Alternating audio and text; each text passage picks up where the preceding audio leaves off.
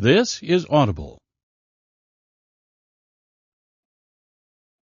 Tantor Audio, a division of Recorded Books, presents The Friend Zone by Kristen Callahan, narrated by Grace Grant and Teddy Hamilton. Prologue. 4:13 a.m. Text to Gray Grayson from unknown source. Unknown. Mr. Grayson, my father tells me he lent you my car. I don't really care if he's going to sign you or not. As said agent's daughter, I know football players and their ways. So let me be clear. There will be no shenanigans taking place in it, or you'll answer to me. You want to hook up with one of your women? Do it in a bed and not in my car. Sincerely, Ivy Mackenzie. GrayG. Hey, Miss Mac. You do realize your car is a bubblegum-pink Fiat 500, right? Even if I could get it up surrounded by all that heinous pink, the car is better suited for Lilliputians. So don't worry, there will be no shenanigans. Shenanigans? Seriously? What are we, 80? Anywhere near the car. I'm not about to pull a hamstring in the pursuit of pleasure. BTW, beds are overrated. Branch out a little. Ivy Mac. You're schooling me on my use of shenanigans? Really, Mr. Lilliputian? I don't know whether to choke on the hypocrisy or be impressed that you know what a Lilliputian is. I won't make mention of your pink phobia, and I don't care where you do your business, just so long as it isn't in my car. Yes, I read. Contain your shock, or maybe chill. I think you're developing a fascination with my business. Okay, fine. I was an ass. Of course you read. Read this. One scratch on that car, and you bought it. It's a tempting offer. I mean, who wouldn't want this car? I'm assuming you take gumdrops as currency? Sure do, Cupcake, but the car's not for sale. I see you've discovered my inherently sweet and tasty nature. Wait until you taste my frosting. Ew, keep your frosting to yourself. Heh. So why are we having this conversation at 4 a.m? Don't you sleep? Sorry, I'm in London. It isn't 4 a.m. here. Hey, shouldn't you be sleeping? Why are you answering my texts anyway? Winky face. I don't know. Some previously unknown masochistic need to argue over a powder puff car? I always thought tight ends loved pain. Nah, we bring on the pain, Mac, and have awesome asses, obviously. Okay, I'm going now. Okay, bye. Bye. See you. Or not, because you're in London. Gray? Yep. Go to sleep. Okay, night, or morning, or whatever. Mac? Hello? Right, you're gone. A few hours later. Mac, how do you feel about 18-inch chrome rims? Pretty sure when you see the result, you'll love them. What? You're shitting me, right? Foul language, Miss Mac? I am appalled. Keep that up and I'm going to have to call shenanigans. Gray, what the fuck did you do to my car? Ha, gotcha. You freaked, admit it. I admit nothing. Are you waking me up to terrorize me as payback for waking you up the other morning? Mac, it's 8 p.m. in London. Why are you asleep? Gotta get up at 3:30 a.m. I'm an apprentice at my mom's bakery. Pastries and shit? Oh, God, I'm having a moment. Like the sweets, big guy? Are you talking dirty to me, Mac? Eye roll. Is there a real reason for this text? Guess not. Sorry to bug you. Night, Mac. You aren't bugging me. I'm just grumpy because I hate getting up early. People say I'm prickly. I don't mean to be. Prickly? Nah, you're saucy, like that sauce on a Big Mac. If you call me special sauce, you lose a nut. I knew it. You're talking dirty to me. Shenanigans. LOL. Dork. That's cupcake to you, special sauce. Go to sleep, Mac. I'll get to work on the rims. Tongue sticking out face. And the next morning, I was walking down German Street today, saw a guy in a bright pink suit, very flash, thinking of buying you one to match the car. You could make a whole pink power statement. Great, but I'm pretty sure that'd have to be custom made. Extra long, too. I dress left, by the way. Is it just me, or do you mention one of your body parts in every convo we have?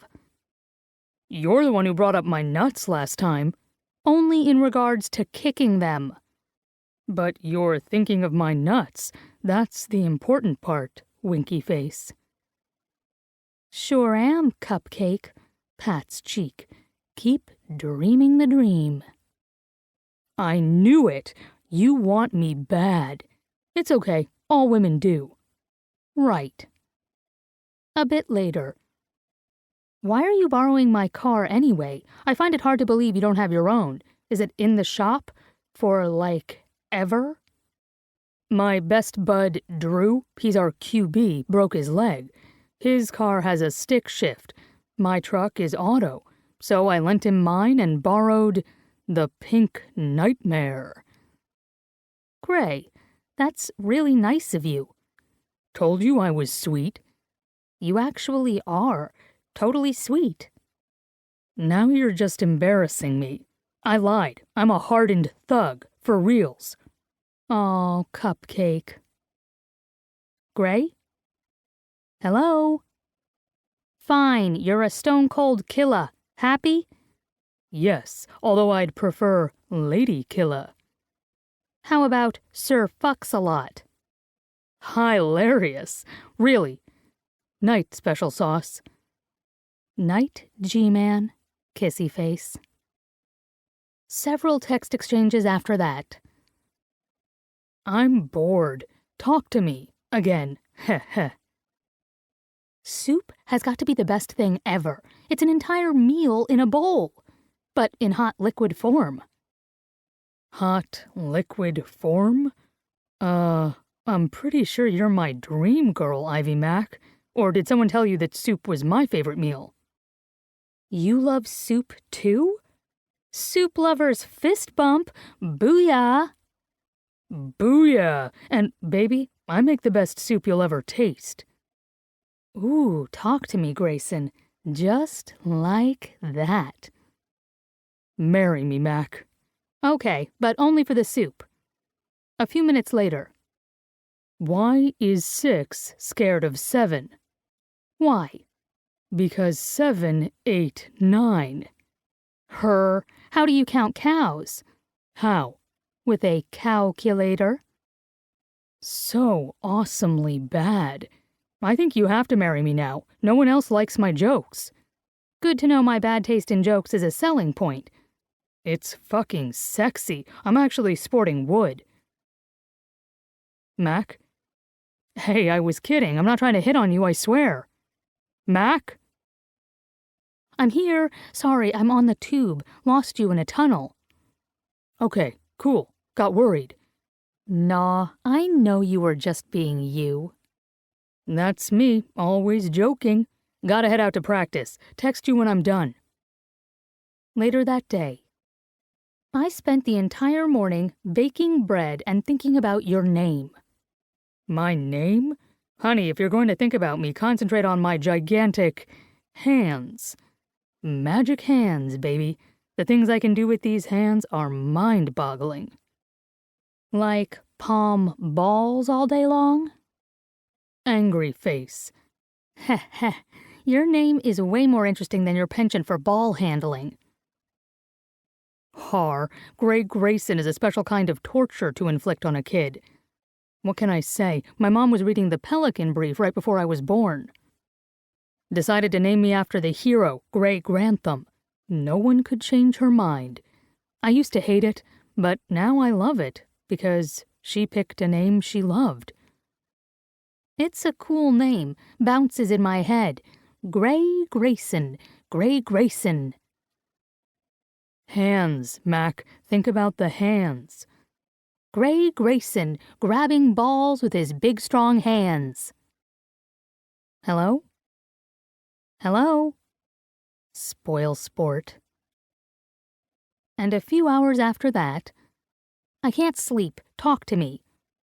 Why can't you sleep?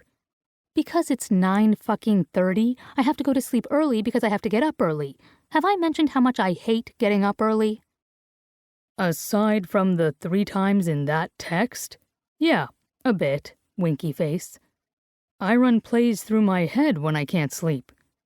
Yep, that should do it. I'm glazing over just thinking about it. Thanks, Cupcake. Glad to be of service, honey. You can always count on me. You're starting to be the first person I turn to. If that freaks you out, tell me. I'll dial it down. What? No. Don't take this wrong, but I've kind of become addicted to your texts. Me too. Talking to you is like talking to myself, only better. It's scary that I get that. I feel like I can tell you anything. You can. That's what friends do. I've never been friends with a girl before. I'm honored to be your first. The next morning. So, as friends, can I still say inappropriate sex-related things? Sure. Think of me as just another guy with a vagina. A. Shudder. B. Yeah, no. C. I had this dream that you were sucking my penis, but when I looked down, I discovered it was actually a goat. You know. Then I really woke up because I yelled so hard I fell out of bed, and now I live in mortal terror of goats.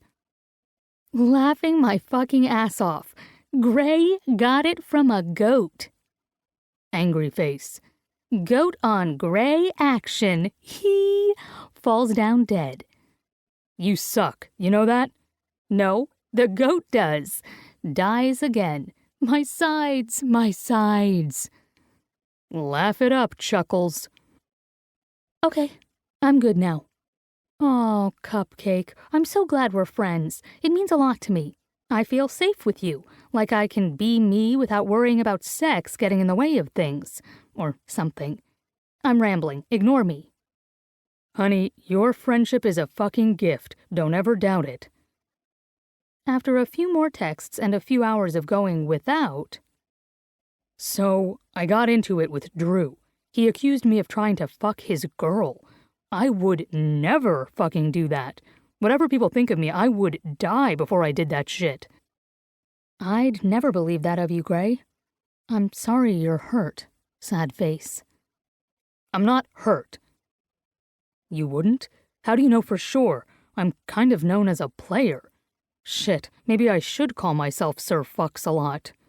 Stop it. Any guy who crams into a tiny pink car and willingly drives it around town as a favor to his friend wouldn't turn around and stab that friend in the back. Player or not, you're a good guy. And I'm the only one who calls you Sir Fucks-a-lot. Angry face. It's okay to be hurt, by the way. I'd be hurt if my friend accused me of that. Do you want me to come home and kick his ass? 'Cause I got skills. Mad ass-kicking skills. LOL. Not necessary. I know Drew doesn't really mean it. He's going through some stuff with his leg being broken. Just, okay, yeah, it hurt that he took it out on me. Sad face. Hugs. Ivy, is it weird that I kind of wish you were home? That I kind of miss you? No, I wish I were there right now. I miss you too. Okay, about to go into another tunnel. Text me later, Cupcake. Will do. Thanks for listening, Mac. Next day. Everything is cool with Drew. He apologized for being a dick. We tossed around the football today. He hadn't touched one in a while, so that was good. Good. I'm so glad. I know how much he means to you. I'm going over to hang out with him and his girl, Anna. You'd like her. She's saucy, too. But, you know, not special saucy. You're risking your nuts calling me special sauce. Don't think I won't make good on my threat whenever we meet.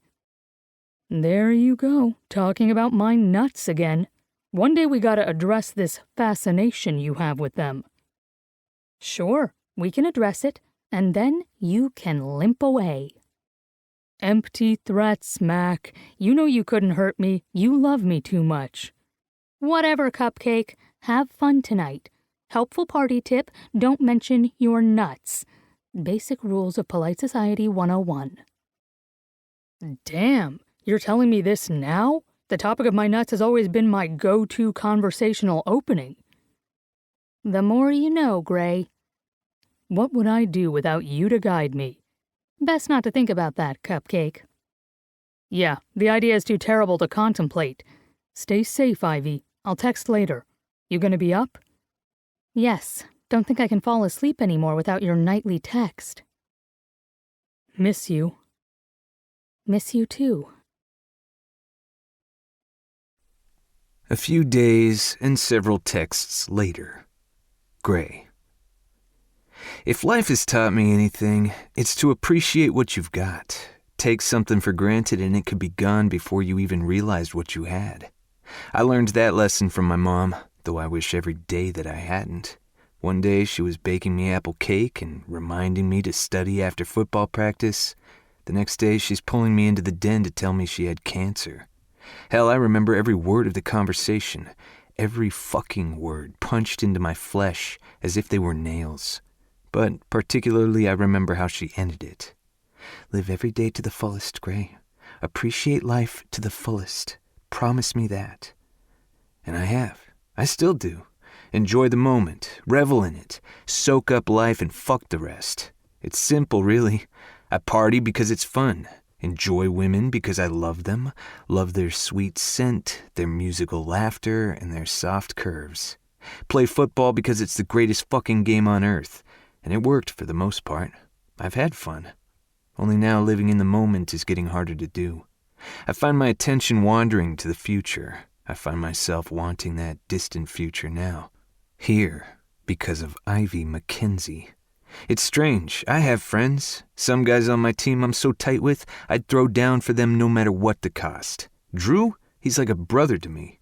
So why do I feel this intensity in my newfound friendship with Ivy? I'm not sure. It's only been a little over a week of non-stop texting, but already she's become essential, a bright spot in my life. Maybe too bright, because I miss her and want to see her. That's the truth, as weak as it sounds. I don't want to be lying on this bench doing endless reps until my pecs burn and my arms feel like thick, wiggling slabs of raw beef. I want to be face to face with Mac. Actually have a real conversation with her. Take her out for a beer and shoot the shit. Mac would love it. She's like one of the guys, only better. More fun, maybe? I don't know. I just know I like her. A lot. I grunt, sweat trickling down my brow and into the corner of my eye, and try to concentrate on now. But it's hard. The tile ceiling overhead blurs, and I think of my phone in my pocket. The urge to pull it out and text Mac is strong. But I'm supposed to be training, not goofing off. So I push the weight-laden bars up once again and blow out a breath. Shit, I've lost count. Doesn't matter, I know my limit. And when I'm done, I can text Mac. As if my thoughts activated it, my phone buzzes against my thigh. I hesitate, weights overhead, my arms quivering. The phone buzzes again. Mac. I let the weight settle into place with a clank and then heave upward, digging in my pocket for the phone. It isn't a text, but an incoming call. Yeah? Remind me to work on your social skills, Grayson, says a gruff voice. Can't be answering like that when scouts are actively checking you out. It's Sean Mackenzie, Ivy's dad, and the man I've decided to sign as my agent as soon as I'm done with my season. I run a hand through my hair, pushing the sweat-slicked strands off my forehead. Pretty sure they'll want me regardless of my phone manners, Big Mac. I reach for a water and guzzle it down. Don't be too sure of that, kid. Image is everything. He's right, of course, which is why I know I'm making a good decision in choosing him. What's up? I ask, wiping my mouth with my forearm. Big mistake. I'm sweaty as fuck. Grimacing, I reach for a towel. Or is this part of some random buff and polish the client initiative you're testing out on me? Mackenzie chuckles. Smart ass. Silence, and then, I have a favor to ask. Surprised, I pause in taking another drink of water. Shoot. It's about Ivy. Instantly, he has my full attention. I sit up, my heart pounding oddly fast. What about Ivy? I know you two have been corresponding. The word comes out as a sneer. And we'll be discussing that in detail later, Grayson. He doesn't hide his irritation. Yeah, witty reply, but I can't blame Mackenzie for being pissed. Ordinarily, a father has every right to want his daughter far away from me. Look, Mackenzie, Ivy and I are friends. She's like I trail off, the cliche stuck in my throat because what I was about to utter isn't the truth. But Mackenzie finishes it for me anyway. Like a sister to you, yeah, I've heard the same from Ivy. He has? I guess that's good that she thinks of me as a brother. I dig my fingers into the tense muscles at the back of my neck. Right. So, we're good? Because I'm stuck in New York. A ball player got arrested for a DUI. Damn idiot. He sighs. Anyway, Ivy is coming home from London and is due to arrive at the airport and... hell, she's probably there already. Her sister has the flu or I'd send her. I jump up, knocking the water bottle down with my knee. You mean Ivy is sitting at the airport and no one's there to greet her? After a fucking year away from home? Okay, I'm shouting, but fucking hell, Ivy deserves a better homecoming than that. And what the fuck? I just texted her last night. She said nothing about leaving London. Why? Ignoring the weird hurt in my chest, I jog toward the locker room. All right, kid, Mackenzie grumbles. You don't have to rub it in. Could you? I'm already on it. What airline and gate? Do you know that much? It's low of me to keep rubbing it in, but fuck. What was Mackenzie thinking? How could he forget his own daughter? And then I'm not thinking of Mackenzie at all. Ivy is here. Here. I'm about to meet her, and I'm totally unprepared. My heart is racing like it does before a game.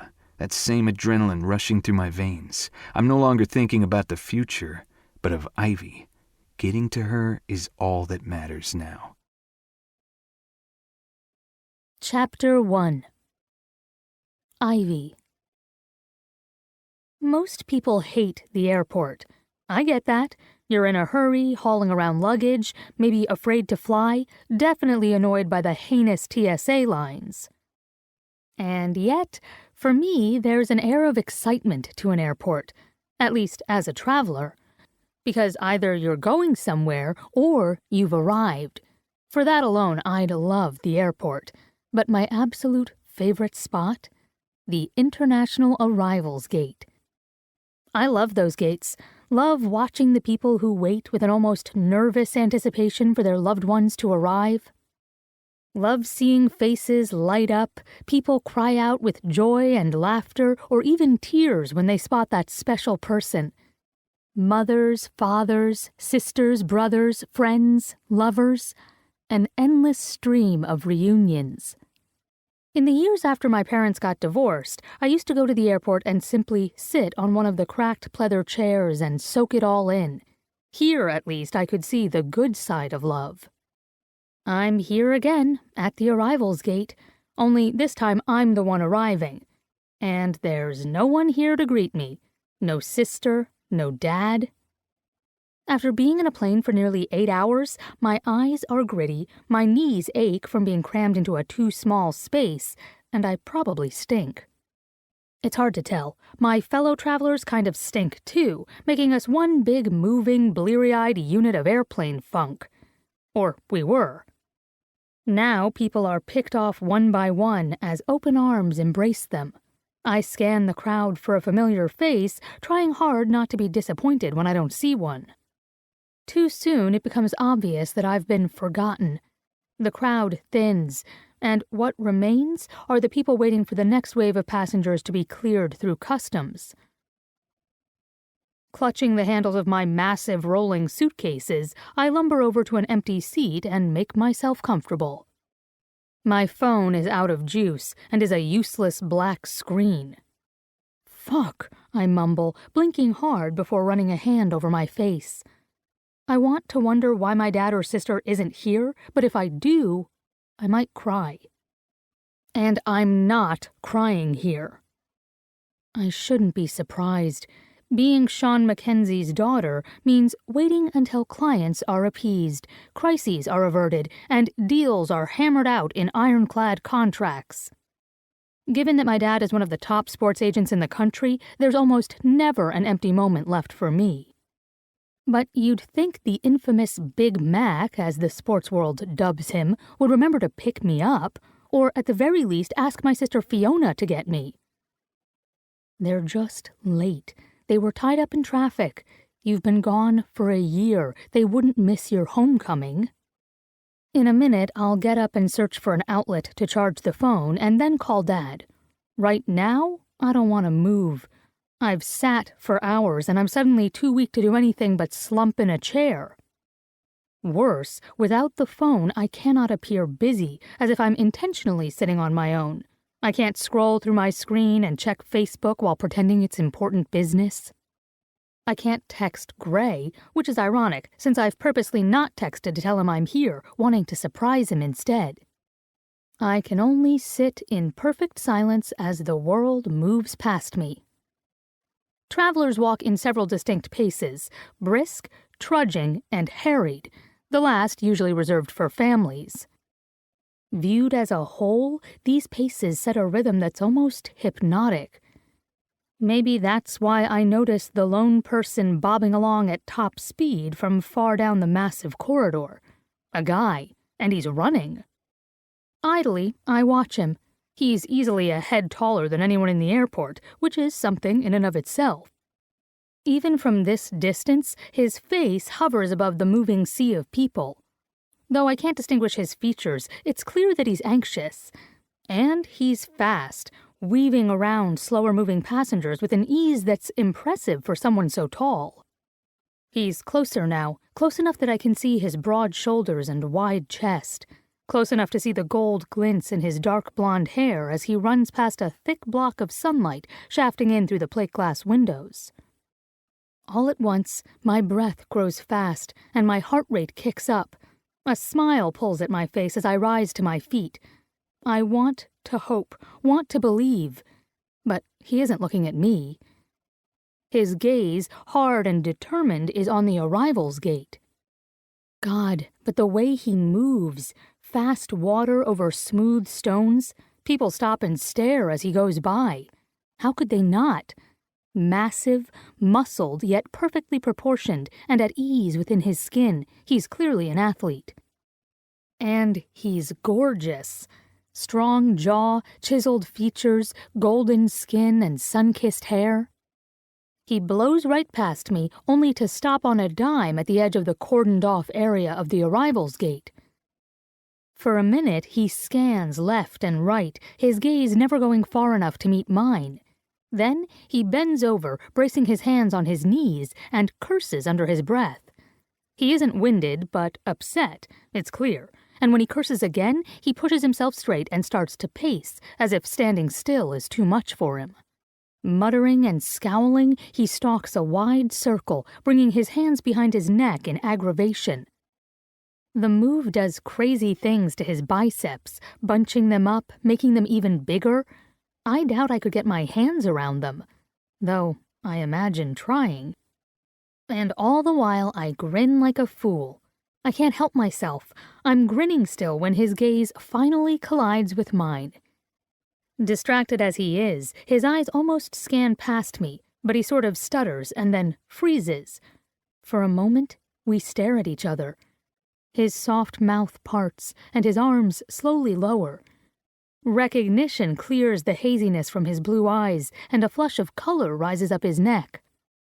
A current crackles between us, lifting the tiny hairs along my arms. My breath catches, then turns swift. It's joy, unfiltered and pure. And so heady I almost don't know how to handle it. As if he feels some strong emotion too, his cheek twitches. He takes one step toward me, pauses, tilting his head to peer at me as though trying to make sure. And I smile wider.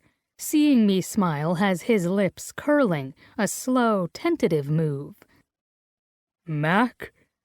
Although he's at least 20 feet away, I read my name on his lips with ease, and then I'm laughing, a total goofball snort. Gray! Even from a distance, he hears me, and then he's moving, so quick he's almost a blur. On the next breath, I'm enveloped by a wall of hot skin and hard muscles. He gathers me in his arms and swings me around like it's effortless. For the first time in a year, I feel delicate and small. He smells of sunlight and sweat, and, strangely, of home. I press my nose into the warm crook of his neck as he laughs and squeezes me tight. We've never touched before now, never even seen each other in person. Yet there is nothing awkward about wrapping myself around him. It feels perfect, makes my heart melt and my entire body strain toward his. Gray's hand engulfs the back of my head as he holds me close. Holy shit, he says, in a voice that's resonant and yet light with happiness. We've been texting back and forth so much I'd had to pay extra on my phone plan, and I've never heard his voice until now. It's you, Mac. It's really you. And it's really Gray, the person I've communicated with almost non-stop since that first text. So quickly he became a friend, a necessary part of my day. My strange addiction. The thought leaves me shy. Yet, I don't want to let go. Gray. I can't believe I'm holding her in my arms. Ivy Mackenzie. Aside from Drew, I've never clicked with someone so quickly. Now she's here. And God, she feels good.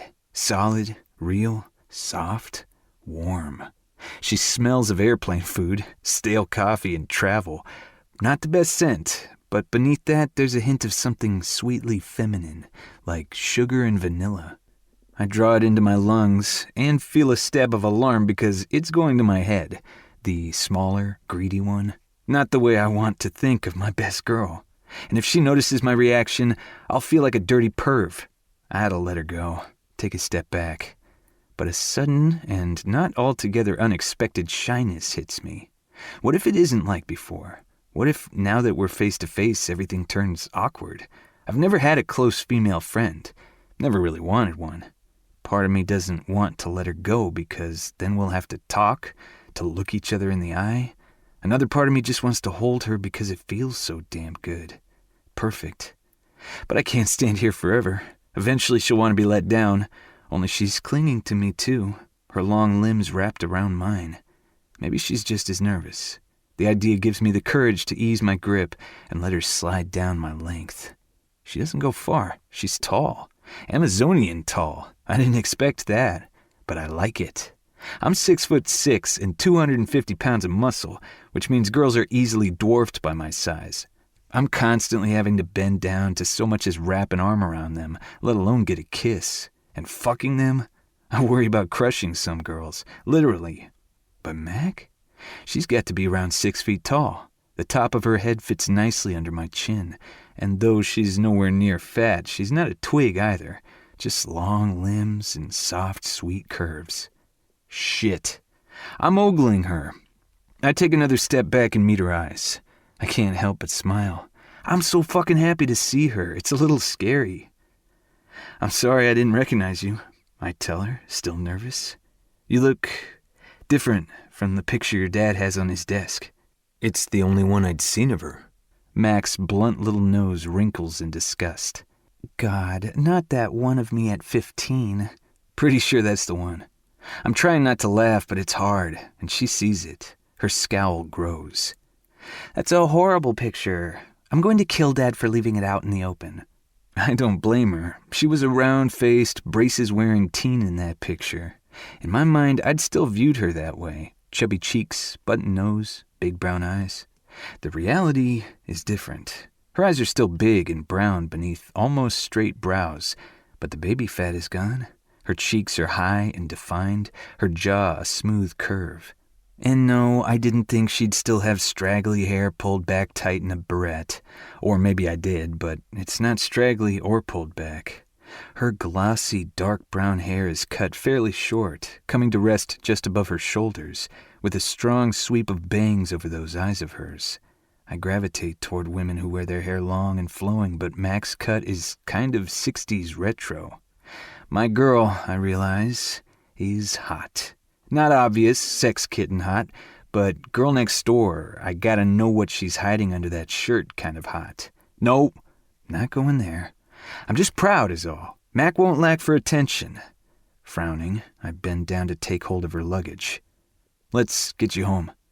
We fall into an easy pace, her long legs keeping time with mine, which is so novel to me that I find myself relaxing into my natural stride, not the shortened steps I usually take around women. I can't seem to stop looking at her. It's weird. Every line and curve of her is utterly new to me, and yet familiar in some bone-deep way. It makes me think of amicable numbers, each one capable of summing up the other. Fuck. This girl is already turning me into an emotional sap, but it doesn't make me any less happy. Your dad sends his apologies. I just bet, she mutters, hurt and anger simmering beneath the surface. And I feel like shit for her, and more than a little pissed at Big Mac for putting that hurt in her eyes. He was stuck taking care of a client, she finishes for me with a wave of her hand. I know. A small sigh leaves her. I'm used to it, believe me. I do. Doesn't make it any better, though. It makes me even more pissed off at her dad. I'd have been here on time, but, hell, I don't want to tell her that I'd only just gotten the call to pick her up, but she figures this out on her own, and her mouth tilts in a smirk. So I'm guessing he hit up Fiona, only Fee was out, so he begged you. Her brows draw together. What's Fee's excuse, do you know? Puking her guts out, apparently. He said she has the flu. Oh. Mac's annoyance visibly deflates. Poor Fee. I haven't met Mac's younger sister. I know she goes to a local all-girls college, where I'd trolled for chicks during my freshman and sophomore years, but I'm not telling Mac that. She already gives me grief for being a man-slut. Stupid term. Personally, I prefer equal opportunity fuckmaster. Again, not telling Mac that. You don't mind, do you? I ask as we make our way out into the bright sunshine. Fresh air mixing with jet and bus fumes assaults my lungs.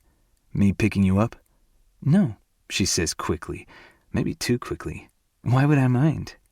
I shrug, sidestepping a businesswoman booking it into the terminal. You didn't tell me you were coming home. Until the words are out of my mouth, I don't think I'd realized how much that stings. It's worse when she grimaces. Yeah, I know.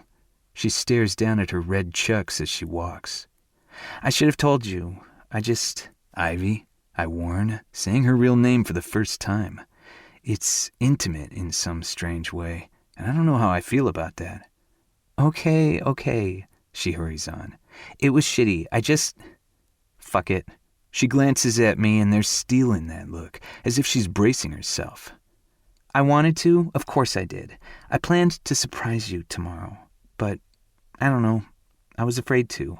What if it got all awkward? I start to smile, and my step grows lighter, especially when she smiles back at me, her apple cheeks going rosy. You're worried too? Well, yeah, what if you didn't like me in person? We've been so close. I trail off, strangled by my own discomfort, and now it's fucking awkward. Brilliant. She solves this by slinging an arm around my waist and giving me a squeeze. The action sends warmth straight through my veins, and I find myself leaning into her embrace. I'm glad you're here, Gray. Her fingers press into my side. Really glad. I've just officially met Ivy Mackenzie, and I realize I've missed her for what seems like years. Me too. Chapter 2. Ivy. Even though it's my car, I ask Gray to drive. And, shockingly, he doesn't simply accept that as his manly due. You sure? He dangles the keys off the tip of his long finger as if waiting for me to snatch them up. I'm liable to drive us off the road right now. Chauffeur me, sir. Well then, he unlocks the door for me and opens it with a sweeping gesture. Your pink chariot awaits, madame. Ah, my little pink Fiat. I've missed her. Gray hates the car, and I get that. He's way too big for it, proven by the way the seat has been rolled back as far as it can go, and yet he still has to cram himself behind the wheel while muttering curses. For weeks, I've tried to envision Gray driving this car. Nothing does the reality justice. His hard-packed muscles bunch and twitch, his wide shoulders hunch, and his long legs bend awkwardly. The steering wheel looks delicate under his big hands. "Oh, this is so awesome," I say, barely holding in my snickering. Gray turns to glare at me, but his blue eyes are smiling. "This is why you wanted me to drive, isn't it?" "Partially. You just look so cute." I give his cheek a tweak. He bats my hand away with a short laugh. "Little punk, I swear to God I'm gonna find a way to get you back." I'm terrified, truly. We're soon driving down the highway. Despite Gray's cramped position, he maneuvers the car with ease. I can imagine him on the field, those quick reflexes of his working in perfect tandem with his body. It must be a beautiful sight. I've wanted to view footage of his games, but just as I feared seeing his picture, so have I feared watching him play. Some part of me didn't want to know. I might have become too shy, too enamored of his talent if I knew those things. I roll the window down a bit, and cold asphalt-tinged air blows in. I've missed the scent of America. He glances at me. "America has a scent?" "Yeah, don't ask me to describe it, but it does. England has a scent, too." I lean my head against the headrest and watch the world pass by. Cars feel different when they're driving on the other side. Do you know how long it took me just to figure out which way to look for traffic when crossing the street? I sigh, the feeling of homecoming sinking further into my bones. I loved being in England, but now that I'm here, I realize how much I missed home. Gray's forearm brushes my knee as he reaches for his iPhone dock. He fiddles with his song selection before sitting back. Tom Petty's American Girl floods the space. Gray gives me a cheeky grin, and I return it. "Only half American," I say. "My mom's a Brit." He chuckles. "Noted." For the entire song, we don't speak but simply drive. It's both odd and entirely normal. I have so much that I want to say to Gray now that we aren't limited by texting. But it can wait. Something about him puts me at ease enough to just enjoy the moment. "Can I ask you something?" he says when the song ends. My lips purse. When someone says that, it's usually because they're about to insult you. He chuckles, the corners of his eyes crinkling in good humor. "Fair enough. And my question will probably be construed as insulting." I fight a smile. I can't help it. Driving down the highway with Gray just makes me happy. "Go ahead then, but beware. I bite when provoked." "Promises, promises." He grips the steering wheel, the ropey muscles in his thick forearms bunching as he does it. "Why did your dad get you this car? Don't get me wrong, it's got great styling for what it is and handles well. But I mean, you've got to be what?" Pink races up his cheeks as his gaze travels over my legs. 6 feet tall? He had to bring it up. Of course he did. I don't think I've met a guy who hasn't remarked on my height. But I act unaffected. "Hey, I'll have you know I'm a petite 5'12". Gray grins wide at my joke. It's a good look for him. Lines bracket his mouth. They're kind of like dimples, but longer. Just as irresistible, though. "Cute," he says, changing lanes with confidence.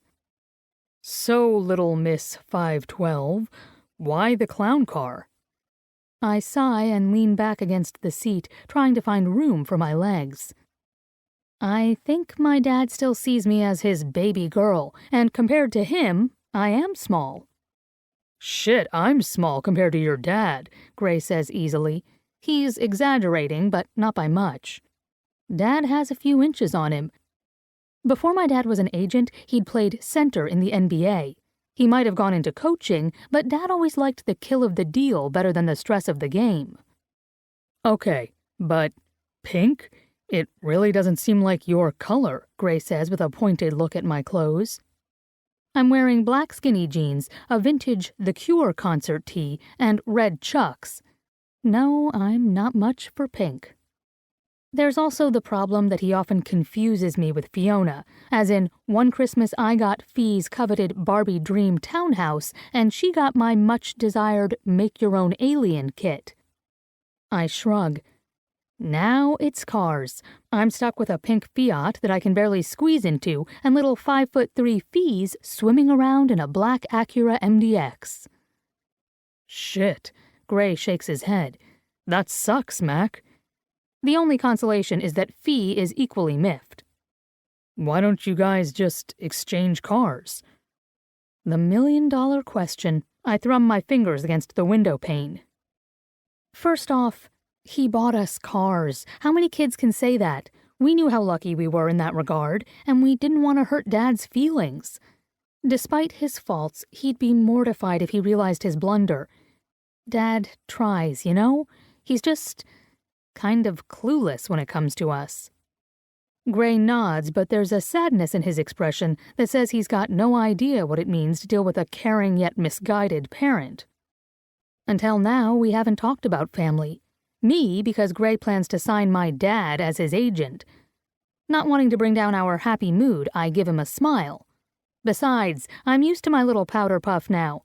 And just think, I give his hard side a nudge with my elbow. I'd never have seen you crammed into it if Dad had gotten it right. Gray laughs before ducking his head a bit. Oh yeah, sure, that's worth all the pain. You know it, baby. His blue eyes flash with humor and slide over me before returning to the road. And we might not have met. Something swells between us, warm and tender. It gets me all sentimental, the very thought of not knowing Gray making me weepy. Or maybe I'm overtired. Gray clears his throat. Where am I taking you? City Diner. When he raises a brow in surprise, I give him a look that must be bordering on feral. I'm craving a heaping bucket of crispy fried chicken with a side of biscuits like you wouldn't believe. And she eats, he says to the car. A girl after my own heart. Just drive, Cupcake. Easy now, Special Sauce. I'll get you your chicken. He's grinning as he rolls down the window and turns up the radio once more. Wind whips through my hair and music pumps through the speakers. Happiness floods my veins, as light and fizzy as champagne. It's good to be home. When I graduated high school, I knew exactly where I was going. Off to Sarah Lawrence to soak up college life. The prospect excited me so much, I was packing my trunks while still wearing my graduation cap and gown. All through college, I kept my head down, nose to the grindstone, and finished a year early for my efforts. Now, college is over, and I feel adrift. The friends I made have been flung to the four winds, all of them taking that next step in their lives. It's a lonely business, graduating. So lonely that I understand why many people automatically enroll in grad school to feel that sense of camaraderie once more. But I need an academic break for now. And I'm no longer lonely. I'm here with Gray, who seems to fill up the space around him. Literally, because he's freaking huge, but also with his energy, like he's his own solar system, a swirling vortex of planets and stars and suns. He's comfortably slouched in the booth where we're sitting, his long arm draped over the back of the seat. Sunlight glints in his dark blonde hair, and there's a small smile playing on his lips. "What?" I ask before taking another bite of fried chicken. A moan might have slipped free. I've been craving real fried chicken for ages. Crispy, golden, juicy, tasty. In short, heaven. Gray full-on smiles. Just like watching you enjoy the hell out of that chicken. You make that sound illicit. He chuckles. You're making it look illicit. I'm about to tell him to piss off, in the nicest possible way, of course, when he pushes his sleeves up to his elbows and something on his inner forearm catches my eye. Hey, what's this? I grab his wrist and gently turn it to fully see the tattoos gracing his skin from wrist to inner elbow. They're mathematic symbols done in indigo ink. Gray stiffens a bit, taking a sharp breath. But he lets it out easily and answers with a light voice. That one there, he gestures with his chin to the bit I'm tracing with my fingertips at his wrist, is called Euler's identity. His blue eyes meet mine. How well do you know mathematics? I grimace. I got up to calculus because it was a major requirement, but I passed on sheer will and short-term memory devices. You might as well be speaking in tongues with this stuff. Gray gives me a quick, understanding smile. Okay, then in the shortest sense, mathematicians often refer to Euler's identity as the most beautiful mathematical equation in the world because of its elegant simplicity and because it links what we call the 5 fundamental constants, or fields, of mathematics. I'll take your word for it. I stroke a finger along the equation, then trail up to another tattoo, a long number sequence full of fractions and letters and a bunch of things that look like gobbledygook to me. And this? Ah, that's a basic proof for Euler's formula. He eyes me with amusement. I could explain it, but that's okay, I say quickly, and he chuckles. Slowly, I stroke the tattoos. They're well done, the script elegant, almost feminine in some way. And though the proofs and equations are thrown down in a haphazard fashion, there's a surety to them, as if the whole thing was written free-flow without pause. I didn't know you were into math. Gray's skin prickles, the fine golden hairs on his forearm lifting as I reach his inner elbow. It's just something that comes easily to me, he says with a shrug. For my mom, too. She could have gone into any field, physics, engineering, but she loved history and theoretical study, so she ended up being a math historian. Euler was an 18th century mathematician and physicist, a genius. Mom kind of had a thing for him. I grin. That's cute. Gray leans closer to me. Our heads nearly touch as both of us look at his tattoos. His voice is almost a whisper, it's so soft. She died. My breath slows. When? The idea of him hurting over the loss of his mom and me not being there for him makes my stomach hollow out. When I was 16. Breast cancer. His throat works on a swallow. She was in a lot of pain toward the end. I'd sit with her, hold her hand. His thick lashes lower, hiding his eyes from me.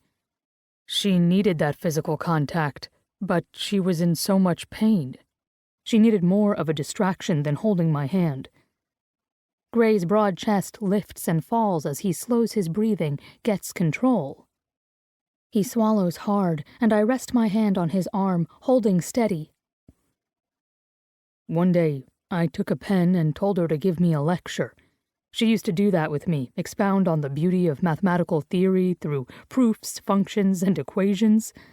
He laughs, unsteady. My bedtime stories. Gray's hand curls into a fist, and the muscles in his arm bunch. She drew on my arm. Every time. I'd clean it off, and she'd start all over again. These tattoos, they were her last. I had someone ink over her writing to keep it. It's beautiful. I don't think, just lift his arm and press a gentle kiss to his soft skin. His forearm tenses, and I find him staring at me with wide eyes. Pain resides there, and a sort of longing, too. I recognize it in myself, that need to have someone understand how empty life can feel, as if you're the only one in your universe. Gray holds my gaze for another second, then clears his throat. Shit, Mac, you're going to have me bawling like a baby soon. He gives me a lopsided smile. Returning his smile, I let him go and lean back in my seat. So, crazy complex math is easy for you, huh? You never told me your major. I'm thinking it's not what I was expecting. Gray's gaze slides away and he takes an extra big bite of chicken. Mechanical engineering and nanotechnology, he mutters around a mouthful, and I choke on my drink. Holy shit, I say when I can breathe again. Gray just shrugs. How the hell did you have time to double major in those fields and still excel at football? He slouches down further in his seat. Added nano to keep things interesting. Because you were breezing through mechanical engineering? I squeak, and he fiddles with his napkin. Yeah, well, like I said, it's kind of easy for me. And I really wanted to learn more about nanotechnology. Do you know the cool shit that's coming out of that field? When you get into the hierarchical architectures of nanostructures... He stops abruptly, his face a little flushed, as if he's afraid he's rambling. He is, but I love it. You could have gone to an Ivy League school, couldn't you? I ask. This university has the best football program in the country, and a very decent physics department, he says with a small shrug. No big deal. Stumped by the way he obviously wants to hide his intelligence, I stare. He clearly thinks I'm judging him. He scowls, his big hands curling into fists on the table. Aren't you going to ask why I risk playing a dumb jocks game when I could be more? I wouldn't ask that. I know there are highly intelligent men who play football.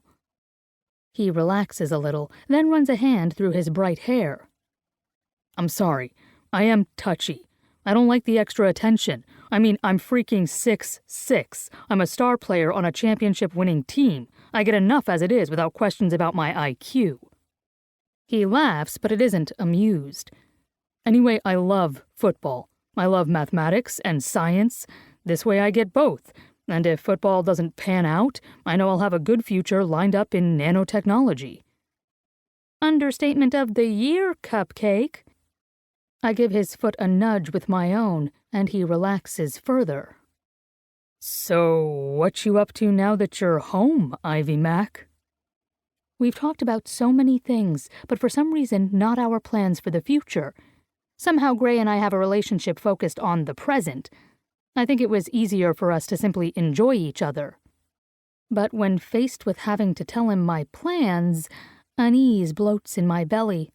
I've mapped out my life, but right here and now, I don't want to look at the paths that I've drawn. I wipe my hands on a napkin before taking a long drink of lemonade. Technically, I'm not home. You know how the last year I've been with my mom, learning how to run one of her bakeries? Mom is a first-class baker. She owns and runs 3 highly successful bakeries around London. Her specialty is breads and cakes. Gray nods, and I take a breath, my insides suddenly shaky and cold. In the spring, I'll return to London and take over her bakery in Notting Hill. Aside from her Chelsea location, it is her most lucrative store. Letting me run the place is a huge responsibility and a huge display of trust. Absolute silence greets me. Gray frowns as if he hadn't heard me, but then his chest lifts on a breath, and he clears his throat. You're leaving again? To live in London? Yeah. Sunlight hits the side of his face, highlighting the strong lines of his nose and jaw as he turns to look out the window. The curve of his lower lip plumps before he presses his mouth into a line, and then he's looking at me. When are you going back? March. My fingers curl around the greasy napkin in my lap. I majored in business. I've always liked baking. It all fits, and this way I can spend more time with my mom. She was so happy to have me with her this past year. He nods, not looking at me, but at the ruin of chicken bones scattered in the red plastic basket before him. That's good, Mac. Really good. He gives himself a little shake, then lifts his head. His smile is wide, carefree. It might be forced. I don't know. I only feel this weird sense of loss and guilt, but he doesn't let me wallow. So, we have a few good months before you take the baking world by storm. What are you going to do here? I let myself relax against the booth seat. I'm going to hang with Fiona. She goes to college here, and so Dad is living here too for the time being. He has an apartment in New York City and a house in L.A., but Dad has always been overprotective of Fee and doesn't trust her to be on her own. Gray frowns, pausing before taking another bite of chicken. But he doesn't worry about you? Nah, I'm like rubber, always bouncing back. Fee's the fragile one. I shrug. It's always been that way. Don't worry about Ivy, she's the steady one. Protect Fee's feelings at all costs, she'll break if you don't. Frankly, it's bullshit. Fee and I are more alike than not. But that's how our parents see us. I get that, Gray says. It's what parents do. You see us as you want to see us, in the simplest terms, in the most convenient definitions. Did you just quote The Breakfast Club to me? I ask, amused. Good catch. He grins, which draws my attention back to his mouth. It's lush, sweetly curved yet still masculine. Even when relaxed, his lips hold a smile. So you're going to live with Fiona? Yep. Fee's living in the guest house behind my dad's house. I'll stay with her. Gray sputters on his drink. Wait, your dad has a house big enough to include a guest house, but you two won't live with him? Fee refuses to live with Dad, but she loves the guest house, so... I shake my head. I know, we're odd ducks. You're a cute duck. Gray reaches out to muss my hair. His touch is warm, familiar in attitude, yet a completely new thing for me. I can't help but stare at him, much as I've done since he picked me up. He catches my look and simply grins. I know. What do you know? My voice has gone oddly soft, warmth and happiness spreading through me. Pink washes over his cheeks as he leans forward, bracing his forearms on the table. And I notice another thing about him. His body is always moving in some fashion. Okay, this is probably going to sound insulting, he says, but it isn't meant to be. Already I'm totally reassured, I deadpan. He grimaces but doesn't hold back. When I was 16, I bought my first car. My truck. It was a piece of shit 1983 Ford F-100. Not liking the sound of this, but go on. A smile grows on his face. It was a junker, but I could imagine what she'd look like someday. She? Yeah, she. Would you pay attention to the story, Mac? Sorry, I'm grinning. Go on. So, I spent the summer at Drew's house, fixing it up with the help of Drew and his dad. John Baylor was awesome that way. He'd oversee, teach me and Drew what we needed to do, but left it up to us to learn. We rebuilt the engine, fixed the body, found a new interior for her. Day came that the truck was done. Gray's expression turns inward. God, she was perfect. Shiny black with a cream interior. I sat in my truck all day, just looking at her lines, running my hands over the leather bench seat. I couldn't stop staring. His eyes meet mine, and I find I'm holding my breath. Because the dream was finally real. My throat constricts, and I swallow hard. Cupcake. Gray flushes deeper pink, and he picks at the edge of our chicken basket. It's corny, I know, but I thought of that. His gaze flicks up to mine. You're finally here, and I can't seem to stop staring. Suddenly, it's too much. The squiggly red lines of the retro Formica table blur as I blink down at it. Shit, Gray mutters. I shouldn't have said that. It was a compliment, I swear. I'll take it back if... Don't you dare, I snap, lifting my head to glare. It was the nicest thing anyone has ever said to me. His smile is lopsided and a bit unsure. Then we're going to have to work on improving that record. I know he's trying to lighten things up, and he probably regrets telling me that story. I kind of regret it too, because he's turned me into a ball of mush. Staring back at this insanely gorgeous, sweetly thoughtful man who is now my friend, I feel a twinge of loss. From early on, I'd put him firmly in the friend zone, not wanting to develop deeper feelings for a guy I know is a player and treats me like his best pal. And that was okay, because I want Gray's friendship. I cherish it. Only now I wonder if I've made a mistake.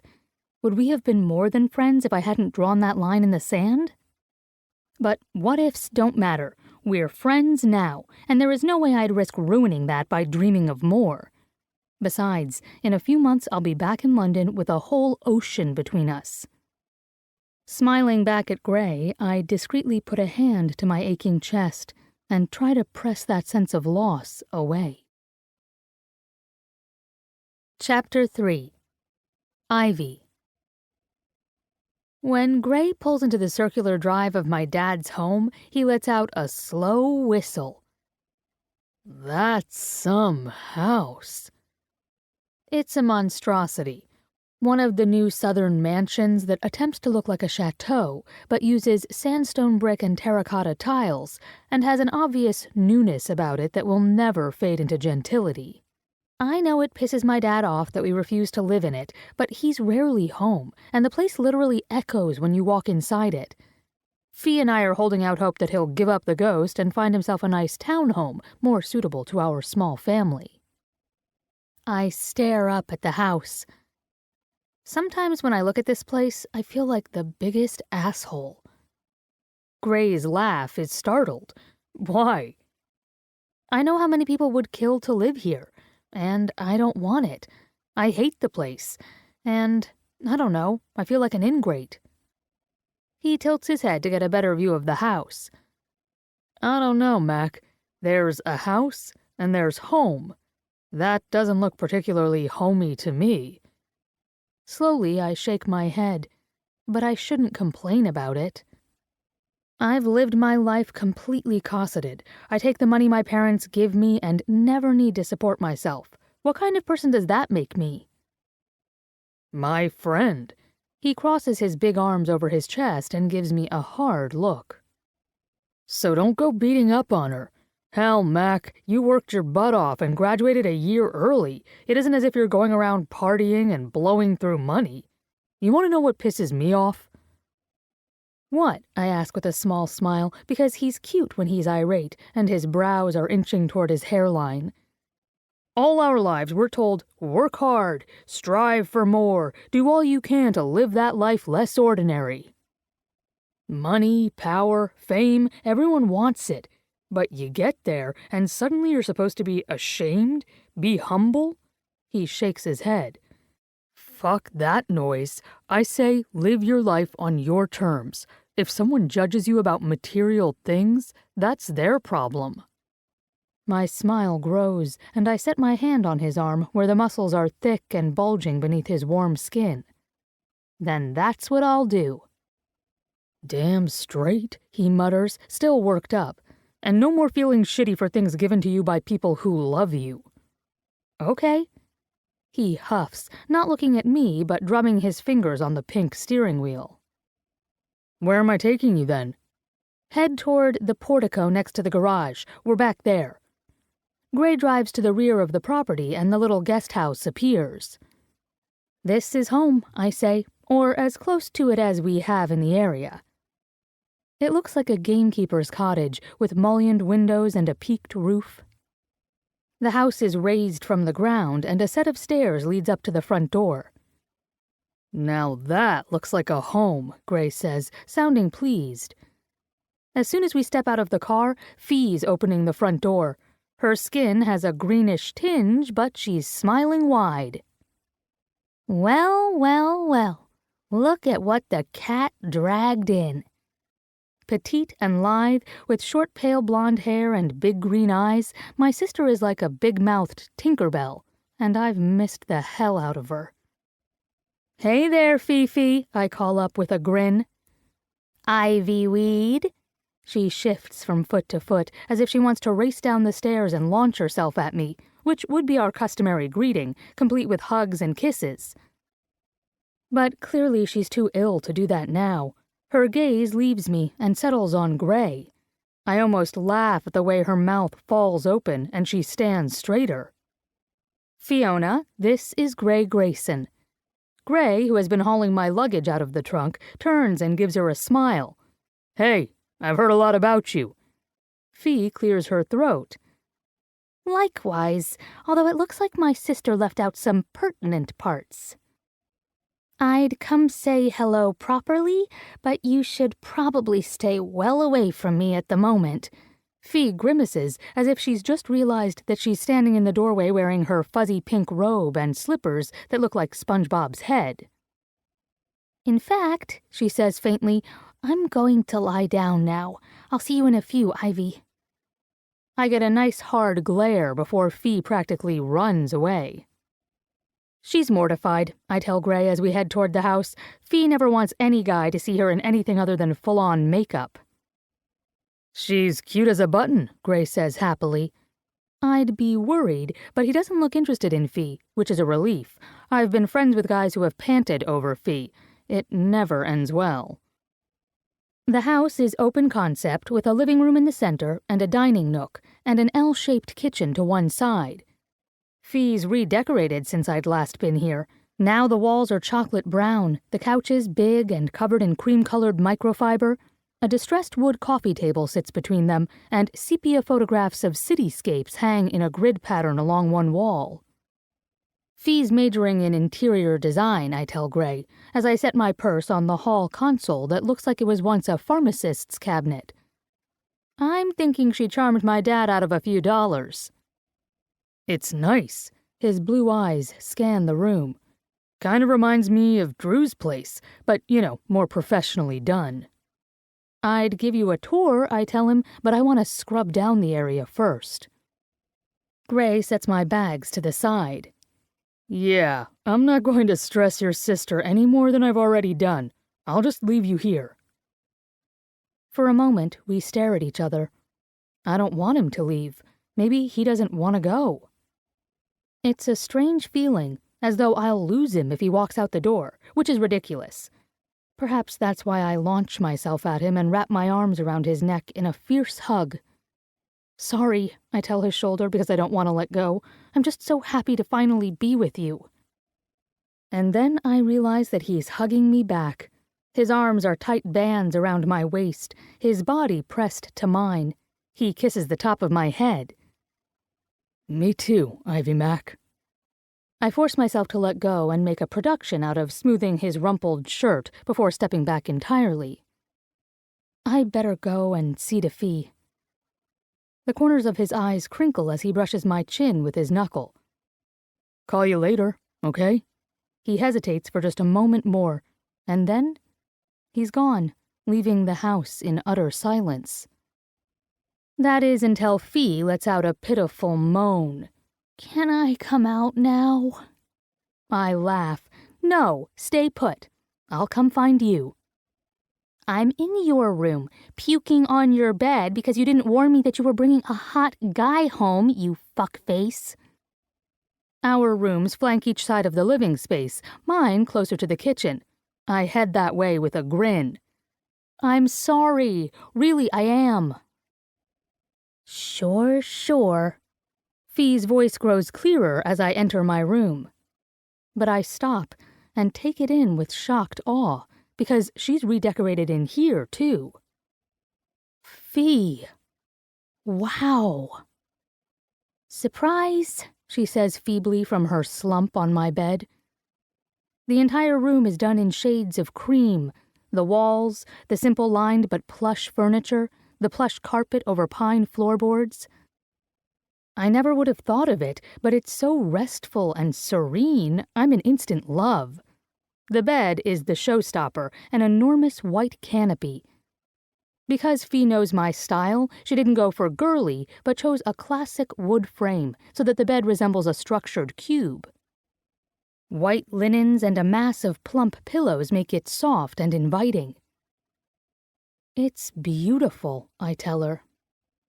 Well, I figured we could add some splashes of color here and there if you like. I kick off my shoes and plop down on the bed beside her. The cool feather duvet swallows me up with a sigh. It's perfect. Again, It's perfect. I feel like I've walked into a cloud. Fee gives a weak laugh and closes her eyes. Good. Cloud is what I was going for. How are you doing? I touch her forehead and find it clammy. I feel like shit on a shoe. Not the welcome home I was planning. We'll make up for it when you're better. Because she's sick, I kiss her shoulder instead of her cheek. Missed you, Fifi. At this, she turns and grins. Missed you too, Ivyweed. But her grin fades and her pale brows knit. And what the fuck? Why didn't you tell me that Grayson was gorgeous? Hell, I might have to reconsider my ban on football players. Fee has channeled her resentment of my dad's job into a dislike of all things sports. Honestly, I didn't know. We hadn't exchanged pictures or anything. She snorts. Only you would befriend a guy and have no clue what he looks like. I didn't want to know, I admit. I can't really explain, but if I knew what he looked like, it would make our separation more real, make it harder on me that we were 3,000 miles apart. The confession has me feeling oddly exposed, and I curl up tighter on the bed. I'm pretty sure finding out he was a babe would make it worse, Fee agrees with a leer. I mean, tell me you didn't see him for the first time and think, holy hotness, Batman. I was surprised. I'd been floored. But it's not like I expected him to be ugly or anything. And even if Gray had been less than attractive, it wouldn't have mattered. He has charisma in spades. I nearly wet myself when I saw him, Fee prattles on. Jesus, he's hot. And freaking huge, a veritable mountain of sexy. She fans her face with exaggerated movements. Seriously, Ive, you could climb him like Everest, make base camp at his cock, and tackle the rest in the morning. Fee, would you stop? My cheeks burn at the image she put in my head. Why? It's true, and I bet you agree. She narrows her bloodshot eyes. Don't you? It isn't a question. I hug a white fuzzy throw pillow to my chest. He's my friend. I'm not thinking about him in that way. Friend I'd like to fuck. I lurch up and turn to glare at her. Don't you even think about it. Fee's expression is placid. I was kidding, but it looks like someone's already territorial. Of course I am. He's awesome. One of the few people I've instantly clicked with, and I'm not going to have that mucked up with emotions. I wave my hand in irritation, nearly bopping Fee in the head in the process. She ducks and snuggles further down into my bed. Something tells me emotions are going to be involved regardless. But you don't have to worry about me. I have a boyfriend, Jake. He's a senior and he's beautiful. Does he wear plaid shirts and drive a red Porsche? Har. Although he does bear a passing resemblance to Jake Ryan. I wonder if I could get him to rent a Porsche and wait for me in front of a church. Fee nibbles her bottom lip as if picturing this 16 Candles reenactment. You'd actually have to attend church, I say, which would put you at risk of being struck by lightning. As if you can talk, she pins me with her stare. I give it 1 month before you jump Gray's bones, and that long only because I know you're stubborn. Shouldn't you be napping? I've napped enough. I may puke sometime in the near future, but I'll be sure to let you know when. Making a gagging face, I swing my legs over the side of the bed. Brilliant.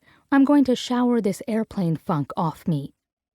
Fee's voice follows me as I escape to the sanctity of my bathroom. Glad you're home, Ive. Glad to be home, Fee, I call back. I dare you not to think of that sexy mountain of man while you washed your lady bits. I slam the door on her evil cackle. Gray. So, Drew's voice comes at me from beyond the loud pounding of my heart in my ears. Tell me about this Ivy. I glance at my best friend. I'm at his house because I'm finally getting my truck back. Anna borrowed her mom's car, which is automatic, and he no longer needs mine. I made a half-hearted protest that he could keep the truck longer, but truth is, I've missed the old girl. Drew, on the other hand, the fucker is kicking back on a sun chair, drinking some fruity drink Anna made for him while I bust my ass sprinting back and forth between two cones set 10 yards apart. Fucking shuttle drills. My thighs burn, my lungs are on fire, and still I go faster. I grunt as I crouch down to touch a cone before launching back up to book it to the next. She's not this Ivy, I pant out. Dip, touch, turn, sprint. And what's to tell? She's... I touch the next cone. My friend. Drew takes a pull on his straw. Jesus, the drink has an umbrella. I swear he put one in it to fuck with me. It's 40 degrees out here and he's acting like he's on a beach somewhere. And yet you're attached to your phone like it's become your second dick. Don't see a problem with that, I grunt. 2 dicks, twice the fun. 1 more set. Fuck. Drew watches me with that stare of his that always sees more than it should. There's an evil light in his eyes that looks way too pleased for comfort. Yeah, as much as I'd love to discuss your disturbing multi-dick fantasies, and believe me, we really ought to discuss that issue, I'd rather talk about your new girlfriend. I race through my final drill, panting as I grab my bottle of Gatorade, then guzzle it with enough zeal that sticky rivulets of drink run down my chin and drip onto my bare chest. Sweat stings my eyes, and I ache all over, a hum of sensation that causes me to shake. Is it sick that I love the feeling? Love pushing my body to the brink? It's as close as I get to the aftermath of hot sex without the awkwardness of, thanks babe, see ya, getting in the way. Drew tosses me a towel while the bottle is still at my lips. I pluck the towel from the air without looking, then use it to wipe my face. When I chuck the damp towel back at him, Drew lurches to his feet, the long cast encasing his left leg making the move awkward. Though I'd never admit to it, the sight hurts me. Until a brutal sack broke his leg, Drew was our starting quarterback and the team's undisputed commander. The injury ended his season, and as much as I hate to think it, I'm afraid our team will be lost without him. We were a well-oiled machine, a fucking brilliant team. Now what? The conference championship game is next, and our mojo is all off. Worse, I hate seeing Drew hobbled because I know how much it tortures him. But Drew seems to be getting on all right lately. Much of it having to do with his girlfriend, Anna. According to Drew, being in love does that for some guys. Personally, I think it's the steady diet of sex with a hot girl, but what do I know? Which reminds me, I toss away my empty bottle and give him a look. Ivy is my friend, who happens to be a girl, not my girlfriend. Big difference, sweet cheeks. Ha! He grabs a football from the ground beside his chair. You do realize that when a guy has to define that difference, he's usually lying to himself? I snort. You just want me to be all cow-eyed in love like you are, and then you won't look like such a sap in comparison. He grins. Nice try, Gray. Now spill it. Jogging to the back of Drew's yard, I get in place for him to throw me the ball. I might have gone to practice at the school stadium, but I want to keep Drew company, and the more I get the football in his hands, the better it is for him. She's fun, easy. I like talking to her. I take off running, halt, turn, and catch the pass Drew drills into my hands. Tucking the ball tight against my side, I turn again, run back to my starting place, then toss it back to him. And no, I don't want to fuck her. This is mostly true. Mac has a natural sexiness that I'd have to be deaf, dumb, and blind not to notice. But I'm not going to even entertain thoughts of sex in Mac. No way. That would make me a dirty, low bastard, and I don't want to be that with Mac. Drew palms the ball. I didn't ask that. I catch another pass, this one launched far over my head, forcing me to leap high. You were thinking it? Drew laughs a little. Yeah, okay, I was. But only because you usually want to fuck any girl who comes into your orbit. Okay, fine, I admit, starting another route. You got me. I am a sex god. I talk over Drew's obnoxious snort. Truth, had we met before the texts, I'd have tried something. She's funny and smart and hot. Who wouldn't want her? Shit, I don't know, man. I just like her. I really like her. She's the first person I want to talk to, every day. Drew cocks his head, his mouth twitching as if he's fighting a smile. Annoying. Bud, he says with a barely repressed chuckle. That's how I felt about Anna, from the very start. I frown, gripping the ball tight in my hands. Ivy and I are just friends, though. His silence is deafening, and I resist the urge to shift my stance. This relationship is important to me. Hell, she flat out said she feels safe with me because we're just friends. I'm not going to fuck up that trust by hitting on her. I want to be better than that. For her. My oldest friend in the world looks at me like I've grown horns, then slowly blinks. You're not tucking the ball in fast enough when you catch on the right, he says. Take better control. Asshole. But he's right, so I can't complain. That's it? I ask him instead. No more ribbing? Nah. Drew spins the football on the tip of his finger before he palms it. I was just curious. Right, sure. I continue to run short routes, catching each ball Drew sends my way, practicing quick hands, tight ball tucks, and balance. He waits until I'm done and dead on my feet, a fresh batch of sweat coating my skin and soaking the waistband of my shorts, to attack. I want to meet her. Why that idea breaks me out in a cold sweat, I don't know. Chapter 4. Ivy. Gray sends me a pass to view his practice.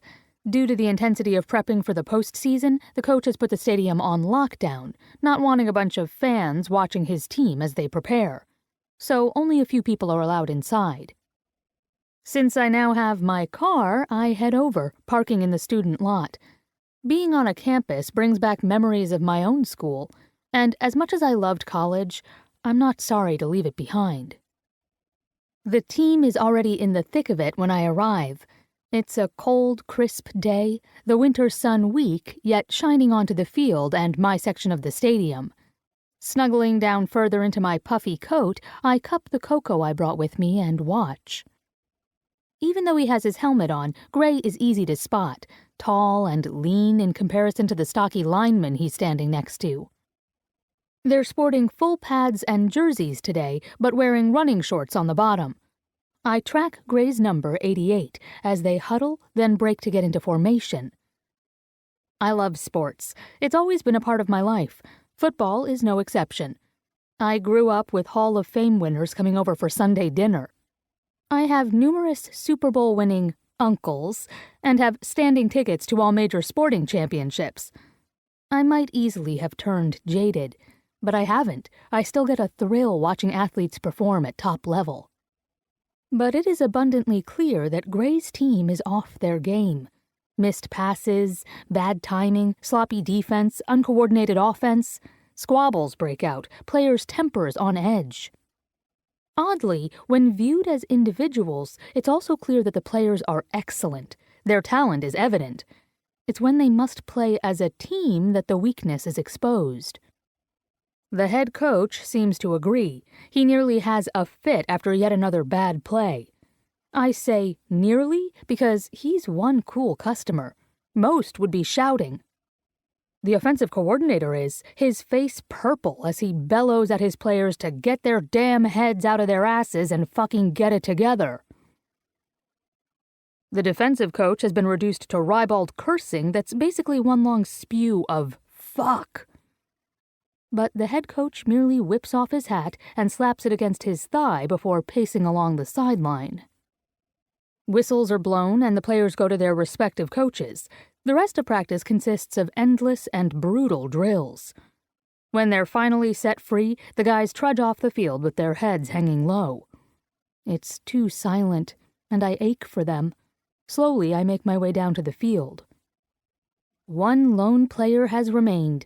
Gray pulls off his pads and jersey with a single tug, sliding the entire kit over his head and tossing it next to his helmet on the ground with a look of self-disgust. "Hey, Cupcake," I say softly as he plops onto a bench seat. "That was some shit, eh?" His usual smiling mouth is a flat line. "Fuck it. We're so fucking off now." Is it because of Drew? Losing the starting quarterback can often mess with a team. From talks with Gray, I know Drew was their leader and their friend. Gray runs a hand through his hair. He's cut it. The thick mass, shorter on the sides, and sticking up along is his crown in a messy faux hawk. With his current scowl and fine features, he reminds me of David Beckham. Well, if Bex was a giant and had a smooth, sexy voice. I think we're spooked. And something's going on with Rolando. Fuck if I know what, though. What position does he play? Wide receiver, jersey number 4. Ah. I'd watched the wiry guy with long dreads. Rolando had been off, dropping catches and getting in 2 scuffles with the defensive backs who'd been covering him. Yeah, Gray says with a sigh. Ah. His unhappy expression sends a pang through my chest. But while Rolando might have been off, Gray played to perfection. I now know why my dad wants to rep him. Gray's what most would call a freak of nature, though I prefer the term gifted. He's quick, coordinated, and huge. Insanely strong. Once he gets hold of the ball, he does not drop it, no matter who knocks into him, and his blocking abilities are killer. A triple threat, because he's also excellent at plucking the ball out of the air with deft precision. Whatever happens during this season, Gray will be a big contender come draft time. But I know that won't make him feel better now. You guys will get it back, I tell him. Anyone can see that you are a first-rate team. You just need time to reorganize. Time we don't have. With another curse, Gray grabs his water bottle and takes deep pulls on it, his throat working. The silence draws my attention elsewhere, to how he's now half reclined and nearly all on display. Dressed in nothing but a pair of silky red basketball shorts over tight workout shorts, his long toned body glistens with sweat. And sweet baby Jesus, he's a specimen. Muscular bodies shouldn't faze me. I've seen dozens. Gray, however, is on another plane. He's so perfectly sculpted he could be an anatomy lesson. He doesn't just have a sexy V-cut. His lower abdomen is so defined it lays like a plate of armor over his narrow hips. And while some guys get too bulky with muscles, and others too ropey, Gray is like my own personal Goldilocks story come to life, because he is just right. Lean yet strong, cut yet smooth. And all that honey gold skin shining in the afternoon sun. Look here, Phil. Gray's tone is amused. Or should I just send you a picture of my rockin' bod? Caught. Horrified, my gaze shoots to his face to find him wearing a smug grin. He wags his brows while slowly rocking one leg from side to side, the movement overtly sexual, if not for the fact that he's obviously teasing me. It's a struggle to keep my expression neutral. Hopefully I do. You have no body hair. It's the first stupid thing I can think to say. Gray's cheeks pink a bit. I'm not a particularly hairy guy, no, though I can assure you I have hair in some key places. I should drop the topic. But better to tease than admit I can't take my eyes off him. Your legs look as smooth as mine. Hairless though they might be, there's nothing feminine about Gray's thick, strong thighs. The pink on his cheeks deepens to red. Yeah, well, my legs can cramp up a lot, and the PT has to massage them. Gray clears his throat and scratches his jaw. It hurt like a bitch when he'd pull on the hairs, so... You shaved your legs for better massages, I supply with a wide grin. Lots of athletes do, but it's kind of cute that he's embarrassed. Gray scowls, but then nods. Did it one time, then tried to grow the hair back, you know? Fucking itched like the devil. I laugh. Oh, I know. Fiona once talked me into getting a full Brazilian. Gray chokes on the water he'd been drinking, spitting it out and sputtering. Blue eyes glare up at me as he wipes his mouth with his forearm. Jesus, Mac, don't tell me these things. I cannot be imagining you all... He waves a hand in my general direction. There, down there. I snort at his indignant look. Oh, please, I'm not bare down there anymore. Not helping the situation, he says darkly. I'm trying to commiserate, you noodle, because the itching was torture when it grew back, and do not get me started on the pain of waxing. I was certain that evil woman had ripped my lady lips off. Lady lips? Oh, Christ! His gleeful laughter echoes through the stadium. This is so not funny, I protest, my hands on my hips as his abs clench, which, and he cracks up. It was the worst pain of my life, and I've broken my arm in 2 places. Wheezing with laughter, Gray wipes a tear from his eye and tries to control his humor. With one last snort, he grabs hold of my wrist and tugs me onto his lap. I land with a yelp as he wraps an arm around me and gives my cheek a big smacking kiss. You always make me feel better, Mac. Ignoring his happy look and the way the spot on my cheek tingles with awareness, I lean away from him, wrinkling my nose. Great. So glad my traumatic past could help.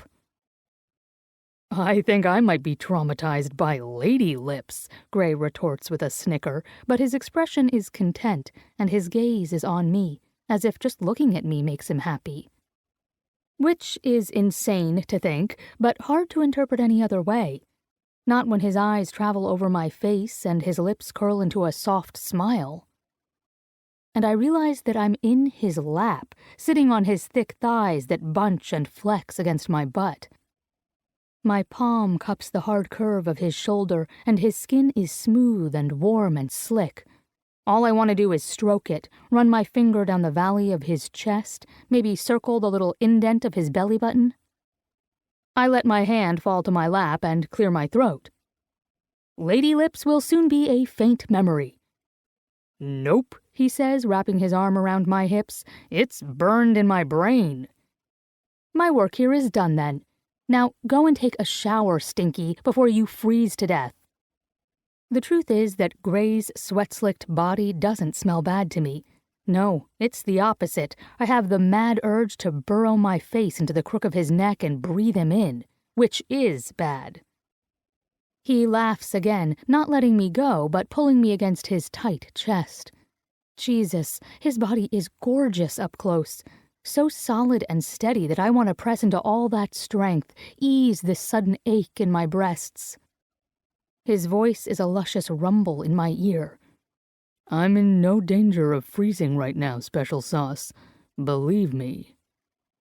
I don't know how to interpret that, or what is going on with me. Boundaries, Gray. I edge back because I'm in danger of doing something stupid, like drooling. Sweaty, gross boundaries. Yeah, he says, loosening his grip. I'm going. Only one thing first. His eyes gleam, shining lapis blue in the winter light. What? I ask, slightly weary of that glint. Is this overstepping boundaries? He asks with mock innocence, right before the shithead crams my head into his sweaty armpit. Gray. I'm still smiling as I make my way into the locker room after my shower. Mac's squeals of horror were adorable. She fought the good fight, but still ended up with a face full of my sweat, which is disgusting, but oddly satisfying to me, in a caveman kind of way. I might feel bad about it if it weren't for the fact that Mac had been laughing her ass off the whole time we wrestled. That, and she'd gotten a few good hits in. "What's with that smug look, Gray? Dex asks me as I pull out my boxers. The big center is far too perceptive, and I'm not about to go under the microscope. Nothing. Johnson glances at me, too. Got anything to do with that hickey on your chest? He shakes his head, sending his long yellow hair flying around his shoulders.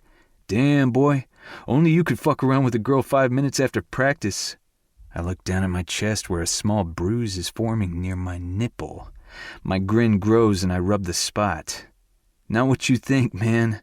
Mac pinched me. Hurt like a bitch, but totally worth it. We were just messing around. The guys all stopped to look at me with varying expressions of disbelief. Is that what your kids are calling it these days? Dex asks. Yeah, well, she was kind of pissed that I gave her a noogie. I button my jeans. Mac? Diaz, the big, usually silent Puerto Rican lineman, is putting on his shoes. That the tall, dark-haired honey watching our practice? The one who looks like Strawberry Fields from Quantum of Solace? Gemma Adderton? Johnson supplies. Nice. I suppose Mac does kind of look like her, especially with that hairstyle. Only Mac is more appealing. Yep. Oh, hey. I look around at all of them. Palmer's is doing 80s night. I told Mac we'd go. Already I'm texting Drew. He wanted to meet Mac. Now's his chance.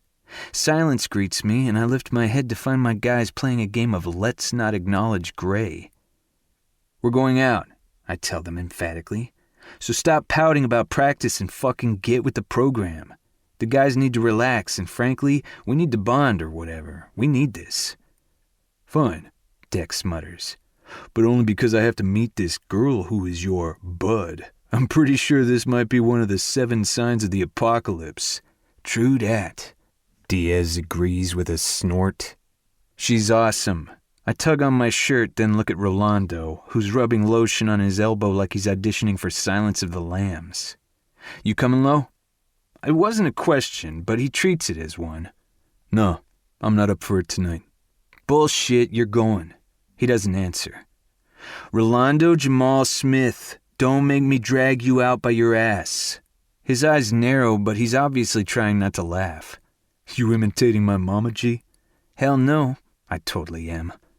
I have no desire to piss her off. That woman is a sweet potato pie-making goddess. Londo smirks. Damn straight she is. Speaking of, when is she sending another shipment? Tell her I love her, okay? Little suck-up. He tosses his lotion into his bag with a sigh. All right, I'll go. Grinning, I give his head a nudge and get a slap on my arm for my efforts. Rolando saunters off, still grumbling about punk-ass, shit-talking white boys, but his step is lighter. It's only when all the guys head out, leaving me to finish dressing, that I notice Cal Alder, our new starting QB, coming in from the showers. He's been in there for a while, and now moves with a reluctant slowness that I know far too well. I've had shit games after, when I've sat under the spray of the shower like a zombie, hoping the water would wash away the shame of defeat. Never works, though. And the poor bastard has some big shoes to fill. He's a sophomore, forced to play the big game with a team that loved their former quarterback. Oftentimes, Drew barely had to communicate with us during a play. He just knew where to throw or pass, and we just knew where to catch it. Fucking strange, but true. We were in sync. We're not in sync with Cal. Hey, Cal. He flinches as if he hadn't noticed my presence. Despite the stiffness in his shoulders, he turns to face me. Cal is nothing like Drew. He's not a pretty boy. He doesn't laugh much or talk like an English professor. Truth be told, he looks more like a bruiser. Blunt features, a nose that might have been broken at one point, and his eyes are eerie as fuck. Frosty green, surrounded by dark lashes. When he points them at you, it's like you're expecting lasers to shoot out or something. His expression drawn and tight. He looks like he's expecting me to give him shit. Hey, we're going out to Palmer's tonight. Come along. Again, not a question. Cal blinks in surprise before weariness pulls at his mouth. Thanks, but I don't... Look, man, I don't envy you your position right now. It's got to be stressful as shit. But I do know that a QB who bonds with his men has an advantage. His gaze narrows. And you think having some drinks with a few teammates is going to make everything all right? Yeah, sure. I think we need you, I answered truthfully. And you need us. So yeah, you do what you can to help get the win. Suck it up and get your ass over to Palmer's tonight. The tension goes out of his shoulders on a sigh. All right, I'll go. Your enthusiasm overwhelms me, I mutter, grabbing my bag. But then I pause and give him a good glare. You bail, and I will hunt you down, newbie. He rolls his eyes, but almost smiles. I'm terrified. I know. My tackle is a thing of fearsome beauty. Cal snorts as I leave. I'm almost out the door when he calls out, Grayson. When I stop and glance back, he gives me a nod of his chin. Thanks. It's not like I've done anything but be decent, but I nod back. Buy me a beer, and we'll call it even. As soon as I'm out the door, my thoughts turn back to Mac, and I rub the small sore spot on my chest where she pinched. Tonight can't come too soon. Chapter 5. Ivy. Where are you going tonight, sugar pie? Fee's voice, garbled by her cold, cuts through the music that fills my room. I lower the bronze eyeliner I'd been smudging along my lids and glance at her. Palmer's. Her red-tipped nose wrinkles. That meat market? No fair. Laughing, I pick up where I left off with the eyeliner, giving myself a soft cat-eye line. Go there much? Not recently. I hate being sick. With that whine, she plops down on my bed, lying with dramatic flair among the many pillows. Her puffy eyes narrow onto my docking station where I'm playing songs on my phone. Sexy back? Really? A huge grin cracks her face. It's like that, is it? Shit. It is a deep, dark secret of mine that when wanting to get my sexy mojo going, I'll play sexy back. I suppose my preteen lust for Justin Timberlake never died. Flushed, I make a production out of selecting a red lip tint to blot on before my gloss. Whatever, it's set on random. But Fee knows me too well. She eyes my outfit and her smirk returns. Uh-huh. Nice top. I'm wearing a red silk halter top. It has a high gathered neckline, but it's cut so that my shoulders and back are exposed. A strapless low-backed bra assures that my breasts aren't swaying out of control, but the top is definitely sexy. Paired with black skinny jeans and high-heeled booties, the outfit is also fairly comfortable. And because Gray is tall as a tree, I can wear heels and not dwarf him. Always a bonus in my world. I'm not going to a bar looking like a schlub, I mutter, dabbing on the red lip tint. Speaking of sexy, Fiona drawls, is that mountain of man hotness coming to get you? I snort at her nickname for Gray. No, I'm meeting him there. This isn't a date, Fee. I don't mention that I'm taking a cab. Gray got his truck back from Drew and promised to not only be the designated driver for tonight, but to bring me back home as well. He would have picked me up, but he's driving a few of his friends, and I refused to cramp their ride. I hadn't wanted Gray to drive me home for that same reason, but he insisted. Trust me, Mac, he'd said. They'll find their own rides home. Hooking up. It's stupid that the idea bothers me, or that I'd looked at Gray when he'd said that and thought of him finding a girl to hook up with tonight, taking her home, and... Even now a shudder of distaste runs through me. Stupid shudder. I have no right to be upset. Hell, the fact that I am upset is upsetting, but I'd pulled up my big girl panties and suggested to Gray that I might be a third wheel. He'd reacted as though I was talking crazy, insisting that tonight was our night to hang out, so I let the matter drop. But eventually I'll have to deal with seeing Gray pick up women. Frowning, I detach my phone from the dock and slip it into my little clutch purse. You going to be all right? I ask Fiona before I go. She waves a lazy hand. I'm almost better. Now go and have fun with the entire freaking football team of hotness, you hussy. It's not the entire team, I say with a smile. Maybe like half. 3/4 at the most. Fee tosses a pillow at me, but it falls with a sad little thump far short of me. So jealous. Go then, get your sexy on, and you better send me snaps of their arms. Fee is an admitted lover of big biceps. Will do. I wave and head out.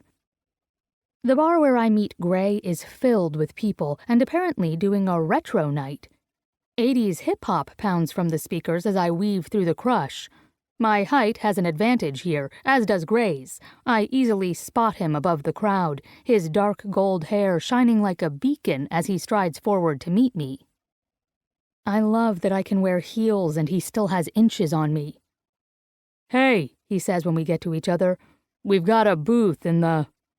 He trails off as he truly looks at me, and his lips part as if he's taking a quick breath. What? My voice is too loud, the music making it hard to hear anything, and I lean closer. Enough that I feel the heat of his body and catch his clean scent. Soap and man has never smelled better. For a moment we kind of just sway around each other, like magnets in too close proximity deciding whether to slam together or split apart. A strange little dance that has us both flustered.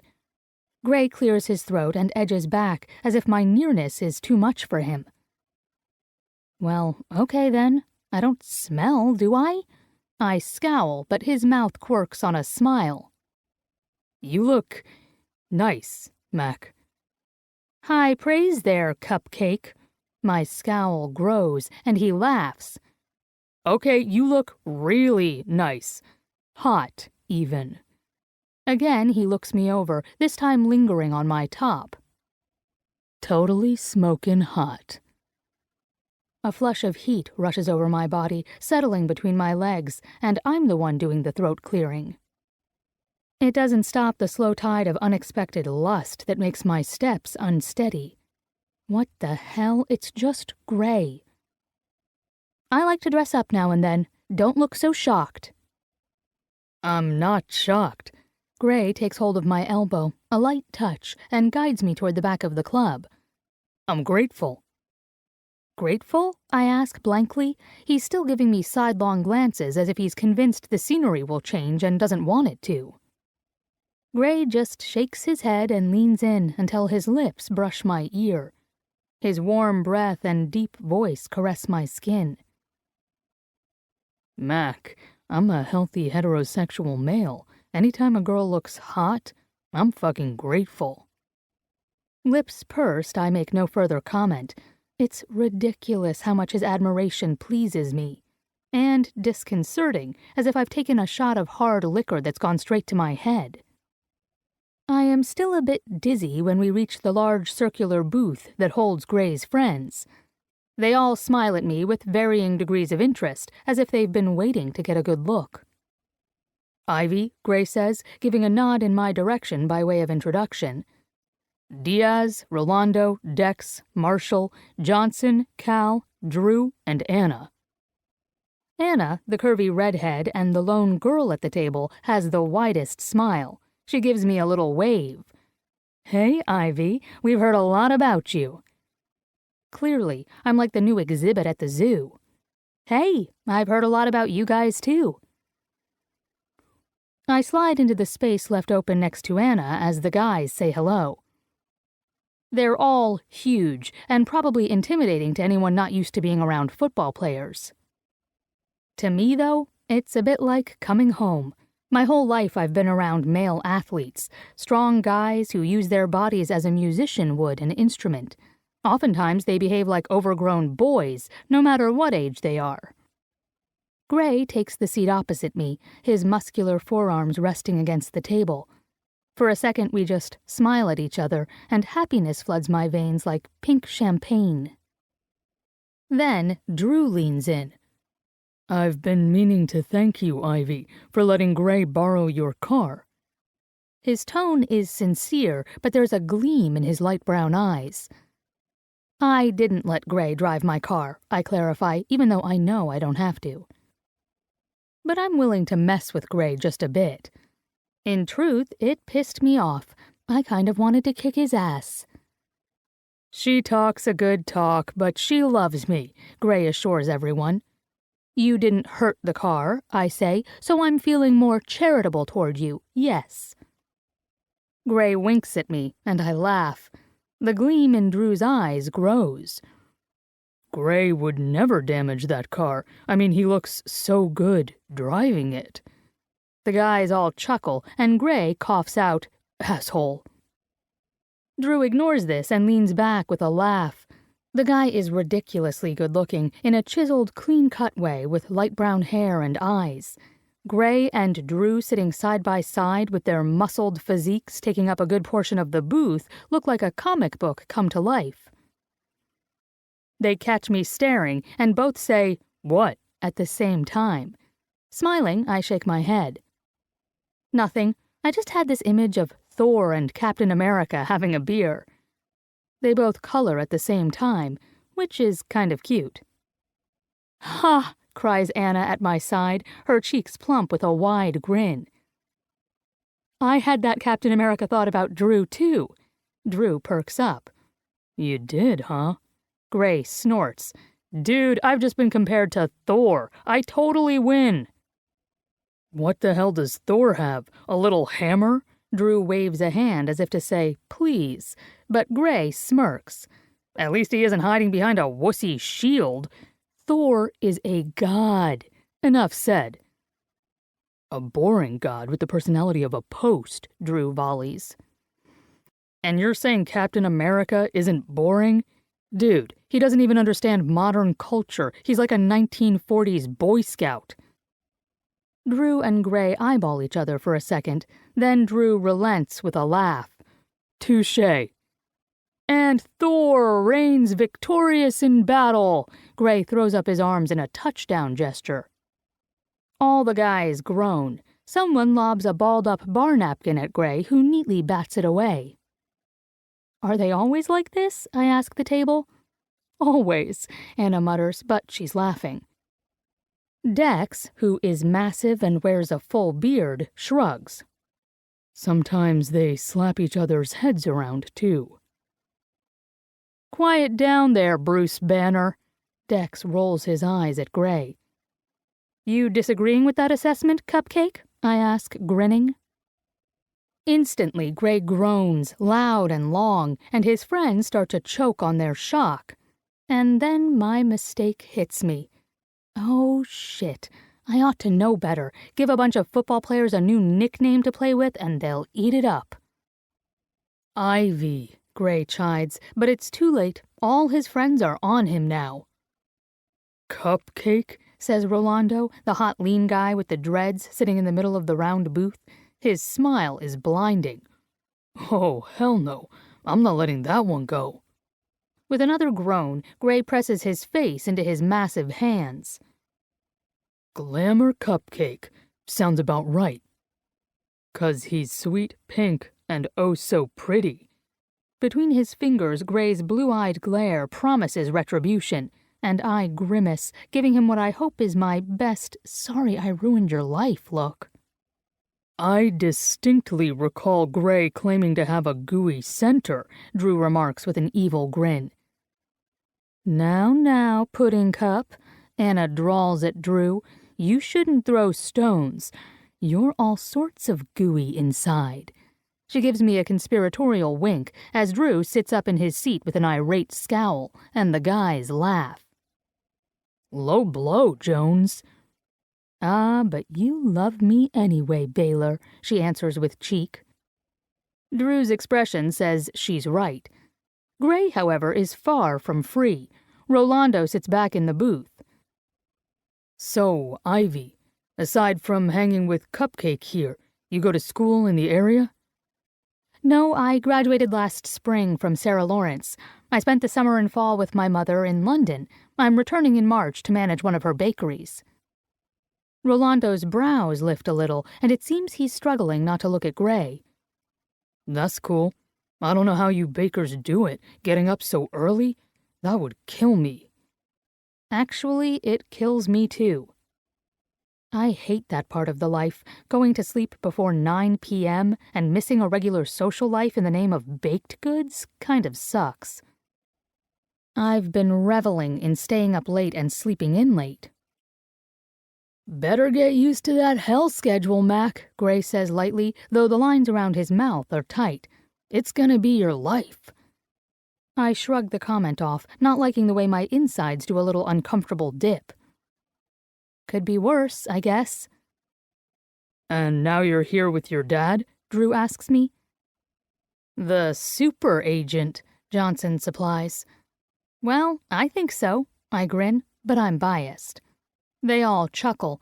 Then Marshall leans in, his big body making the table creak. Hey, if he brings in the dollars come signing, I'm all over that. But I shake my head. Good agenting isn't about negotiating professional contracts. Salary caps take care of most of that. It's about life planning.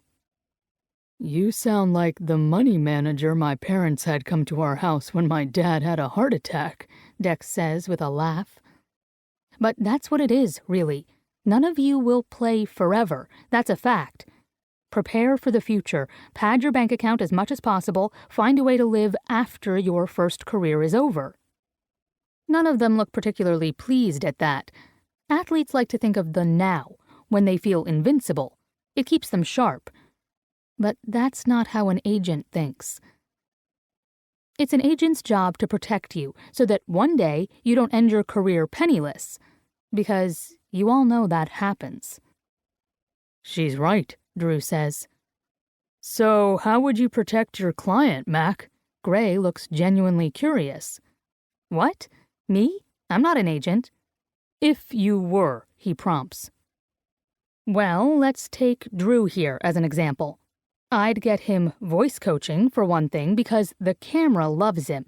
If he wanted it, one day he could be on ESPN, wearing a chunky purple tie and bringing home a nice salary. They all laugh, but Drew nods. Yeah, that'd be pretty cool. As for you, I look Gray over and begin to chuckle.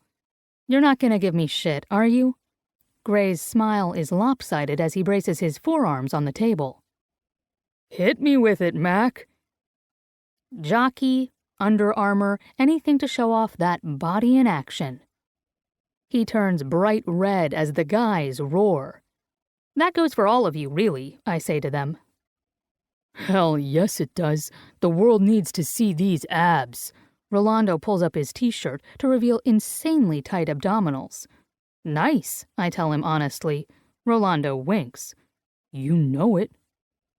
Why does Drew get an anchor position and I get underwear? Gray protests over his friend's laughter.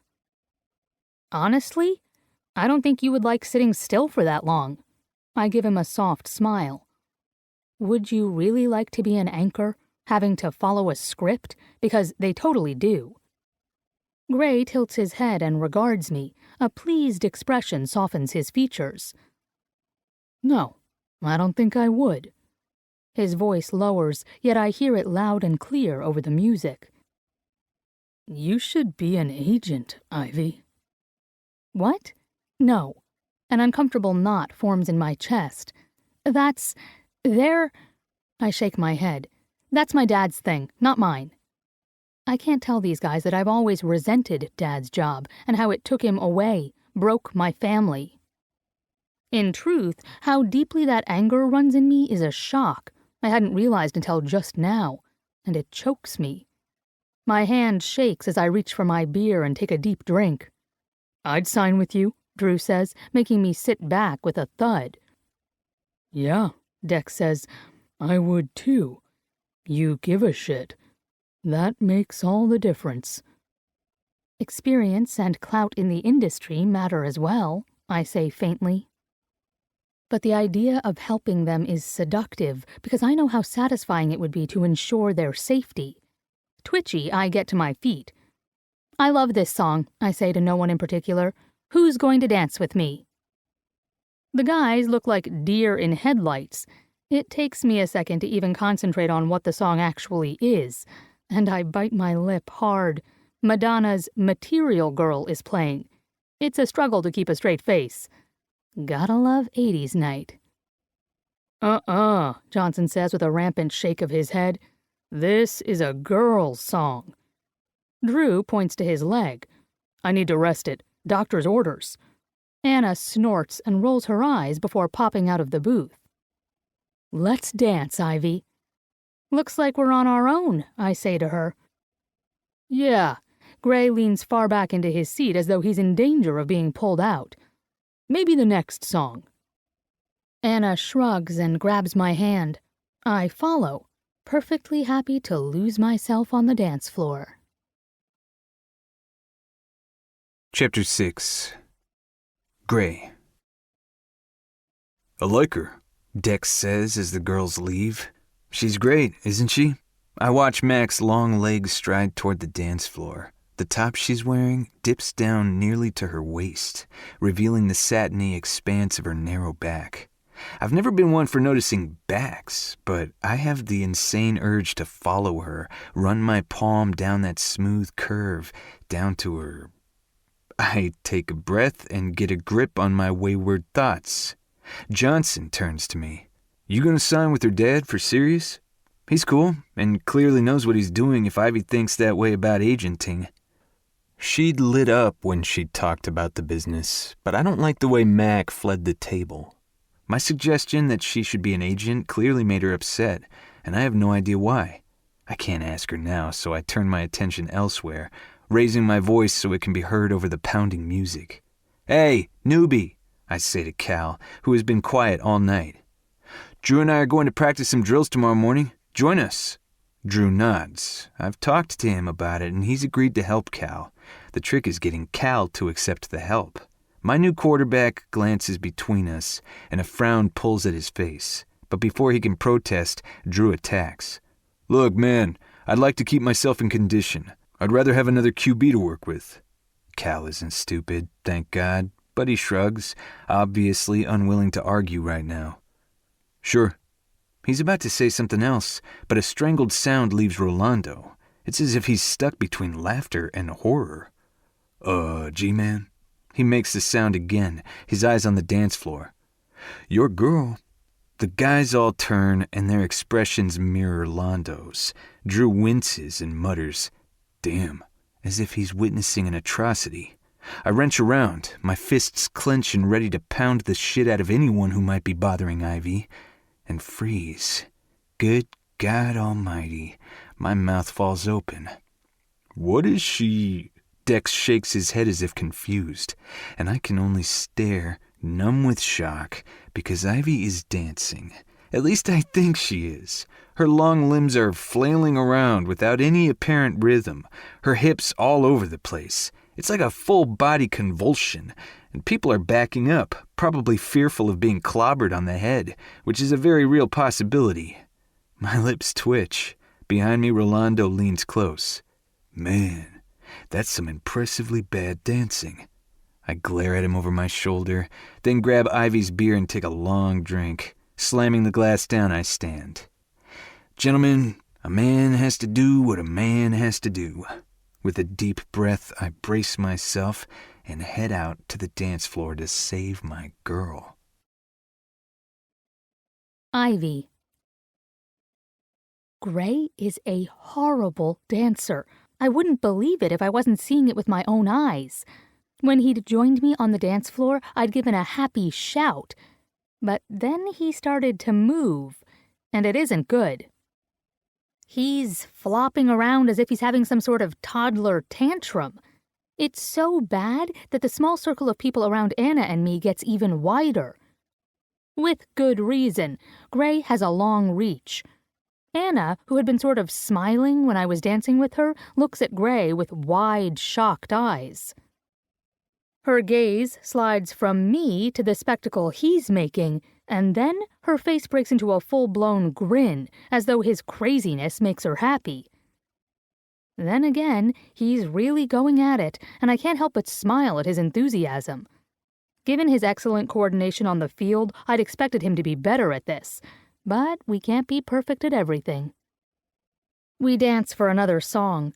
The beat pulses around us, and soon his guys are all there too. Even Drew, who draws Anna close, and they kind of just cling and sway together. The rest of the guys join Gray and me, forming a wall around us. They're better at dancing, but they don't seem to find anything wrong with Gray's performance. As good friends do, they simply nod at him with varying degrees of amusement, and then dance. And it's fun. Rolando attempts to teach me some of his moves, setting his hands on my hips and guiding me, but it's hard to keep up with him. Gray slides closer, getting in front of me, and his crazy motions calm to something more like Rolando's. Together, they sandwich me, taking control of the dance. Not so close that I'm pressed in or overwhelmed, but enough that I'm laughing and breathless. All of the guys dance with me, each of them taking turns to show me different moves. But I always end up back with Gray, who gets better at dancing, but never manages to perfect his technique.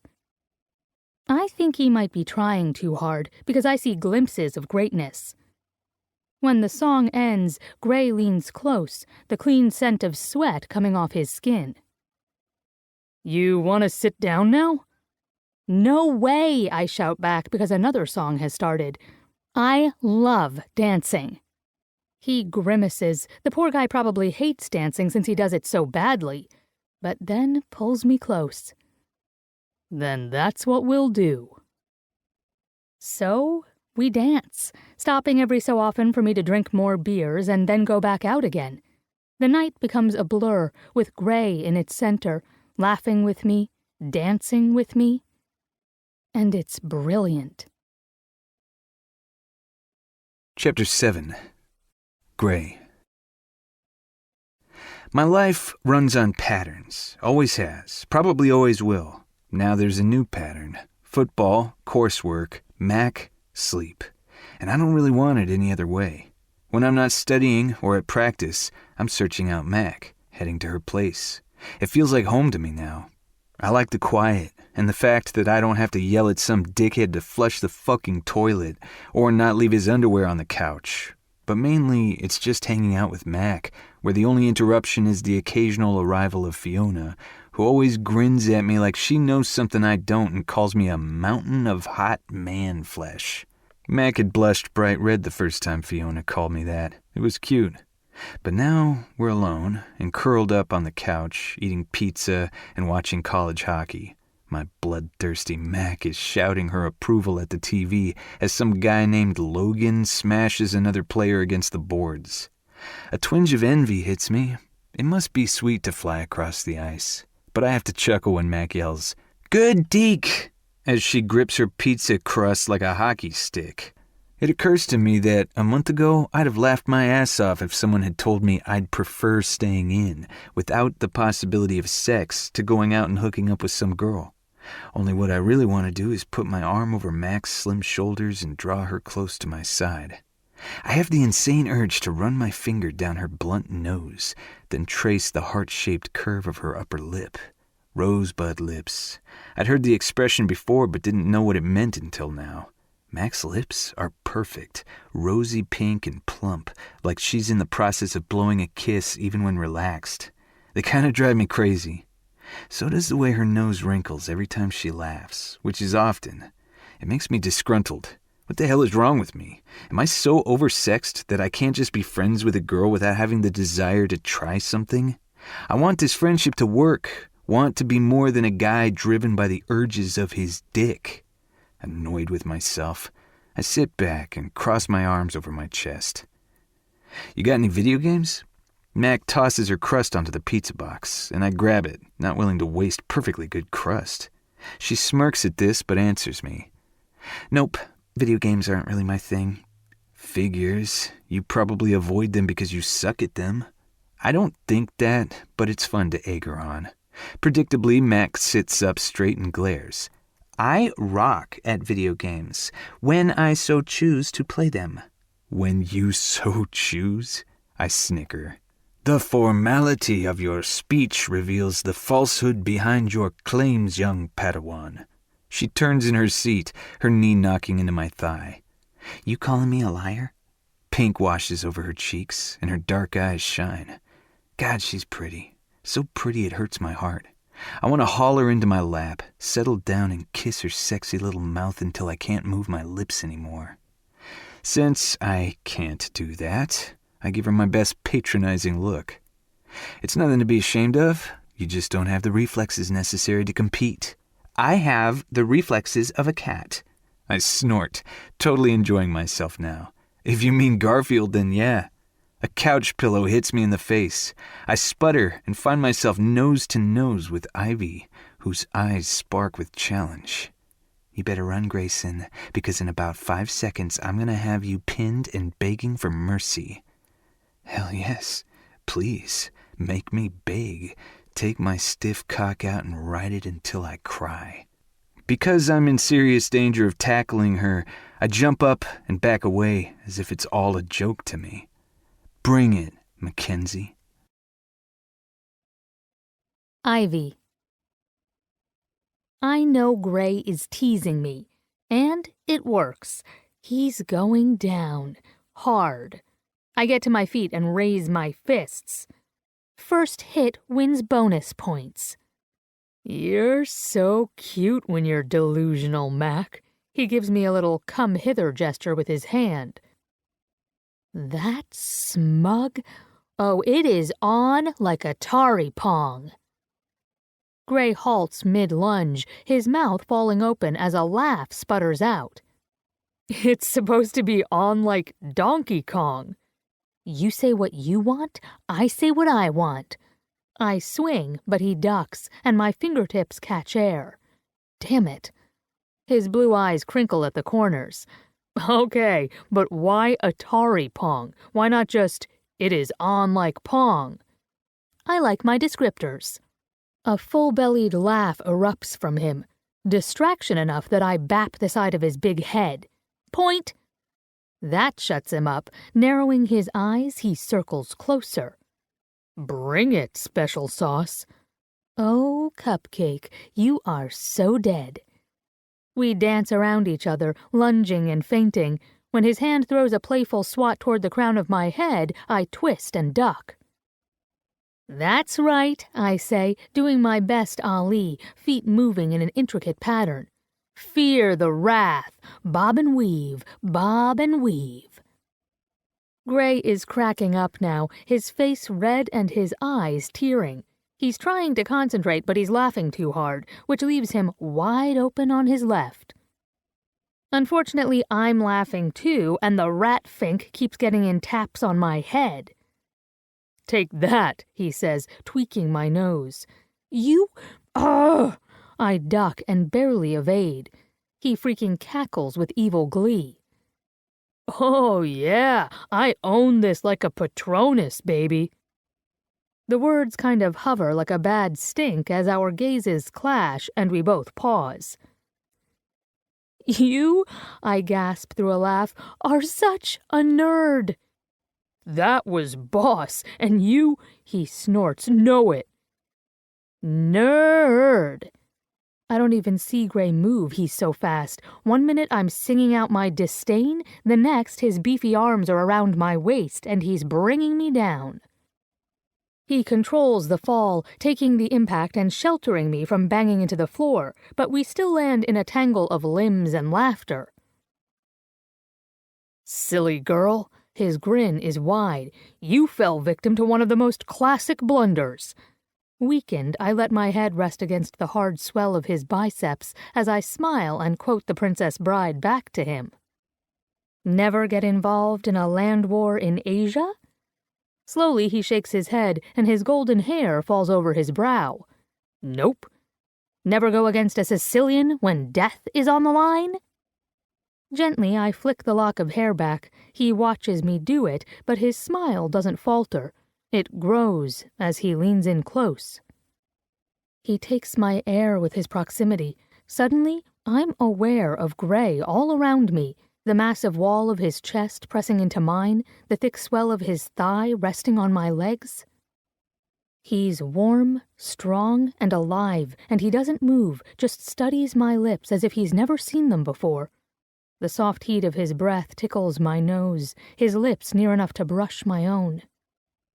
For a moment, we simply exchange air, and my head grows light, my body heavy and languid. The heat within me surges. I want to close that distance. I want to know what he tastes like. Gray, I murmur, fear and urgency making me panic. He asks absently, his gaze somnolent. And then I feel it, the length of his cock growing heavy and hard against my thigh. A shudder works through me. What? I take a short breath and our lips almost brush. Gray makes a sound deep in his throat. He's gone so tight, tension vibrates along his frame. What is the most classic blunder? I ask in a haze. His long lashes sweep down on a slow, dazed blink. I don't know, he whispers. I forgot where I was going with it. Our eyes meet, his such a deep, true blue that I can't think straight. I should stop this, lighten the mood, fucking get my head together. But he feels so good, the wall of his chest against my breasts making them sweetly ache. He trembles, his eyes closing, as if he can't concentrate either, as if he might dip his head and brush those gorgeous lips of his over mine. "What in the hell are you doing, Grayson?" snaps the distinct voice of my father. It has the effect of a gunshot. Gray leaps up with such speed that it takes my breath in a sharp whoosh. The next instant, he's got my wrist and pulls me up so quickly that I practically fly. Jesus, but his strength is impressive. Ow! I glare at him, rubbing my wrist. Gray blushes. "Sorry, are you okay?" Yeah, but I'm not looking at my wrist. My father is standing in the doorway, his dark brows forming a line over narrowed eyes. He's in a suit, though it's rumpled around the edges like he's come here straight from the airport. I'd forgotten he was coming home today. "Hey, Dad." Shit, what he walked in on couldn't have looked good. "Ivy?" His tone is pissed. Pissed off Dad takes things slow and steady, right before he blows. Gray tucks his hands in his pockets as if this will somehow convey innocence.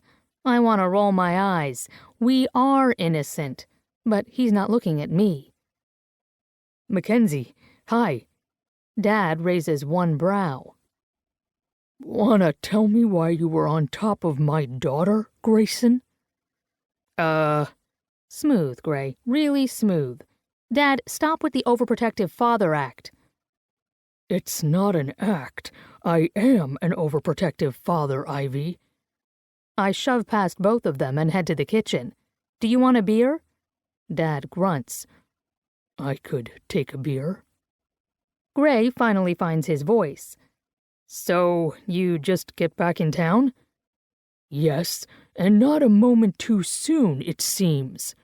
Dad's glaring a hole into Gray's forehead. "We have things to talk about, Grayson." "Yeah, sure."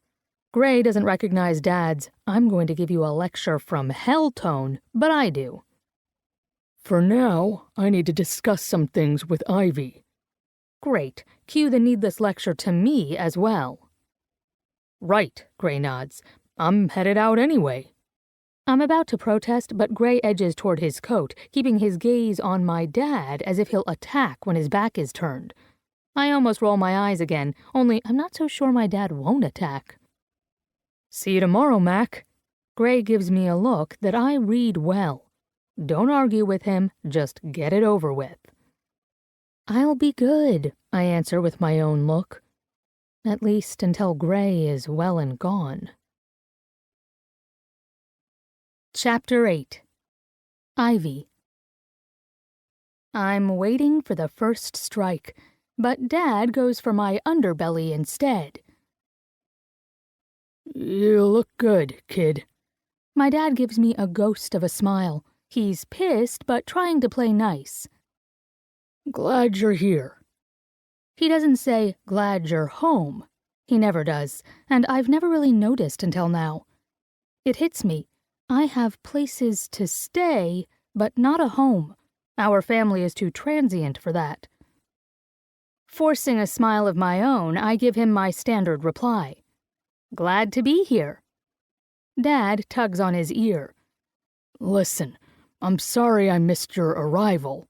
"It's okay," I cut in. I don't want to hear him make excuses, and because I've missed him, I don't want to fight.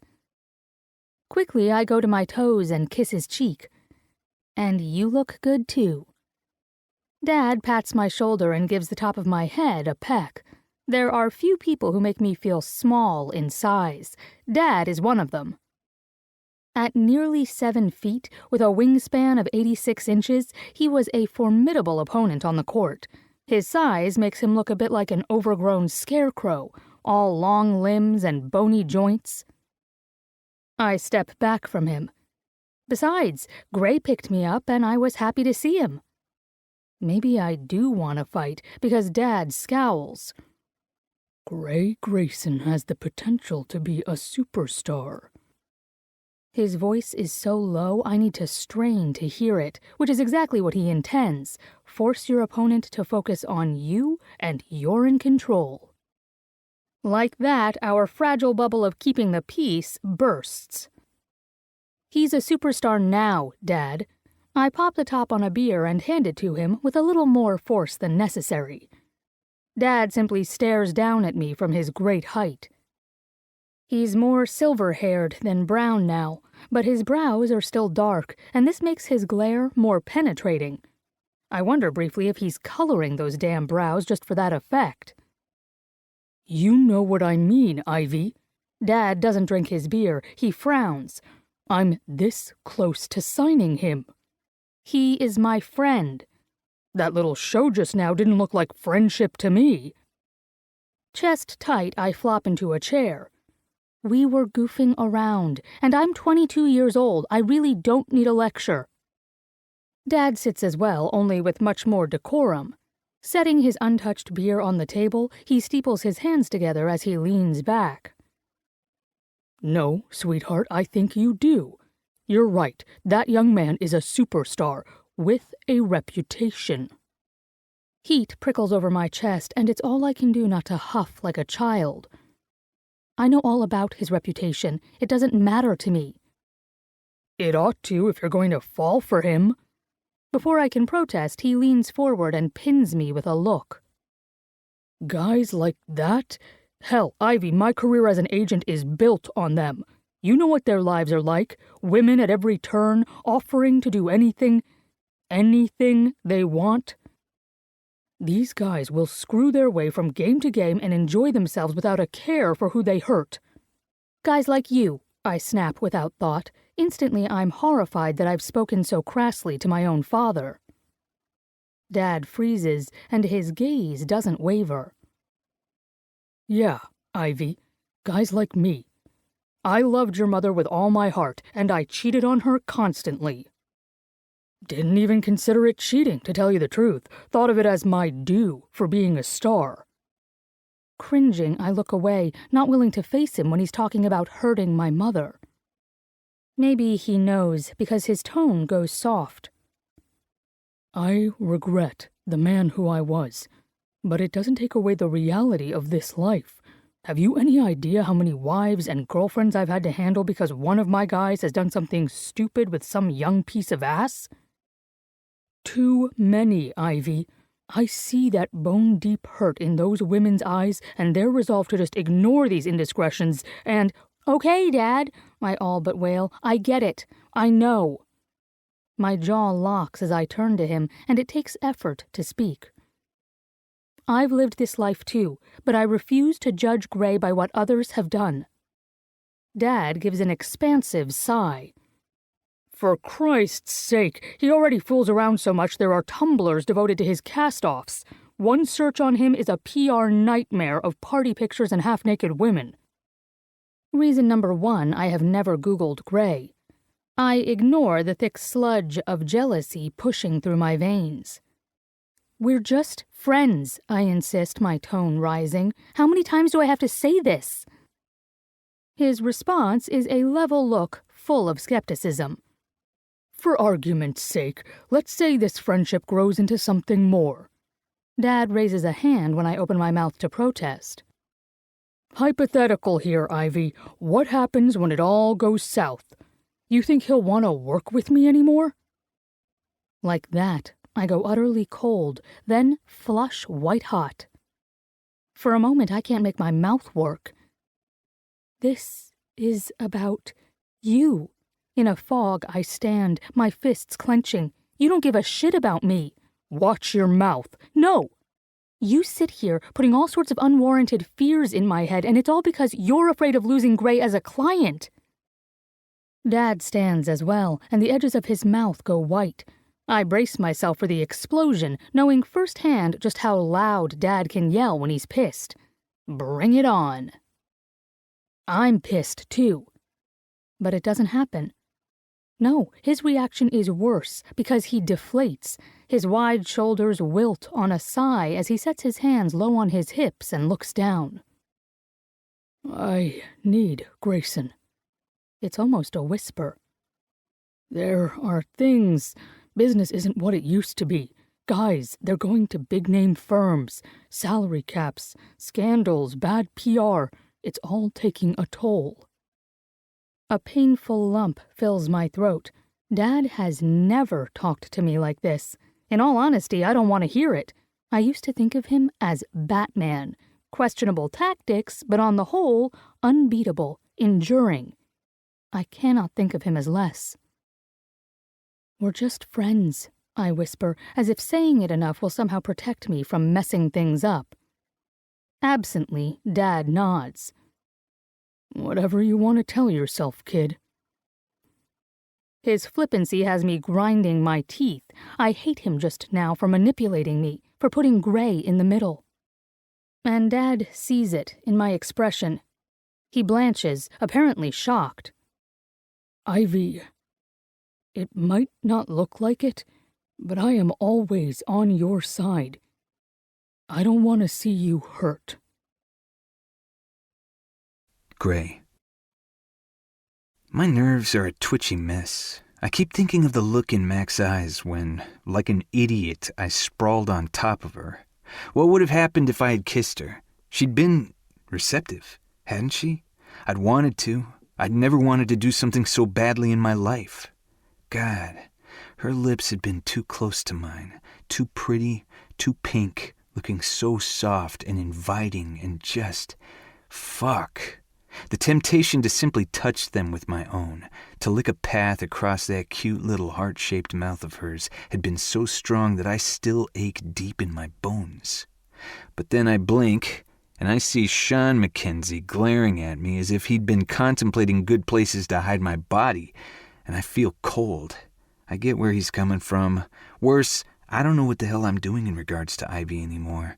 She means so much to me it freaks me out, and I'm suddenly on some tightrope where the wrong step will send me plummeting. On that happy note, I turn my truck around and drive away from my house. I head to Palmer's, hoping that someone will be there to shoot the shit and get my mind off having to eventually talk to Mackenzie. That discussion should be fun. I shudder just thinking of it. I find Dex in the booth at the back of the bar. It's a good spot. Dark enough that the chances of being left alone on a busy night are pretty good, but positioned at the right angle to watch the TV hanging over the defunct jukebox. Dex is sprawled along one side of the booth, his back against the wall, his legs hanging over the edge. He's watching TV, and the place is quiet enough to hear Morgan Freeman's deep voice roll on about the universe. I slide into the opposite side of the booth. What you watching? Dex keeps his eyes on the TV, blue and purple light coming off it, reflecting over his skin. Entering a black hole. Dude, you want to learn about anal? Watch some porn like the rest of us. As hoped, his mouth twists and his nose wrinkles. Hot sick has just surged up my throat. Hot sick? I laugh. That's a new one. Rubbing his chest as if he really might be sick, he keeps his gaze on the program. Don't you have someone else to pester with really bad sex jokes? Nah. I reach for his beer, taking a swig before he can grab it back. It's your turn on the rotation. A waitress ambles over, stopping beside me. Hey there, gorgeous. You need anything? Yep, give me a Shiner Bock and put it on his tab. I grin at Dex, who sends me a sidelong glare but nods and goes back to his show.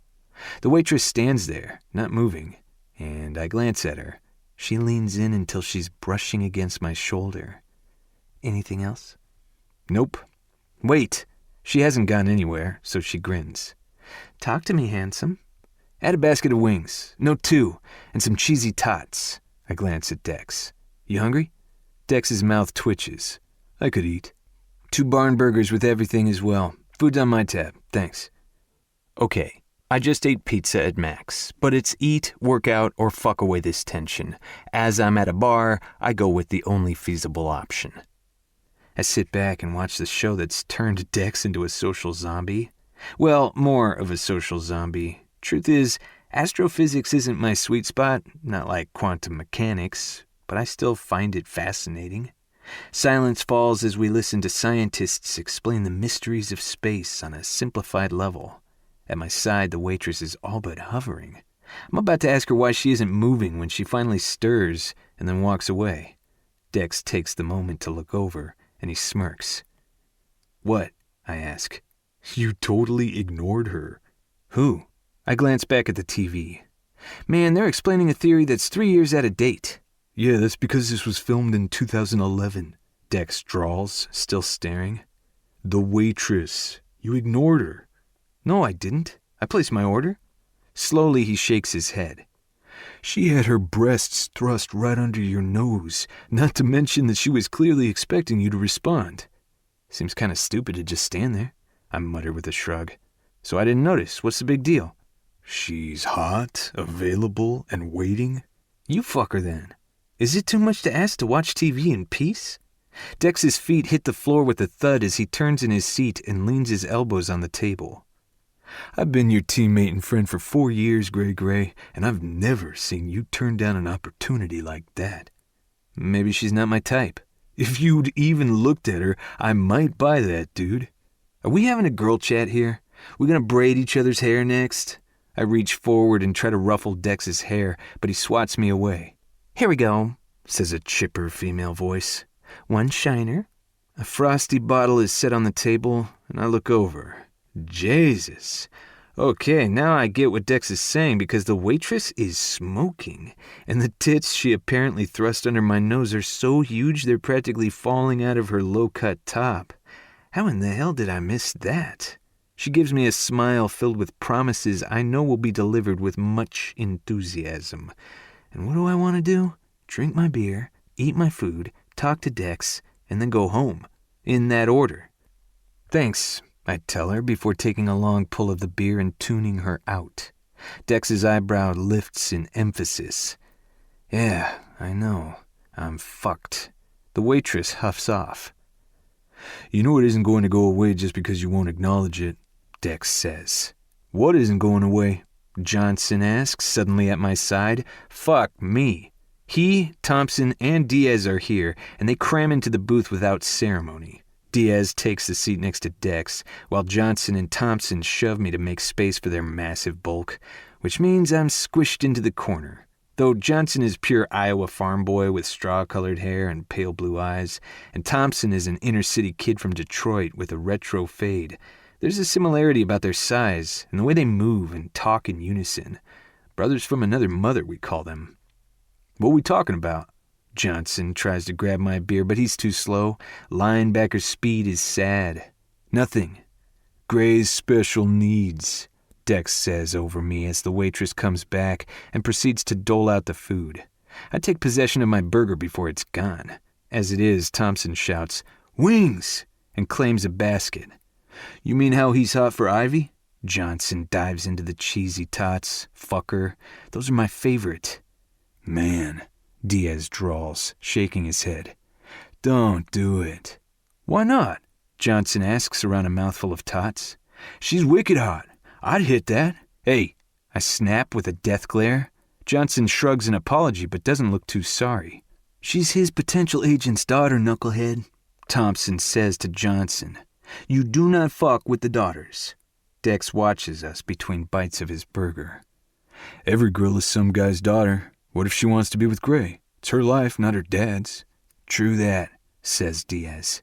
"Whatever," I cut in. "She is my friend, which means off limits." "But you want her." This from all of them, in unison, and they laugh at that. Yeah, fucking hilarious. The burger is starting to land hard in my gut. I've got to start eating better. "Come on, Gray, you know you do." "Kiss the girl already," Johnson begins to sing. Badly, a cheesy tot hits his cheek and he chucks a wing at Diaz in retaliation. It goes wide. "Isn't that the song the little crab sings in The Lion King?" Dex asks. "It's The Little Mermaid, and stop playing like you don't know." Says the dude who knows the lyrics. "Please, my little sister watched it 5 million times when we were kids." "Whatever you have to tell yourself, Johnson." And then they're back to me. "You really should admit to it. Probably make you feel better." "You want her bad." "Fine," I snap. "I do, but it's not happening, so shut the fuck up and let a man eat." Johnson gives me a once-over as he swipes Dex's beer. "Man, this is bad news." Soon you'll be so jacked up for it, you'll get distracted on the field. I'd like to think I'm a better player than that, I say, truly offended, because what the fuck? Football is my life's focus. But Johnson shrugs, unconvinced. When's the last time you got any? Why do you care? Nope, I'm not going to squirm in my seat. Diaz looks me over and rubs the fuzz he likes to think is a goatee as if he's contemplating. Not since he's been driving that car. They all stare in obvious shock. I can't blame them. Has it been that long? Shit, it has. My skin prickles, a sinking sensation tugging at my gut. I haven't touched a girl since I started texting Ivy. It wasn't even a conscious decision because I can't remember making it. And the realization freaks me out. So much so, I take a bite of my burger to keep my shaking hands occupied. Unfortunately, Johnson isn't through with me. Why don't you just fuck her and get some relief? I roll my eyes. That has got to be the dumbest idea in the history of sex. Explain. Okay, just for shits and giggles, let's assume that I make my move and Ivy agrees to let me into her bed. What happens afterward? She is my friend. I don't want to lose that. Hell no. A world without Ivy in it would be like a world without the sun. Cold, dark, devoid of gravity. I'm pretty sure I'd drift aimlessly. A shudder hits me just thinking about it. Hell, it's bad enough that I have to face her leaving for London in a few short months. So no to the friends with benefits? Dex asks in a subdued tone, as if he's truly curious. Oh, that's always a great idea. I snap. It never works. And then I'll be out of friend just because I can't keep my dick in my pants. You never know unless you try, Dex says. Maybe once will be enough for both of you. I toss my half-eaten burger into its basket. Why do you think alcoholics don't take another drink after they're sober? Drug addicts a hit. Because just once is never enough. Not when it's the only thing they crave. And God help me, because the truth is, Ivy has become a craving in my blood, racing through me hot and thick. Around the table, my friends look slightly horrified, and more than a little sorry for me. It burns, and I pick up my beer, avoiding their gazes. Can we please talk about something else now? Yeah, all right, Thompson says. You hear about Marshall's little stunt last night? Already he's snickering. What did that fool do now? Dex asks. Tried to perform a cool hand Luke. Thompson tears into another wing. What, with the eggs? I ask. Yeah. We groan as one. Johnson leans in, taking up the tail, an evil grin lighting his face. He got some sorority chick to boil him up a shit ton of eggs. Swore he could down like 60 of them or something. Diaz shakes his head as he listens. Hell, we all do. Marshall is a fuckwit of the first order. How far did he get? I ask, knowing the outcome won't be pretty. Johnson starts snickering. Man, he ate around 2 dozen, turns white as chalk and then bolts. We're laughing now. He make it out of the house? Diaz asks. Shit no, got tangled up in a bunch of girls, Johnson says, still laughing. Fucking barfed all over them. You should have heard them squeal. I'm laughing so hard I have to wipe my eyes. He's never gonna get laid again. They're already calling him Big Barf. Our conversation moves on from there, until Dex catches my eye, leaning in across the table as the guys discuss their NFL fantasy leagues. I gotta ask, if you want Ivy, why not make it real? Heat rushes over my face. Real, as in girlfriend. The idea makes my heart pound and my palms go cold. I kinda hate Dex for asking. But he's like that, always finding your underbelly and poking at it. I run a hand over my jaw. Who says I want a girlfriend? Just saying the words makes me cold. I'm not a look-forward guy. Live now, play hard. Those things are safe. Fun. The look Dex gives me says he reads me like a playbook. I sigh, picking up my beer to mutter into the bottle before I gulp the rest down. Thing is, Dex, this isn't football. That's easy. Friendship is easy. Relationships? I push my empty bottle away. It's not my game. Slowly he nods, his fingers tight around his glass. Yeah, only you want her, which means your game is already in play. Only way to go is forward, man. Sometimes I really hate talking to Dex. Chapter 9. Ivy. Tonight, I met Gray at Palmer's again to hang out with his teammates. Because their coach has a strict, no excessive drinking policy, the guys limit themselves to 1 beer each. Also in effect is a no partying rule while they train for the postseason. So sitting around, talking smack, and telling jokes is as wild as they get for the moment. I prefer this, actually. I like hearing their stories and seeing the obvious love they have for each other. They're now talking about Thompson, Johnson, and Marshall's sexcapades, which are varied and a bit disturbing.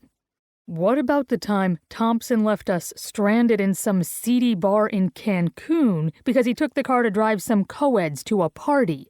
Gray glares at Thompson. Without telling us. So wrong, Marshall says with a shake of his head. Bros before hoes, man. You cut us deep, Gray adds. Don't let him fool you, Ivy, Thompson tells me as he rolls his eyes. Gray is as crazy as any of us. Gray shoots up straight in his seat. Oh no, do not be putting me in your neighborhood of Crazy Town.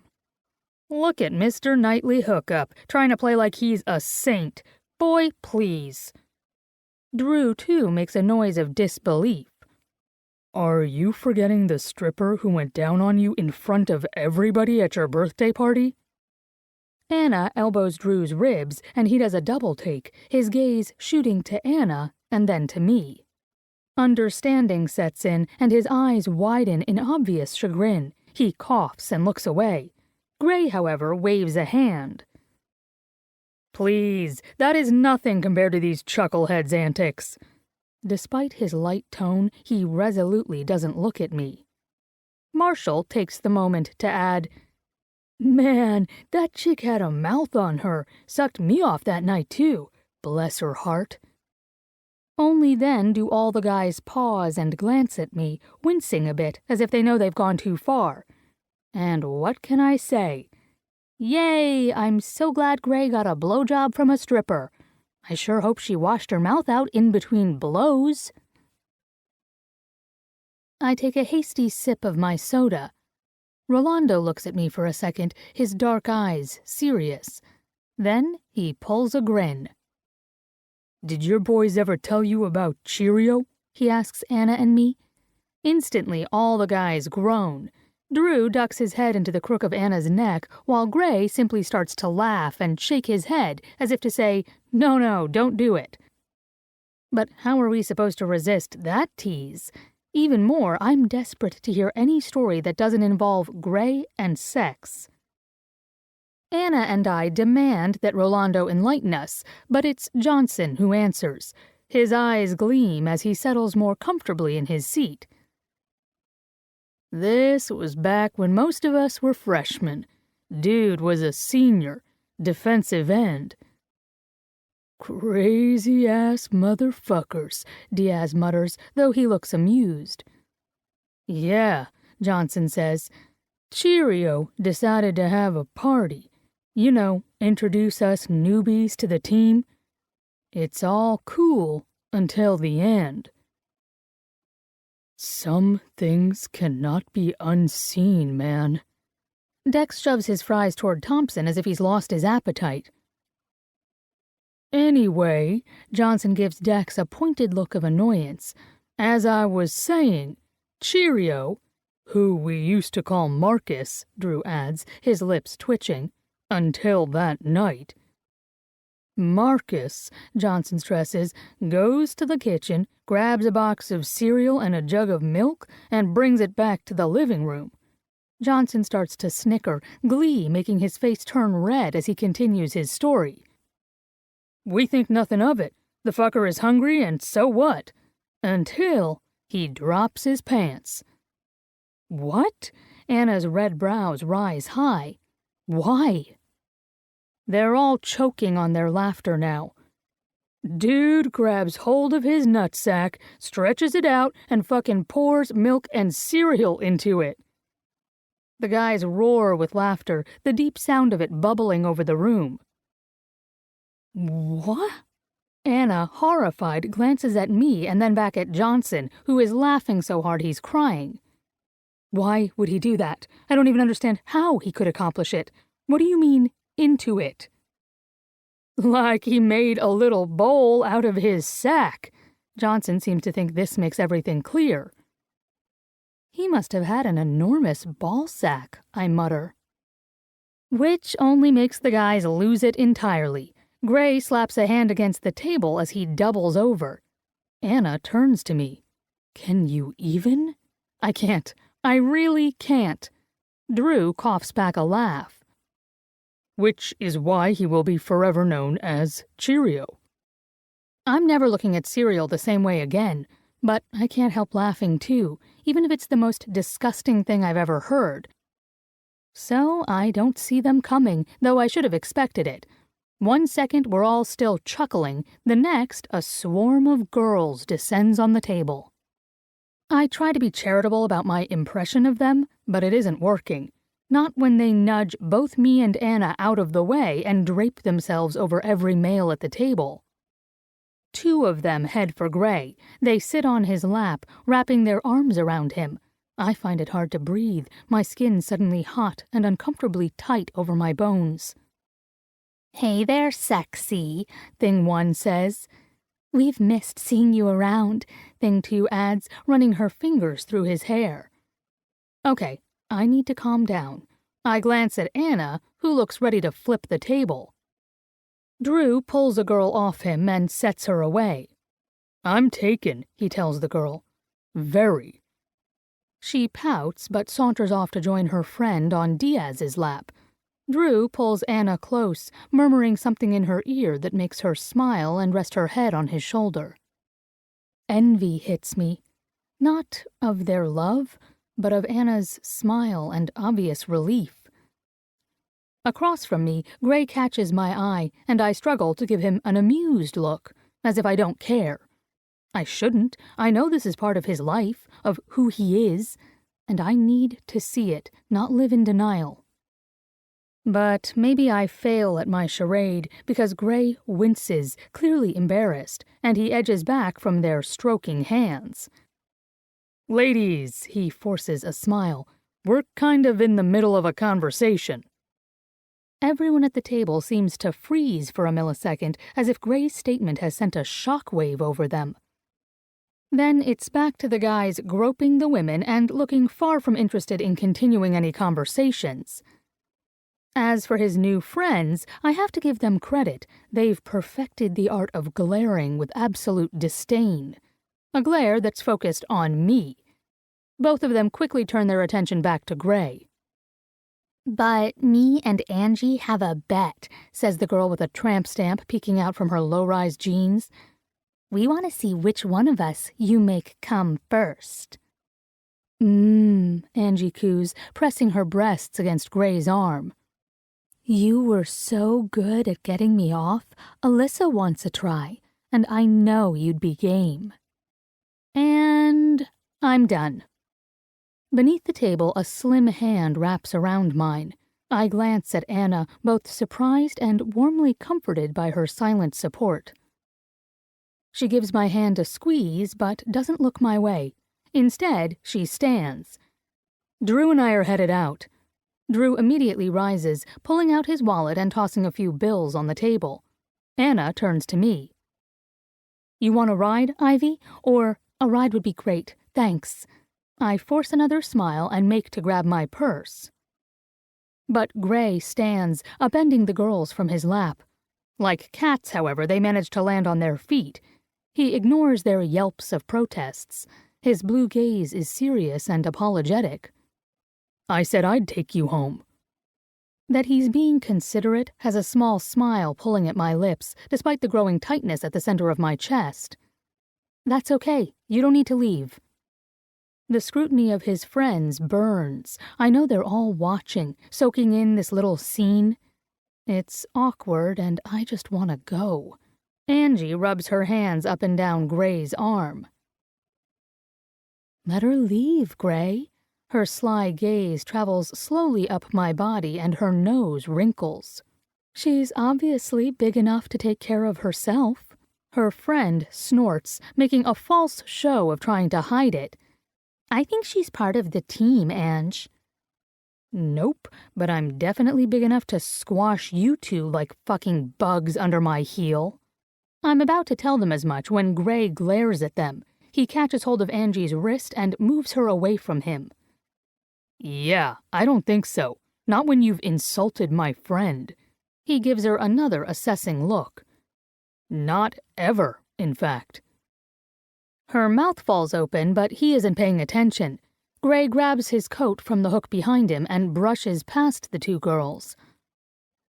Ignoring the looks of his friends and the pouting protests of Thing 1 and 2, Gray takes my hand in his. Come on, Mac, let's get something to eat. I'm starving. I don't point out that we're in a restaurant or that we devoured wings an hour ago, but let him lead me away. As soon as we get home, I go to my room, put on my PJs, and scrub my face clean. I might like to dress up now and then, but I'd rather be comfortable. And it's just Gray with me now. He's heating up leftover white bean soup when I return. Gray had brought the soup over earlier. It's no secret that he loves cooking, and he's really good at it. Apparently, his mom taught him, and he'd been the one to cook for his family when she was sick. His big body moves with ease around the kitchen. He's taken off his sweater, and his thin, ratty t-shirt drapes over his tightly toned torso like a caress. For a moment, I envy that shirt, the way it slides over his skin when he reaches for the bowls. My gaze moves to his firm ass encased in old jeans. I'm pretty sure his butt should be cast in bronze and immortalized for posterity. Or maybe all of him. It's like Thor's landed in my kitchen and taken over late-night supper. Suppressing a snicker, I join him. Gray turns and his gaze slides over me. Wonder Woman PJs. Excellent. Just be glad I wore a bra. I grab the spoons. Gray halts mid-stride and utters a small groan. Is there any chance you'd take your bra off now? The tip of his tongue flicks out to touch his bottom lip. Because that would so make my night, Special Sauce. His teasing shouldn't send a pulse of heat between my legs, but it does, and I'm thankful that I'm wearing a bra now, otherwise I'm fairly certain my nipples would be saluting him. We're quiet as we eat. I don't want to talk about what happened, but it's all I can think about. Is this how my mom felt when she went out with Dad? Had she constantly had other women rubbed in her face? But that had been different. My mom and Dad had been a couple. I'm just Gray's friend. His buddy. It's a struggle to eat. As for Gray, he looks equally downcast. I'm not sure why. He's never hidden the fact that he likes to hook up. A lot. Am I getting in his way? I don't want him to feel as though he has to babysit me. That would be too humiliating. My hand clenches tight. You didn't have to take me home, you know? You could have gone home with those girls. I wouldn't have been offended. I shove a spoonful of soup into my mouth to stop myself from taking it all back. But it's too late. Gray's eyes narrow, and his soft lips become flat and hard. He eyes me for an uncomfortable minute, one in which I inwardly curse my big mouth. When he speaks, it's low and deep. Yeah, I know, Ivy. His chair creaks as he leans forward, the irritated glint still in his eyes. I wanted to hang out with you. Seems that's all both of us want to do lately. Gray has quickly become my world, and it scares me a little, because it's becoming something I can't control. I stab at my soup. It's just, well, the guys made it sound as though you kind of used to hook up every night. And didn't that make my stomach turn to lead, which was all kinds of messed up? I certainly didn't own Gray. He makes a noise of annoyance. The guys were exaggerating. And what the hell? I didn't want to go home with those chicks. It's no big deal. His expression is mulish as he tucks back into his soup. I don't know whether I want to smile or cringe, but I've upset him, which I don't want. I don't like how they talked about you, Gray mutters. Though my face flames, I shrug. It's not like I don't hear similar comments. A lot. Doesn't make it right. No, I sigh. But who are we kidding? I'm 6 feet tall. Growing up with my dad or when I was around his clients, I never felt particularly tall. But there are days when I feel like a total oaf around other women. Around guys, too, but I've said enough. I'm too tender from tonight's humiliation. Gray glares at me. You're perfect. And hell, Mac, have you seen me? I'm a fucking tree. He snorts. I remember hitting my full height, kept banging into everything. I really did feel like Gulliver around the Lilliputians. Sometimes I still do. Yeah, but you lumber so gracefully. The corners of his eyes crinkle. Never let them see you sweat, right? And I'm serious, Mac. You're perfect just the way you are. I love not having to throw my back out just trying to meet you at eye level. So, no more crazy talk about letting me go home with a couple of jock riders who I didn't even want touching me anyway, okay? Okay. Geesh.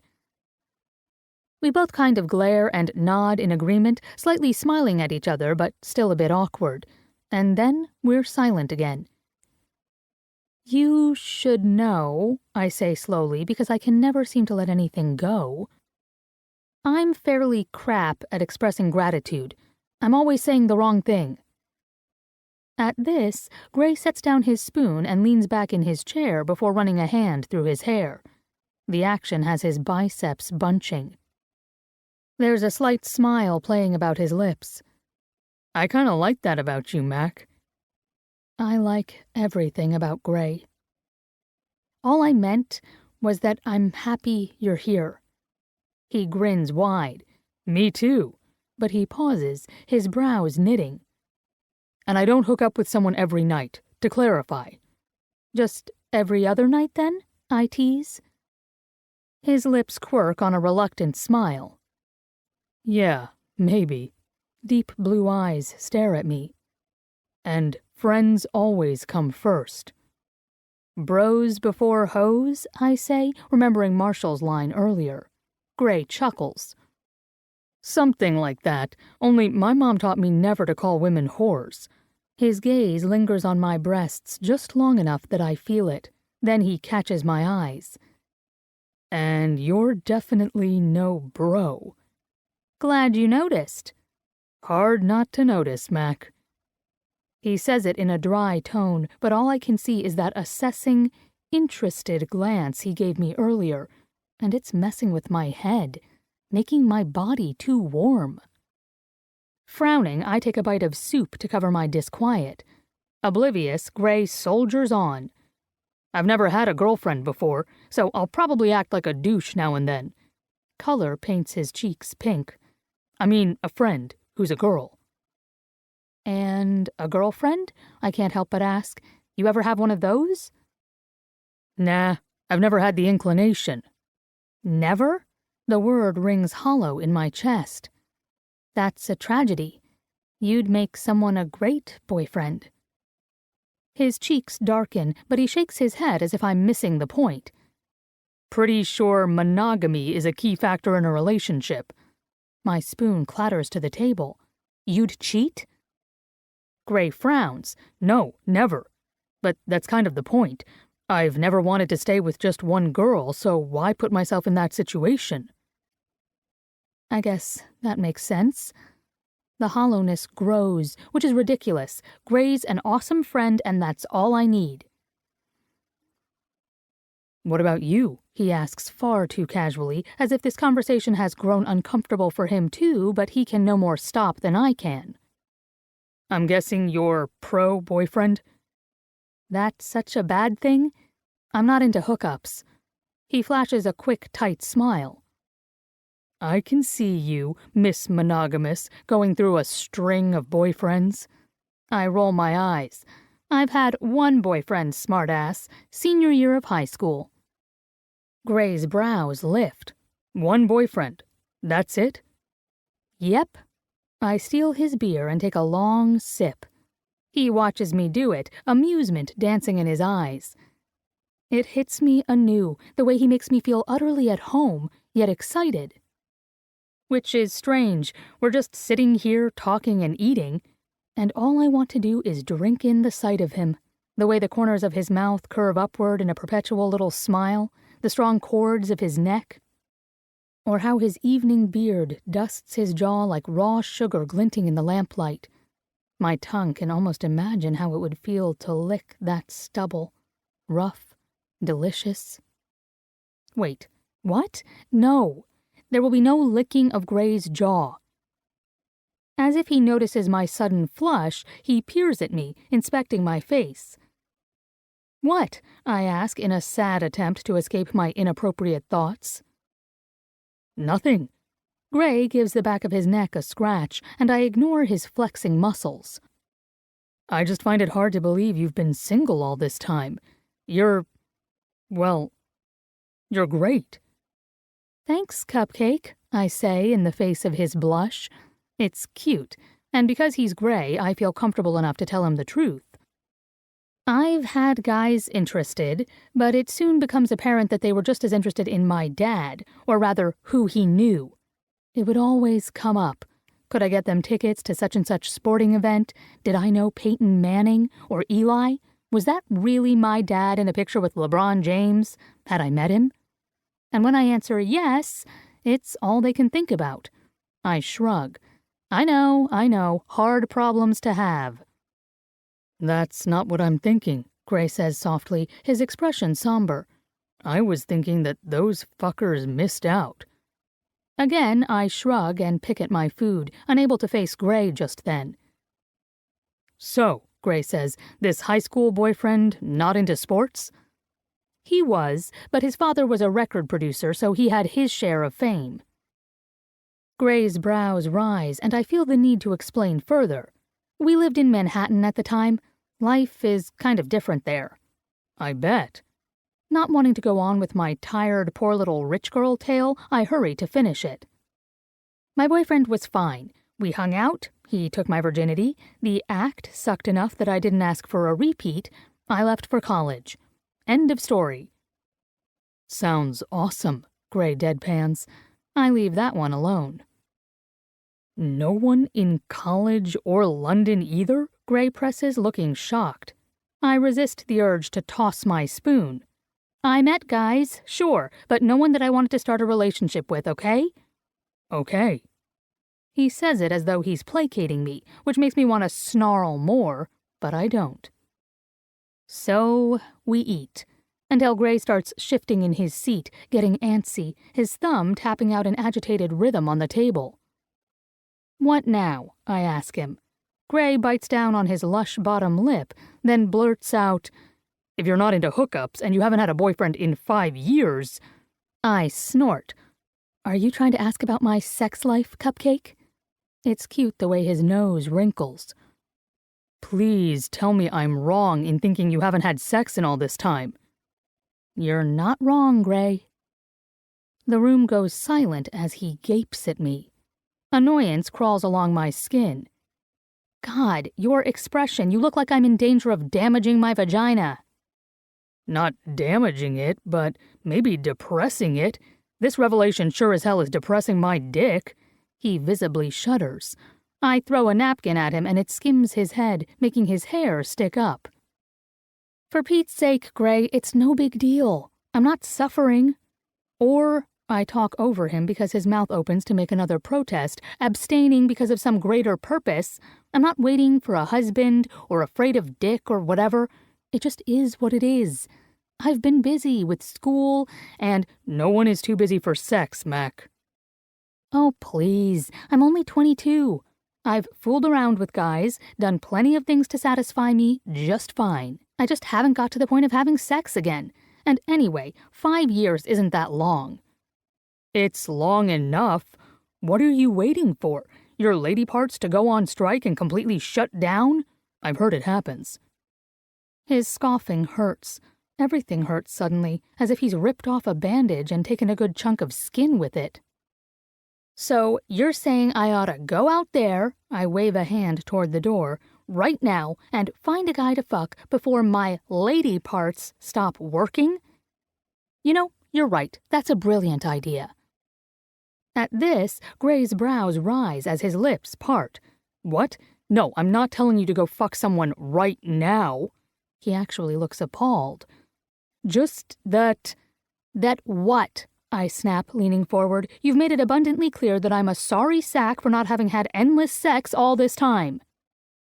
Gray's massive hands slap the table between us. I'm just saying that sex is awesome, so excuse me if I'm shocked that you're going without it. If it were up to me, I'd do it 10 times a day. And I can picture it. Gray screwing an endless parade of girls.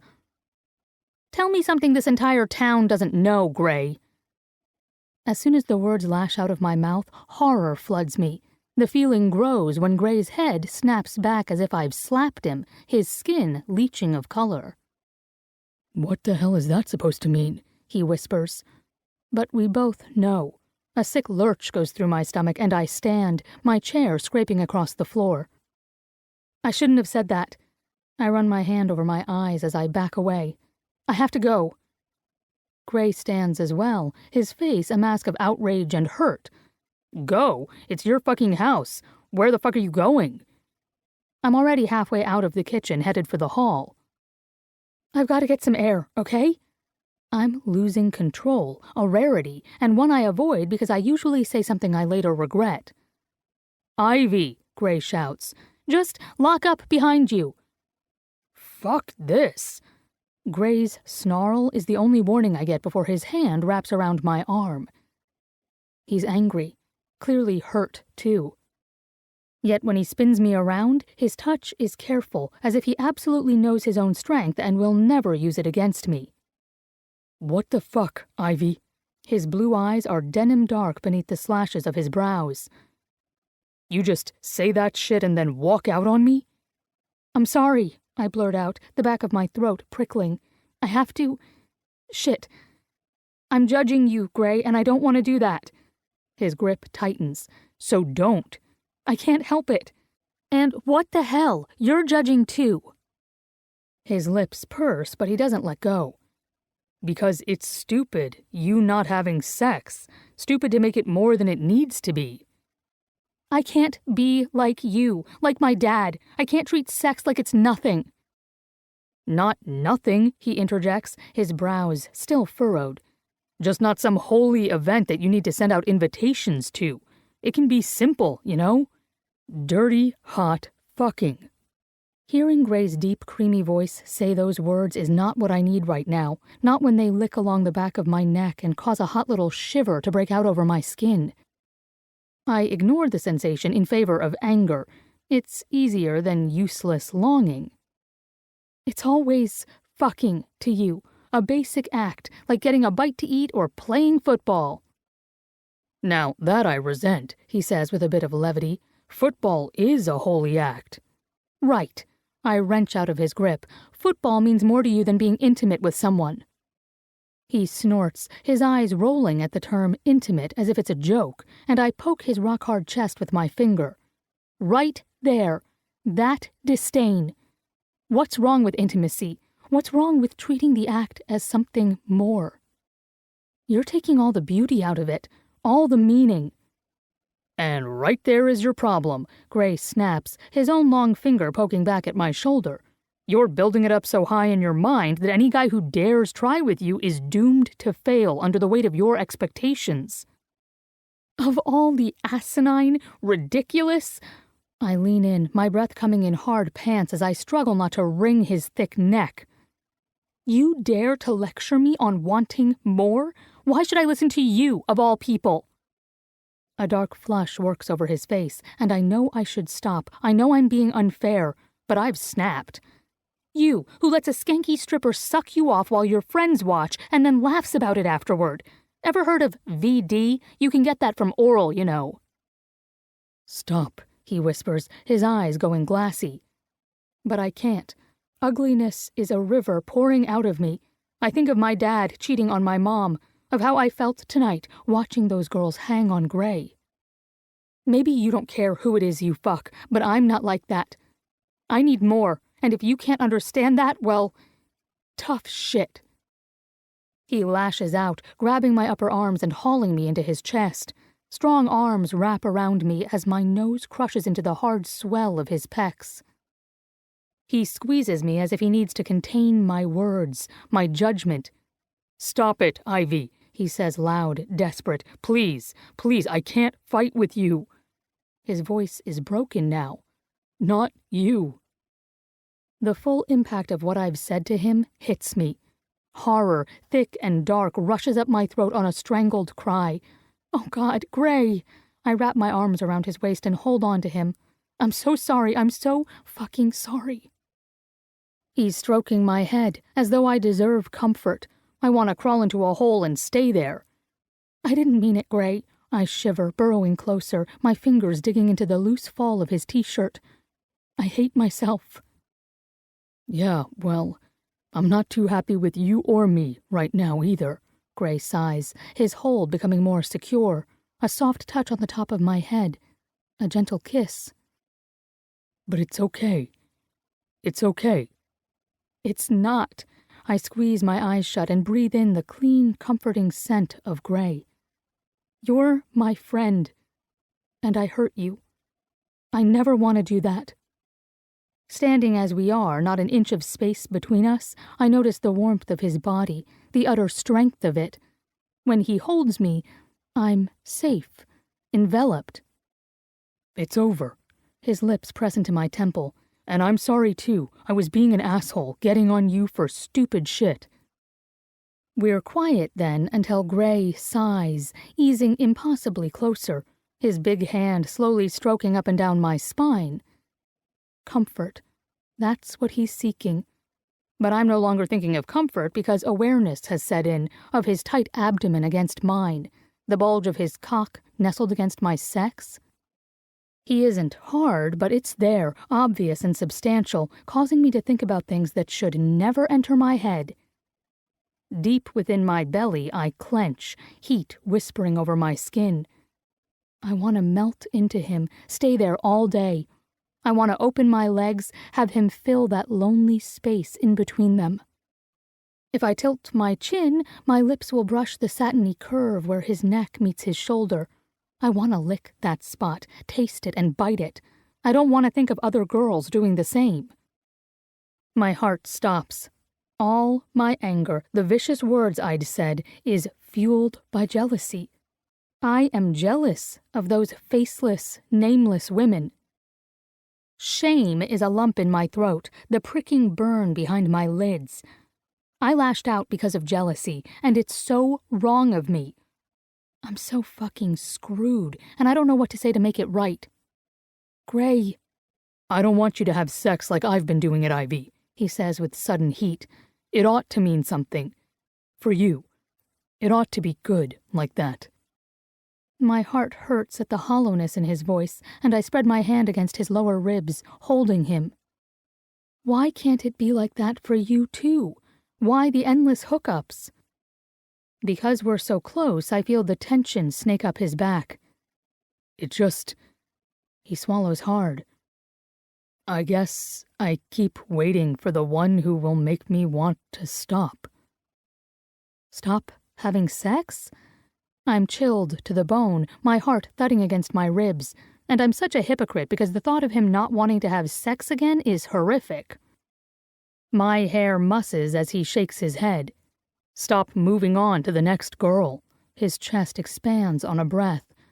"Ivy, I love women, and I love sex. But you're right.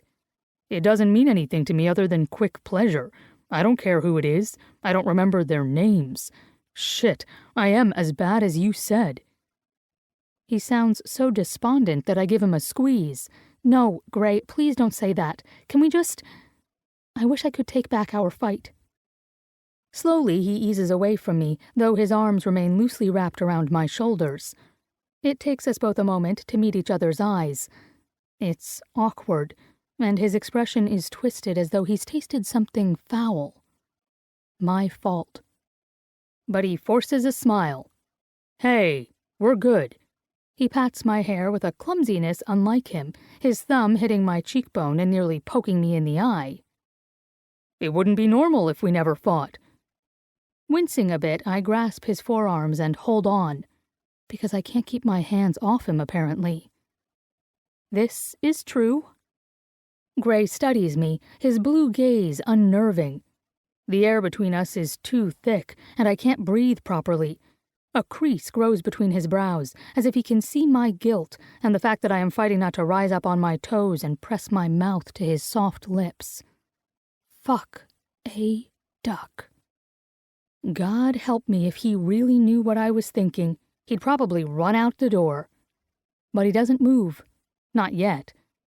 No, he presses his forehead to mine, cupping my cheeks in his massive palms. It warms me all over. I'm going to go now, he tells me after a moment. Gotta get up early for a hell practice. Okay. But he doesn't go.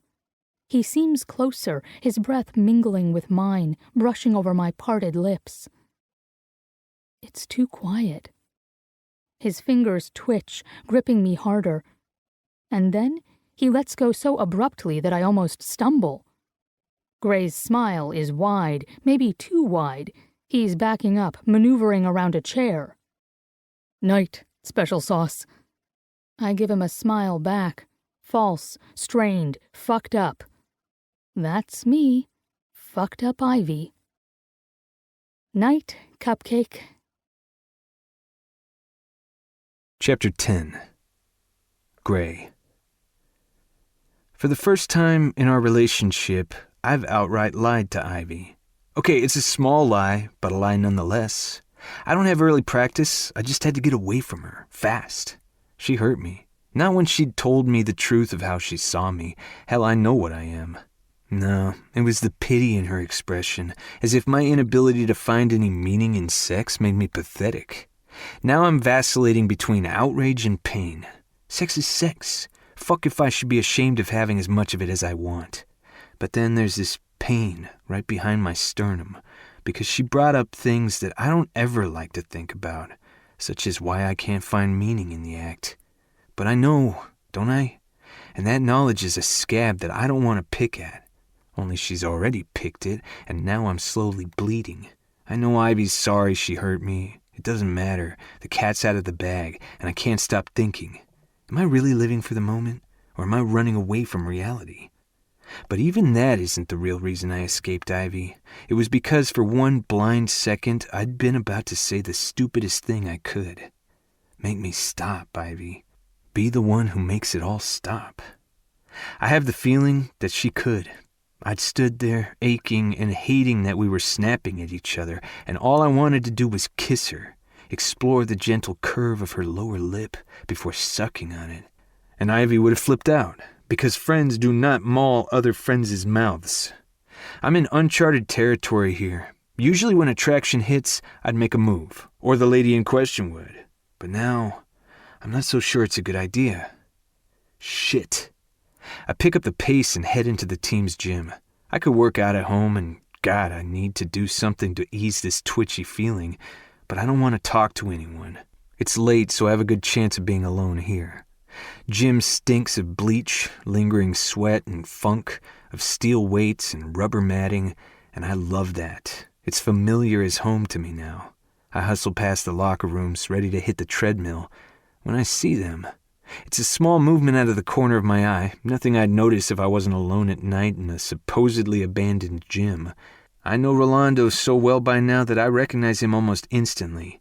He's leaning against one of the shower walls, a towel wrapped around his waist, his torso still wet. But it's the guy next to him who catches my attention. Many scenarios could explain what I'm seeing, but the way the guy leans into Londo, half his body blocking my view, and the expression on my friend's face, tight and miserable, gives me pause. And as if someone snapped their fingers in front of my eyes, I get it. Understanding hits me the exact moment Rolando notices me. He stiffens, standing tall, his shoulders straightening as if bracing for a fight. The guy next to him, a big black dude who looks like he'd be at home on the field with us, turns and glances at me. Fear widens his eyes for a second before he narrows them and glares at me, then Londo. Without a word, he pushes off from the wall with one hand and stalks past me, his shoulder almost brushing my own. I'm left alone with Rolando, who stares back at me. I suppose the knowledge is there in my eyes. I'm not really trying to hide it. That won't help anymore. But it breaks something between us. I see the moment he decides I'm now the enemy because I know his secret. He makes a noise of defiance and strolls my way, heading for his locker. He doesn't look at me when he passes, but his muscles twitch and his walk is awkward. Hell, I can leave now, not say a word, but I don't. "Whatever the fuck you think you saw," he says as he grabs his boxers. "You're wrong, G." Wariness has me rubbing my face before I move to the bench and sit on it. You think so? "Yeah," Rolando snaps. "I know so." Already he's raging, ready to attack at the smallest provocation. Bracing my forearms on my knees, I stare at the waffle weave pattern on the rubber floor matting. Is this going to be a problem for us? He pauses, one leg in his sweats, the other out, before he continues dressing. "You gonna make it one?" Look, I can pretend, and that would probably make things seem easier for you. He snorts, shoving his feet into his shoes without tying them, like he's racing to escape. But in the long run it won't, I finish. "I swear to God." Rolando holds up his hands and his arms shake. "If you start in on some white boy, let's talk about our feelings bullshit." Sit down, Londo. When he grabs his bag and makes to move to go, my voice, hard and loud, echoes in the room. Sit down. I snap my head up and catch his gaze. It's a game of chicken, but I don't blink. Londo might be fast as fuck, but I'm bigger and a better tackle. I will take him down in a minute and let him know that with a look. Scowling and muttering under his breath, Rolando drops onto the bench next to me. "What then?" I almost smile at his petulant tone. Only this night has officially gone to shit, and I just want it all to end. My fingers lace as I sit there. In high school, I had this friend, Jason. He played receiver. A lump fills my throat, and I have to clear it. Sophomore year, he tried to hang himself. Utter silence expands between us until I clear my throat again. He couldn't handle it. Couldn't face his dad, his team, thinking they'd reject him because he was gay. My hands clench. I was his friend. I suspected, but I never asked. I didn't want to upset him, but I knew he was troubled about something. Rolando's voice cracks when he speaks. "Why are you telling me this?" I risk a glance, find he's gone ashen gray. My eyes burn. It hurts thinking of Jason. I want to be clear. Do not think for a second that I'd turn my back on you. Think of you any differently, and do not even imagine that I'd tell anyone. That's your business. He glances away, then nods, one sharp, and I breathe a little easier. But I don't say anything more, knowing that he'll talk when and if he wants. We sit together for a full 2 minutes before he finally decides to talk. "It's wearing on me. Hiding, pretending to be something I'm not." I feel you. Rolando laughs low and without humor. "Not hardly, G. I'm a southern black man who plays football." He licks his lower lip in agitation. "Hell, my mama is already bugging me about when is she gonna get some grandbabies. What do you think she'd say about this?" We both deflate a little and stare at the floor in silence. That guy. I glance toward the showers where I'd found them. You love him? I feel Londo nod, but it's abrupt, as if he's still fighting his feelings. I want to help, but what can I tell him that won't sound trite? He's in a shitty position, and we both know it. I pinch the bridge of my nose and think of Ivy. She'd know what to say to make it right. I get being afraid to take a stand, change things, I say. I think, nah, shit, I know that I'm falling for my best friend. Tell me something we all don't know, G. For the first time tonight, Rolando sounds like his old self. I fight a smile. Yeah, well, she pretty much thinks I'm a man slut, so again, tell me something we don't all know. I glare at him, and he laughs. I deserve it, though. I have been hiding behind a party guy persona for so long. Everyone in my life thinks it's who I really am, and it doesn't sit right with me anymore. Sure, that guy has gotten me laid countless times, but I am tired of being shallow. Shaking my head, I lean forward and rest my arms on my knees. It's probably for the best. What the fuck do I know of relationships anyway? Rolando snorts. You're asking me? I'm saying we're both screwed. Yeah, he says slowly, almost smiling. Yeah, I guess we are. I'll tell you this. You better figure out how to deal with her dad if you want to make your move. Mackenzie will kick your ass for sure. It might be worth it. Sighing, I straighten and roll my tense shoulders. I'm gonna head out. You're my friend and my teammate. Whatever you do, I'm with you. 100%. Thanks, man. It's barely a whisper, but I hear it. My face feels hot from too much emotion flowing through me for one day. I stand, give him a brief tap on the shoulder, and walk away. Despite what I said, my stomach is queasy with uncertainty. Everything is changing around me. So quickly it feels as if a rug has been pulled from under my feet. Ivy. Gray lives with a bunch of his teammates in a house near campus.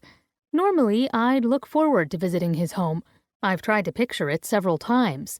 Gray at his desk doing assignments, or in bed doing... So, yeah, I want to see where he lives. But now, with our fight still fresh in my mind, I hesitate to get out of my car. We haven't seen each other in days, not since that night. Gray has been practicing and then watching game footage like a fiend, learning his competition's strengths, weakness, and playing style. A few texts are all we've exchanged. But now he's heading out of town for his conference championship game, the first stop on the road to the national championship.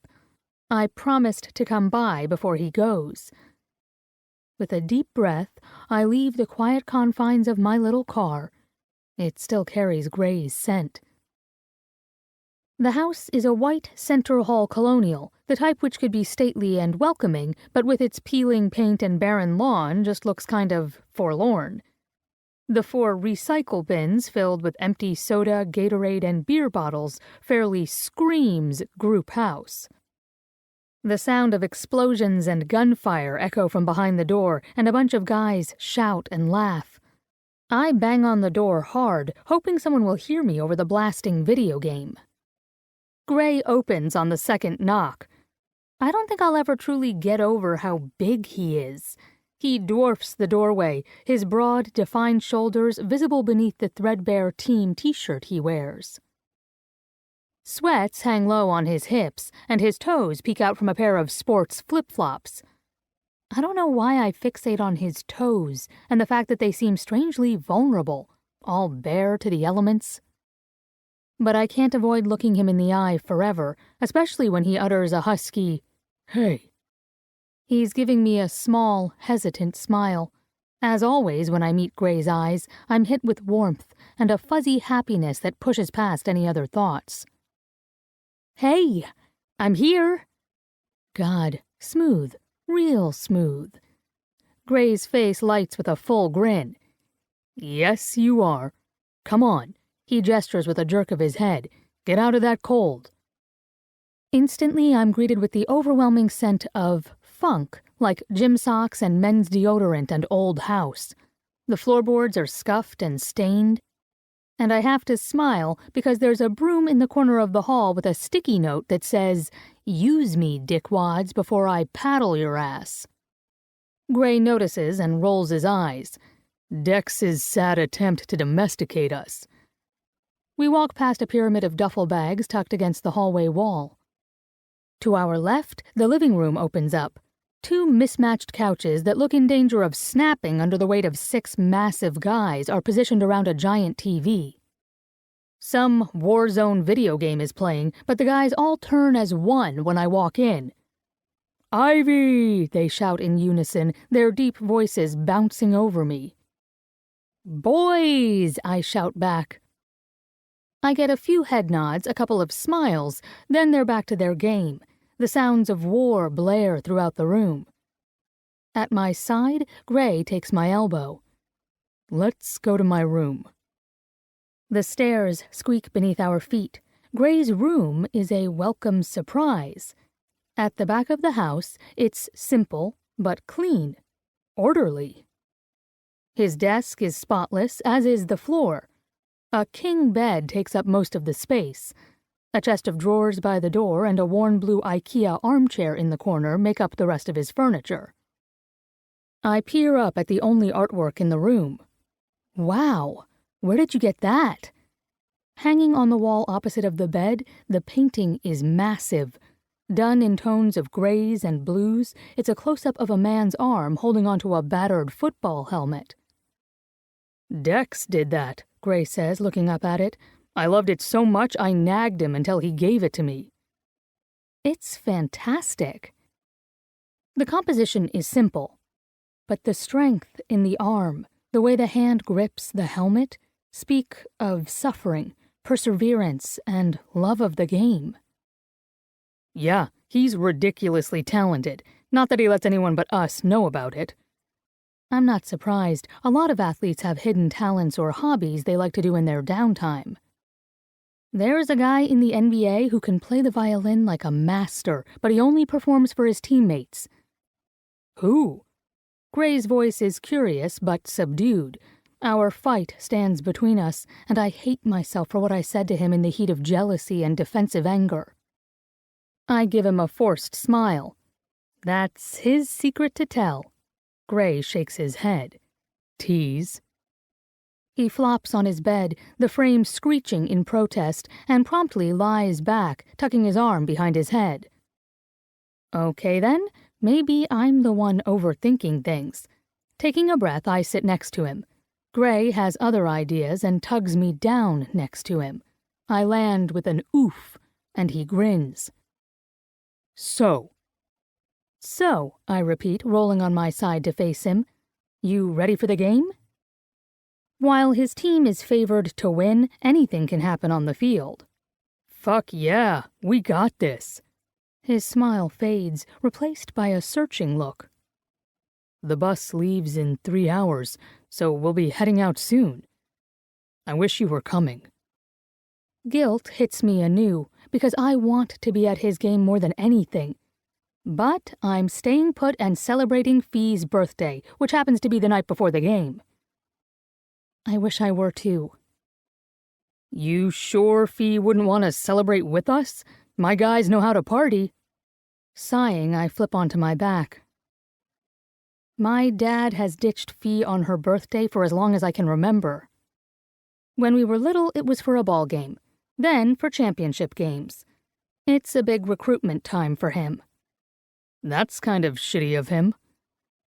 I don't know why I feel defensive of my dad. Gray's not saying anything I haven't thought, but nothing in life is straight black and white. It's his job. Follow the players, score the deal, take care of the client, talk to sponsors. I glance at Gray. When was the last time you weren't expected to play on or around a major holiday? 4th of July count? He gives me a cheeky look, but then sobers. I said it was shitty, not that I don't understand, which is another reason I haven't done relationships. His blue eyes darken. I hate the idea of doing that to anyone. Sadness sits heavy on my chest. Gray isn't the type of person who should walk alone through life, but it's not like I can protest his choices. A selfish part of me doesn't even want to encourage him to find a girlfriend, something I know would put even more distance between us. Which makes me all sorts of wrong. I pick a piece of lint off his comforter. Anyway, Fee's kind of touchy about her birthday and football. She doesn't want to be anywhere near a game during her time. I'm not going to ask her to change her plans, no matter how much I want to. Gray's voice is soft and low. I get that too. He sighs as well. Fuck, how I get it. Aside from my mom, I came second, hell, more like 5th to football. And yet, you love it. I glance at his strong profile. He's frowning up at the ceiling, but as if he feels my stare, he turns. Joy fills his expression. I do love it, Ivy. It gives me a high unlike anything else. He says it with such reverence I find it hard to swallow. I've never loved anything that way. A strange sort of yearning fills me to love something with that intensity, to be loved in turn, put first above all things. How would it be? If Gray's love of football is anything to go by, it would be the best thing in the world. I envy you, I say, my eyes focused forward so I don't have to see his face. But I feel him watching me. Why? I want that out of life, that excitement. And you don't have it with baking? Gray sounds genuinely surprised, but his voice is gentle, almost hesitant. Does he pity me? I shrug. Not in the way you love football. His shoulder moves against mine as he takes a breath. What excites you then? You? Sports, interacting with others. I shake my head. Nothing concrete, nothing flashing a big sign that says, "Here is your passion." He seems to soak this in before responding. I don't know, Mac. I still think you'd make a kick-ass agent. Maybe not the sharky parts, but life planning, marketing and coaching athletes through their social issues. The comforter pulls as he rolls fully on his side to face me, and I can't help but turn my head. A shock of dark gold hair flops over his forehead as he peers at me. You should have seen the way you lit up when you talked to the guys about that stuff. The corner of his lip curls upward. It was beautiful. My fingers dig into the worn comforter beneath me. I don't know, Gray. I've grown up hating my dad's job half the time. And what about the other half? My free hand lifts in a helpless gesture. Fascinated, jealous that he got to do those things while I was left behind. I sigh and shake my head again. It's complicated. Gray nods. Family stuff usually is. Just remember, you're not your dad. Thank God for that, I quip, earning a snicker from Gray. Oh, hey. Gray leans over me as he reaches for his bedside table, and his chest presses against mine. I suck in a breath so my breasts aren't touching him, but he moves away just as quickly, now holding his phone. He flops back down next to me. A few swipes and he draws up his email, then hands me the phone. Check it. I scan the email, not understanding at first. Then I truly read it, and I feel a little sick. Gray, he talks over me. See? Totally clean. I click off the screen, not wanting to look at his sexual health report. He's healthy, and I feel like shit. Why did you get a health check? His shoulder moves against mine as he shrugs. You got me thinking. I mean, I've never done it without a condom, but like you said, oral. He shrugs again. Just thought it was a good idea. Jesus. I toss Gray his phone, and he catches it against his stomach, frowning as he turns. What's wrong? Wrong? I press the heels of my hands against my eyes. Fuck. Mac. Annoyance and worry color his voice. Why are you freaking out? I'm clean. I turn and find his face inches from mine. Because I feel like a total asshole, that's why. I hold my palms to my hot face, blocking him out. You got a checkup because I shamed you. Oh, please, Gray says with a forced laugh. I get checked out once yearly. Just moved it up on my things-to-do list was all. I don't lower my hands. Uh-huh. Mac. Gently, Gray pries my hands away from my face. A groove runs down either side of his mouth. Come on, it's no big deal. In fact, it's pretty cool. I'm healthy, and believe me, I plan to stay that way. No more stupid shit for me. Gray. I lick my lips, and his gaze follows, his brow furrowing, and the uncomfortable tension that began with our fight grows even more. Suddenly, I'm tired, down to my bones. My hand feels heavy as it lifts and cups his cheek. Win this game, and I'll make you any dessert you want. I don't know what else to say, or to do. Something broke between us when I let my jealousy get the better of me. Now, our friendship has shifted. He's my favorite person in the world, but I no longer feel at complete ease with him. I don't know what the fuck I want, but it isn't this strange new thing that we have going. I sit up as Gray grins wide, oblivious to my unease. Anything, Mac? I keep my back to him, making a pretense of smoothing my hair. You saying there's something I can't make? The bed dips as Gray sits up too. I was gonna win the game regardless, but now? Icing on the cake, baby. I roll my eyes and stand. On the cupcake, you mean? Quickly, I bend over and give him a peck on his forehead. Give him hell, Gray. I pull back to go when a touch on my cheek stops me. Gray's calloused fingertips are gentle on my skin. Ivy? He says with hesitation. Yeah? I don't know why my heart is pounding. Only that the look in his eyes is intent yet almost afraid, like he's struggling, and I'm not sure I want him to say whatever it is he's going to say. But then slowly his hand glides over my cheek. It's such a tender caress that my heart gives a little flip. Every inch, Ivy. My brows knit as I search his face. What does that mean?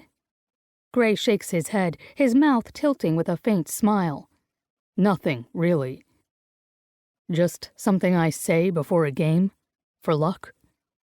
Swallowing hard, I touch his face.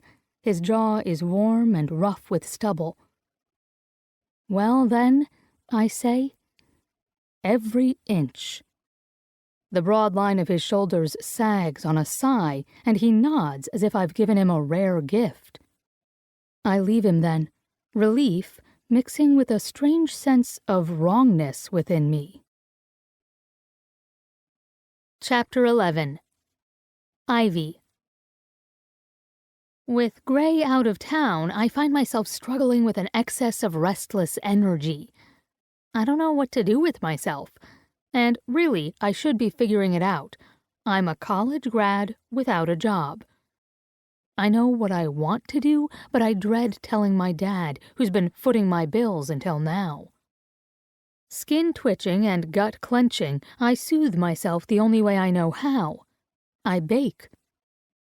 Hours later, the house smells of golden, buttery sweet goodness.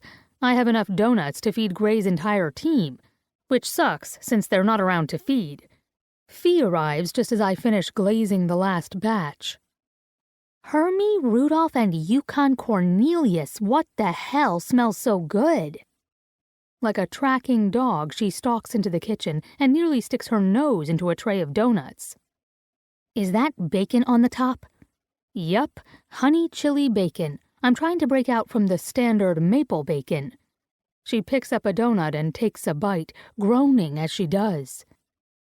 You done good, Ive. I select a raspberry-filled with toasted marshmallow topping. The flavor combination is reminiscent of peanut butter and jelly, but not as heavy and more creamy. Fee steals a bit of it and groans again. Hey, I say with a laugh, don't go getting me sick. Bah, I'm not sick any longer, and if you were going to get sick, it would have already happened. Ooh, what's that one? Christmas donut, eggnog flavor with a burnt rum sugar crust like you'd get on a creme brulee. Yum! Fee continues to munch on her bacon donut and speaks around a mouthful of food. So what's with all the baking? You channeling Mom? Hedging from answering Fiona, I reach for the bottle of red wine on the counter. Want a glass? I ask instead. She eyes me for a moment, then shrugs. Red wine with donuts? Why not? I don't talk until we both have a full glass of wine. I like baking. It relaxes me. Of course you do. It's in our blood. I mean, I hate it, but...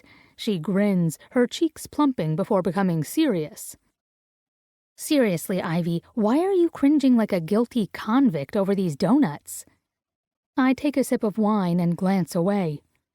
I realized today that I bake best when I'm tense. The kitchen wall clock ticks away as Fee watches me. You bake a lot, Ivyweed. I know. Before me is a sea of donuts, each perfectly frosted. I've always thought that I should join Mom because I was good at baking. I like working with my hands, working the dough and coming up with new flavors. I like feeding people. But lately, I've started to think about how I want to live. The thing is, Fee, I want to be excited. And baking doesn't excite you? She glances at the donuts. It inspires me, makes me feel good. But running a bakery? I hated it. A flush washes over me as I confess, because I did hate that part. I'd hated getting up before dawn, always being on my feet, worrying about the store and customers. Before, I'd pushed that concern to the back of my mind, but now it's too close to ignore. So, don't do it. Setting my glass down, I start to wipe away a glop of honey glaze on the counter. Fee watches me do it. If you don't want to run one of Mom's stores, she asks carefully, what is it that you want to do? Not that you have to know or anything. My fingers curl around the damp rag and I toss it aside. I don't know. But I do. I just can't seem to voice what I want because it sounds too crazy, and I'm not ready to face it. I take a large gulp of my wine, letting the mellow smoothness warm my blood. I feel foolish, frustrated. Doubt creeps over me with sticky feet. Maybe this is just a stupid flight of fancy. Mom and Dad are going to think I've lost it. Hey, Fee says softly, I've changed my major about 6 times in 2 years. You're a sophomore, you have time. And you love decorating. Why not do that? Absently, she nods. Yeah, maybe. For a moment, we're silent. Then Fee sets her glass down and reaches for another donut. I'm gonna regret you, she says to the donut, but I can't seem to care. Her gaze finds mine. I'm calling a frat boy I know to pick the bulk of these up before we go into a sugar coma. Then we're going to celebrate my birthday in style, which will include drinking more wine and telling our deep, dark secrets to each other. Fee, I'm trying not to laugh, that basically sums up all our nights together. Does not. What we drink and eat always varies. I grin and start packing up the donuts.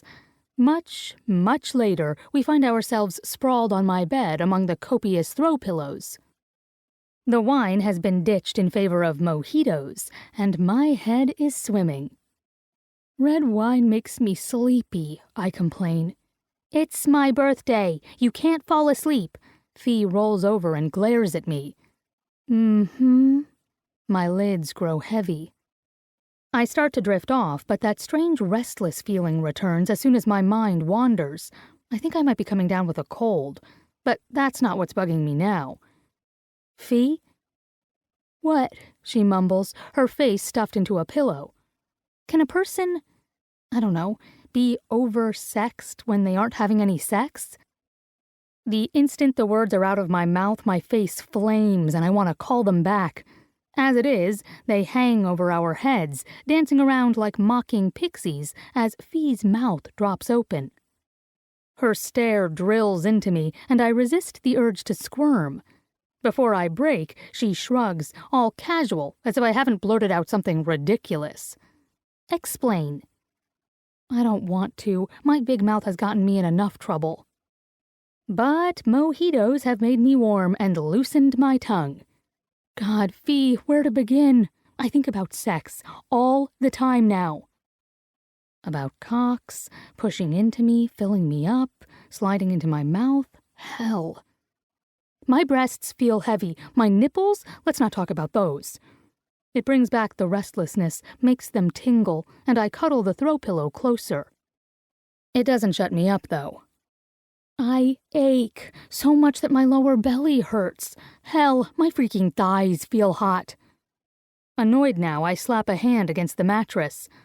I find myself dreaming of running my thumbs along those grooves on a guy's abdomen. The ones formed by those muscles right over their hips. You know, the ones that form a V. My mouth actually waters thinking about them now. Oh, says Fee in an expansive voice, I know them well. She grins all cheeky, her brows waggling. They bracket Victory Lane on the road to Coxville. Yesterday, I tell her on a sigh, I ended up staring at a nipple for 10 minutes. Fee chokes out a laugh. A nipple? Yeah, I say despondent. There was this picture of a shirtless guy in L. Oh, a guy's nipple. Of course a guy's nipple. I bite my lower lip. Although I'd probably get turned on by the sight of a woman's nipple, too. I mean, boobs are sexual and all that. Fee mutters something under her breath before glancing at me. Never figured you'd be the type to get enthralled by a dude's nipple. Apparently so. Frowning, I pick at the hem of my shirt. You know, they're just so tiny and hard, like those rivets on jeans. I ignore her snort. And I wonder how one would feel against my tongue. Would the guy like it if I licked him there? Would he make a little groan? All right there, little Miss Spanish Fly. I get the picture. Sighing, I turned to my side to face her. Fee, this is serious. It's a problem. I'm hurting here. Her cheeks plump on a grin. Oh, I hear you, Ive, though I'd say this is more an issue of being undersexed rather than oversexed. Over? The point is I'm horny. Then go out and have some sex already. I can't. It's a pathetic wail. I'm not made that way, Fiona. I can't screw just anyone. I need... Damn it all, I don't want to talk about this anymore. My stomach turns with the thought of nameless sex, even as my breath quickens with thought of a hard male body pressing against me. I need to like the guy, I mumble. That's the shittiest part about it. I want sex so badly my teeth ache, and yet I don't have the guts to go out and get it. Ice clinks as Fee swirls her glass. You know who you should talk to about this? Gray. What? Heat rushes my face. Please, no. I wave, my hand nearly slapping my nose in the process. No way, Fee. Do you want me to die of embarrassment? Gray would either smirk and give me the same shit as Fee, or he'd be horrified. Gray has a startling tendency to get prudish on me. God help me if Fee suggests what I think she will. I can't think about that. I won't. Why not? He knows all about sex. He's hot as fuck. Maybe he could help you out, give you a little friends with benefits relief. So she went there. Fee, how can you say that? Ow! Volume, Ivy. My damn ears are ringing. Grinding my teeth as my face bursts into flames, I manage to speak. I cannot believe you said that. Did the heat come on or something? I'm going to burn up from embarrassment, maybe melt into the bed. Oh, please. He'd do it. You know he would. Everyone knows the guy will do any hot girl that looks his way. Stop, I snap. Gray isn't some cheap man-slut. Never again will I let myself or anyone else belittle him. He's not? She doesn't even try to hide her sarcasm. No, he's my friend, and I'll thank you not to talk about him that way. I hug my pillow tight. Never mind that friends with bennies has got to be one of the stupidest ideas in history. It never works. Not, I add, that I'd even consider it. I don't... A breath puffs out of me. I'm not going there with Gray. Just the thought of sex with Gray? Nope, not even going to entertain the idea. Sex with him would only lead to trouble. I'm a relationship gal, and I know it would become too much for me, sharing that sort of intimacy and not having Gray as more than a friend. I cling to that fact like I would a life raft. Her shrug is careless. Well, then maybe he can hook you up with one of his hot friends. I'm not having sex with one of Gray's friends. Everything within me revolts at the idea. It would ruin what I had with Gray. Wouldn't it? And besides, I don't want one of his friends. So, you don't want to hook up, or to ask Gray to help you out, or set you up. Fee glares at me. What do you want? An answer pops into my head before my booze-addled brain can squash it down, but I bite my lips together and refuse to say it. Again, the horrible squirmy, we need some lovin' heat flares between my legs. I just want to feel like myself again. Good luck with that. Horny doesn't just up and go because you ask it nicely. Great. I lift my hands in irritation. So what? Fee laughs at me, the jerk. Become real familiar with your hand. Pillow, I correct without thinking. What? Her eyes are wide, her smile scandalized. Nothing. I said nothing. Fucking booze. I'm never drinking again. Sure you didn't, Miss Hump and Pump. The throw pillow flies out of my hand and whacks her face. Ew, Fee shouts. This had better not be the pillow. Better smell it and see. Fee's answer is to smother me with the pillow, and the night devolves from there. Gray. For the first time before a game, I'm nervous. Usually I'm pumped up, anticipation and adrenaline surging through my body. I get off on it, like good sex, only with a fine edge of aggression to sharpen the feeling. Out on the field, I can let myself go, let out all the anger, hurt, frustration of life. And yet, it never really feels like rage. It's a battle, sure, but there's love too. I fucking love this game. The intensity, the pain, the mind games. Nowhere else do I feel more alive than when I'm playing, my body and mind working at full tilt to obtain my goals. So, I'm not gonna lie, I have a hard-on for football. I get totally jacked on game day. Which is why I'm pissed now, because I'm not jacked. Excitement does not run through my veins. Instead, there's a boulder in my stomach and invisible hands clutching my neck. Though the crowd is roaring their excitement and the air almost vibrates with their enthusiasm, everything feels off. My teammates aren't joking like they usually do. Rolando is quiet and pacing the sidelines as they prepare to sing the national anthem. The guys have tense faces. Cal Alder is sitting on a bench, his skin pasty and sweaty, though Coach doesn't seem to worry that our starting quarterback looks like death warmed over. I swear the stink of defeat hangs over us, and we haven't even started the game. My fingers are ice cold as the anthem is sung. By the time a few of our defensive linemen trot out to do the coin toss, I'm ready to scream. From the corner of my eye, I see Alder scramble over the bench. He pukes into a half-filled ice bucket, and a few guys jump back. Cursing, I jog over to him as he throws up again. Wiping his mouth with the back of his hand, he glances up at me. "You gonna make it?" I ask. His expression is blank. "Yep." "Here." I grab a Gatorade and hand it to him. "Refuel and wash your mouth. I'm not smelling that when you call plays." He doesn't smile, but takes the bottle and drinks deep. On the field, the kickoff is already underway. Our guy Taylor manages to catch the ball and run to the 40. It's almost time to go to work. "What's the deal?" I ask Cal. "You sick?" Those frosty eyes of his don't blink. "You my nurse?" "I'm your fucking teammate and tight end." I snap, annoyed as shit. "So answer the fucking question." Cal's tight expression eases. He sets his bottle down and stands. "Right as rain, Grayson." Well, fucking great. Sure, whatever. I'm about to yell at him to give me the truth when Dex walks up. He's got his helmet in hand and his dark hair is already sticking up with sweat. He takes a long look at Cal, then nods. "Stage fright."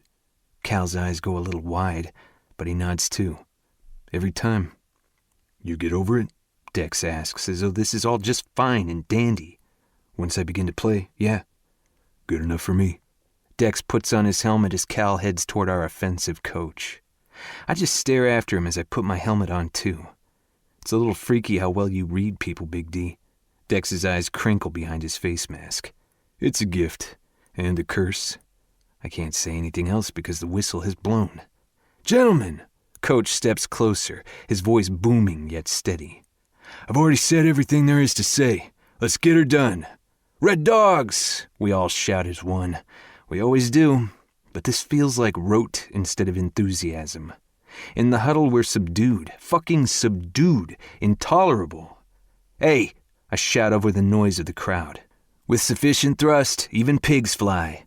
They look at me like I'm crazy. "What the fuck, G?" Diaz shouts back with a confused snort.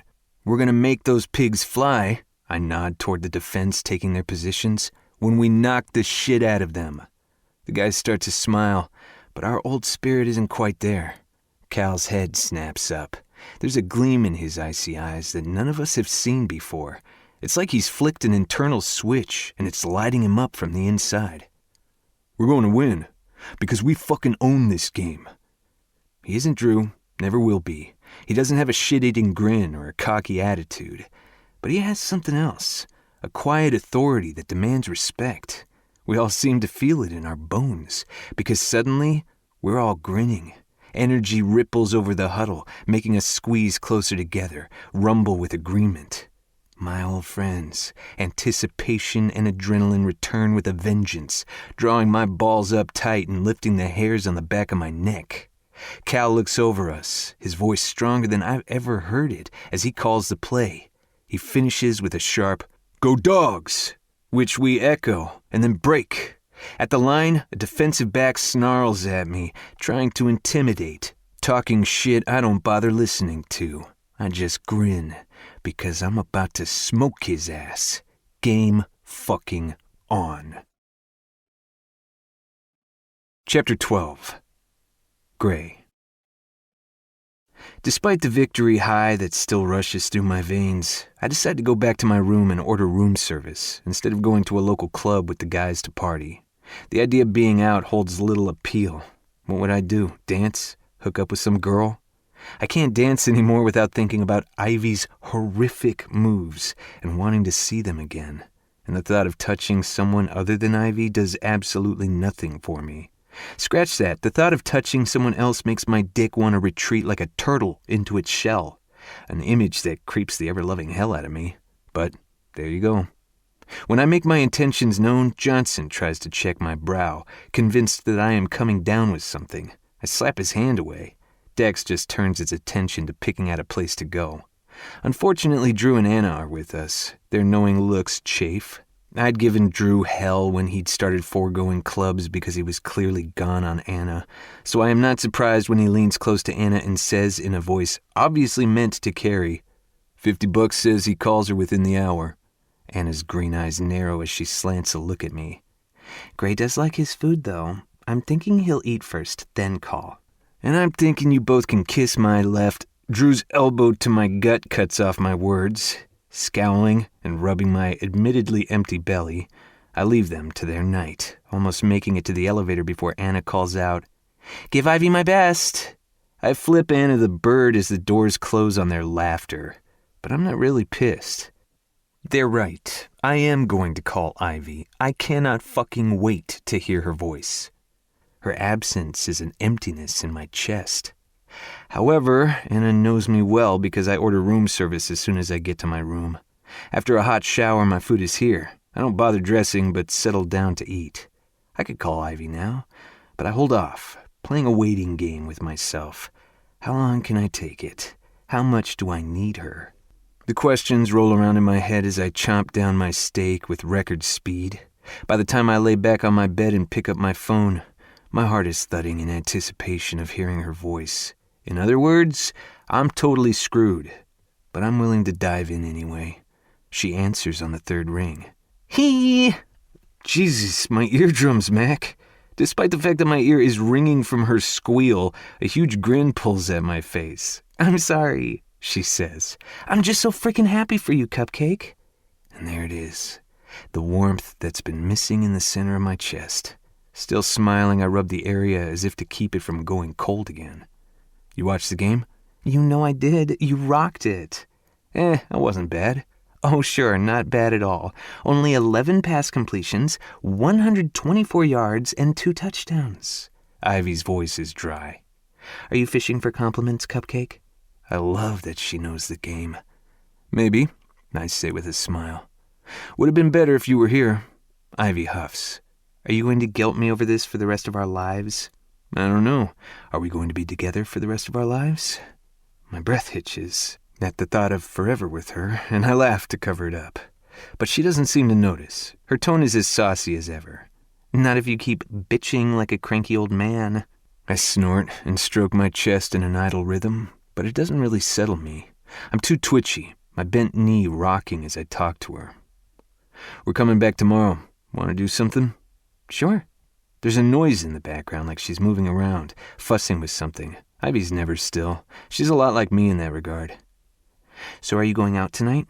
No, I'm in for the night. What? Why? She's so freaking cute when she's irate. You should be out celebrating. Smiling, I reach over and grab my headphones, plugging them in so I can talk hands-free. I'm celebrating with you. Awkward silence follows, and I inwardly curse my big mouth. Mac? I ask when the moment stretches too far. You there? Yeah, I'm here. Her voice is soft, hesitant. I wish I was there. I should have been there for you. You're here. My hand stops over my heart and I spread my fingers wide, pressing down as if it can ease the ache inside. Now, this counts too? Gray? Yeah, I whisper. Are we good? What I said... I told you, Mac, we're good. Can we just move past it? Fuck if I want this tension between us anymore. It's killing me. Okay. More scuffling noise comes from her side of the phone. Grumpy Gus? That's Sir Grumpy Gus to you? I smile a little. What are you doing? I hear noises. What noises? Max says in a stage voice that makes me smile full out. I'm not hiding a body, I swears. Har. I'm getting into bed if you must know. Instantly my body goes tight. It doesn't help that I'm naked and spread out on a bed. It's a strain to sound unaffected. You want me to let you go? Nope. Somehow I can hear her slide under the covers. The little hairs on my skin stand on end. My hand edges down my abdomen, the muscles hard and tense there. I imagine Ivy's hand running along my skin and suppress a groan. As it is, a small grunt escapes me, and I hurry to speak. I'm getting into bed too. Jesus, you really are acting like an old man. Are you sure you're all right? The affection in her tone comes through loud and clear. I feel like I ought to be pressing a hand to your fevered brow. I'm tired, Mac, I tell her lightly. And if you don't cut it out, I'm going to hang up. Would serve you right if I am sick and end up wasting away from some sort of Victorian disease. And then how will you feel, knowing you let me go? What kind of disease are we talking about? Like consumption or cholera? Max snickers into the phone. If it's cholera, you're on your own, Cupcake. Cute. I rest my hand behind my head, getting more comfortable. Mac? Yeah? You said it was bad. The sex, and... Gray! Her exasperation is sharp. Didn't we just agree not to talk about that anymore? I wince, feeling like an ass and cursing my big mouth. Shit, yes, I know. Okay, fine, it's bugging me. Not, I interject before she can speak because I can hear her taking an indignant breath. Because you aren't having sex, but you said it was bad, and I want to know why. My heart pounds against my ribs. Did he hurt you, honey? It's inexcusable that I haven't made certain until now, and I will burn the fucking earth down if he did. Mac's soft voice comes at me through the buzzing in my head. No, Gray, no, not that. She goes silent, and I take the moment to draw in a deep, not-so-steady breath, nodding even though she can't see me. Relief makes me sag further into the pillows. When she speaks again, her voice is low and tense. It was just... the foreplay was awesome. I wanted it, Gray, badly, you know? Again, I nod. My voice seems to have left the building. I don't really want to think about some fuckwit giving Ivy awesome foreplay. Why did I have to ask? I planned for it. Went to the doctor's and got on the pill, and that's some dedicated planning for your first time. She makes an annoyed noise. I know. But that's how I am. I plan. I commit. And I don't trust condoms to... You don't? To protect against diseases, yeah, but you do realize they have about an 18% failure rate for birth control. I don't want to even think about failure rates. The idea that little Grays could be out there gives me the willies. But I chuckle instead, wanting to change the subject. Okay, lesson learned, Dr. Sex Ed. She snorts. I was 16. I did not want to get pregnant, and I figured if I worried about that, I wouldn't have any fun.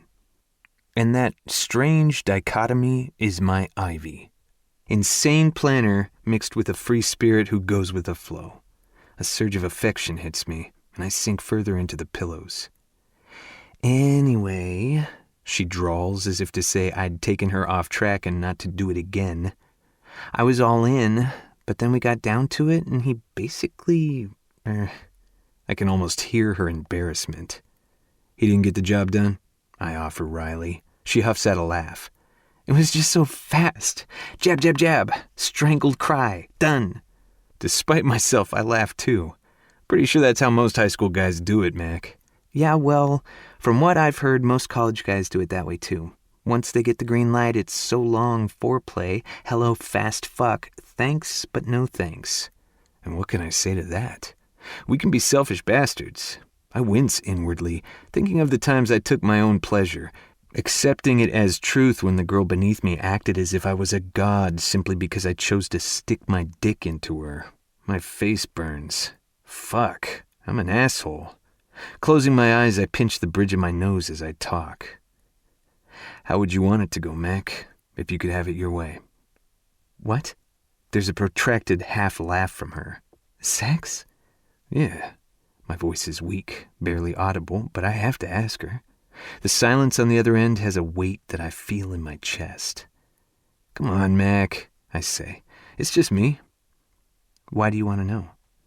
Maybe because most of us guys need a wake-up call. Maybe because I want to know how to please you, or I'm a dirty bastard who needs to hear your honey-smooth voice talk about sex. Take your pick. Anxious, yet filled with anticipation, I rub the flat of my belly again. Tell me, I murmur. Tell me how it would be good for you. Her breath hitches, and for a moment I think I've gone too far, but when she speaks, it's in a whisper that has an edge to it, one that sends heat straight to my cock, because she sounds excited, tempted. Just between us? My breathing picks up, lighter, faster. God, this was stupid. So fucking stupid, like opening Pandora's box. I'll regret it, I know. And yet, just between us. She makes a little strangled noise. I can't. Okay, screw it. Another soft breath that has me clenching, and then... I would start out slow, just kissing, that lazy sort of kissing that goes on, all soft and melting, until you're drugged with it and your lips are all swollen and sensitive, and you're just kind of breathing each other in, you know? I swallow, reflexively, my voice totally gone. No, I don't know that kind of kissing. I've never had the desire to go there with any girl. But fuck, I can imagine kissing Mac that way, learning her mouth, shaping her lips with mine. My lips thrum with the need to feel hers, to sink into her taste. Her soft voice glides over my skin. And then he'd touch me. Are you standing up or lying down when he touches you? My voice is a rasp, but it's a miracle I got the words out. I'm wound so tight. She pauses. I don't know. Are you lying down now? Yeah. It's a gentle whisper. My breath hitches, and I actually shiver. Then you're lying down, on your back. I squeeze my eyes shut, images flooding my head. Your hair is spread out on the pillow, your eyes on him, watching what he does to you. Her soft breath is in my ear. He runs his fingers along my neck, his touch barely there, but I feel it, burning a trail over my skin, down to my collarbone, and it gets me so hot, waiting for him to unbutton my shirt. You want him to see you, don't you, honey? And, oh fuck, I can imagine it, spreading open Ivy's shirt, exposing her smooth skin. Yeah, she says. A huff of breath. My nipples are so hard, aching. Jesus. And he slides that shirt apart, exposes your sweet tits to his gaze. Mac makes a sound, a moan. My lower gut clenches like a fist. I can't breathe, can't fucking think. Slowly, my hand eases down over my stomach, shivers breaking out in its wake. I shouldn't do this. I can't stop. I'm so hard that my dick has a heft to it, like it's a separate entity, pulsing with the need to fuck. I give it a squeeze to alleviate the pressure, and it throbs against my palm. My teeth dig into my lower lip as I hold in a groan. I'm so fucking hot and thick, I'm surprised I haven't come already. What does he do to you next? I practically beg as I give myself a small tug. He sucks me. Her voice is a stroke along my balls. Gently, so all I can feel is his warm, wet mouth, and it drives me crazy. I want it harder. As if obeying her command, I fist myself tighter. Yeah. I arch up into his mouth, seeking it, but he doesn't give it to me. Not yet. Her breath is coming on faster now, her voice light and agitated. He flicks my nipple with his tongue, plays with it, gives it little sucks, long, lazy licks. I shudder, and I swear she does too. My tongue hits the roof of my mouth. If I close my eyes, I can feel the tight butt of her nipple there. They throb, Gray. Oh, Jesus. I squeeze my eyes shut against the sound of her plea, so thick with need that it makes me ache. Pinch them, I grit out. Give them a tweak. And she does. Holy hell, she does. A small muffled whimper comes through the speakers and my dick jumps in response. I'm full out jacking myself now. Every inch of me vibrates. Ivy. Her soft breaths are driving me crazy, and I fucking know she's touching herself too. Are you wet, honey? Has he made you wet? So wet. Wet and swollen. It's trickling between my thighs. I hurt. I need. She makes a little hiccup of sound. I need. You need him to touch you, baby. Ease that ache. Rub your clit. Spread all that slick sweetness around. God. Would he finger you? Would he fuck you with his fingers? Push them in and out, nice and slow? Yes. I lick my lips. I think he'd have to taste you, honey. I think he'd need that so badly, to know how sweet you truly are. I want him to. I want his mouth there. It is. He's lapping you up, making you scream his name. Gray. I know. I'm barely aware of what I'm saying anymore, only that I need more. The bed squeaks beneath me as I pound myself. Ivy's breathless voice is disjointed, hitching over the words. He needs to fuck me. I can't take it any longer. You want him to sink his cock into you? Yes. Pump into your tight heat like he'd die if he stopped? Yes. Oh, fuck, he wants that too. He wants it so much he can't think of anything else. I'm so hot I'm leaking cum. It weeps over the swollen head, coats my shaft as my fist moves faster, harder. I want him to fuck me, Gray. And then I hear it. The sweetest fucking sound ever. A low, keening wail, almost pained, but so full of pleasure that the hairs on the back of my neck lift. Everything is muffled, like she's trying to stifle the sounds, but she can't. And I'm so attuned to her right now, I hear every one of them. I bite my lip and taste blood. Ivy coming. My chest heaves. Heat licks over my balls, down between my thighs. My ass clenches on the next thrust. Oh shit. Honey, I'm gonna... The orgasm hits at full velocity. I arch up, my hips leaving the bed, my body locked in pleasure. A strangled, broken shout leaves my lips as cum lands in hot strips across my abs and chest. My vision goes dark, my hand jerking every last drop of lust and need from my abused cock.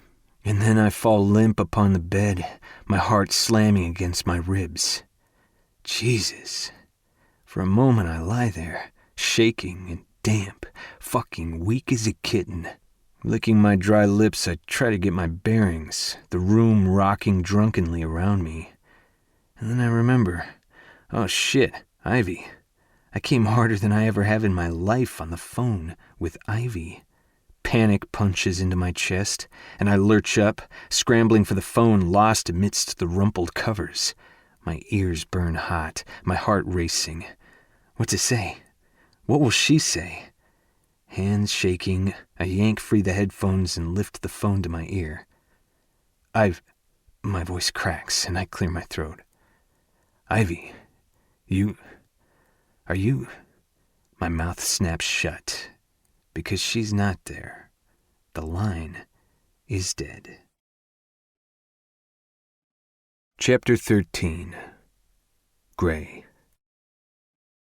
I'm home, which is to say I'm standing in front of Ivy's door. I've been standing here too long. The neighbors are going to start to wonder what the hell I'm doing.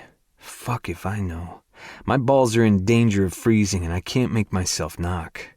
We'd had phone sex. I'm almost positive of it. And how messed up is that I'm not sure? Had she realized I'd jacked off to her breathless voice? Had she hung up before or after I came?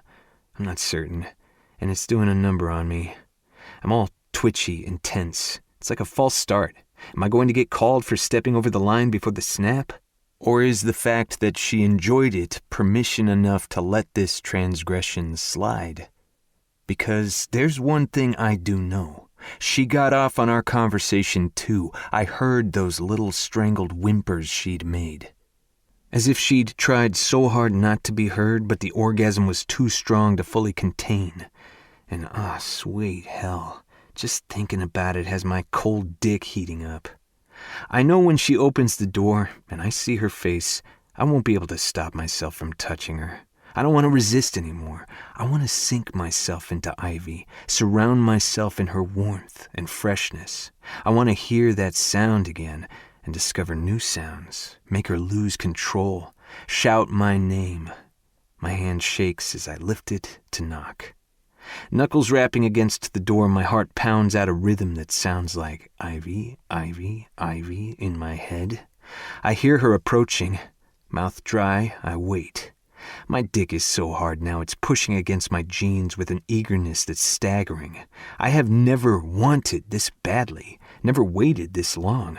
I almost whimper when the door swings open, but then I see her and promptly wilt. Mac, I get out. Honey, you look awful. She finishes for me with a voice that sounds like a dying frog's. Pale and pasty, her eyes are swollen and red, her nose running. She makes a pitiful face and then sobs. I feel like an ass. I hate sickness. Being around ill people freaks me out now, but I don't hesitate. I step into the house and pull her close. Ivy. My face hurts. Literally hurts, like someone has used it as a punching bag and stomped on it for good measure. Add the fact that my head felt like a bowling ball teetering on the top of my neck, and I'd wanted to weep when I'd trudged toward my door. I'd known who was banging on it, and I hadn't felt like facing him when I looked like the Walking Dead. To be honest, I hadn't felt like facing him at all, not after the things we'd last said to each other. Gray's affable expression had faded the moment he'd seen me. But he hadn't turned and run off to get an axe, so there was that to be thankful for. And now that he is here, his big, strong body offering me support, literally because I can only lean against him and pray that the pounding in my head will soon end, I sigh with relief. He is here. I don't care about the phone sex or anything other than his presence making me feel better. His chest rumbles when he speaks. You really do look awful. Thanks, I mutter, too achy to put any emphasis behind it. I feel bad. Now that came out like a pitiful pout. Gray utters a short laugh. Yeah, I'd say that you do. Looking fresh and hot and way too healthy for my taste, he rests his cool hand on my forehead. Jesus, baby, you're burning up. That's because I have a fever, and I'll try to ignore that you called me baby. Do I look like I need diapers? And I see we're a grumpy patient as well. At the very least, sickness is an excellent defense against any post-phone sex awkwardness. Gray tries to take my hand and lead me toward my room when the haze fully lifts from my brain. Instantly, I lurch back so he can't touch me. What the hell are you doing? I say, and wince at my aching head. He frowns. What the hell does it look like I'm doing? I'm getting you into bed. Oh, no, you aren't. My hands cover my mouth, which is probably ineffectual, but I don't know what else to do. This also muffles my words when I continue to yell at him. Get out, Gray. You cannot be here. He actually looks hurt, his open expression twisting into a wince, and I soldier on because he's obviously being thick. Gray, you cannot get sick. You need to stay healthy to play, you big oaf. Now go. I wave one hand in the direction of the door while still covering my mouth. Out with you. Does he listen? No, he laughs as though I'm the oaf. Oh, please, I never get sick. I've had my flu shot. I roll my eyes and snort, which really isn't advisable with a stuffed nose. And I have the immune system of a god, he adds. Fuck, don't say that. Quick, knock on wood. I flail my arms. Knock on your big blockhead. In my outrage, I start to cough and almost lose a lung. His brows draw together in a frown. Let it go, Mac. There is no way in hell I'm leaving you like this. I'll be fine. Really. A world of skepticism lives in his eyes. Yeah, not buying that. Now quit arguing. I'll be careful with your germ-ridden ass, okay? I so want to blow a raspberry at you right now. You're just lucky I care about your football career too much to risk spraying germs. I'm touched. He purses his lips when I sway on my feet. Hell, you shouldn't even be walking around. His arm wraps around my waist, his other arm snakes under my thighs, and then I'm airborne, all 6 feet of me. As simple as that, as if I'm no heavier than his bag. Because arguing has left me weak and whiny, I rest my pounding head against his shoulder and enjoy the novelty of being carried.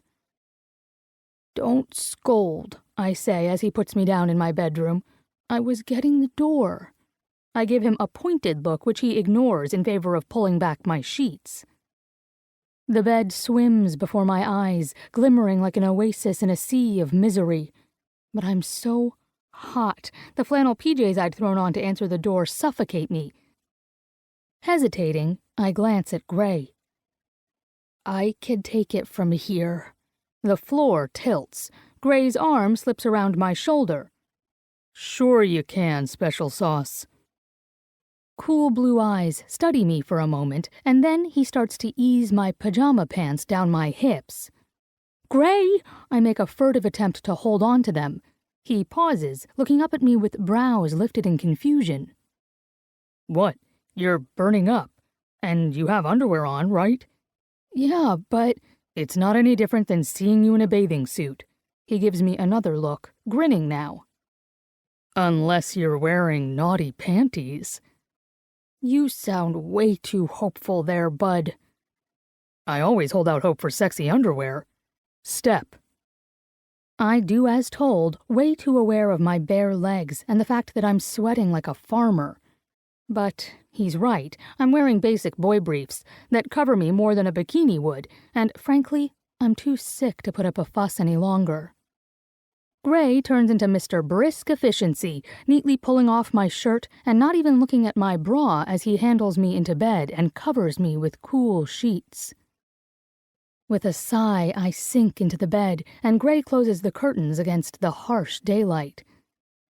I drift in and out as he leaves the room, then comes back to give me painkillers and a glass of orange juice. His care has my heart clenching within the walls of my aching chest. Thank you, I rasp past the needles in my throat. You don't have to. Yeah, I do. I would never leave you like this. Gray takes my glass, then rounds the bed to the other side. Without pause, he unbuttons his jeans, and I try not to gape as they slither down his long legs and expose thighs that are truly magnificent. No, I will not check out his package, nicely held by a pair of blue boxer briefs.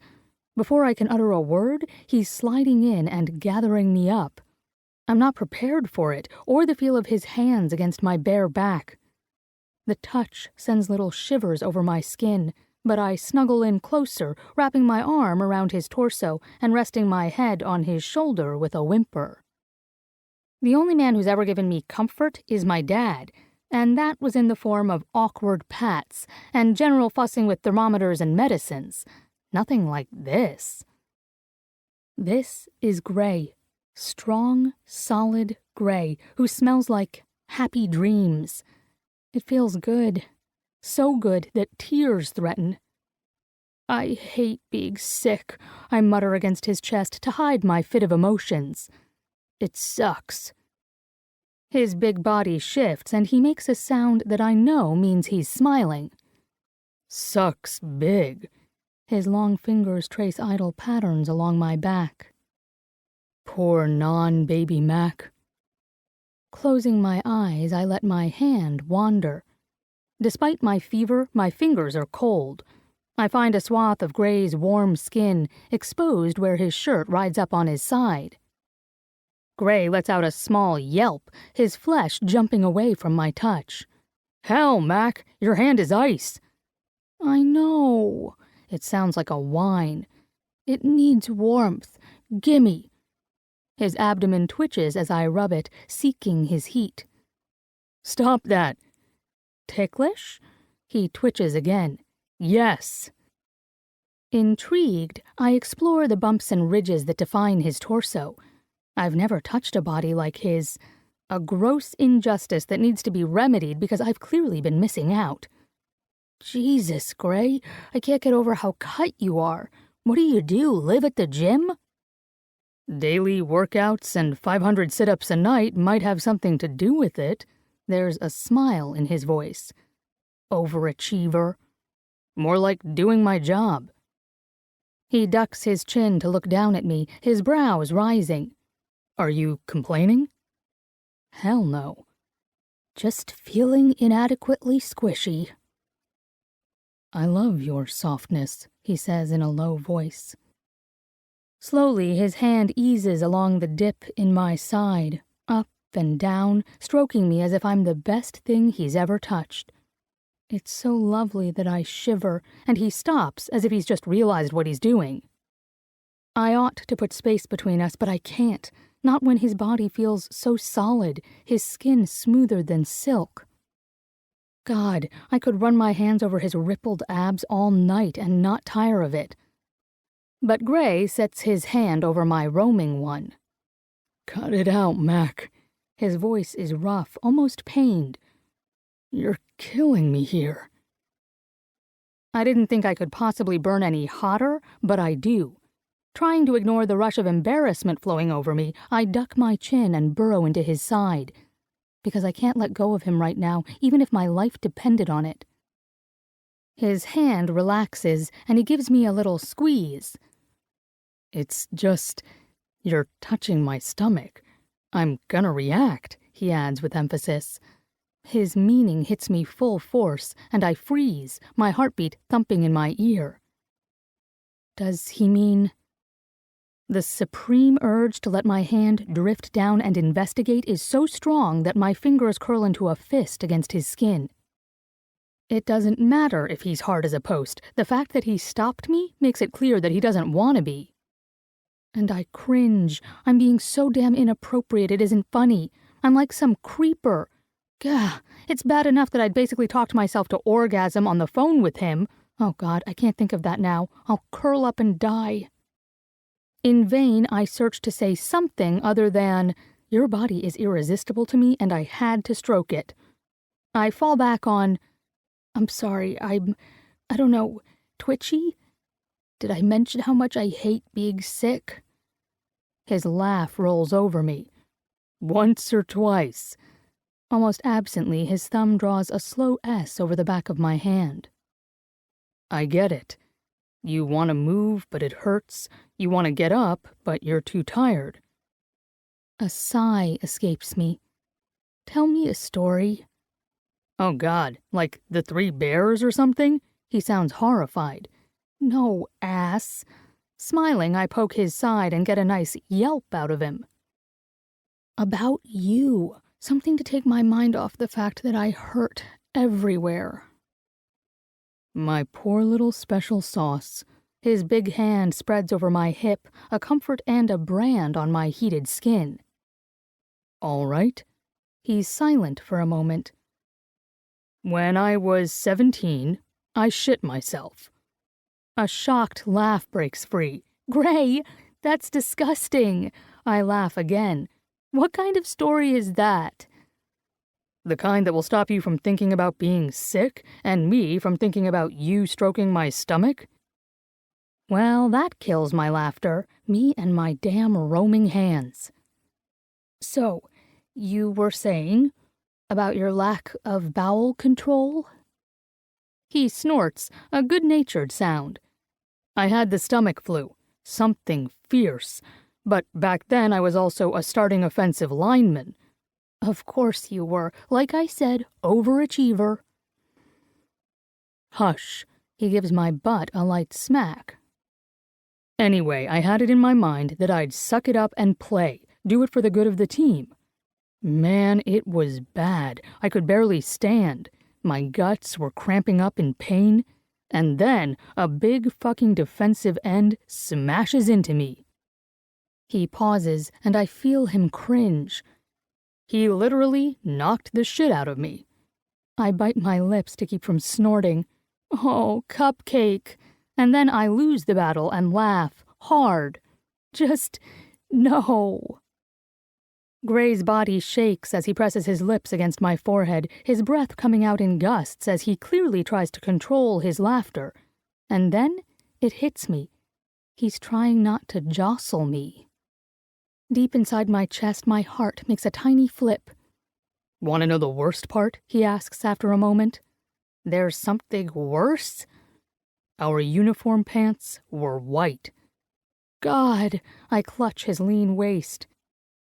Cupcake. They called me Stain from then on. He makes a sharp, quick snort. Some of those fuckers still call me that when I go back home. Fuckers, I agree vehemently. He glances down and his eyes crinkle at the corners. I would think you'd have been one of the first in line to call me that. I press my grin against his pecs. Can I? Not if you want to live, he says darkly. With the way I'm feeling now, chances of living are touch and go. Instantly, his body stills, and his hold on me grows more secure. Don't say that, Mac, not even as a joke. And then I remember his mother. Horror has my heart skipping a beat, and I cling to him. You're right, it was a stupid joke. His lips brush the top of my head, not quite a kiss, but as if he's drawing in my scent. It was a stupid story. I should have said something else, something nice to put you to sleep. Tenderness swamps my chest, and I swallow with difficulty. It was perfect. He is perfect, and I am so grateful he's here with me that I nestle down, wanting to sink into him and never let go. I love you, Gray. It slips out without warning, the words hanging in an awkward silence. Gray's chest lifts on a sharp breath, and my skin prickles with mortification. I will myself not to tense, not to make my gaffe any worse. Then he sighs and rests his chin on the crown of my head. I love you too, Ivy. The lightness of his tone and the gentle way in which he says it makes it clear that we're talking about the love of friends. In silence, his hand glides down my thigh, a slow stroke designed to comfort. Suddenly, I am too tired to keep my eyes open, and as I drift off to sleep, I count myself lucky that he hadn't taken my words the wrong way. And I ignore the small part of me that kind of wishes he had. Chapter 14. Ivy. I am sick for days. Fee and Dad stay away. Fee because she just had a stomach flu and I don't want to give her my cold. And Dad because he's become an extreme hypochondriac in recent years. Just the mere mention of illness has him running for the hills. But I have Gray, who only leaves me to finish up his finals and attend practice. Then he's back. He's made me meals, fluffed my pillow, nagged me to drink my juice like a good little Mac, and given me antibiotics when I needed it for my bronchitis. And every night he sleeps by my side, spooning me for comfort and rubbing my back when my hideous hacking cough gets the better of me. As if by silent consensus, neither of us mentions that having phone sex and sleeping together every night might be crossing the line of friendship. It feels too good to have him there, and he doesn't appear to want to leave. But now, lying in bed with the morning light stretching across my pillow, I know I'm well. Nothing hurts, no more cough from hell. I glance at the closed bedroom door. From the other side of it comes the sounds of Gray in the kitchen. He's been feeding me copious amounts of steel-cut oats, topped with blueberries, in an effort to promote healing. Oatmeal and I have a tempestuous relationship. Somehow every time I attempt to make it, the fucker revolts and turns to glop. Not Gray's oatmeal. It's like the pinnacle of oatmeal, what all little oats hope to one day become. Fucking delicious and nutritious. Gray's words, not mine. Truth is, I knew I was better last night. I think Gray knew as well, and we'd both ignored it. He'd fussed over me, carrying me to the couch and wrapping me up in a blanket. And when we'd settled into bed, there had been a moment of awkward silence, our bodies going tense in the cool darkness, before he pulled me in close in that way of his, possessive yet tender. "Try to get some sleep," he murmured gruffly. I hadn't been sure if he was talking to me or to himself. And I'd pretended to still be that sick, fitful woman who needed comfort, not the one who relished the feel of his hard body pressed against mine. The needy girl who wanted to turn in his arms and explore those fine, firm muscles at length. But how could I take advantage of his care? I never pegged Gray as the nurturing type. Which isn't fair. Gray is a kind man, and the more I know of him, the more I understand that he goes out of his way to make others happy. But, in my admittedly small experience, most men don't do well with illness. I think of his mother who died from cancer. It makes my heart hurt to imagine a younger Gray caring for his dying mother. He rarely speaks of her, or anything deep. With a sigh, I sit up, and my head doesn't spin. Yep, better. All of Gray's attentive care will end today. I can't hide my good health any longer. It would be wrong and weird. Reluctantly, I head to the bathroom. His toothbrush sits next to mine, the sum total of the personal effects he's brought with him. Not enough to signify. I try to ignore that as I brush my teeth. With slow movements, I take a shower and scrub myself clean. The hot water is bliss, highlighting my new and improved state, which is just depressing. It had been a mistake to let Gray stay so close. I'm used to him now. When I finally leave my bedroom, dressed and bright-eyed, my heart is a lead weight in my chest. Gray is setting down bowls of oatmeal, but he stills when I walk in. We stare at each other for a long moment, neither of us moving. "All better now," I tell him. He nods, his gaze slipping away to focus on setting down a pair of spoons. "I figured." And then it's as if he is drifting away, like a boat that's had its line cut. His gaze turns inward as he scratches the back of his head, the action bunching his biceps. "I'm glad you're well again." "Yeah. I'm not glad at all." Gray. I miss Ivy. I started missing her before I'd even left her house. My time being her protector was up. I'd known the night before that she was better, and that she'd no longer need me to take care of her. I'd stayed over anyway because it had been my last chance to hold her as she slept. Fuck. It was stupid to stay with her every night. She is under my skin now. Well, more so than before. I refused to rub the ache in my chest as I crossed the small quad, heading for the gym. Taking care of Ivy had been eye-opening. Sure, I'd gotten flashbacks of looking after my mom, memories that made my throat tight and my stomach hurt, but my focus soon zeroed in on Ivy. That was all I needed. Making Ivy feel better satisfied me in a strangely quiet way, as if I'd finally found the place where I needed to be. I can see myself watching over her for a lifetime, and it had been nice, homey. Only sometimes my gaze had wandered down to those endless legs of hers, and I'd found myself wondering what it would feel like to run a pattern along them with my tongue. Fuck. I'd planned to make a move on Ivy, but she'd given me a heartfelt, "You're the best friend a girl could have," as we'd parted this morning. Right, because we're buds, best buds, which is both a gift and a curse. We're getting too close. The danger of my heart being annihilated is real. Ivy plans to live in another country. How am I supposed to give her up? I think of how I'd held her when she was hurting. I'd been content with that, until she pulled the rug out from under me. "I love you, Gray." Sweet words spoken out of friendly gratitude, I know, and yet they'd crashed into me like a blindside hit, knocking the air from my lungs and making my chest squeeze tight. I don't know what to do with this feeling. It's equal parts longing, yes, fucking longing, and rage. I want to hear those words again. It's a kick in the pants to realize that I want to be loved, like I'm worth something to someone. Not for what I can do for them, but just for me. And rage because how dare Ivy say those words to me? 3 little words, and she made me all sorts of needy. My anger is plain ridiculous and irrational, but there you go. I'm now irrational Gray, confused and grumpy Gray, horny as all fuck Gray. Nice to meet you.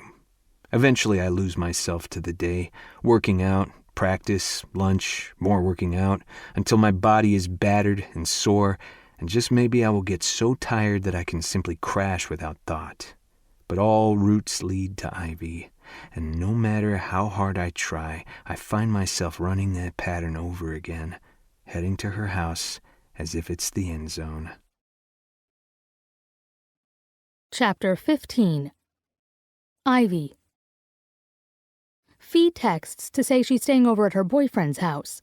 When I get home in the evening, my little house is quiet and dark, empty. During high school, I'd loved having the house to myself, pretending that I was on my own, living life on my own terms. I'd light a few candles, get in my jammies, and curl up with a book, dreading the moment when someone else would come home and fill the house with noise. Now, I'm moving around the living room, clicking on lights. My chest feels hollow, and I don't like the sensation, or the fact that silence no longer satisfies. I'm used to Gray's noise, his constant laughter, and the way he fills up the house with his vitality. I've never met a person who occupies a space as wholly as Gray does. It has nothing to do with what he says or does. It's simply his energy, his joy. Everyone instinctively knows he loves life, and they want to soak up that joy. Me? I want Gray. Here, now, a gorgeous distraction that makes me love life as well. But I can't call him. He's been here every night for nearly a week. And I refuse to turn into that needy friend. A shiver runs over me, and I realize I'm still standing before the open fridge. I wrinkle my nose at my choice of dinner. A slice of old pizza or a sandwich. I have no desire to cook alone anymore. Gah. I grab a Diet Coke and shut the door with a sigh. The phone ringing makes me jump in the silence, but I grin hard enough to make my cheeks ache when I see it's Gray. "What up, Killer G?" His deep voice is a caress against my ear. "Mac, that was literally painful to hear." "Fine," I sigh. "Hello, Mr. Grayson, and how are you on this fine evening?" "Why, I am very well, Miss Mackenzie," he drawls. "You decent?" Is this a trick question? I grin into the phone.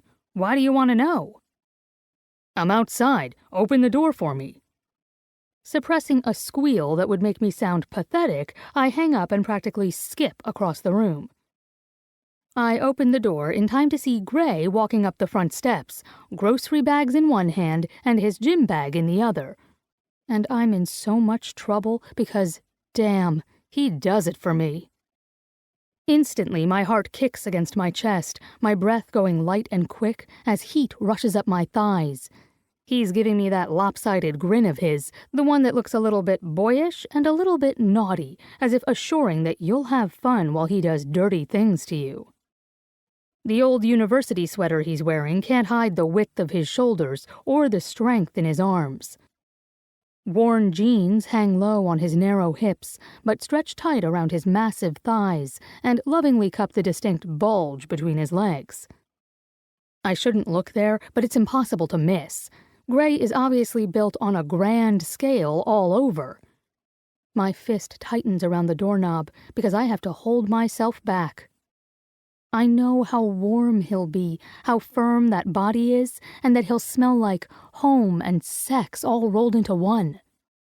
But what hits me the most is the way just seeing him makes me feel as though night has turned to day. Everything around me feels brighter, fresher. Gray is my joy. I know this now. And maybe I'm his, because his eyes are on me, and there's a restrained happiness in his expression, as though he's holding back too. Or maybe I'm imagining things I want. I can't tell anymore. This man has turned my world on its head. I can only watch as he bounds up the stairs in that effortless way of his. I thought we'd make steaks. He holds up the grocery bag by way of greeting. Wow, big spender. Okay, don't judge, but the grocer is a fan and gave me a sweet discount. He gives me a guilty little grin. Playing the football card? I approve, because steaks. I lean against the door. You brought your gym bag, too. Gray's smile turns sheepish. He's so close now, the vanilla citrus scent of his skin wraps around me like a blanket. Well, you might have a relapse. I might. Don't worry, Special Sauce. He gives my forehead a peck. I'm here to save the day. Gray Grayson, my hero. Gray. I lean back into the pillows with a sigh of contentment. I'm a man well fed and content. We'd had dinner, the best I'd eaten in ages. I'd made a pan-seared hanger steak with caramelized onion bacon relish and roasted butternut squash. And now dessert. Dessert being Ivy's gig. She'd gone for simple, making super creamy vanilla shakes, and they're perfect. How she does this, picking the perfect thing for the perfect moment, is beyond me. Like suggesting that we watch TV in bed. Okay, perfect torture. We're sitting side by side under the covers like some old married couple. It freaks me out how much I love this. How much I want this to be an option every night. Of course, we had stalled a bit when getting into bed, me in my t-shirt and boxers, Ivy in her usual tank top and little cotton shorts. When she'd been sick, I'd been able to block the reality of her being barely dressed and concentrate on her illness. Now? Yeah, endless legs, the rounded swells of her hips, and the skimpy top that clings to her sweet breasts are messing with my mind. Thank God she'd kept her bra on, or no way would I be able to hide the effect she has on me. It was hard enough when we stood on either side of the bed, staring at each other, tension heavy in the air as we'd slowly peeled back the covers. Here we were, getting into bed with each other with the intention of sleeping together, and there was no excuse of illness to hide behind. We just wanted to. I knew, she knew it. Ivy's eyes had been huge in the delicate oval of her face, her pink lips parted and soft. She'd looked at me, hesitant, confused, and for a moment I'd feared that she'd ask what the hell we were playing at. Why was I here? So I'd panicked and jumped into bed, stating I got remote control privileges. That had cracked the tension. After a brief but torturous wrestle for the remote, all was perfect once again. Well, except for the fact that Ivy has the remote. I rub my nipple, which still burns thanks to Ivy's evil pinching fingers. You know, you're lucky I can't retaliate in like manner, I mutter. If you did, you'd be clutching your balls right now, in pain, Ivy adds emphatically because she knows me too well. At least I'm comfortable, I say. Have I mentioned how much I love your bed? Ivy gives me a sidelong glance, her lips twitching. So what exactly do you love about my bed? That you're in it with me. You have a California king, I tell her instead, which is the truth as well. Fucking gorgeous, this big-ass bed. I can actually fit in it without my feet hanging off. And how is it that women have the ability to find the best sheets, comforters, and pillows and put them together to create a cloud of comfort? Ivy grins with perfect understanding. Because we pay attention to detail, like buying more than one pillow and a flimsy blanket to keep warm. As for the mattress, for as long as I can remember, every bed in our house has been a California king. I'm pretty sure my dad buys these babies in bulk. God bless Ivy's dad. I guess when you're nearly 7 feet tall, the largest mattress in production just looks normal. Yeah, Dad loves his comfort and assumed his daughters would like the same bed. Ivy's expression turns inward, happy. When we were little, Fee and I used to call them our Princess and the Pea beds. The Princess and the Pea chick had a bed of mattresses stacked to the ceiling, not a big-ass mattress. Ivy's brows rise. And how do you know all those fairy tales, Mr. Grayson? My mom read them to me when I was a little guy. God, I can still remember the sound of her voice as she tucked me up in bed and told me those old stories. My brothers, as usual, had made fun of that nighttime ritual. I didn't care. I had Mom to myself, and she made me feel like the most loved boy in the world. Throat thick, I run a finger along Ivy's pristine white covers. She's silent for a beat, then leans into my arm. Bet you were a cute little boy. I nudge her back. I bet you were a cute princess. I can just imagine little Ivy Mac with her button nose and messy hair. As a fucking bug. Ivy picks up the remote. She flicks through the channels and I yell, "Stop!" just as she squeals, "The Usual Suspects, yes!" We grin at each other. "Best movie ever," we say as one. Ivy sets down the remote and grabs her shake. "I love Bryan Singer's work," she says. "And J.J. Abrams. I'm pretty sure I'd wet my panties if I got a chance to talk to one of them." Since wet panties can go two ways, my dirty mind chooses to think of sex and Mac being wet. Clearing my throat, I discreetly adjust my dick, tucking the eager head back under the band of my boxers. "So you like guys with big brains, huh?" Her lips curl, but she keeps her eyes on the screen. "Big brains and big dicks, yeah." I nearly choke, but manage to keep a straight face because Mac, the little stinker, is definitely grinning now. "Honey," I drawl as if my dick isn't getting bigger by the second. "You've basically described me." Her mouth twitches, and she finally glances my way. Her eyes are alight with evil Mac mischief. "Oh, right, I forgot about your big brain." "Don't forget my big dick." "Please don't forget about him. He's lonely and needy." "You're only allowed 2 dick brags a night, Grayson." She deadpans before wrapping her plump lips around her straw and sucking. My own lips part as I watch her work that thick vanilla shake up into her mouth. Fuck me standing, she's killing me. I'm so hard now, I throb, my mind imagining how good it would feel if she'd lean over and take the tip of me into her mouth. Just suck it a little. Her tongue would be cold from the ice cream, soothing my heat. And then I clear my throat again, but my voice is rough. "So I'm cut off?" "Yep." She doesn't even look my way, too entranced by the movie. And I lean back, squeezing my eyes shut. "Cruel, Mac, just cruel." "Drama queen," she snorts, not even noticing I'm slowly unraveling next to her, and elbows my side. "Watch the movie, Mr. Big Stuff." Somehow I manage it, but then the movie is over. Mac turns off the TV, plunging us into darkness, and I slam into hyper-awareness. My skin is humming, tuned to Ivy's every move. The syncopated rhythm of our breathing is over-loud in the silence. And then Mac shifts. My body tenses, expectation rushing through me. But she doesn't turn my way. She's wriggling around, her elbow hitting me in the chin. "Sorry," she mutters, and I realize that she's taking off her bra from under her tank. Hell, visions of her soft breasts swaying beneath thin cotton fill my head. My palms practically feel their firm weight, filling them up. I lie stiff as a plank and try to regulate my breathing. In, out, in, out. Fuck. Ivy settles down into the bed once more and turns away from me. Moonlight ghosts over her slim shoulders, highlighting her skin and turning it silver.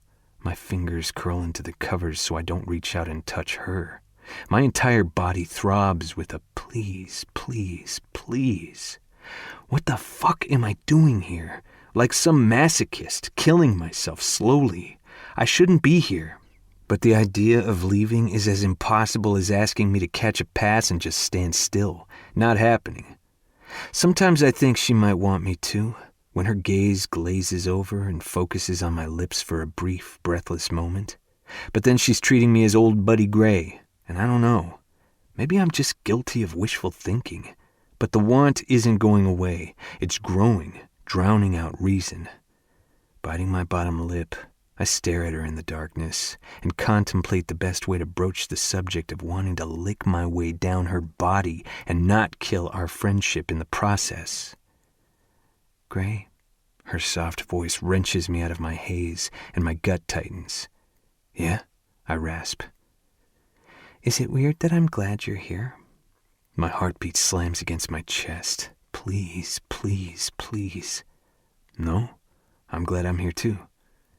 It kind of reminds me of when I was a kid, and I'd have sleepovers with my best friend. I never wanted it to end because it was so fun, you know? Hope crashes in my chest, so potent I almost hear the shards of it clatter against my ribs. Yeah, fun. This is fun. Rolling onto my back, I press my fists against my eyes. Sleep. Just go to fucking sleep, and this torture will end. But Mac rolls onto her back too. Her warm, bare shoulder touching my arm, and all the nerves in my body engage, focusing on that small stretch of skin-to-skin contact. I breathe slowly in and out through my nose. Mac's voice is soft and thoughtful in the dark. Our family has always been so private. I don't have many true friends. I know a lot of people, and I like talking to them, but none of them really know me. Swallowing past the lump in my throat, I finally answer her. You don't trust easily. I know this because I don't either. Everyone knows a version of me, but the whole person? Not really. I don't. The sheets rustle, and I know Mac has turned toward me. In the dark, her dough-shaped eyes gleam like onyx beneath the line of her bangs. Aside from my mother, no one has ever looked at me that way. Like I'm special. It's like a surprise tackle, knocking me off feet and onto my head. My head spins, but I hold her gaze. Mac's smile is soft, almost shy. But I trust you, Gray.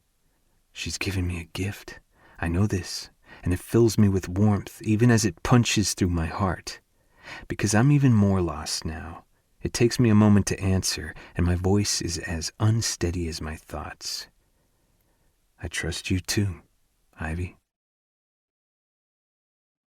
Chapter 16. Ivy. I don't remember falling asleep, but I wake slowly, my senses coming back online in stages. It must be dawn, because pale light stretches through the windows, and everything is slightly hazy, as if the world can't decide between night or day. I'm not an early riser, so I don't know why I'm awake now. Especially since I'm so comfortable and so very warm, tucked into the protective curve of Gray's body, with his arm securely around my waist. We're locked together, his legs curled under mine, his nose burrowed in my hair. I can't help closing my eyes again and letting my weight fall back onto him. The rhythm of his breathing and the rise and fall of his broad chest lull me. He feels too good. Perfect. But a new set of realizations hits me. That my tank top has ridden up in my sleep and is now twisted high on my torso, exposing the underside of my breasts.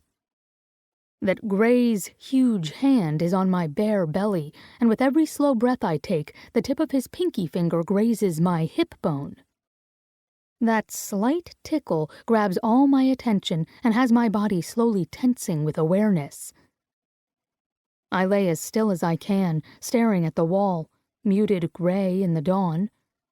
Like the uncoiling of a string, my senses move outward to Gray's body against mine, and the fact that he too has gone unnaturally still. Side by side we lie, his soft breaths stirring my hair, and his hand resting on my belly. Except it isn't at rest.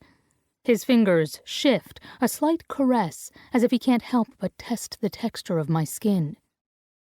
It's the tiniest of movements, and my heart stutters at the touch, every nerve in my body focusing on that one spot. When I don't move, he strokes again. The same hesitant exploration. Heat flares over my skin. My heartbeat is a drum in my ears, and I struggle to keep still. Because I don't want him to stop. He doesn't. Slowly, his pinky skims over my skin. His touch is so soft I might have missed it. Only all of my awareness is on him and the progress he makes. He keeps going, and when he grazes the edge of my panties, my thighs clench, my clit tightening as if he plucked it. As if my continued stillness is a sign of permission, his touch grows bolder. Gently, he draws his fingers over the sensitive skin on my stomach, down, then up. Behind me, his body is rock solid, his breath stilted as if he's holding it. And I lie there, pretending this isn't happening. But it is. A slow tremble is working its way through me as heat licks between my thighs. With each delicate pass over my skin, he covers more ground. I close my eyes, focus on those fingers, how they tickle along my side, trace my panties, then trail upwards over my ribs. I want to arch my back, push against the large swell of his cock that's growing hard against my ass. His fingertips graze the underside of my breast, and I stop breathing. My nipples draw tight. He hovers there, just under my breasts, barely touching them. My mind races. What are we doing? We're crazy to do this. Everything will change. I should stop this. But I don't want to. I hear him swallow, feel the rapid thump of his heart against my back. My teeth sink down on my lip.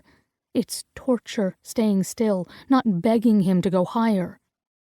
Because I want him to, so fucking badly my breasts ache. And I want him to go lower as well, stick those long fingers of his under my panties. But I can't. Somehow, by silent agreement, we're both pretending this isn't happening. If we don't talk, don't acknowledge it, we can do this. And so, I lie still, breath short, body aching, waiting. Then, he moves, sliding his fingers over the curve of my breast, up toward my nipple. I bite my lip harder, willing myself not to whimper. God, but my nipple throbs, waiting for that touch. But it doesn't come. The bastard traces under it, slowly stroking my skin, teasing me. I shiver, my back tensing as I arch just a little bit, silently begging with my body. And he tenses against me, pressing closer. His breathing speeds up, and I know he can see over my shoulder, that he's watching. Blindly, I stare forward, but in my periphery I can see his hand, inching up my shirt, exposing me. A small sound rumbles deep in his chest. I'm so hot now I can barely breathe. I want to move. I don't. We both freeze, knowing that if he slides any closer, if he touches my nipple, we've fully crossed a line. My chest rises and falls in a quick, light pant. I can't help myself, and his fingers draw closer. Gray's body is so tight, he's shaking. I can't take it anymore. And then, I don't have to. The blunt tips of his fingers run over my aching nipple. I almost groan, but hold on to it. Gray's touch grows firmer, moving the stiff nub back and forth, and it feels so fucking good I can't stand it. My thighs clench, my clit swells, growing wet and needy. It's almost illicit what he's doing to me, a naughty secret here in the dim quiet of my room. His hot breath stirs my hair, the muscles along his arm twitching as he moves. My fingers dig into the sheet to keep myself still. And then his hand is sliding away. I almost protest, but I'm too distracted by the way he's gliding over my skin, heading down. He stops at the top of my panties. We both take a slow breath together. I know he'll go no further. It's up to me. Closing my eyes, I ease my thighs apart, just slightly, and the action aches. His breath hitches because he knows it's an invitation. His long fingers slip under my panties.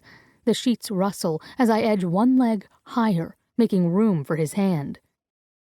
Gray trembles, the wall of his chest flush with my back. His arm runs along my side as he reaches down and the calloused pads of his fingers graze my clit. A tiny whimper escapes me just as his breath gusts out in a soundless ugh. Because I'm so slippery wet, he slides right over my swollen flesh, and my entire body responds, coiling with heat that throbs. I bite my lip so hard it hurts, tiny sounds making their way through my clenched teeth, little whimpers I can't hold back as he works me over in a slow, torturous circle. My ass grinds back against his stiff cock, and he rocks his erection into me. Silent, barely moving, we lie there, our bodies trembling, Gray fingering me. Lower he goes, sliding over my sex, down to my opening. I'm panting now, my skin covered in a sheen of sweat. I'm so close to coming, my head spins. As if he can feel the orgasm rising within me, Gray presses his lips to my bare shoulder and holds me tight as his thick finger enters me deep.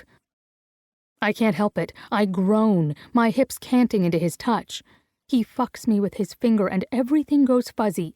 There is just him invading me and the undulating rhythm of my hips. I'm whimpering, my flesh so hot and pulsing. I come on a wave of heat and helpless cries, my body twitching, trapped in the clutch of his arm. "Fuck, honey," he rasps, "fuck." And then his hand is sliding away. He's turning me, his fingers threading through my hair. He looks in pain, his gaze darting over my face as if he wants to say something. But he doesn't. His attention drifts to my mouth, and God, I feel him there as if he's already kissing me, already taking my mouth the way I know he wants to. My lips thrum with need. I lick them, tip my chin up so I can get closer. I want a taste of him so badly. A tortured sound escapes him, his broad chest lifting and falling on a hitched breath. Ivy. His mouth finds mine, and I'm lost. That first touch is a sonic blast, sending a wave of heat through me so hard and fast that I lose my breath. I gain it back on a sigh of sheer pleasure. His lips are softer than I'd imagined, firm yet tender. He skims them over the hypersensitive corner of my mouth, finds the plump swell of my lower lip, and nuzzles it.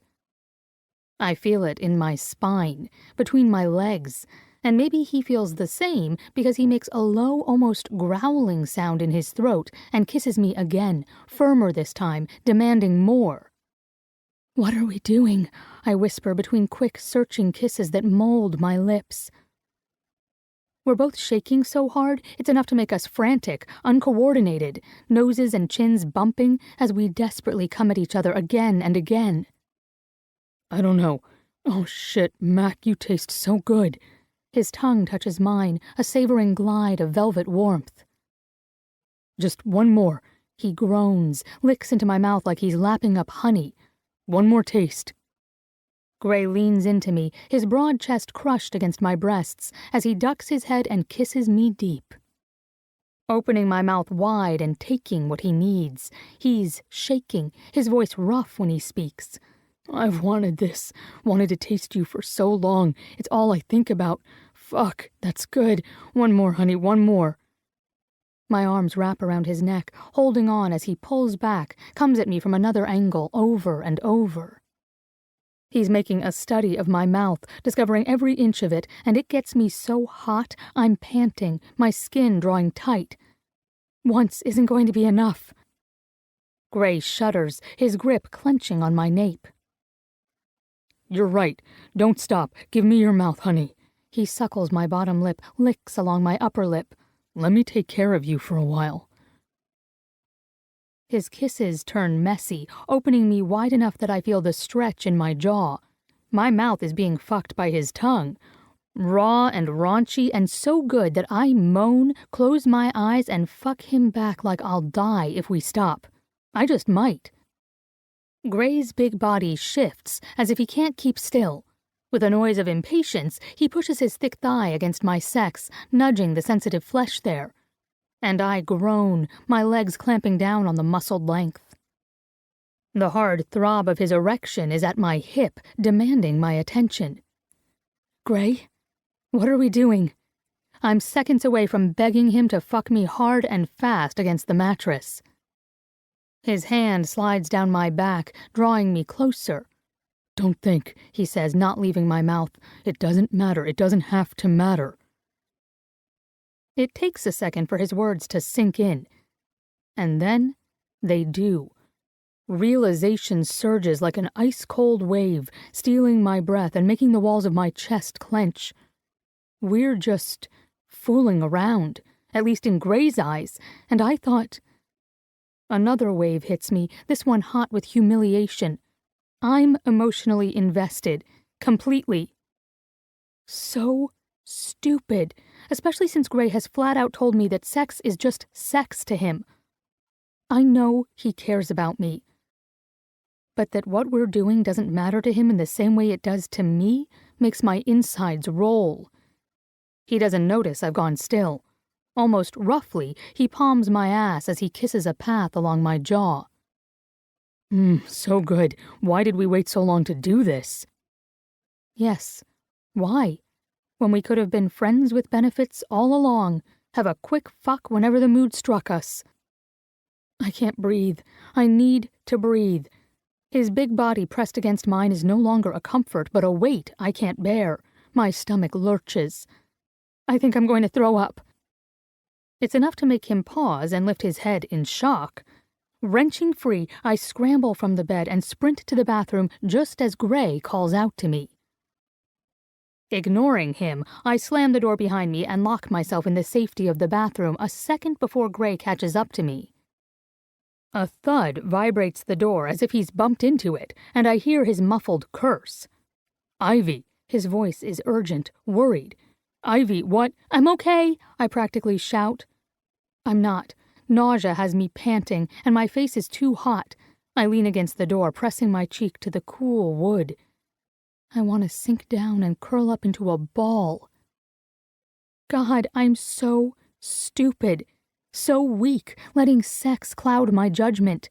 I can't do casual. My heart is already invested. Gray's voice is so close I know he's leaning against the door too. Talk to me, Mac. Please. You're kind of freaking me out here.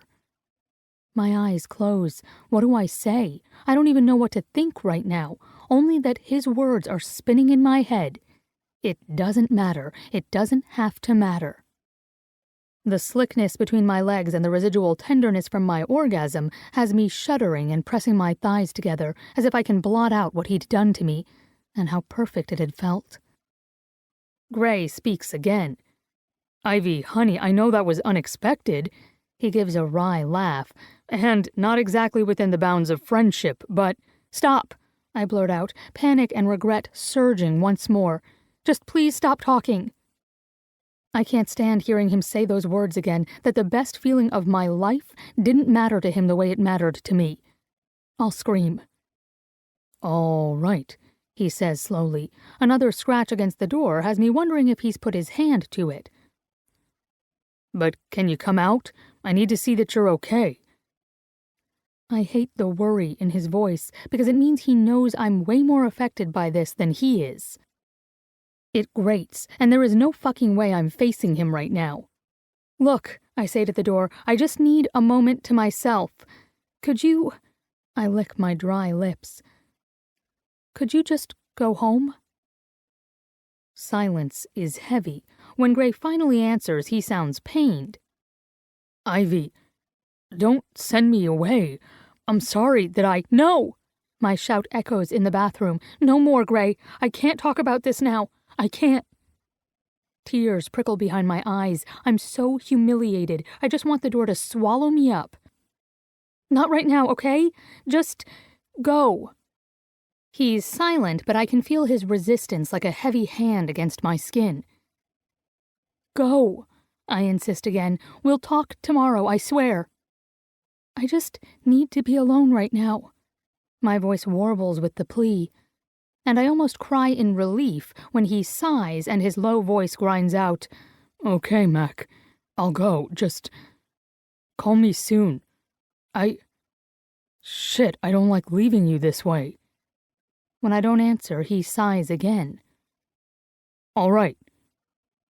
And then there is silence. I press my heels against my hot eyes and realize how very much I've grown to hate silence. Chapter 17. Gray. Ivy Mac. Meet me at 8 at Java Cup? GrayG. Will do. One text. That's all I get from Ivy. I've held off from calling her, hunting her down because I'd promised. But it's been hell. I'm so twitchy I could burst out of my skin. I can all but feel Ivy thinking things through, and it terrifies me because I also feel her slipping away. I hope it's simple paranoia that has me tied up in knots, but Ivy asking me to meet her in a coffee shop instead of at her house or mine isn't a good sign. Like she needs neutral territory. Hell. I get there early, securing a table in the back corner. Normally not a huge coffee drinker, I'm on my second cup by the time she arrives at 8 p.m. on the dot. The first sight of her steals my breath. It's that instantaneous. I look at Ivy and I cannot breathe properly. Those dark eyes, that kissable rosebud mouth, those cheeks that I want to cup as I taste her. God, I've slid my fingers over her sweet, slick clit, all plump and sensitive to my touch. I've made her come with my hand. Heat shivers over my skin at the memory. The tips of my fingers throb, and my heartbeat is in my throat as she approaches, her gaze not meeting mine, but focused somewhere around my shoulder. It hurts that she won't truly look at me. It hurts that she's so unsure. I've done this to her. Dressed in black jeans and a gray turtleneck sweater, she also looks as though she's trying to hide all the skin she can. Fucking hell. It had hurt more than expected when she'd torn away from me and locked herself in the bathroom. Hope and happiness had crumbled within me. Now there's nothing but a hollow cavern in my chest. I need to fix things with Ivy. On shaking legs, I rise to greet her, fumbling the move when I reach out to... What? Kiss her cheek? Give her a hug? I don't know.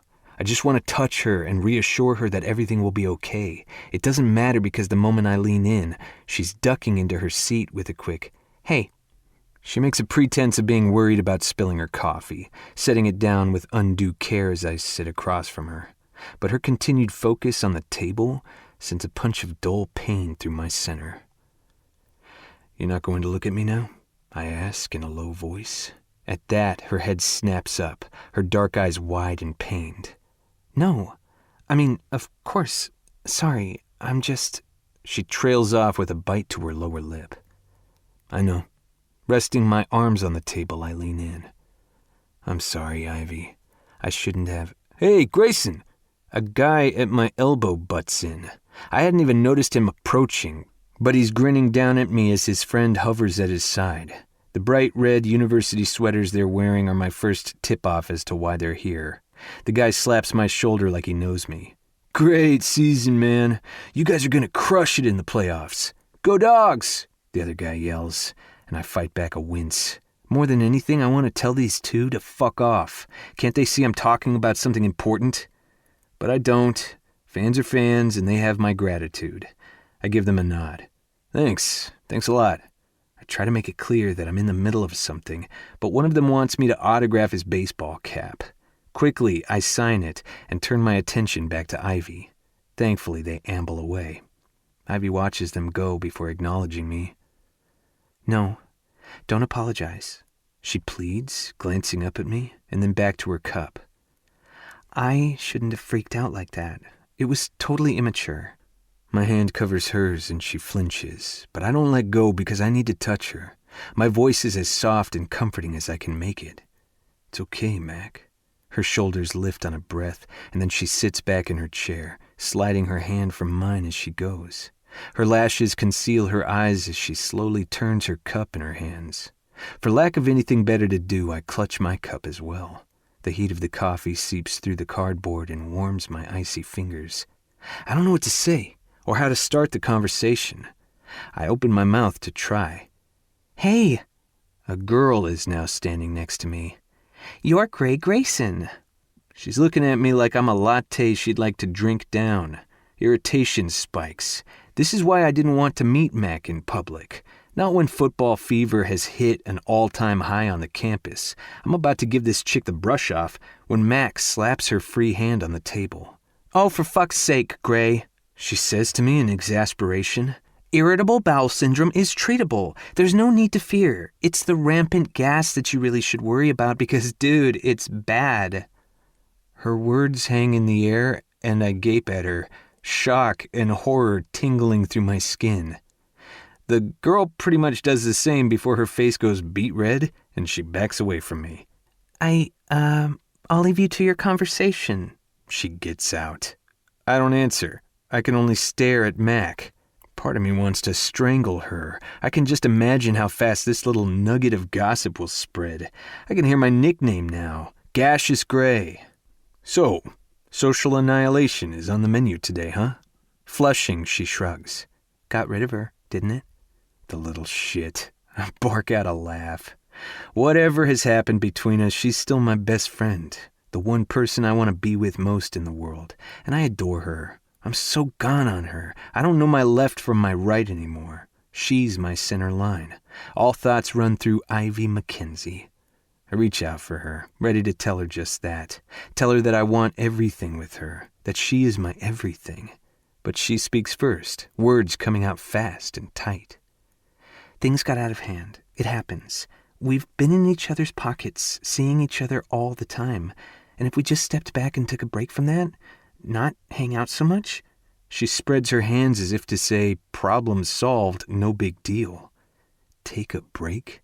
Not be together so much? Hurt slams through me so hard that my knee jerks, hitting the underside of the table and almost knocking it over. "Sorry," I mutter as she scrambles to keep her cup from falling. I want to shout at her that this is the worst fucking idea she's ever come up with, that taking a break sounds like torture, but she's not finished ripping my heart out. "And if you're not always with me, you can, go out with girls, hook up or whatever." I'd like to think her expression conveys the same misery as I feel, but I can't be sure. I can no longer think straight. Kind of hard to do that, I snap, when the entire campus will soon think I have a flatulence problem. She cringes. "Right. Sorry. But I doubt anyone will believe it, or even care. Most women obviously would overlook anything to get to you." Oh joy. I don't give a ripe fuck what other women believe. I don't want to be with anyone other than Ivy. Her helpful comment makes me want to scream, and then another horrible thought hits me. Wait, why are we talking about hookups? My voice is rising along with my panic. Her gaze slides away from mine. "Well, we're both clearly in need of some sexual relief. Why shouldn't we find it?" Am I cramping your style? Blocking you from all these potential dates you have lined up? I don't even know what I'm saying. Panic has me by the balls. She's slipping away from me and I can't seem to hold on. Her eyes narrow. "You think I can't get a date?" Hey, I did not say that. The tension leaves her with a sad sigh, and she slumps a little. "This is getting off track, and we're sniping at each other, which is not what I wanted." I rake a hand through my hair and blow out a long breath through my nose. I take another breath. "Do you want to go out on dates? I'm going to be sick. I'm going to fucking throw up all over fucking Java Cup." Her lips pinch. "I don't know. Maybe it's time that I do." Mac, on a date. The cup in my hand crumples, sending hot coffee splattering every which way. "Shit!" I jump up, shaking coffee off my hand. Mac jumps up as well, grabbing napkins to mop the mess, until she sees my hand. "Did you burn yourself?" She touches my reddened hand, but I snatch it away. "I'm good." My throat is closing in on me. I can't be here. I back away, tripping over the leg of a chair before righting myself. Gray, she says in a soft plea. I'm just trying to fix things. Use me, I blurt out. Ivy stills, the space between her brows furrowing. What? You want to fuck someone? Fuck me. She rears as though I've spit on her face. Are you kidding me? No, I snap, a little desperate now. You want to have sex? Have sex with me. We are friends. She enunciates every word through her clenched teeth as color rises over her face. Oh, please, Ivy, you came on my fingers. I think we're way past just friends. Bad route to go, bad fucking route. Her face flames red, her nostrils flaring. You asshole! You think because you got an orgasm out of me that I'm now some sort of easy lay? No, Ivy, no. Fisting my hands at my sides, I lean in, lowering my voice. That is not what I meant, okay? Just that we're obviously attracted to each other, and there's this tension, so why not alleviate it by... No, she hisses. Screwing around will ruin everything, not to mention that you're one of my dad's potential clients. A sharp breath shoots through my lungs as if she sucker punched the air out of me. Your dad? You're worried about my relationship with your dad? I let out a strangled curse and rake my hand through my hair, the urge to rip it out making my hand clench. The guys had warned me about this, but I never imagined she'd think the same. Gaze sliding away, her chin firms. It would make things awkward, complicated between you two. Then let's make this simple. I won't pick him as my agent. Ivy's hair swings over her shoulders as she whips around to glare at me. No, you can't do that. I won't be responsible for him losing you as a client. Do you have any idea how shitty that would make me feel? And what about us? Am I that expendable to you? Fuck if my voice doesn't crack. Of course not. She wraps her arms around my middle, taking a step back. But it's foolish to enter into a relationship with you if he's going to be your agent. We're already in a relationship, Ivy. My voice bounces over the walls, turning heads, drawing stares. I put my back between the room and Ivy, and it's the most important one of my life. The words barely leave my mouth when it hits me just how much I want a relationship with her. Ivy has been my girl all along, the one. I've just been too scared, too cautious to fully admit it to myself. She blinks, her face pale, a bead of sweat breaking out on her upper lip. I meant a sexual relationship. Sex doesn't have to mean the end of... But it does. It always fucks things up. Her wide brown eyes stare up at me.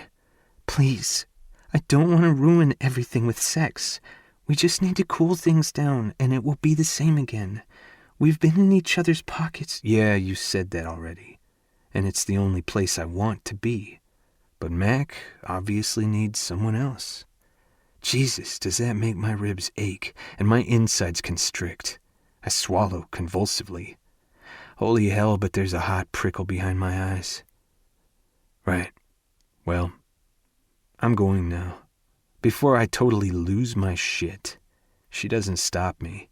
I walk out of the coffee shop, each step leaving me colder and colder until the dark night swallows me up. Chapter 18. Ivy Mac. I created a new donut.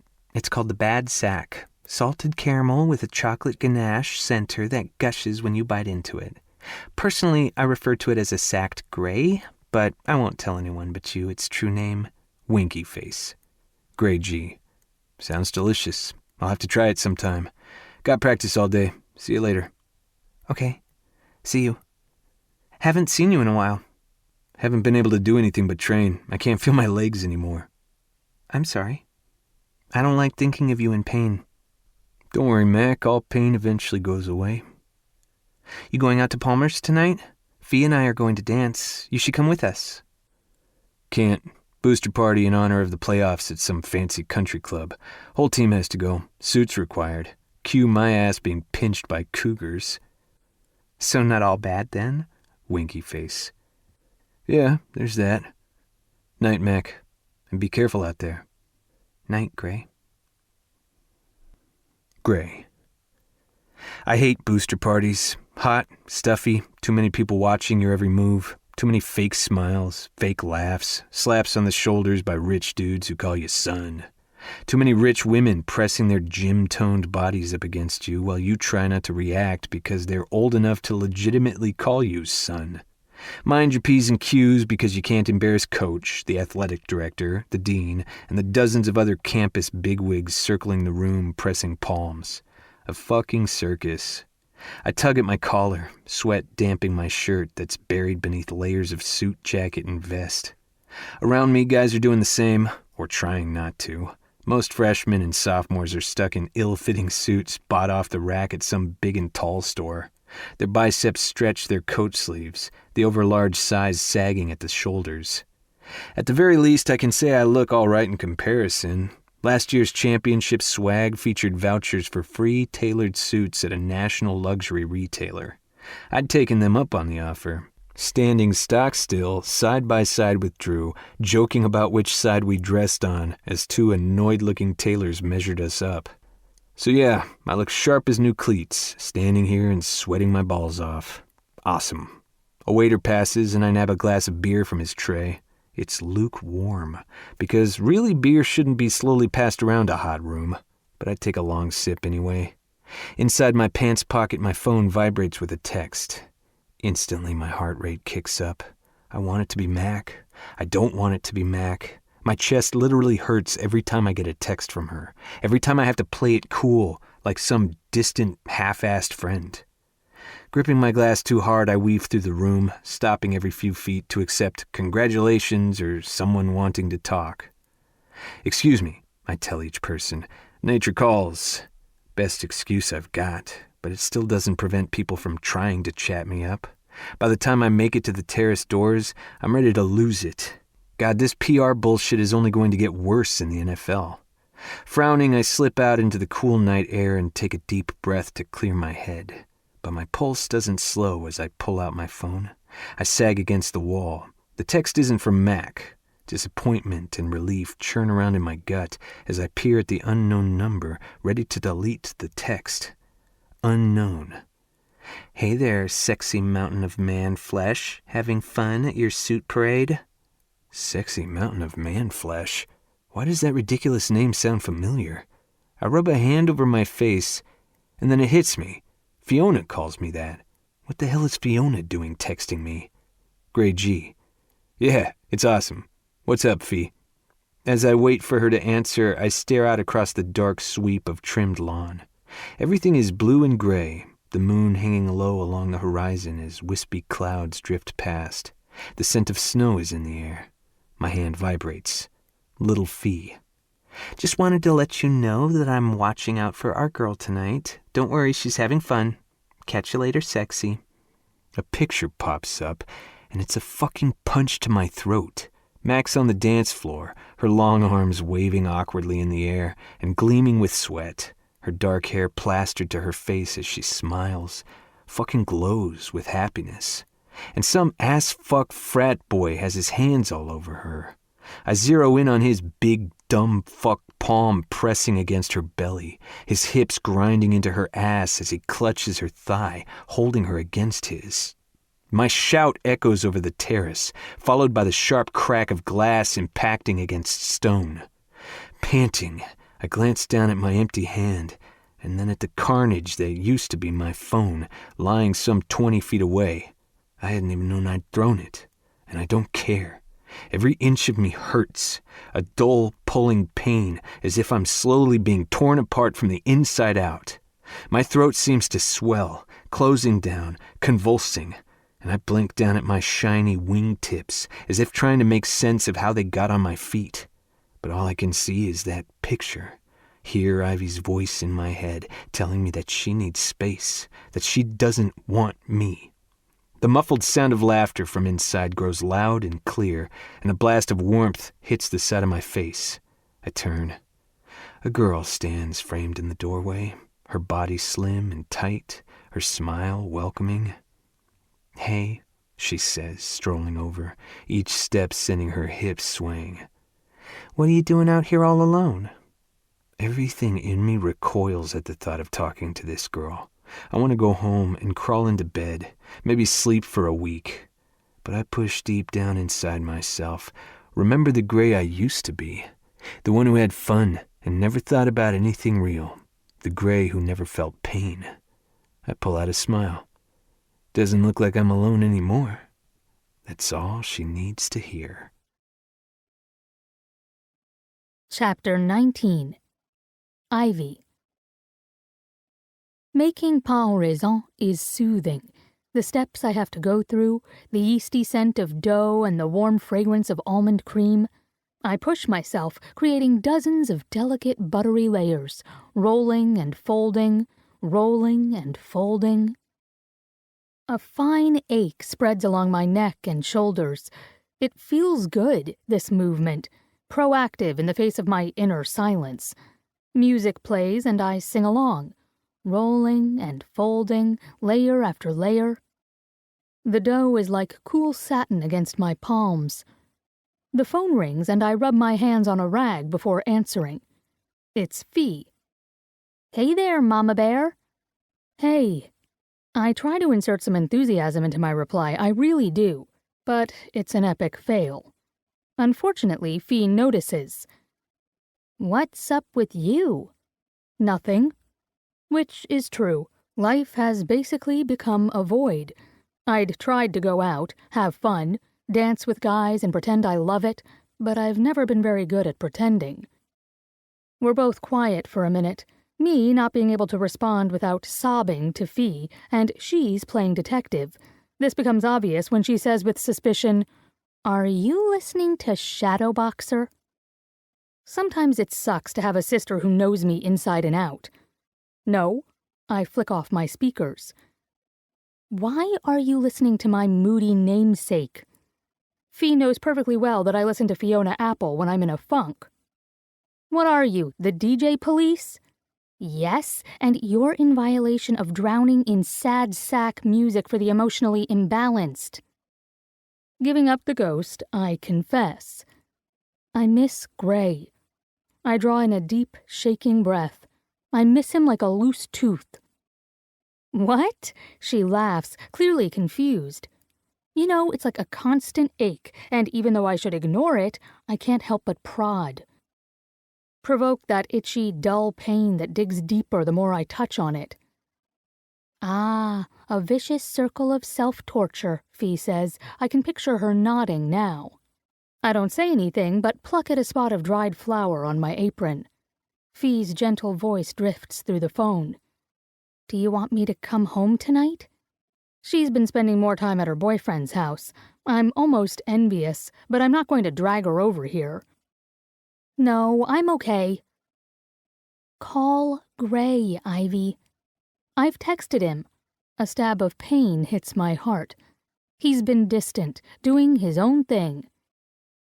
Just like I asked him to do, and all I can think of is Gray out, meeting girls, moving on. Fee sighs. Yeah, not the same. Call and tell him that you've been an idiot, a big ol' flaming idiot. Hey, and that you want him bad. My chest clenches as my pulse spikes. I don't, you do. Lie to me if you want, but don't lie to yourself, Ive. Grimacing, I press my cold fingers to my eyes. They feel too hot. Prickles are forming behind my lids. It's for the best, us cooling things down. I'm leaving for London anyway. And yet, you told me you don't want to work with Mom. So why go away? Stay here for a while, Ivy. I know I'd love it. Dad would too. Which brings us to the fact that he's going to work with Dad, I say lamely. He wasn't happy about the idea of me being with Gray. Fee snorts. So the fuck what? Have you ever considered that Dad might be more worried about you getting with that hot-ass mountain of man sex than the possibility of losing Gray as a client? What? No. Oh, please. He's still our dad, and he's never liked us going out with anyone. You just made it easy for him because you never really cared before. I clench the back of my aching neck. Look, it doesn't matter what Dad thinks, or where I live. Not really. Gray? Shit, Fee, he's my best friend. What if I tell him I want to take it further, be exclusive, and he doesn't? Or if we do get together, and it ends, I can't lose him. But I already am, and it's killing me. Fiona's silence is like a condemnation. Why do you think it will end? She finally asks. Oh, come on, I whisper brokenly. He's a football star and will soon be an even bigger one. The odds are stacked against us. Not all men cheat. I flinch, her words like a punch to my chest. I'd meant that our lives were on divergent paths, and Gray doesn't even believe in relationships. I don't think he'll do that, I say. But you fear it. Suddenly, I don't have the strength to stand. My ass hits the stool hard, and I stare off, not seeing my kitchen, but the past. Fee and I witnessed the fights, heard the phone calls when Mom tried to find out where he was, the hideous sound of Mom crying behind her bedroom door when Dad didn't come home. I'd been 10 when they divorced. Even then, I'd vowed never to let a man do that to me. Did I really think Gray would be like Dad? Did I put that on him? Shit. The sides of my throat hurt, as if a cold hand is squeezing it. I lick my dry lips, wanting Gray more than I've ever wanted anything. Everything is clear and pure when he's with me. Without him, it's all static. Call him, Ivy, Fee whispers into the phone. Let him in. My voice sounds like a frog's when I can speak. I've gotta go. By the time I hang up with Fee and dial Gray's number, my fingers are shaking. I don't know what I'm going to say to him. Come back to me? I need you might scare him. I was a stupid ass is probably better. But he doesn't answer. It goes straight to voicemail. And when I text him, telling him that I need to talk to him, he doesn't respond. Gray. He's not eating, Drew. It's beginning to freak me out. Anna's stage voice drifts through my fog, but I don't respond to it. I can't. I'm a goddamn mess. I tried being the old me, crashed and burned. Couldn't even keep up the pretense of happy-go-lucky Gray for more than 5 minutes with that chick at the party before I fled. Can't get my mind focused on football. Can't do anything but bleed inwardly. My chest hurts, my throat is closed, and I keep replaying every word Ivy uttered when she demolished my heart. Keep visualizing that evil-as-fuck picture of her dancing with another guy. Maybe he's coming down with something, Drew answers before giving my foot a kick under the table. You feeling all right, Gray? Yeah, I get out, because he won't stop if I don't respond. Great. It was a mistake coming to Drew and Anna's house for dinner. It is freezing cold and raining out, not the best night for driving, but I needed the distraction their happy chatter could bring. Now I just want to leave without any more questions being thrown my way. Well, it can't be the food, Anna says, getting up to clear her and Drew's empty plates before taking my full one. My lasagna is killer. She's not lying. Anna doesn't make the heavy American version of lasagna, but a masterpiece of thin, delicate noodles between layers of bechamel and Italian sausage. She gave me the recipe, and I'm never going back to the old way. It's a shame I can't stomach one bite tonight. So I'm guessing no humble pie for dessert, huh, babe?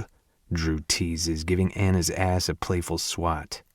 If you ever want pie again, Anna warns, you'll eat those words, bud. Drew hauls her onto his lap, where she happily settles in. Now, Jones, you and I both know that prohibiting me from eating pie hurts you more. Anna slaps a hand over his mouth before he can finish, but they're both grinning at each other. Fuck me. Did I really think it would be a good idea to hang out with Mr. and Mrs. Perpetually in Love? Worse, they both notice my scowl. Drew's brow lifts, and Anna simply peers at me before reaching across the table to rest her small hand on my arm. What's going on, Gray? It's her touch, feminine and light and caring, that reminds me of Ivy's and does me in. I exhale with a shaking breath. Ivy dumped me. Dumped you? Anna frowns. Were you two going out? No, I mutter. As a friend. She thinks we've been spending too much time together. She wants to date people. The words feel like broken glass against my throat. I tell them the rest of my disastrous argument with Ivy in short, terse sentences. When I'm finished, my friends are silent, probably pitying me. Then Anna gets up and starts messing with her beloved espresso machine, the very one I'd taken care of when she and Drew were on the outs. I still kind of mourn giving it back to her. Deftly, she makes an espresso, adding a spoonful of sugar, then handing me the cup. Drink it down like a good boy and you'll feel better. Doubtful, but I take a sip anyway. Dark, sweet coffee hits my system like a welcome slap. Weirdly, it does make me feel better. Not by much, but enough. And I realize that this is why I'm here. Being in Drew's familiar kitchen, talking to him and Anna, helps. Drew leans forward, bracing his arms on the table. I think we're going to need a bit more explanation. You're both obviously into each other. Oh, obviously, I sneer, seeing how she kicked me to the curb. Please, Drew waves a hand. I've seen you two together. You're like... Drew and I are, Anna supplies with a grin. What? Going at it like horny bunnies? I wish. I truly do. Fuck how I do. Baby steps, Gray. Drew starts tapping his thumb against the table, thinking. I hate when he does that. So you kissed Ivy, and she freaked. Did it happen right after you kissed her? Must have been some shitty kiss. Fuck you, I say without heat, because I know Drew is messing with me. I'd have said the same to him. I haven't told them about the things we did before I kissed her. It was too personal, but I think about it now. The sounds she made, how she came against my fingers. My head hurts and is too heavy to hold up. I push away my cup and rest my face on the table. It's cool against my cheek. She seemed into it, but then she wasn't.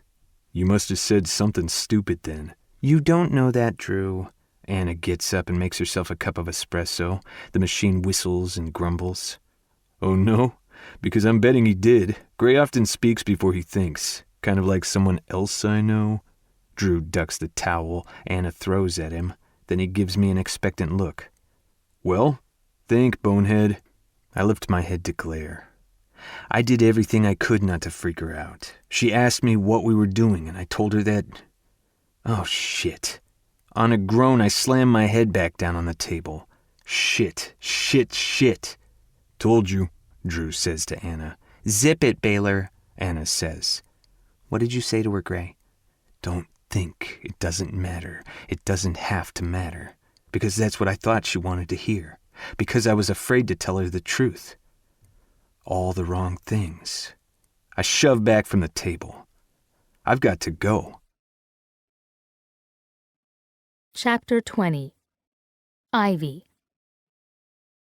I'm depressed. Gray is ignoring me, and I'm avoiding Fee. I don't want a pep talk. I don't want to go out. I don't want to bake. I just want to sit in my house and ignore the world. Thankfully, Fee gives me space and heads out to her boyfriend's house. It's been raining all day, a miserable cold downpour that beats against my roof. I've got the heat turned up and am curled under a thick blanket while watching North by Northwest. If anything can take my mind off of Gray, it has to be Hitchcock. I tell myself this again as I sip my cocoa and stare blankly at the TV. My eyes are dry and hot. I should go to bed, but I know it won't help. Sleep has avoided me for days. My fingers curl tight around the mug as a surge of anger rushes through me. I'm mad at myself. I'm not being proactive. I should hunt Gray down, force him to talk to me, apologize for being a jerk, tell him he's the most important thing in my life. I'm setting down my cocoa when someone pounds on the door. Do I want it to be Gray? With my whole being. But he hasn't called or texted, and he never shows up without warning. Wary, I make my way to the door. Yeah, I call, visions of psychos dancing in my head. Ivy. Gray's voice is muffled by rain and the door. Let me in. 2 seconds later, it's open and I'm facing him. He's soaked, his big body hunched against the rain that bounces off him. Ivy. Gray, what the hell? The rain has mixed with icy sleet and hard pings of hail. It's freaking 20 degrees out and he's only wearing a wet long-sleeve shirt. Where's your truck? Broke down a mile back. Think it's the fuel pump. He sounds like a zombie. His skin is too pale, his lips blue. I grab hold of his arm and tug him in, slamming the door shut against the icy wind that gusts into the house. Why didn't you call so I could get you? Broke my phone last Saturday. Oh. Well, at least I know why he hasn't answered my calls. He doesn't move, but stands there dripping onto the floor. Straggling strands of his hair fall into his eyes that are haunted, gazing at me with pain and desperation. Ivy, I ache for you. My breath hitches, and he hears it. His fists clench. I can't do this. Staying away, I can't. A full-body shiver racks him. I didn't need you. I'm through being considerate. He's shivering so badly his teeth clatter. Shh, Gray, you're freezing. Come here. Worried, I take his hand and lead him into the bedroom. He lets me tug him along, his steps wooden. Take off your shoes and socks, I tell him once we're in my room. And he does, never moving his pained gaze off me. Ivy. I pull his sodden shirt free. In the soft light of the table lamp, his torso is pale and prickled with cold. Let's get these things off first, I murmur. Together we tackle his jeans, our fingers tangling. Gray pushes it all off, but I don't look. I can't right now. My eyes stay on his shoulders as I lead him to my bed, lifting the down comforter up so he can slide in. Fully dressed, I follow and pull him close. Instantly, he wraps an arm around my waist and burrows his face into the crook of my neck. I get cold just holding him, and I tuck the covers tighter around us.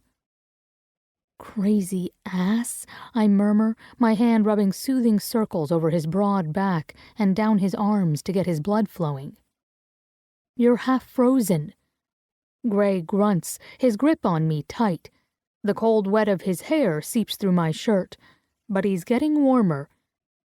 It feels so good to hold him. The low place in my belly that has been hard and pained eases. Then awareness sets in, the heavy weight of his arm along my waist, of how he's completely naked, wrapped around me, his thick thigh pushed between mine. I touch a damp strand of his hair. I should have gotten you a towel. Slowly he stirs, and then his breath gusts against the sensitive skin at my neck. I should move, but I don't want to. He sounds so petulant, like a boy in threat of losing his favorite toy, that my lips tremble on a smile. Oh, sure, get me all wet. I don't mind. Gray makes a strangled noise, and a weak laugh escapes him. Oh, Mac, so many things I could do with that. It's almost too easy. A furious blush hits my cheeks as I realize what I've said, but I find myself snickering against his temple. The urge to kiss his forehead makes me bite my lip. I've missed you, Gray. He lifts his head. His thick lashes are clumped together with damp. You told me to stay away. I didn't mean all the time, I mutter, still stung. Truth, Ivy? I can't be around you and not think of what we did together, not want to talk about it. That quickly, all the confusion and fear I've been feeling surges like an incoming tide. The need for escape has me breaking free from his hold and jumping out of bed. From the corner of my eye, I see Gray lurch up. His hard, irate voice follows. Don't you dare run again, Ivy. I'm not running. My words die on my tongue because Gray is out of bed and stalking toward me, and, sweet mother! Wide shoulders, flat-packed muscles leading down to a narrow waist, he's so gorgeous my knees go weak. His massive thighs bunch and shift with each hard step, his cock hanging thick and heavy between them. Out of breath, I lean against the wall to keep from toppling, but he doesn't notice. His gaze burns bright and angry. He walks right up to me, not stopping until he's caged me in, bracing his arms on either side of my head. And then I see it isn't anger in his eyes, but desperation. His voice comes out soft but insistent. Looks like running away to me. God, he's too close. I can't think. My breath comes out choppy, my breasts nearly brushing the taut wall of his chest. Gray, get back in bed. Only if you come with me, he rasps, his gaze roaming my face, but the bluish tinge of his lips worries me. When he shivers again, I duck under his arm, earning a sound of protest, and head to the bathroom with Gray hot on my heels. Ivy, hold on, I tell him when we enter the bathroom. Because it's my dad's guest house, the shower stall is massive, with white marble slab tiles and a glass partition wall to keep the water from splashing everywhere. I turn the shower on, full heat. Get in. I can't talk to you when I know you're half frozen. I cross my arms over my chest and wait, not looking at him. Naked Gray is not something I can handle without dissolving on the spot. But I feel him brush past me, muttering under his breath about stubborn women. I'm in. His deep voice echoes throughout the room as steam begins to rise. You happy now? Can we talk? So talk. He doesn't answer. The steady beat of the shower fills the silence, and the air grows humid. My heart thuds against my ribs. Ivy, look at me. You're naked. The muscles along my back tense up with the urge to turn and stare. You just saw me naked. There's a smile in his voice. Yeah, I think we need to have that boundaries talk again. A drop of water hits my neck, and it sends a bolt of feeling to my toes. His voice is close now, and I know he's leaning past the glass. Ivy Mack, I want you to see me. Nothing between us. Please, honey, look at me. The request wraps around my heart, has me turning, and holy hell, my mouth goes dry and I have to brace myself. Standing half behind the water-streaked glass, nothing is hidden. Wet is a good look for Gray. Droplets of water bead silver on golden skin, trickle in paths over valleys and hills of muscle. My fingers twitch to slide along that slick skin, to run along his dripping hair, now bronze with wet. But it's the way he's looking at me, his blue eyes pleading to let me in, that has tenderness squeezing my chest. Smooth glass meets my palm. Gray's hand lifts, presses against the other side, his fingers so much longer than mine. Ivy, I kissed you and... You told me it didn't matter. You acted as though it was all just a spur-of-the-moment thing, a fucking impulse, and I just happened to be convenient. The painful truth pours out. It hurts to hear it again, like a burn that's been prodded. Gray grimaces as if it hurts him, too. I lied. It punches the breath out of me. Lied? The corners of his eyes crinkle in pained expression. Yes. Why? Because I'm a dumbass, okay? Gray takes a breath and leans his head against the edge of the shower glass. I thought if I told you it wasn't a big deal, you wouldn't freak out, and it was the worst thing I could have said. Yeah, it was. With a solemn expression, Gray cups his big hand around the base of my neck, a gentle hold that grounds me, his skin warm and wet. Ivy, I can't lie to you anymore. Nothing about you is convenient, and you are the only one who has ever mattered. I look at you and I want to kiss you, touch you. His lids lower, his gaze hot and needy on my mouth. I want to learn your body, find all those secret places that make you go crazy. A puff of air leaves my lips, and he gives me a half-pained smile. God, I want those things, honey. I want them so badly. Gray. No, let me finish. He takes a breath, his shoulders tensing. His thumb ghosts over my chin. I don't want this to be some lame friends with benefits thing. I want you to be mine. My girl. I want to be your guy. The thought of you with someone else? Shit, it rips my heart out. Gray, he closes his eyes, giving his head a sharp shake. I keep seeing that picture of you with that guy. It guts me, Ivy. What picture? What guy? Of all the things to focus on, but my thinking has gone haywire, and he isn't making any sense. Gray's eyes fill with hurt as he looks at me. Fiona sent me a picture of you dancing with some... His head drops forward as he glares at the floor. Fee, that little shit. Carefully, I touch Gray's jaw. It was just one dance. I can't even remember the guy. That was me trying to have fun without you. And failing. His breath hitches, then shudders. Relief, pain, anxiety. I've caused this in him, and it tears at my heart. I don't want another guy, Gray. It seems as though his entire body stills at my words, and his gaze grows searching and vulnerable. But do you want me? My fingers wrap around his damp neck, holding on. My voice cracks and dies. I'm scared, I blurt out. You're my best friend. I can't stand it when we're apart, and if it goes bad, I don't want to lose you. The tips of his fingers press into the curve of my jaw. You will never lose me, Ivy. Never. I will always be your friend. His large, wet palm cups my cheek. I know you're worried about how it will be with your dad. No, I cut in. That was stupid. I should never have said that. He has nothing to do with us. No, he doesn't. Gray's thumb glides over my chin. And I know you're leaving for London. I don't care. Not enough to turn my back on this. We'll work it out. I'm not going back to London. Gray stills, his gaze snapping to mine. Don't mess with me, honey. Not about this. I give his neck a gentle squeeze. I'm going to talk to my parents. I want to try to be an agent. Just saying it sends a little burst of nervous excitement through me. It feels right.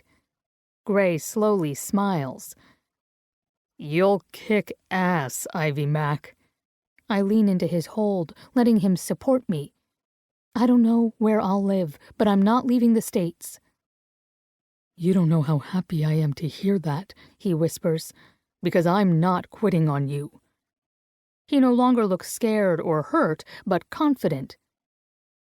It will be so good, Mac. So fucking good between us. We just have to try. Tell me you want to try.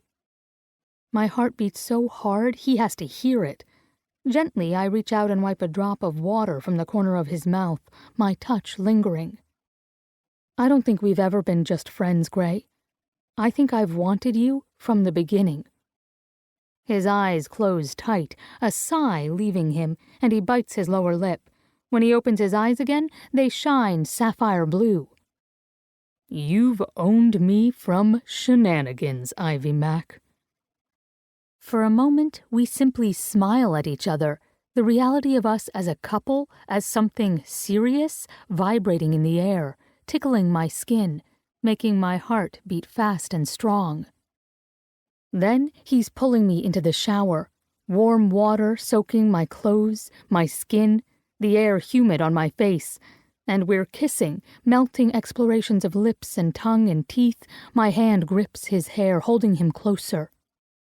Gray groans, angles his head to penetrate me deep. His tongue slides against mine, honey sweet to my starved senses. All I can think is that I'm kissing Gray without worrying about why. Gray is kissing me, and we both seem to revel in this new freedom. Each press of lips, each nibble and soft suck, saying, finally, and this is what I've wanted, and more. Give me more. Yes, like that, more of that. Don't stop. Gray, I suckle his plump lower lip. I need you. He shudders, his hands in my hair, on my cheeks. You have me, he says against my lips. I don't think you understand how much you have me. He kisses his way down my neck, pressing his hard body against mine, grinding that thick, long cock of his between my legs. I'm crazy about you, Ivy. You have to know that. I'm so lost in you, I don't ever want to find my way back. One tug of his hands, and my soaked shirt is off, hitting the shower floor with a slap. Skin slides against skin, wet, firm. His mouth on mine, our fingers tangling as we push down my pants. I kick them free. I move to him, but Gray holds me still with one hand on my shoulder. His lips part, his breath fast and agitated. Let me look at you, he says. I need to look at you. I've never been fully naked in front of anyone before. That I am now has my stomach clenching, the urge to cover myself tensing along my arms. But this is Gray, asking with his heart in his voice. So I don't hide. My back rests against the cool, wet tiles, and I let my arms fall to my sides. A strangled sound leaves him, his grip on my shoulder tightening as he looks his fill. I know I'm not perfect. My legs are long, but not muscular because I don't work out. My hips are wider than I'd like. My butt, a handful, even for him. A shiver works over me. I like myself just fine, but I'm not perfect. God. He swallows, the muscles along his throat working. I kept trying to picture you. So many times I thought about you. Gray rakes a hand through his dripping hair, sending droplets over me. Now? Beautiful seems too small a word. I could look at you forever, Mac. His gaze travels up, taking in my stomach, which isn't a board, but smooth enough, and lingers on my boobs, average size with pale pink nipples that point upward. The heat in his eyes has my breasts growing heavy, aching at the tips, and I arch my back a little, lifting them closer to him. He grunts, a sort of, breath of sound, and his broad chest hitches. Slowly, like it has a mind of its own, his hand lifts. The blunt tip of his finger touches my nipple, catching up a bead of water, and I feel it to my toes. I almost sink to the floor when he puts that long finger in his mouth and slowly sucks it. Gray makes a little hum of pleasure and smiles. His large hand, so perfect for clutching a football and protecting it until he enters the end zone, engulfs my breast, swallows it whole. Warm, calloused palms and strong fingers. The way he gently kneads my breast feels so good I can't breathe properly. His gaze is slumberous and hot on what he's doing to me. And God, he's beautiful. His body so tight. Perfection. How am I supposed to keep from devouring every substantial inch of him? And then I realize I don't have to refrain. He's mine now. My hands are on him before I can think, running along his broad chest, over the small nubs of his nipples, and down the hard planes of his abs. Jesus, he feels good. Gray shudders, his head falling to my shoulder so he can nuzzle my neck. More. Touch me, Mac, please. The blunt length of his erection brushes my belly. It's like a brand, catching all my attention, and I haven't even had my hands on it. Without another thought, I sink to my knees, and my mouth catches the tip of his cock, drawing it in before he can utter a word. The large head is smooth and hot, swollen so tight that it throbs against the roof of my mouth. I give it a slow suck, and a helpless gurgle leaves Gray's lips. His palms slap against the tiles as he braces himself, that long, lean body of his bunching with tension. Ivy, sweet Jesus. My thoughts exactly. He's big, and there's no way I'm getting all of him in my mouth. God, but I'm tempted. He's beautiful, substantial, and so hard there's no give to him. My fingers wrap around his base, squeezing, testing his strength. Gray whimpers, his hips shifting a bit as if he's trying to hold still. I glance up at him. His muscled torso curves over me, a shelter from the water raining down on his back.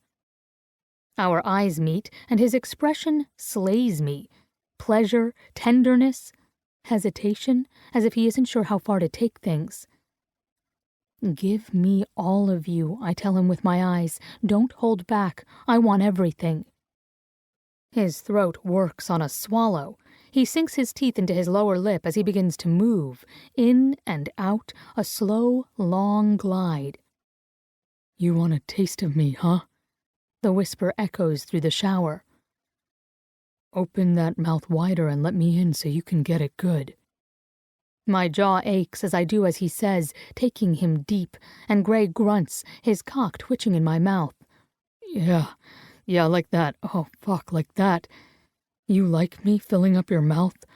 I hum, jerk his cock with my hand as I suck him, and he shudders, his voice growing raspy. You know how many times I stood in a shower, fucking my hand while pretending it was your hot little mouth, Ivy? He pauses as if remembering, a look of raw pleasure twisting his lips. Then his hips twitch. Fuck, honey, don't stop. I couldn't if I tried. I have a vivid imagination, and I've thought of doing this to Gray a lot. I let myself play, do all the things I've wanted for far too long. All the while, Gray makes a gasping, almost pained sound as he pumps between my lips, the movement restrained, shaking in its intensity. He's drawing this out, letting me torture him. It makes me so hot that I close my eyes, pull him in, run my tongue over every inch that I can, show him how much I love this. I've done this before, but not like this. Not with Gray. Not holding back, savoring every gorgeous inch. And I've underestimated how good it would feel to give him pleasure. Gray. Delicious Gray, whose hard body and hot skin drive me insane. I run my hands up his thighs to cup the taut swells of his ass. God, his ass! It flexes tight with each thrust. I suck harder, faster, and he moans, his body shivering. Somehow I know he's close. I can feel all that restrained energy rising up in him, ready to break free. But then he's out of my mouth, the sound a smacking pop, and he's hauling me up, pushing me against the wall as his mouth takes mine. It's almost frightening the way I lose all sense of myself. There's only him, his mouth, his warmth. He kisses me there against the tiles, my butt cupped in his big hands. My legs wrap around his waist, and he lifts me as if I weigh nothing. I can't get over his insane strength, and how he never uses it against me, but in only service of me.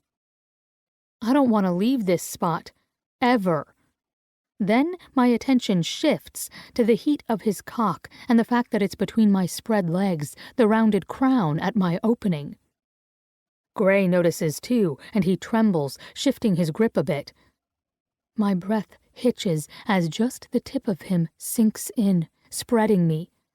I thought he was big in my mouth. He's immense now, all I can think about. Gray stills, his muscles bunching with effort.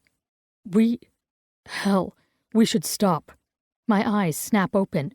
We should? The corner of his mouth curls in a weak smile at the sound of my protest, but he can't hold that smile. Okay, not stop. Move locations.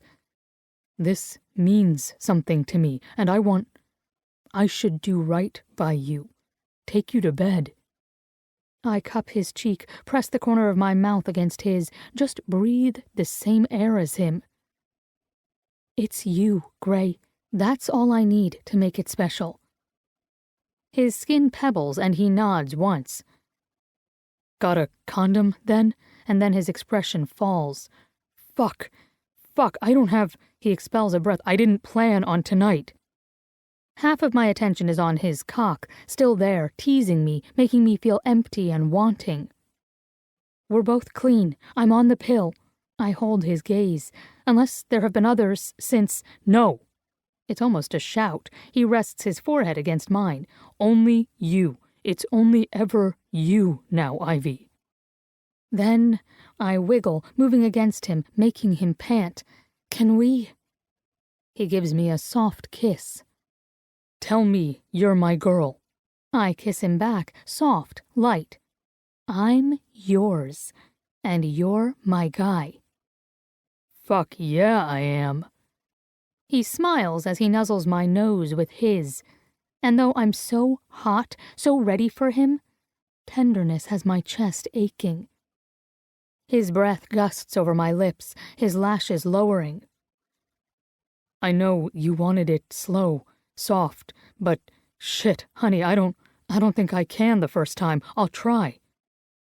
I kiss his lips, quiet him, my thighs gripping tighter, drawing him closer. He shudders around me. I shudder too. It's been a long time, and he's big. But the stretch of him feels so good. It highlights that aching emptiness inside of me. My voice is breathy, impatient. I don't need it slow. I just need you. Now. He nods, kissing me almost absently. Okay, just fuck. He groans, moving in a bit deeper. Tell me to stop. Anytime you want me to stop, I will. Now, Gray. Bossy. He's grinning. Cupcake? Fucking love when you call me that. He thrusts upward and I groan, pushing my body down onto his cock, needing more. His gaze locks with mine, our lips brushing, tickling with each breath.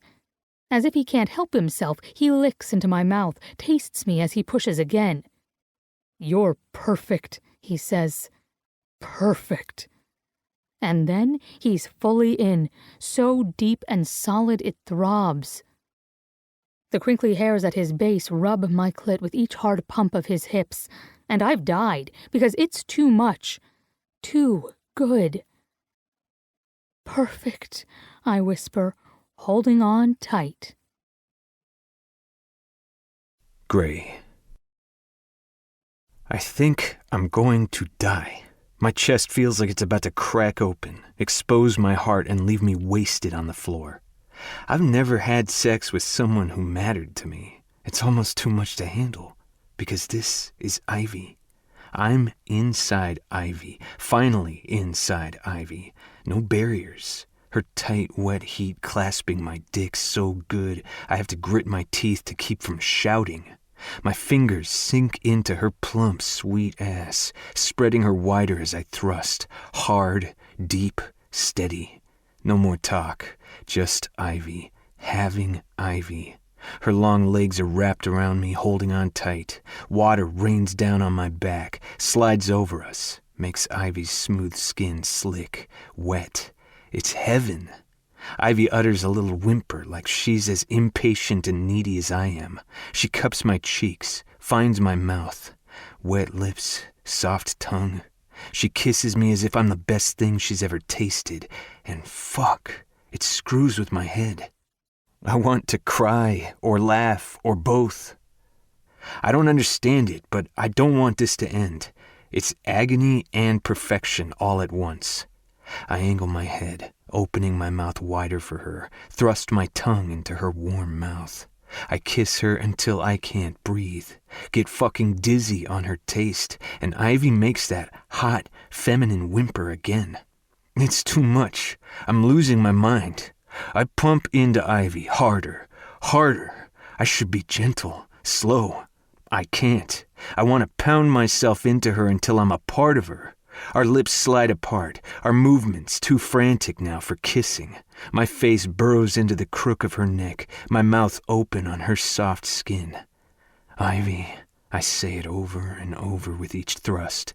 Ivy, Ivy, Ivy. I don't even know why. I want to tell her better things, that she's everything to me, the best part of me, that I'll take care of her, protect her. From what, I don't know, but I will.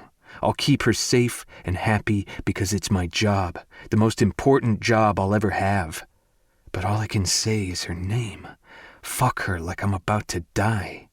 She's panting now, her slim arms sliding over the wet tiles as if she's trying to get away from the pleasure and reach for it all at once. Her thighs clamp down on my waist as she arches her hips into mine, and those sweet as fuck tits lift high. I haven't even gotten a taste of them. I duck my head, capture a pink nipple and suck it in deep, lick the stiff little nub, flick it with my tongue, and she loves it, her pussy milking my dick as she cups my head and writhes. Fuck yeah. Heat washes down my back, up my thighs. My balls draw tight, my dick pulsing. I grind against her, feel her clench as she comes, her cries echoing throughout the shower. And then I'm the one crying out. I don't even recognize the sounds I make. They're desperate, loud, and disjointed.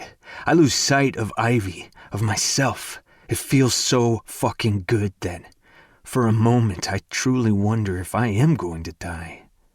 But I won't, because nothing is going to keep me from doing this again and again, because I'm Ivy's forever. Chapter 21. Gray.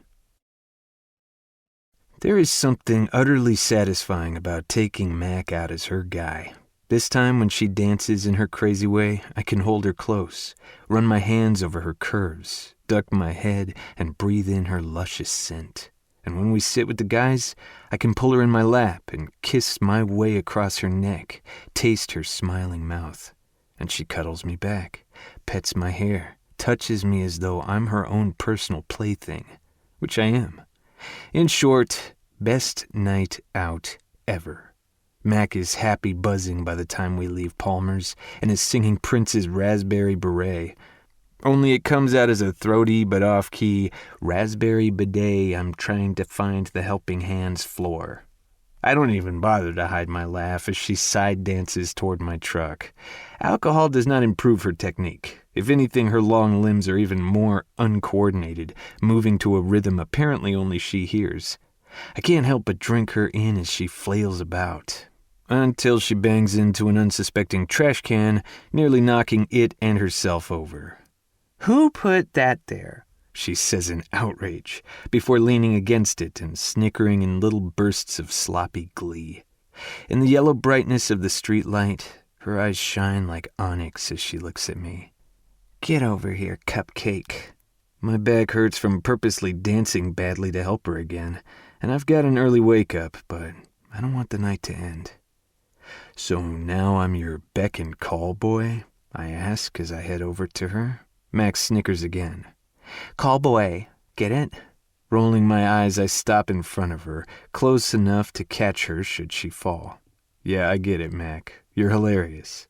She's so damn cute at this moment that I'm tucking a lock of her hair behind her ear and running my thumb along the edge of her jaw.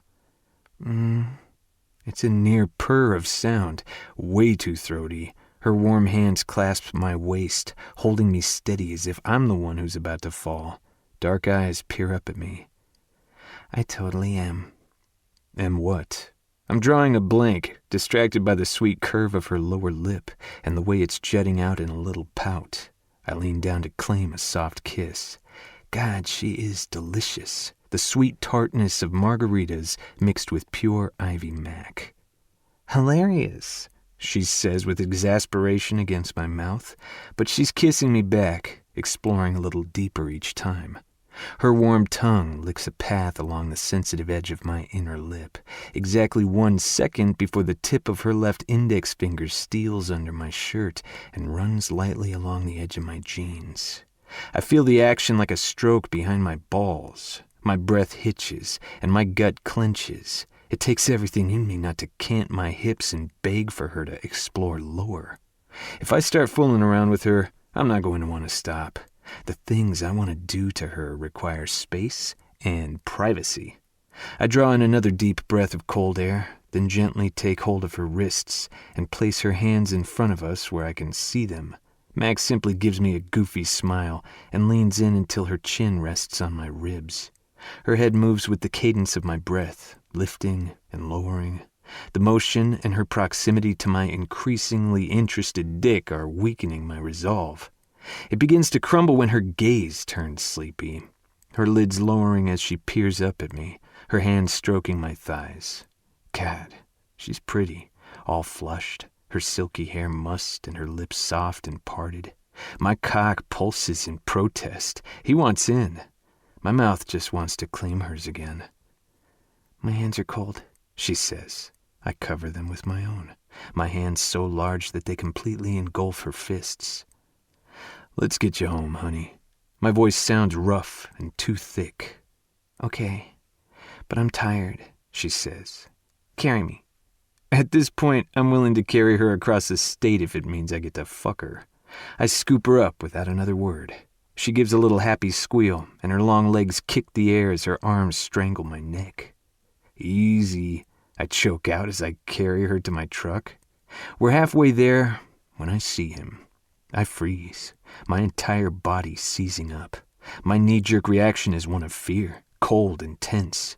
Rage follows on its heels. Rage that I've reacted in fear and from simply laying eyes upon him. Ivy lets out a sound of protest, and I realize that I'm holding her too tightly. Ivy, fucking hell. My fear returns. I don't want her anywhere near Jonas. I'm barely aware of setting Ivy down. She stands close to me as if she knows I need the support. I don't, and yet my arm snakes around her waist and holds on. Jonas leans against my truck, hands tucked in his pockets, his legs crossed at the ankle, and somehow he still manages to make the pose look threatening. Maybe it's because I know he won't hesitate to damage my truck if he thinks it will upset me, the fucker. He's enormous. The small gut he'd been sporting 4 years ago, now a full barrel, but his arms are still built for brutality. Then again, every inch of Jonas has been crafted and forged for aggression. The bottom drops out of my stomach as our gazes clash. It's been 4 years since I've seen my brother, and still I feel sick just looking at him. About time you showed, he says by way of greeting. Fucking sick of hunting you down, Gravy. Asshole. I wasn't aware we had a date. He sneers at the word date, but his eyes ooze over Ivy. My grip on her tightens. She hasn't said a word, but she's clearly lost her buzz. Tense and alert next to me. Her fingers slide along my back and then curl around the belt loop of my jeans. I want her away from here like I want my next breath, but her simple hold grounds me in a way I haven't felt in years, if ever. I'm not discussing shit in front of your piece of ass here, Jonas says. My breath comes out in a rush, but I stay still. I'm good at locking it down in front of Jonas. Ivy isn't going anywhere, so I guess you're shit out of luck. Jonas smiles. I used to see that smile a lot, right before he struck. And while every old fear in me is shouting to lower my eyes, or better yet, get the fuck out of here, I'm not that little boy anymore. You're getting mouthy with freedom, he says with a frown. When I don't answer, he goes on. You haven't returned my texts. I don't bother to tell him that I've blocked him. If he didn't look like a burly version of my dad, I'd think Jonas was adopted because he got neither of our parents' intelligence. What do you want, Jonas? I ask in a bland voice. At my side, Ivy is quiet but close, her hand yet to leave my back. You're 2 games away from being draft eligible. It's time to make plans. As touching as that sounds, I've got it covered. Not that I think my brother has any interest in looking out for me. His look of disdain tells me as much. Yeah, well, my agent says you haven't returned his calls either. Which is because I have no interest in signing with Jonas's soulless bloodsucker. Not that he's Jonas's agent anymore. They'd parted ways when Jonas fucked up his career. But I'm guessing this is a way to getting good with his old cronies. Didn't want to return them, I say. He scowls. You're an embarrassment to this family. You will call them. Suddenly, I'm just worn out. I hate this. Hate that my remaining blood relatives are nothing to me. No, Jonas, I say in a low voice. I won't. I'm signing with Mackenzie. That weak-ass fucker? Jonas barks at a laugh. He doesn't have the balls to get shit done. Hey, Max snaps, stepping forward. That's my father you're talking about, so shut your mouth. Inside, I groan, cursing the whole situation. But my awareness goes on high alert as I sling an arm around Mac's slim waist and haul her back against me. Every inch of her vibrates like she's about to throw a punch, and she doesn't know who she's dealing with. Ignore him, I murmur, not because I disagree, but I know Jonas. Jonas's leer isn't a shock. I can't believe this. He has his daughter riding cock to get clients. I underestimated the guy. Mac lurches in my arms, unable to get free but trying. You disgusting fucker! You don't know dick! That shuts him up. He pushes off my truck, rage in his eyes. Watch your mouth, girlie! Blood races through my veins, and it feels ice cold. Not taking my eyes from him, I firmly set Mac behind me, telling her, "Don't move." Something in my voice must convey the seriousness of the situation because she does what I say. Jonas, on the other hand, takes a step toward her. "I should shut that mouth for you. You need to get the fuck out of here," I tell him, standing in front of Mac. "Now." "You don't tell me what to do, Gravy. You fucking obey, as always." It burns that Mac hears my shame, that I ever obeyed this asshole, but no more. "You're making a fool out of yourself," I tell him. "Go on, we're done here." Jonas's nostrils flare. Instinct has me transferring my weight onto the balls of my feet, my thighs clenching, prepping for a tackle. Jonas is a big motherfucker, but he's been out of the game for years, and I'm stronger, faster, with better balance. He'll go down and stay down. Because he is, at heart, still a lineman, he reads my intent with perfect clarity. It's in his eyes. We've been trained to broadcast, "I'm gonna fuck your shit up" with one look. "You think you can take me, little bro?" Jonas smirks like there's no chance. "I can bench 430, so that just might be enough to toss you." I shouldn't taunt Jonas, but he brings out the worst in me. He bares his teeth at me. "I shit bigger than you. I believe it." When he makes a noise as if he'll soon charge, I clench my fists. But Ivy's cool hand lands on my stomach. "He isn't worth it, Gray." Her dark eyes are wide and worried, gleaming up at me with a silent plea. And I soften. I don't want her to see this ugliness, but my distraction is a mistake. I hear Jonas snarl. "Thought I told you to mind your fucking business, girlie." He lunges, and I can only think of Ivy, threatened. My vision goes white. A roar tears from my throat. I'm barely aware of moving. I slam into Jonas with enough force to rattle my bones. Fisting his shirt, I propel him upwards, my thighs bunching with effort, and he goes airborne. His massive shape is a silhouette in the streetlight, and then he's crashing down onto the pavement with a loud thud. I stand over him, my teeth grinding. A slow shake works deep through my guts. "Get the fuck out of here, or I will end you." He stares at me, all wide-eyed with his mouth hanging open. Blood dribbles from his lip, and my knuckles throb. Had I hit him? I don't even remember doing it. But he spits a glob of red from his mouth as he rolls over, so I must have. Slowly, he stands. We stare at each other for a long moment. When I speak, the finality of our relationship feels like shards going down my throat. "Don't ever talk to me again." He just shakes his head. "Mom wasted her time on the wrong kid." And then he leaves me there, gutted and filled with useless rage. Ivy. Rain has started to fall. It taps against the roof of Gray's truck with a metallic rattle and runs in rivulets down the fogged-up windows. Inside, it's warm, the old heater blowing steadily as we sit, not speaking. We're parked in front of my house, listening to Nine Inch Nails' "Right Where It Belongs" play softly on the radio, the sound haunting in the relative silence. Gray hasn't moved, and I'm hesitant about saying a word. He's clearly in his own world right now, his strong profile unmoving as carved stone as he stares blindly forward. Every line of his body is tense, as if he might shatter if he moves, and I hate it. I'd seen the rage and the fear cloud his eyes when his brother taunted him. I'd seen the hurt and shame. Gray is in pain, and that is unacceptable. Slowly, my hand slides across the truck's leather bench seat. His fingers are curled into a fist, but the moment I touch him, he opens his hand, turning his palm upward to clasp my own. Until I feel the warmth of his touch, I don't realize how much I'd needed it. We don't speak. Gray's hand engulfs mine. For a moment, I simply sit and soak in the small connection between us. It's strange how good it feels just to do this. Almost absently, he traces the back of my hand, down the sensitive edges of my fingers and over my knuckles. Pleasure hums along my skin. I explore as well, sliding a finger along the length of his as the tip of my thumb strokes his palm. I love Gray's hands, warm, rough skin, long fingers and broad palms, and the strength.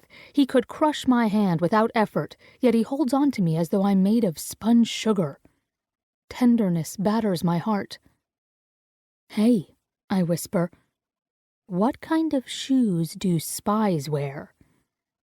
At first I don't think he's heard me, then Gray's lips twitch. "Dunno." "Sneakers." "Har." The corners of his eyes crinkle as his smile grows. Still, he stares out the window. I give his hand a small squeeze. "What do you get when you cross a vampire with a snowman?" "What?" "Frostbite." Gray snorts, and then his eyes find mine. They glint with humor in the dim interior. "What's green and smells like pork?" Relieved that he's engaging, I have to bite my lip to keep from grinning. "What?" "Kermit's finger." "Ew!" I laugh as I bat his arm. "That is vile." His broad shoulders shake as his laugh rolls out. He has a gorgeous laugh, booming and infectious, and right now it's the best sound in the world. I'm still laughing when I give him another one. "What did the duck say to the hunter?" Gray chokes down a laugh before asking, "What?" "I don't know," I shrug. "I wasn't there for that conversation." And he laughs again, his expression open and happy. "That is the lamest one ever, Mac." "I know. Hey."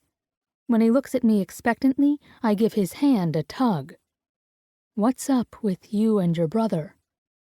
Gray's expression falls as abruptly as a lid being slammed shut, and a twinge of guilt hits me. It's a sneak attack and shitty of me. But there's a difference between slapping a bandage over a wound and trying to help heal it.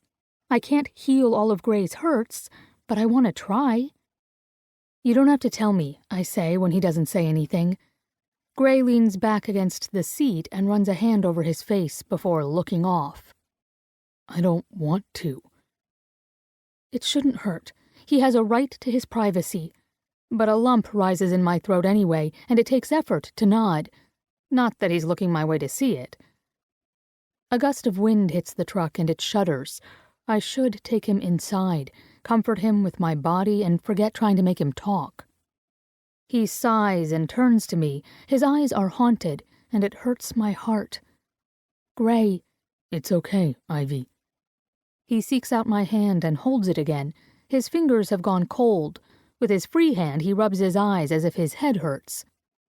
As if in a fog, Gray stares at his hand, his fingers spread wide. Red abrasions mar his knuckles. As if it pains him to look, he makes a fist and lowers it. "I hate violence. Believe me, I get the irony of being a football player. It isn't the same. On the field, it's controlled. Well, mostly, and we're fairly matched up. But off the field," he shakes his head, "only a coward uses his fists when he can easily walk away." I take a breath, completely sober now. "I'm sorry I egged your brother on and made you fight." Gray's brows lift in surprise before snapping together in a frown. "Don't ever be sorry for being yourself. I will always defend you, Ivy, and I won't lose a wink of sleep over it." He looks down at his hand again. "I wanted to beat the shit out of him for even talking to you like that. It unsettles me. I don't want to be like them." "Like them?" I ask. "I have 3 brothers. Jonas is the oldest, 12 years older than myself. Then there's Leaf, who is 10 years older. Axel is 3 years older, and I'm the youngest. Axel is all right, but we're not close. Jonas and Leaf are total assholes." He glances at me, his brows pulling together in a bemused frown. You really didn't Google me at all, did you? There's no accusation in his voice, only a soft wonder. No, I confess quickly. Truth, I wanted our friendship to be about Ivy and Gray, not what the rest of the world thought about you. For a long moment he just looks at me, his expression giving nothing away. Then, with his free hand, he reaches out, and the tips of his fingers graze along my cheek. Same here, Ivy Mac. His touch drifts away, and his voice grows harder. So I'm assuming you didn't recognize Jonas, did you? Was I supposed to? He laughs without humor. I guess not, though it'd probably piss him off to hear that. Gray rolls his shoulders. Jonas Grayson, superstar offensive lineman, 2-time Super Bowl winner. Holy shit, I interrupt as understanding dawns.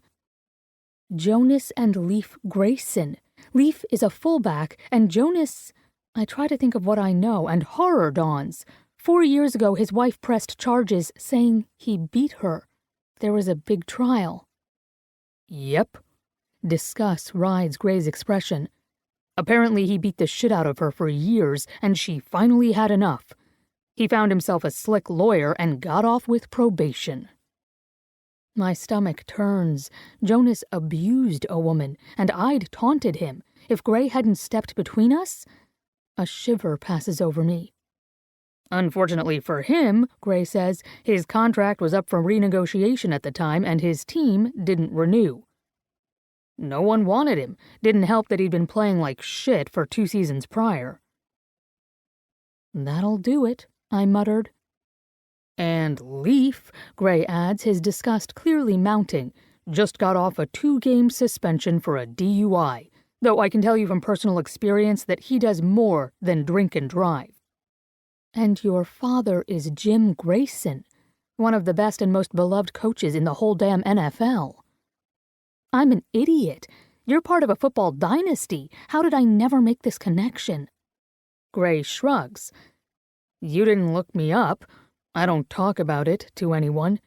My guys know I don't like to discuss it, though sports commentators love to mention it every game I play. He runs a fist along his thigh, digging in. My dad, he believes in physical strength. For as long as I can remember, he'd take me out to the yard for practice and have my brothers toughen me up. No holds barred. I don't like the sound of that at all. But your brothers are over 10 years older than you. They could have killed you. Gray's voice slows like he's forcing the words out. Endless drills, hard tackles, all acceptable. They got off on it. Axel didn't really, but he was small too. What could he do? I stay silent and let him talk. I don't think Dad really knew, though, that Jonas and Leaf liked to pummel me off the field too. Or maybe he did. He shakes his head. Who the fuck knows? When I complained, I was lectured. Football isn't for whiners or quitters. Buckle up, buttercup, back to work. And so on. How can you love the game? I whisper. His hand clenches mine. I don't know, but I do. Because when I'm out there doing my thing, I forget all about them. It's my game and I own it. I don't know, it's the control amidst the chaos. Same with math. There are rules, boundaries, numbers, patterns run, victories won by inches. It gives me joy. That's fucked up, isn't it? He looks at me then, his eyes haunted. No, I get it. I ought to resent sports like Fee does. It took our dad from us. Ruined my parents' marriage. But I love it. He nods, but lets my hand go to grip the steering wheel. I hate my brothers, always have. Hate my father, too, for letting them do that to me, either by direction or ignoring it. And your mom? I shouldn't ask, but can't help it. Did she know? His face goes utterly blank, his knuckles white on the steering wheel. I never told her. A ragged breath leaves him, because what if I did and she... He glares out the window. What if she didn't stop them? A bare nod is his answer. God, I want to hug him, but I don't move, not knowing if he can handle it right now. I feel like shit for thinking that, because my mom was awesome to me, kind, caring, patient. He snorts. I have no fucking clue what she saw in my dad. They met at some college staff mixer. He was a visiting head coach, and she was a Norwegian exchange student, finishing up her postgraduate degree. Mom always claimed that Dad charmed her into following him anywhere. Gray shakes his head as if disgusted. When she got sick, though, it was my job to look after her. Dad couldn't handle it. My brothers didn't want to. My brothers hated me for Mom, too, he whispers. I was her favorite, her baby. I think of a teenage Gray forced to watch his mom slowly die and not have any help from the rest of his family. I bet you were an awesome caregiver, I tell him softly.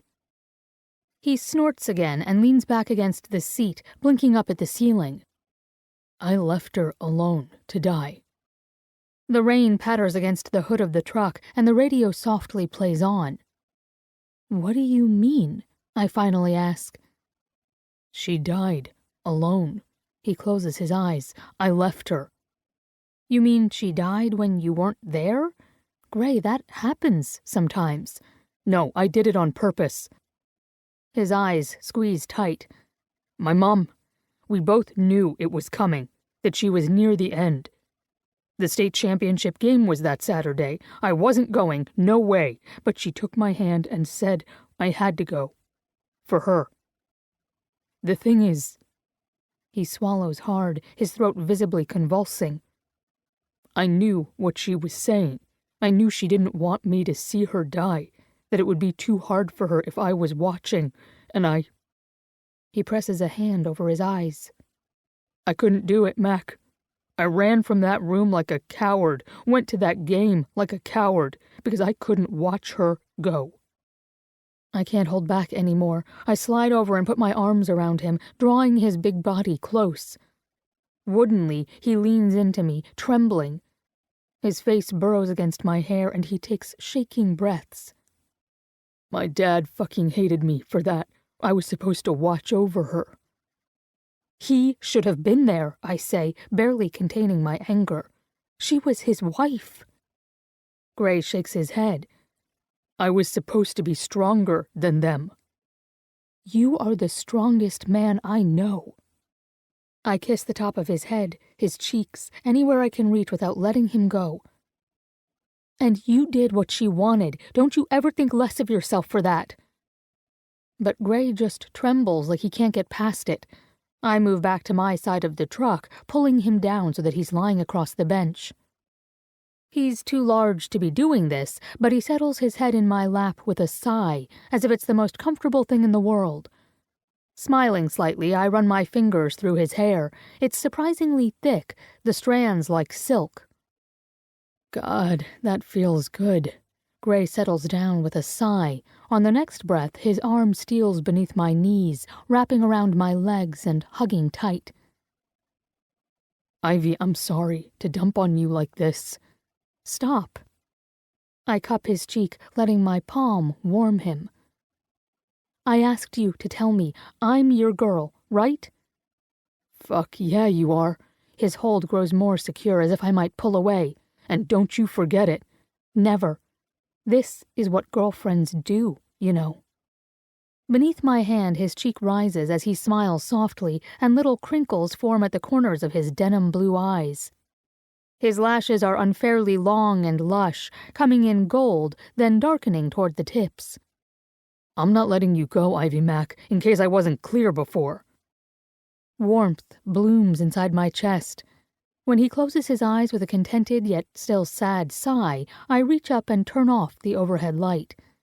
The interior of his truck turns shady, and Gray relaxes a bit more. I go back to stroking his hair. He grows heavier, warmer. My mom used to do that, run her fingers through my hair when I was upset. He shudders, takes an unsteady breath. I miss her, Mac. His voice is broken, and it breaks a little of me as well. Lightly, I run my thumb along his temple. I know, Cupcake. I'm sorry. He doesn't say anything, just keeps his eyes closed and holds on to me, and I stroke his hair as my free hand rests on the hard swell of his biceps. Mac? Yeah? The sound of the rain and the press of Gray's body has lulled me into a state of warm relaxation, and my head rests heavily against the window. My fingers don't stop running through his hair. I'm so fucking glad I borrowed your car, he chokes out, his hand gripping my calf, rubbing it as if I'm precious. The thought of you not being in my life tears me up. You are the happiness I never realized I needed. His words wrap around my chest and squeeze it tight. I know exactly what he means, because it is the same for me. I've made plenty of friends throughout my life, but no relationship has happened so swiftly or meant as much to me as what I have with Gray. My attachment to him almost frightens me, the emotion threatening to overwhelm. I find myself blinking rapidly, my vision as blurry as the windshield before me. Feeling far too tender, I curl over him and place a kiss at the crest of his cheek. He smells so good, like citrus and baking bread and pure gray, and I pepper his face with soft kisses. He turns slightly, slings his heavy arm over my neck to hold me close as his mouth finds mine. That emotion inside me bubbles over and rushes through my veins with absolute surety. I love him. I love Gray Grayson more than I ever thought possible. I'm through being afraid of this. I'm all in now. I'm his girl for as long as I can be. Gray. Some people grow up gradually, the foundations of their childhood steadily sinking into the earth so slowly they barely notice the change, until one day they're simply standing on their own 2 feet with little idea how they got there. Then there are people whose childhoods are smashed to bits in one blow. They topple into adulthood, flailing about for something to hold on to, and the terror of falling leaves a permanent scar on their psyche. Do those people ever end up feeling safe? I wonder about that, because I fell hard. For so long, there were days when it seemed as though I was still falling. When I couldn't find a single good thing to hold on to, when nothing felt safe or secure. Then I met Ivy. Somehow she caught me. Ivy is peace and warmth and hope, and I find myself holding on tight, afraid that if she lets me go, I'll be in a free fall once again. The fact that one person has so much power over my happiness scares the shit out of me. I know how fragile life is. Here today, dust tomorrow. But only a fool cuts his one lifeline. I'm no fool, even if I act as though I am to the outside world. So I'll do whatever it takes to keep Ivy. Chapter 22. Gray. GrayG. I think we need to put a sexting rule into our playbook. Ivy Mac. There's a playbook? When did we get a playbook? We've always had one. The Book of Ivy and Gray. It's epic. I've added a large addendum to cover sex. Play pattern 1, shenanigans. Fuck as often as my dick and your pussy hold out. Lovely. You are truly gifted with words. Is there a reason you're texting me when we're in the same bed? To test out my new phone, and so I can see that little smile you make when you read them. Have you always smiled like that over my texts? Always, Cupcake. Lie back now, honey. I'm going to lick that sweet pussy and see you smile some more. Gray! Ivy turns to glare at me from over her bare shoulder, her cheeks pink. Do you have to use pussy? It's so crude. She sounds annoyed, but those gorgeous dark eyes of hers glaze over with want. It makes my hard dick throb. Vagina, then? I give her a leer. Her nose wrinkles. No. Lady lips? She's laughing now. I'll never live that down. Grinning, I toss my phone aside and reach for her. She's all warmth and long limbs and smooth skin. Love pot? I murmur, skimming my lips down her long torso. Honey Muff, Secret Garden of Delight, Crazy Nut, she calls me. Now, Mac, we're going to have problems if you can't tell the difference between a nut and a pussy. Here, I ease her thighs apart. Let me educate you.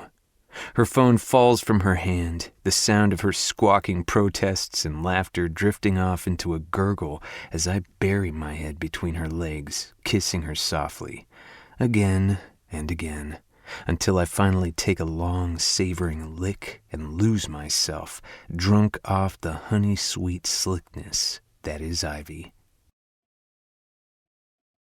Ivy. Gray decides to convert my bed into a tent, hanging all my available sheets over the canopy until not a bit of the room peeks through. That he's naked as he does this serves as my entertainment. I bite the edge of my lower lip as his pale, taut butt flexes and the muscles along his back and shoulders ripple. Gray completely owns his body and always moves with assured grace. Though I suppose if I were as fit and firm as he is, I'd flaunt myself that way too. Right now, I can't think about moving. I'm sore all over, a delicious kind of ache achieved by a night of marathon sex. I smile into my pillow. Last night, we'd gone at it with single-minded devotion, stopping only to doze or talk. In the middle of telling a joke or simply talking, we'd remember that, yes, we can touch. And that would be it. Mouths caressing, hands touching, Gray moving inside me. When the sun came up, Gray hunted down the leftover pain raisin, which he declared the best thing he'd ever had in his mouth. Well, aside from my sweet-as-fuck pussy. And I had to give him points for being both complimentary and crude. Standing above me now, Gray catches my smile and grins back. Everything we've done, every dirty, sweet, raunchy thing passes between us like a shared secret. Heat swells within me, but I don't move. Finished with his task, he scrambles under the covers and pulls me close. His skin is cool, and I wrap myself around his big body to warm him. Gray exhales in a sigh before slowly peppering my face with soft kisses. "Call me crazy," he says as he kisses along my cheek. "But ever since I was a kid and saw A Christmas Carol, I've wanted to sleep in an enclosed canopy." I run my hands over his shoulder, warm satin and carved granite. I love touching him. This feels more like we're in one of those old-fashioned canvas tents. He glances at the white sheets surrounding us. With the sunlight filling the room, the enclosed little space glows golden. But it is cozy and quiet and ours. I burrow closer to Gray, touch his jaw, the plump curve of his lower lip. He nips my fingers. "Yeah, it really needs dark sheets for the full Victorian effect." "That's okay. I've always had an out-of-Africa safari fantasy." Smiling, I run my fingers along his temple. "You can be my Robert Redford and wash my hair later." "Isn't he a little old for you, Mac?" He wrinkles his nose in mock horror. "Sexy doesn't have an expiration date, Cupcake." "Well, at least I know you're into blonde dudes." Gray hunkers down further into the pillows. Against our nest of white sheets, his skin is like amber honey, his eyes lapis blue. He's so freaking gorgeous he takes my breath. "I'm into you," I say. As if he's equally mesmerized, he traces along my face, his long fingers deft and gentle. "I meant what I said before, Ivy. I'm so fucking crazy about you, His teeth sink into his full lower lip. "I've never felt like this. I don't want to fuck it up."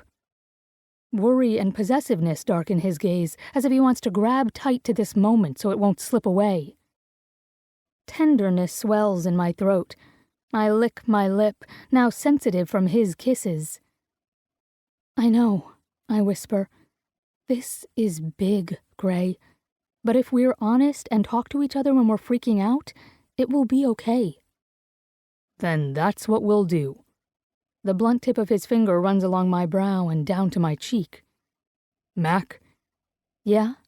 I can't stop touching him either. His neck, the hard curve of his shoulder, the vein that runs along his inner arm.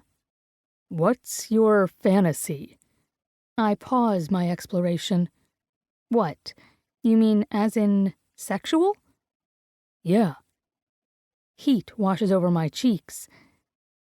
No, I can't tell you that. Why not? You told me in explicit detail how you wanted to be fucked. He grins wide, which was insanely hot, by the way. I duck my head, pressing it to his shoulder. That was different. We were on the phone. I wanted to be in that bed with you so damn badly, Mac. I think I bruised my dick jacking off to your voice. A shocked laugh escapes me, and I give his chest a kiss. I wanted you there, too. Gray hums again, his big hand smoothing over my head before he eases away to catch my gaze. So, what is it then? What's your deep, dark, naughty fantasy? Why do you want to know so badly? A little furrow grows between Gray's brows as he studies me. I want to give you everything. Every experience you've ever dreamed of, and things you never knew you wanted. Oh, my breath hitches. Come on. He nuzzles my nose with his. Tell me, honey. I close my eyes. Okay. It's nothing dramatic or even very creative. I'm seduced by a stranger. Seduced? Gray kisses me as if he needs a quick taste. How so? God, so embarrassing. I huff out a breath. I'm reluctant, but he cajoles, talks me into it, makes me undress when I don't want to. And, I trail off with a strangled sound. Fucks me. Kind of kinky in a subtle way. There's a smile in Gray's voice. I'm impressed, Mac. I open my eyes to glare. It's not a rape fantasy. I'm not into violence. I don't get off on stranger danger. In real life, I'd punch a guy in his throat if he... It's okay, honey. He cups my cheeks, his expression open, earnest. I get it. They're called fantasies for a reason. The corners of his mouth curl as heat enters his eyes. I like yours. My response is a grumpy grunt. He chuckles, giving me another light kiss. My embarrassment fades in the face of his care. What about you? What's your deep, dark fantasy? Gray flinches as though I've surprised him. Me? Yeah, you. I frown. It's as if he never expected me to bother with his needs. Why shouldn't we try yours too? His touch slides away as his lids lower, hiding his eyes from me. Nah, I don't really have one. Bullshit, everyone has a fantasy. The broad line of his shoulders tenses. Not me. I rise to my elbow, leaning my weight on it as I scowl down at him. You won't tell me. Unbelievable. I poke his pecs. It's like poking a rock. You don't trust me. At that, Gray's eyes narrow. I trust you more than anyone in the world. His tone is hard, defensive. He looks so stubborn, his jaw set as if bracing for a fight, that I have to clamp down on my frustration. I won't force him, even if it hurts that I confided to him when he refuses to do the same. Taking a breath, I rest my hand on his arm. I know it's hard, but I won't laugh, I promise. Gray refuses to meet my eyes, biting his lip instead as his cheeks pink. I don't think you'll laugh. This particular fantasy, if you can call it that, doesn't work if I have to ask for it. It's stupid, I know that, but it's the truth. There's a plea in his eyes. He knows he's being unfair, yet he's willing me to understand. With a sigh, I rest my head on my pillow and stare up at him. Fine. If you can't ask for it, then I'll have to figure it out on my own. Though his shoulders are still tense, a teasing light comes into his blue eyes. Give it your best shot, Special Sauce. Let's see. It's something that embarrasses Gray. My options are limited. Gray isn't shy about sex. I run my finger down the little valley along the center of his chest. His nipples tighten in response, and I grin. Is it you with another man? Gray chuffs out a laugh, but he's relaxing. No, although I can see that interests you. Well, my finger circles the tiny nub of his nipple. It would be kind of hot to see. His breath hitches, and he cants his hips. His cock, now hard and seeking, presses against my side. That sounds more like your fantasy than mine, Mac. A small smile pulls at his mouth as he rests his head on his hand and leans in. I feel so cheap and used. Poor baby. Softly I press a kiss to the crook of his neck, where his pulse beats. I love the way his body reacts with a shiver of pleasure and the feel of his big hand smoothing along my hip, as though touching me gives him pleasure as well. Everything is warm and lazy, and that low, sweet ache for him builds. I let it grow slowly, just touching him for now, enjoying the anticipation of having him again. My voice is husky when I whisper, "Don't worry, Cupcake. I'd be there to hold your hand." Gray's chuckle is a rumble in his broad chest. His hand slips back up my hip and around to my butt. He rests it there as his head lowers so that we're nose to nose. Nice try, Mac, but no chance. I don't want to share you. Even if it's with another girl? I tease. His nostrils flare on an indrawn breath, his gorgeous lips curving upwards just a bit. That image has definite possibilities, but no, I don't want another girl in our bed either. I love that he says our bed and that his fingers twine with mine. His other hand slowly slides down my ass to my thigh, lifting it with languid slowness and resting it on his hip, spreading me. The tips of his fingers skim along the opening of my sex, such a light, fleeting touch that I might have imagined it. I clench in response. Slightly distracted, my voice goes breathy. So, having a bunch of girls in your bed at once isn't your secret fantasy? His smile remains, but his eyes dim with wariness. And because I know him so well, I understand that look. I can't help it. My body tenses. Right, I say with false levity. You've already done that. Of course he has. He's told me how wild a sex life he's had. I want to turn away, close my eyes, and not think about Gray and all the women he's been with. But he knows me, too. His hand cups my face with such care that my heart squeezes. Hey, I don't like that expression. Makes me worry that you're thinking the wrong things. I try to smile, but fail. It's stupid. I shouldn't be jealous. No, you shouldn't, he agrees softly, his thumb caressing my cheek. I can't help it. I think of all the things you've done, and I look away and bite my lip to stem the flow of stupidity leaving my mouth. But I've gone this far. Feeling ill, I tell him the rest.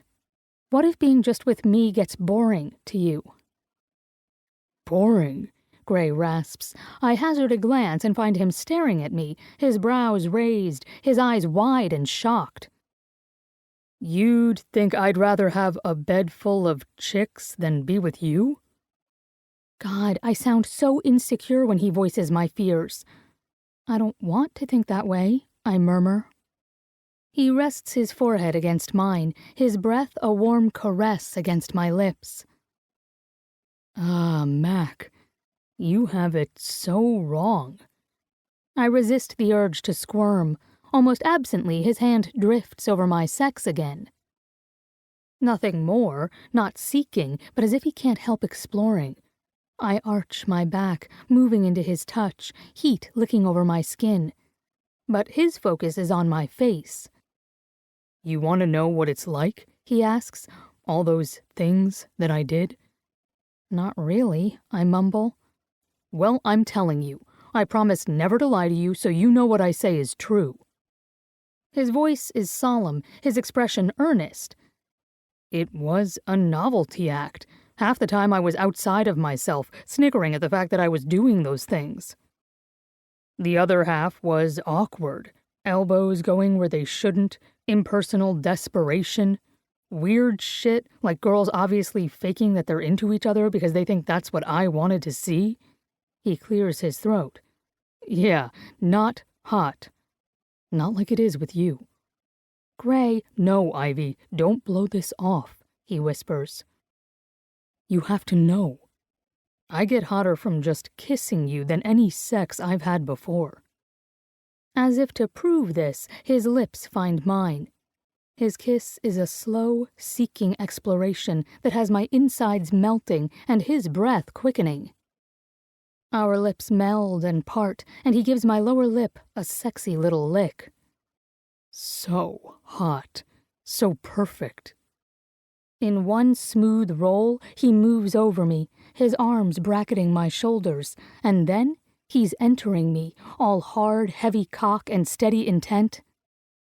The action is so unexpected, so good, that I gasp, my legs spreading wider to take more of him. Yeah, he says, like that. He grunts when he pushes, as if he has to work hard at fitting his thick cock into me. My body tightens at that delicious feeling of him stretching me, filling me. Going just a bit deeper each time. In the diffused light, he is golden, his blue eyes burning bright. Gray's lips coast over mine. This, Mac, doing this with you is the hottest thing I've ever fucking done, because it's you. You get me so worked up I want to pump my dick into you over and over. A shudder runs through his body, his skin prickling. It's the best feeling in the world. I don't want it to end. I don't want to go back there, to that cold-ass place where nothing really matters. On a sob, I wrap my arms around his shoulders and draw him close until his sweat-slick chest rubs against mine. Gray burrows his face into the curve of my neck and groans as he fucks me. God, the way he moves, using his whole body to thrust, an undulating hard rhythm that's just a bit dirty, as if my body is his to use. And yet, tender, as if he's worshipping me. He's right, it is the best feeling in the world. My hips rise to meet his, my hands sliding to the hard swells of his ass that flex with every thrust. That's it, honey. He groans. That's it. Move that sweet little ass and fuck me back. God, that's good. He's panting now, sweat making his skin glisten. Don't stop. Don't ever stop. He goes deeper, hitting a spot that makes me lose my mind. I lose track of how long he fucks me. There's only pleasure and Gray and yearning for more. Always more. And when I come, he lets go, his pace hard and desperate. He follows me with a long, low groan that vibrates his chest. I hold him, my lips pressed against his sweaty brow. He thinks he's distracted me from learning what he secretly yearns for. But I know what it is now, and I'm going to give it to him. As much as I can. Chapter 23. Ivy. Gray and I spend every moment we can together, which isn't really any different than our normal routine, only now our moments involve bouts of hot, sweaty sex, and it isn't nearly enough for either of us. Gray's classes are done for the semester, but intense workouts and training regimens to prepare for the playoffs take up most of his time. I swear to God, my quads and hamstrings feel like they've been torn from my bones, Gray tells me over the phone as I make chicken salad. I stare down at the chicken breast I've been pulling meat from and with a grimace toss it aside. Maybe we shouldn't be partaking in any shenanigans until you can catch a break, I say, reluctantly because I pretty much want Gray all the time. He makes a rude noise that nearly vibrates my phone. I'm going to pretend you didn't say that, Mac, he drawls, otherwise my fragile feelings might get hurt. I scoff at that. Don't worry, Cupcake. I'm basically thinking about your cock in my mouth right now. Gray makes a strangled sound. Jesus, Ivy, you can't be saying that when you know I'm stuck watching footage and studying plays for the rest of the day. Are you trying to kill me? You're lucky I'm soaking in an ice bath right now. Gray, you shouldn't be on the phone while in a bath. I'm hanging up right now. He laughs. Okay. Geesh, I'll hang up, but tell me one thing first. I'm not having phone sex with you. Again. You loved it, but not the question. Have you talked to your parents about not wanting to return to London? I frown down at the counter. Gray is right to bug me. I've been avoiding telling them, mainly because I'm a total coward, but the guilt is getting to me. Hell, I need to tell them about Gray as well. One thing at a time, though, and letting them know about Gray isn't the news I dread. Fuck it, I tell Gray. I'll tell them today, after I hang up with you. Honey, Gray murmurs, it will be all right. A breath gusts out of me. I just don't want to disappoint them. The sound of water sloshing fills my ear, then Gray's voice, low and soothing. Ivy Mac, you couldn't be a disappointment if you tried. Gray? My hand slides along the cool counter, and I'm wishing it was his skin I stroked. You're really sweet sometimes, you know? That's just my thick and creamy frosting. Tell them, and call me afterward, okay? Fee is home, an increasingly rare occurrence, but I take advantage, tracking her down in her room. Where mine is an oasis of whites, hers is a dark nest of plums and pinks. It's disturbingly womb-like and features an excess of satin fabric hanging from windows, her wrought-iron canopy, because we both have a thing for canopies, and even skirting her chairs. Curled up like a little Thumbelina on one pink satin chair, Fee is reading a textbook and making notes on her iPad. "What's up?" she asks, not taking her eyes from her work. "I invited Dad over. He'll be here in 5.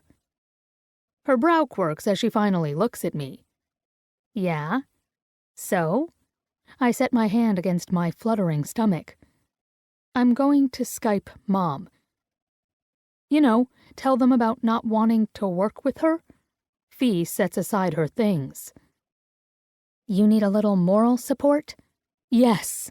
It's a burst of breath. From the living room, Dad's voice booms out. "Anybody here?" "We're coming," I shout back as Fee glares at the door. "We need to get that key back from him," she says.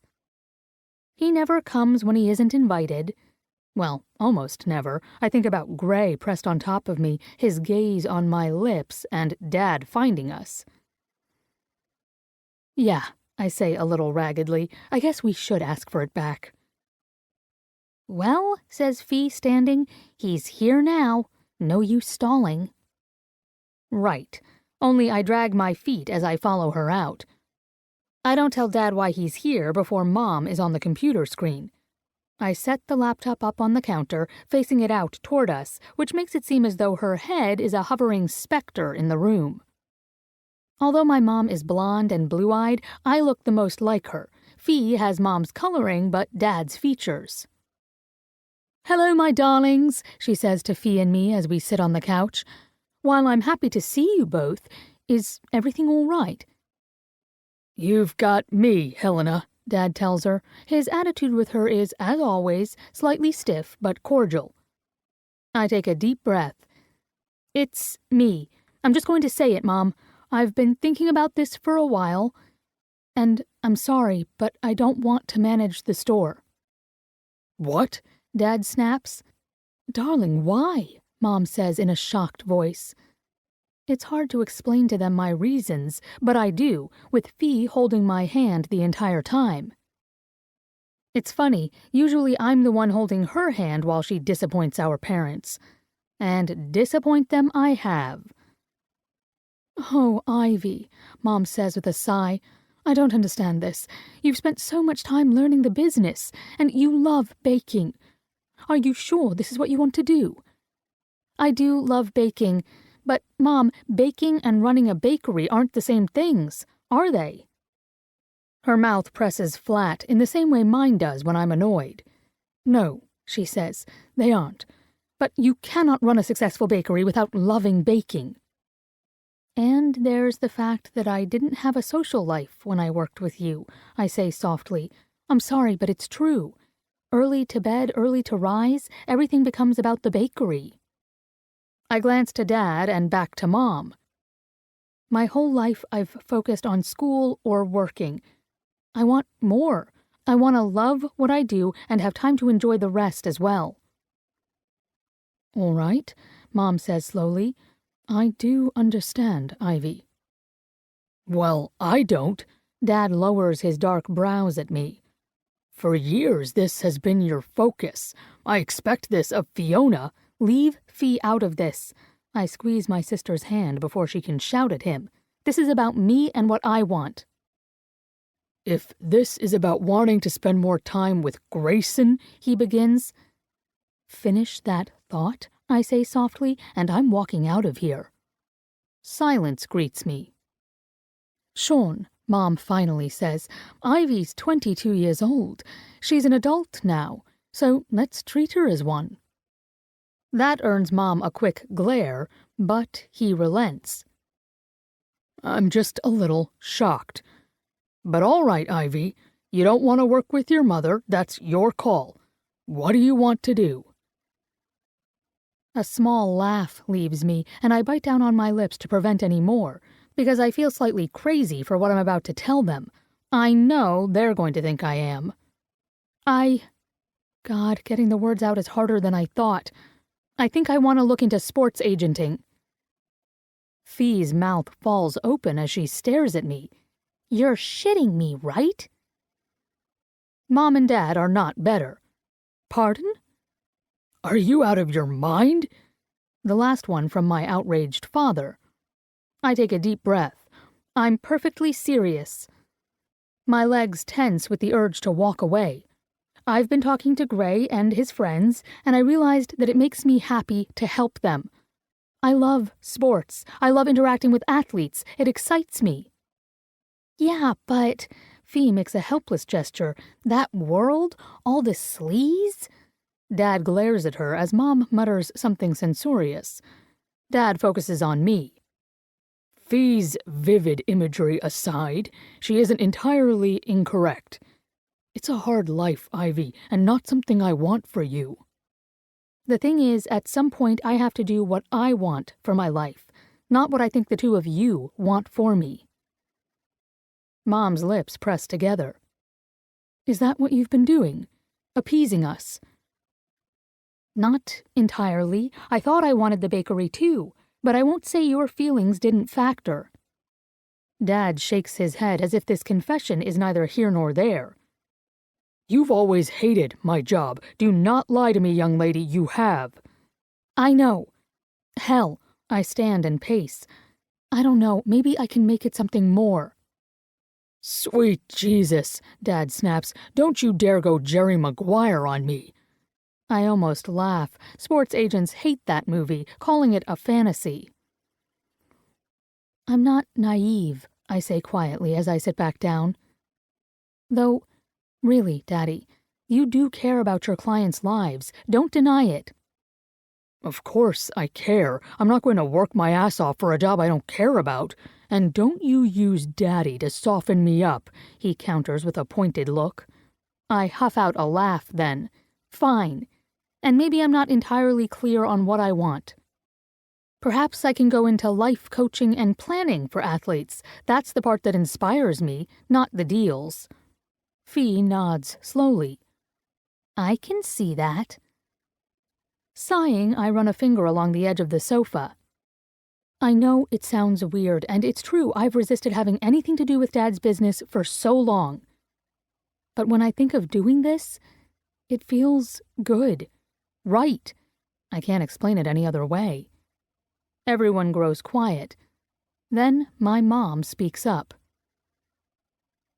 Darling, I want you to be happy in your life. If you believe this is the way, then I support you. My throat goes tight. Thanks, Mom. Dad just sighs and plops his butt on the arm of the sofa. You wanna work with me? He sounds so shocked that I do laugh. I can go it on my own, Dad. I don't mind the challenge. I'll apply for an internship at an agency. No. You want to learn this business, you're going to learn it right. His stern expression eases to wariness. Or I can set you up with one of my colleagues if you want your independence. If you think you can treat me like any other intern, I'm happy to work with you. Oh, well, thank you for that, he says dryly. Then he laughs. Get ready for hell. I find myself smiling. Yes, sir. It feels strange, this new course I'm plotting, and my insides are still shaking from excess nerves. But for the first time, the future excites me. For the first time, everything feels just as it should be. Ivy Mac. It is done. Parents are okay with my change of plans. I'm going to try to work with my dad. Tell me I'm not crazy. GrayG. Not crazy. You're my girl. So proud of you, Special Sauce. Come over? Better idea. Go to the Red Room Lounge at 8 p.m. Wear a skirt, panties optional but greatly discouraged. Head for the bar. Hot blonde dude will be there. Let him say hello first. Question mark? And what's with the cryptic text? Are you on something? No more questions. You'll like what I have planned. Trust me. Okay, but only because it's you. Don't forget, no questions, wear a skirt, and a hot top, too. Grumble. Chapter 24. Ivy. The Red Room Lounge isn't the kind of place I'd usually frequent, at least not on my own. The decor is tasteful, moody, the walls a deep, lush red. Low-slung cream leather couches are arranged in intimate seating groups. Votive candles flicker on glossy wood tables. For all the style, it's clearly a meat market, not in the lively college-age way of Palmer's, but for serious businessmen on the prowl. Eyes follow me as soon as I give the hostess my coat and walk in. I'm aware of every step I take, the way the black and white striped A-line skirt I'm wearing slides over my bare legs. On an average height girl, it would probably rest a few inches above the knee. On me, it's mid-thigh, and I'm far too aware of my pantyless state. The thought of flashing the bar with a flick of my skirt fills me with horror. It's also oddly arousing. I feel naughty, sexy.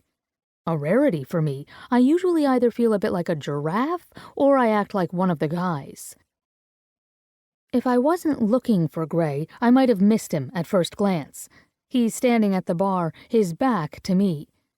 I know it's him because I know every line of his body, the way he likes to plant his feet slightly apart as if he's waiting for his next play, and how he always sets his broad shoulders ruler straight.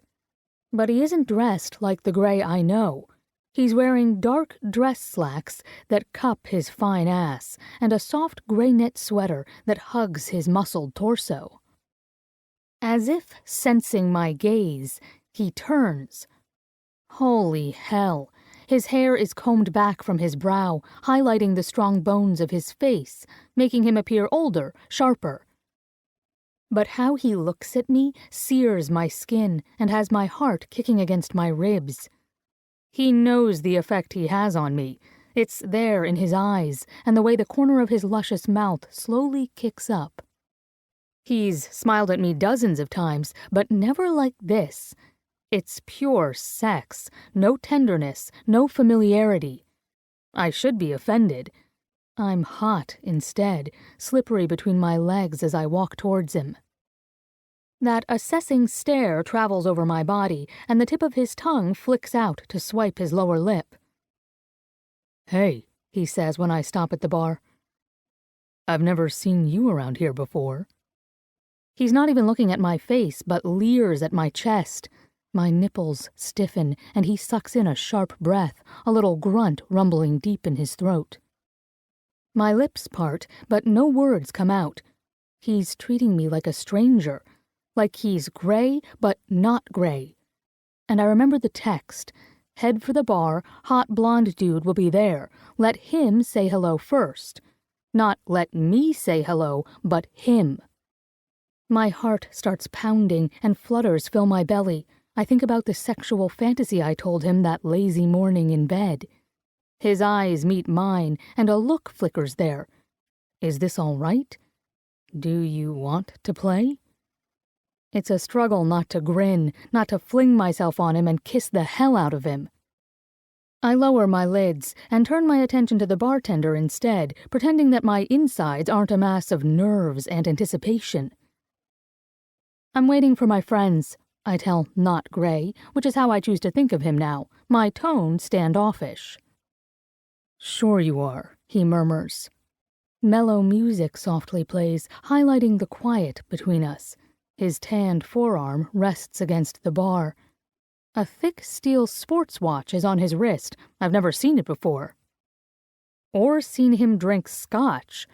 That strong arm lifts as he takes a drink.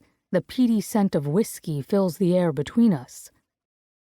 I order a citrus martini and try to ignore Not Gray, because he's doing his best to unnerve me, standing close enough that the light hairs on his sun-kissed forearm tickle my arm. Close enough that I feel his stare. It's strange, knowing that this is Gray eyeing me like I'm some cheap conquest. I should be appalled. But no one on earth turns me on the way he does.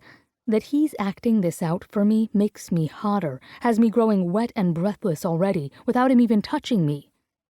Vodka sloshes over the sides of my glass and slides cold over my fingers as I take a sip. I lick my wet lips, tasting the tart sweetness, and Gray grunts deep within his chest. I'd like to do that, he says to me in a low voice. My throat goes dry. I keep my gaze on the bar. Do what? He's closer, his shoulder pressing mine. Lick those lips. Playing the shy girl, I look the other way as if I'm shocked. It doesn't deter him. My skin shivers at the soft brush of his lips against the shell of my ear. When I'm done with your lips, I'll lick the tips of those sweet little nipples perking up beneath your top. They're begging for it, aren't they, sweetheart? Warm breath gusts down my neck as he exhales. To be licked and licked. Heat snakes down my body, clenches in my belly, and he keeps talking in that low, rumbly way. I'll get you nice and wet, playing with those little buds.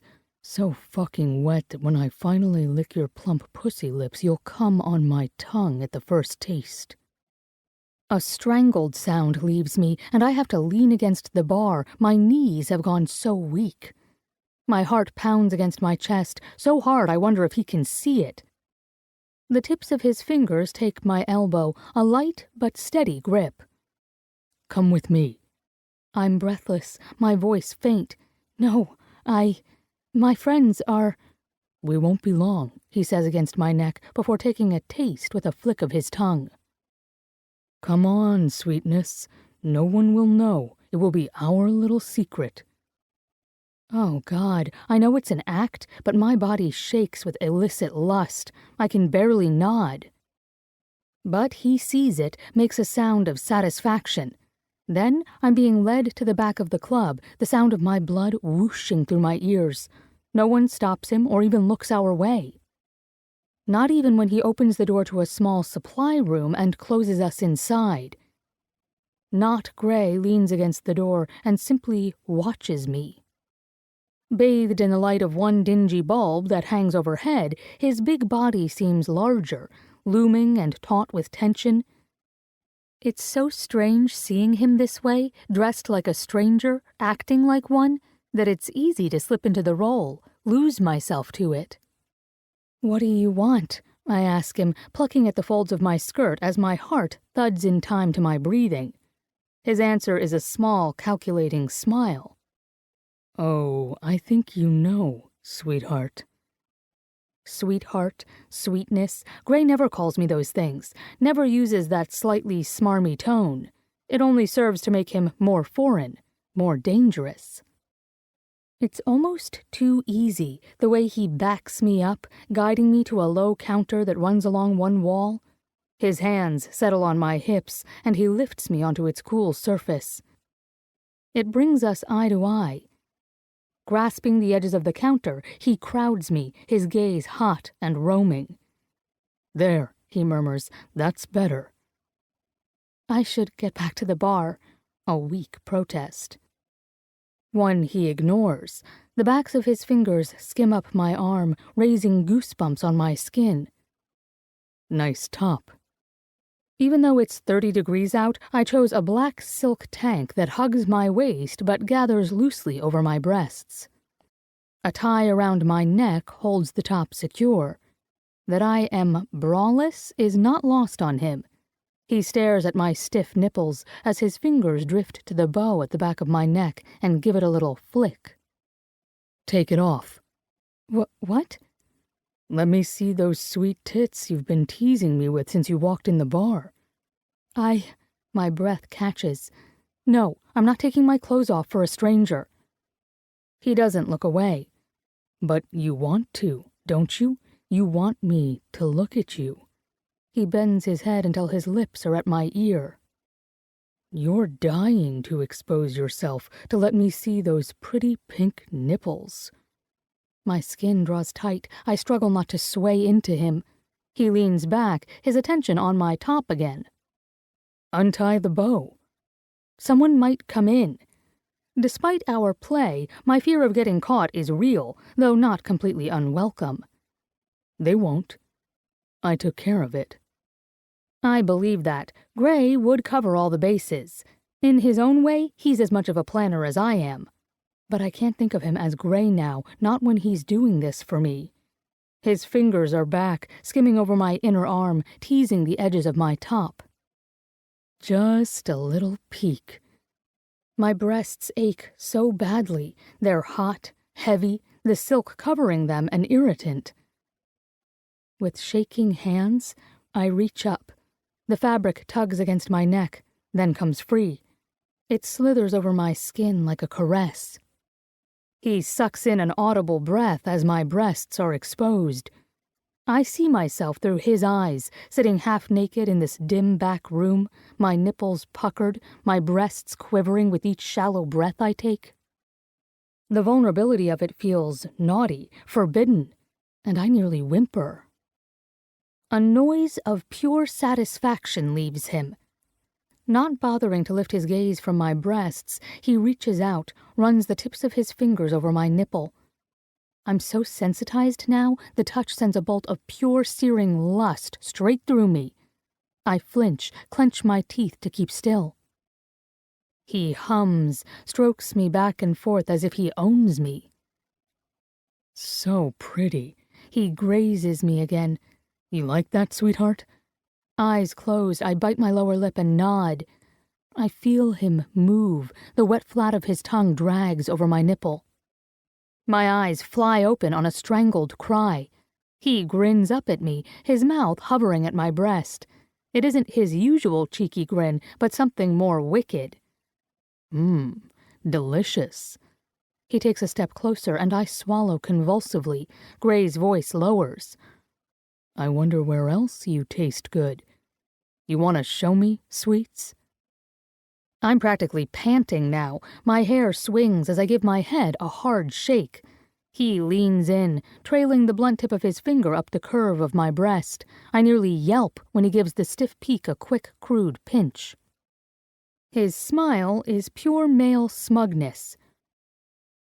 "Lift up your skirt and show me where you're wet." God, my thighs shake. I want to resist him. I want to do exactly what he says. As if against my will, my hands lower to the hem of my skirt. Up, up, up. Every inch that slides over my thighs pushes my agitation higher. I can't take it. I gather up the skirt until it's around my waist. Cool air caresses my wet skin. The silence is deafening. There is only the roar of my blood beating and the quiver of my sex, now fully on display. He just stands there, his eyes narrow, his expression almost fierce. I don't miss the way his broad chest moves with agitated breaths. I expect him to touch me. He doesn't. He stares, his gaze fixated on my sex. And it drives all my awareness to my exposed state, to the fact that the small butt of my clit is throbbing. He licks his bottom lip as if he's imagining my taste. When he speaks, it's a raw demand. Spread wider. I do, wide enough that I feel the strain in the tendons between my thighs. Still, he doesn't touch me, which drives up my need. I want him to so badly now that I bite the inside of my lip, arch my back just a bit to entice him with my breasts. That bastard simply gives me an evil look. You're dying for it, aren't you? No, I whisper. A lie. He knows it. The corner of his mouth curls as his hand drifts to his belt. Short of breath and aching, I watch him slowly unfasten his belt, the metal buckle clinking in the silence. He doesn't unzip immediately, but runs the heel of his hand down the significant bulge of his erection. I have to clench my fists so I don't reach out and cup him. The hiss of his zipper lowering buzzes in my ears. I only have eyes for his hand, reaching in to pull out that beautiful cock. Long, hard, thick, a bead of pre-cum glistening on the wide head. I know how smooth his skin is. I know his taste. How well he'll fill me. Do you want this? He asks. I'm a good girl, I whisper. He wraps his fingers around his wide base, his eyes on me. Let me put it in you. See how it feels. I don't know. I trail off, biting my lip, pretending that I won't scream if he doesn't fuck me soon.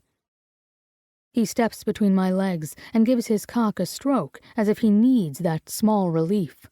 The sight has my sex clenching. Licking his lower lip, he guides himself to my opening. Just the tip, sweetheart. He nudges against me, slipping along my wetness as I whimper. His voice goes dark. Just for a second. That thick crown pushes inside. I'm so worked up with lust, I begin to moan and wiggle, ripples of heat running along my body. He shudders, his cock sinking further, stretching me, invading as he groans out, "Oh, fuck, I'm gonna need more." Like that, I'm coming around his hard cock as he glides in deeper, deeper until fully seated. The orgasm quakes through me so hard and fast that I arch back, my inner walls squeezing him tight. Jesus, he says, holding on to my neck. Jesus. Somehow I manage to lift my head, catch his eye. He's no longer not Gray, but my Gray, looking at me as if I'm beautiful, as if I'm his world. I don't want to pretend anymore. Maybe he sees the knowledge in my eyes because he gives me a look that's part pain, part helpless want. Deep inside me, his cock pulses. I draw in a breath, touch his cheek. Gray. That's all he needs. With an impatient sound, he hauls me close, bringing us chest to chest, mouth to mouth. He kisses me, no longer detached, but pure Gray, sweet and seductive and just a little dirty. Ivy, honey. He fucks like he's savoring me, holding my upper body against his so that the only movement is his cock pushing in and out, a steady pounding, so good and raw that I shiver. More, I whisper before finding his mouth again. Without pause, he grabs my ass and backs us up until he's leaning against the wall. My legs wrap around his waist, and he lifts me with ease, steadily works me up and down his swollen cock. I can only hold on, feel his muscles shift and the stretch of him inside me. Ivy, He kisses me quick, needy. I'm close. He thrusts up, moving his hips in a little circle, the pressure hitting my swollen clit just right, and my sex clenches, pleasure licking up my thighs, over my skin. I suck in a breath, my lips coasting over his. Finish it. My ass hits the counter. I'm pinned, spread wide for him as he takes what he needs. He's beautiful to me like this, his brows drawn tight, his lips parted as if he can't get enough air. Our eyes meet, and I'm the one who can't breathe. Everything seems to pause. There is only Gray, his gaze wide and clear, his cock lodged deep as though it's found home. My body tightens like a fist, my heart so tender it hurts. I feel him everywhere, draw in his scent and heat. But it's that look, as though there will never ever be anything more important to him than me, that does me in. This time, my orgasm is an almost painful roll of pleasure. Crushing my lips to his shoulder to keep quiet, I cling to him and let go. And he follows me, his mouth on my neck, his fingers digging into my thighs. He comes with a quiet shudder that racks his whole body. All the tension leaves him on a sigh. We're still for several breaths. Then he pulls out and sets me on my feet before tucking himself back into his pants and doing them up. My skirt flutters down as I reach for him. I hold him close, stroke his hair, my face pressed into the warm hollow of his neck. He smells of sex and sweat and whiskey. I can't stop kissing his silky skin. Thank you. Gray runs his hands down my back. for what? You gave me my fantasy. Not a hardship, honey. Slowly he kisses his way up my neck, scattering fine shivers in his wake. In fact, that now rates as one of my top fantasies, too. I tilt my head to the side to give him better access. You were good. Maybe you should consider acting. His laugh is a snort against my neck. It wasn't an act. I meant every word I said. I hadn't meant a single one of my protests, but my body's response had been real and so intense I still felt pleasurable little aftershocks. I adore Gray for that, for making me feel safe to play, for wanting to do that with me in the first place. I haven't forgotten about yours, you know, I say against his temple. Gray lifts his head. My fantasy? He looks blank, but he doesn't fool me. I know what it is. Oh, you do? Gray smiles, yet his tone holds a note of caution, as if he doesn't want to believe me. Yeah, Cupcake, I do. I kiss the tip of his nose. You take care of everybody, but who takes care of you? That's what you want, isn't it? To be cared for? My palm smooths down his cheek as he stares at me with wide eyes. That's my job now, Gray. I'm always going to be the one there for you. His throat works on a swallow, and when he speaks, his voice is husky. How did you know? I rub my cheek against his, drawing in his familiar scent. Because I know you. Gray is very still for a breath. Then he eases back. His hands settle on either side of my neck, his fingers so long they bracket my jaw. Gently, as though I'm suddenly breakable, he presses a kiss to my forehead, my cheeks, my closed eyes, the tip of my nose, and finally, my lips. Every inch, Ivy, he whispers against them.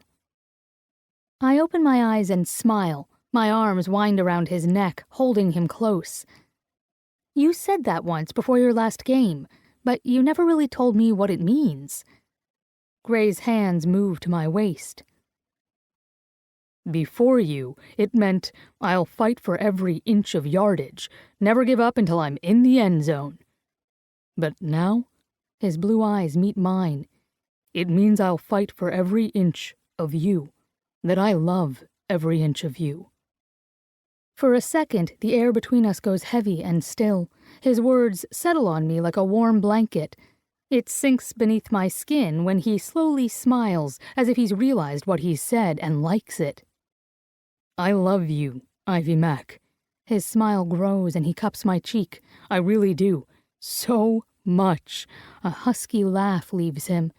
It feels good saying that. He loves me. No man has ever said those words to me. I've never wanted to hear them from anyone else but Gray. I draw in a tremulous breath, my heart swelling within my chest.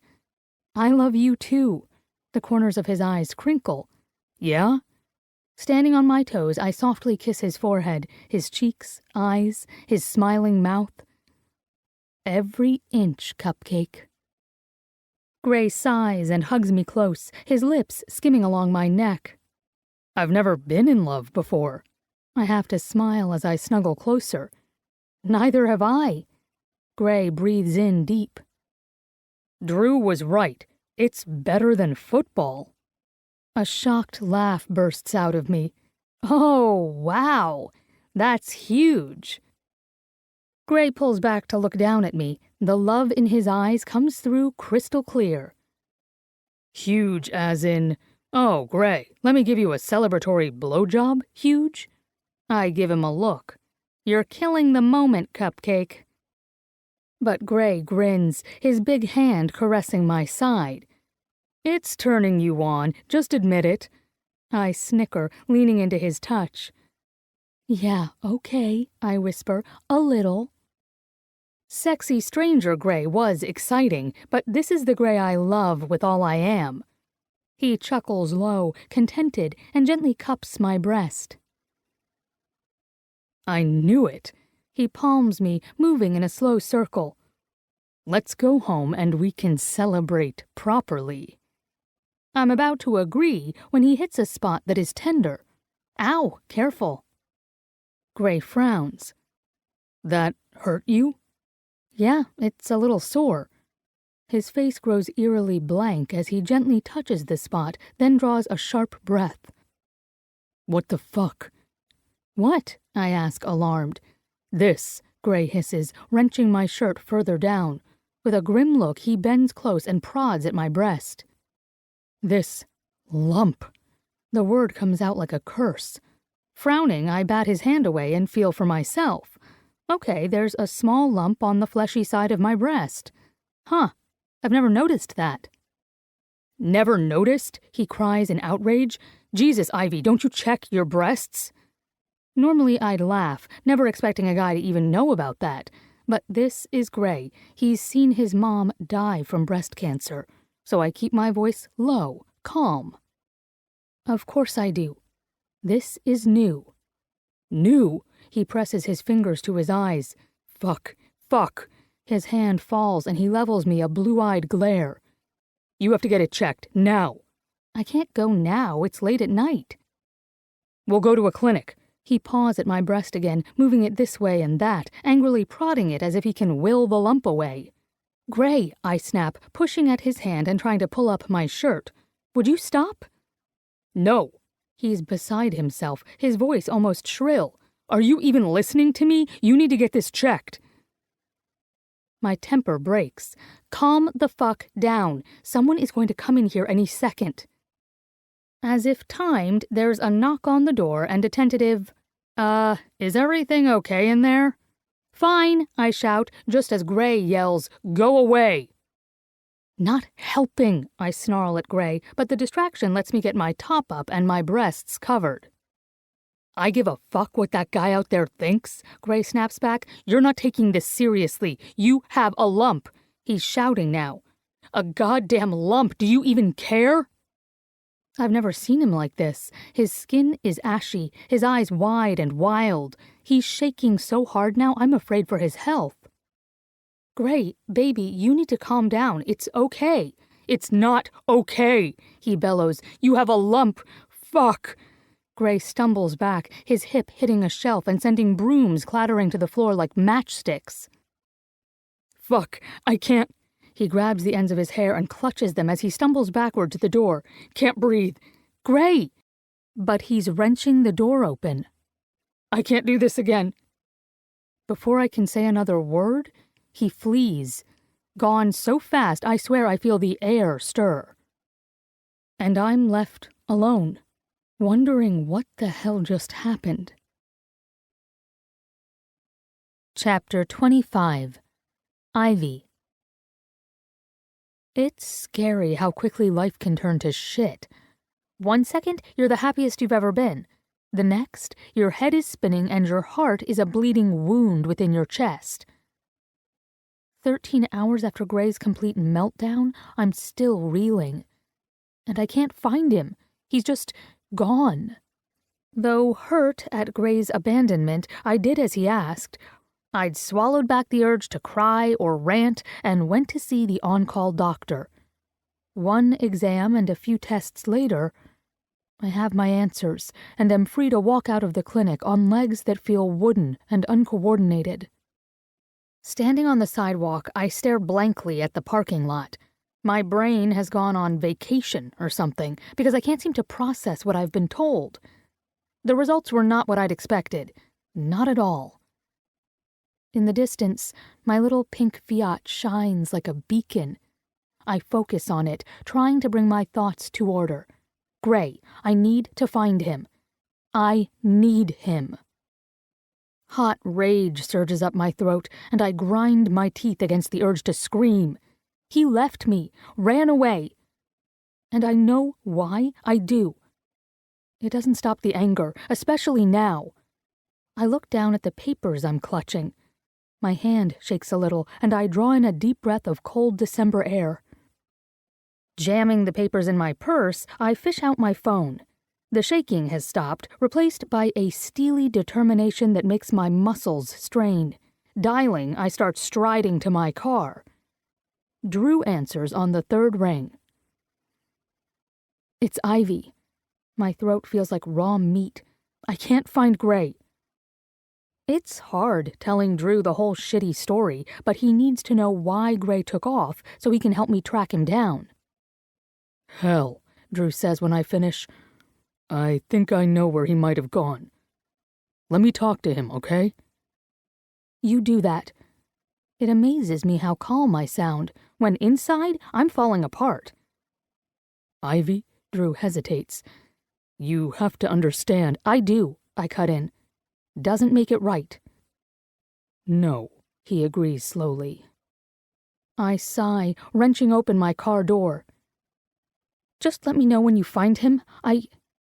My voice almost breaks. I keep it together with sheer force of will. I need to talk to him. Will do, Drew says quietly, then hangs up. Sitting in the little car that still carries Gray's scent, I wrap my fingers around the steering wheel. My nails dig into the puffy pink grips as my breathing accelerates. I won't cry. I won't. But a sob breaks free. I cry myself dry in the car where it all began. Gray. I've got to go back. I need Ivy and Ivy needs me, but I can't seem to make myself move. I've been working out for hours until my body gave out on me. Sitting on the floor of the team gym showers isn't productive, but the scent of bleach and deodorant is familiar, safe. It's quiet now. The gym long since closed. So I sit, curled up in a corner, asking myself what the fuck I'm doing. No answers come. Only this sick, fucked up fear and the need to curl in on myself and shut everything out. Some distant voice in my head tells me I'm losing my shit in a big, bad way. On the field, I'm a fighter. I never give up. I have got to get my head in this. But everything is silent, numb. Thought I'd find you here.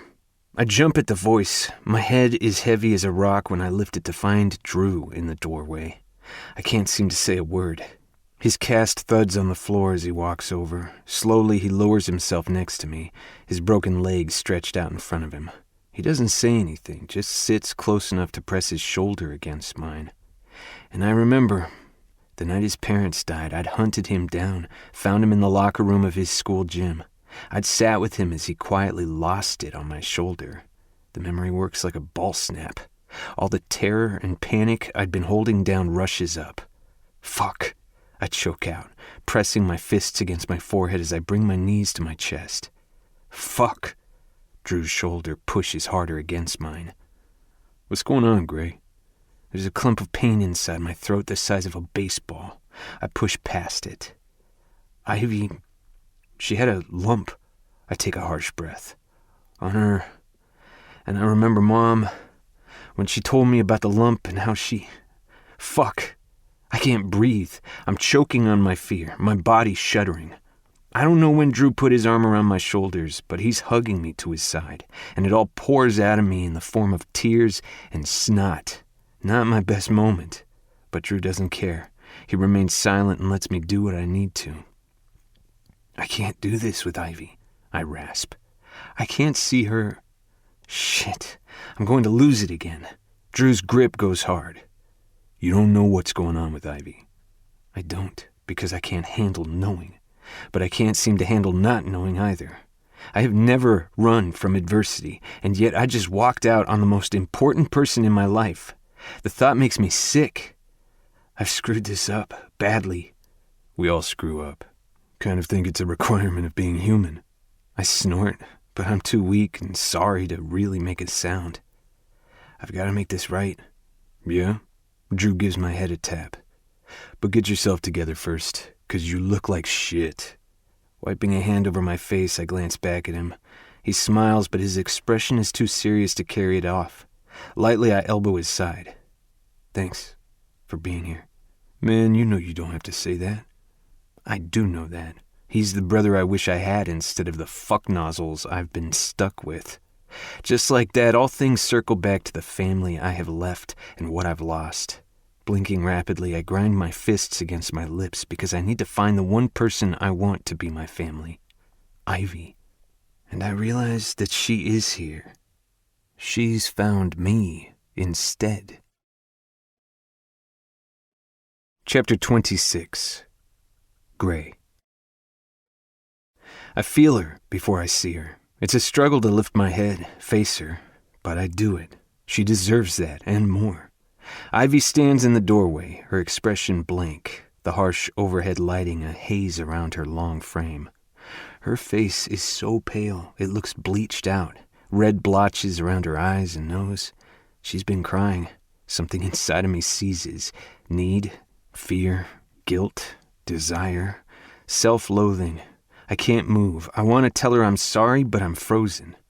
Her dark gaze flicks to Drew, who is rising to his feet. He gives her a nod, and I know he told her where to find me. With a final squeeze to my shoulder, Drew walks out, leaving me alone with Ivy. Ivy, Words fail me. She steps forward, extending her arm. Come here. I take her hand and stand. She doesn't let me go, doesn't say a word. Like a zombie, I follow her lead, tethered by her hand in mine. She ignores me, clicking away at her phone, sending texts to God only knows who. I don't ask because I ought to be apologizing now. I know this. Shame holds me silent. We don't speak as she drives, me crammed for once in the passenger side of her pink car. Inside her house, it's cool and dark. Ivy leads me toward Fee's bedroom, and I halt, confused. Fee isn't here, Ivy says, tugging me along. And she has a bathtub. The room is dim. A single lamp glows, casting the room into shadows. We walk into the bathroom. Someone's drawn a bath and left the lights on low. I asked Fee to help me out before she left. Ivy's voice is subdued. I expected anger, or at least an accusation, but she simply turns and pulls my sweater shirt over my head. I stand there, letting her undress me, watching her. She's so fucking beautiful. I know every line and curve of her face better than my own, and yet each time I look at her, it's like she's brand new. Get in, she says, not looking at me, but at the tub. And because I'll do anything for her, I obey. The water is hot, soothing. I don't want to be soothed. Her kindness is killing me. I lean forward and press the heels of my hands to my eyes. She steps in behind me, and my eyes snap open. I hadn't even noticed her undressing, but now her silky legs slide along mine, wrapping me up in her embrace. Water sluices over my back as she begins to wash me. Such a simple thing, but strangely effective. With each stroke of her hand, a bit more of the ugly, clenching, sick feeling leaves me, and I'm so grateful for her that my vision blurs. "Say something," I whisper past the lump in my throat. "Something," she repeats, equally quiet. Her strong fingers massage my scalp, and a heated prickle forms behind my eyes. I blink rapidly, willing myself to calm down. "Why aren't you yelling at me?" Her movement's still, and she rests her forearms against my back. "That would be easier for you, wouldn't it? If I yelled and relieved your conscience?" I wince, because she's right. Ivy sighs and starts washing me again, more brisk now, picking up a bar of soap and scrubbing beneath my arms. "I wanted to scream my throat raw at you when I couldn't find you. I wanted that." She slows, and I'm half distracted by her fingers running over my nipple and her lips just brushing between my shoulder blades as she takes a deep breath. "But you're in pain, Gray, and it hurts me when you hurt. So no, I'm not going to scream at you now. I never want to be the one to kick you when you're down." This girl. A shuddering breath tears out of me, and I capture her slim hand, bring it to my mouth to hold it there. "I'm so sorry, Ivy. So fucking sorry that I ran out on you." Because she's right. It hurts worse knowing that I'm the cause of her pain. Ivy doesn't say anything, but pulls her hand from mine and turns on the shower attachment. That efficient manner returns as she rinses me clean. A flick of her wrist and the water is off again. Before I can say another word, she launches from the tub, all long limbs and slick skin. "Ivy, I'm pissed." She grabs a robe and wrenches it on before facing me. "Okay, I don't want to yell, but..."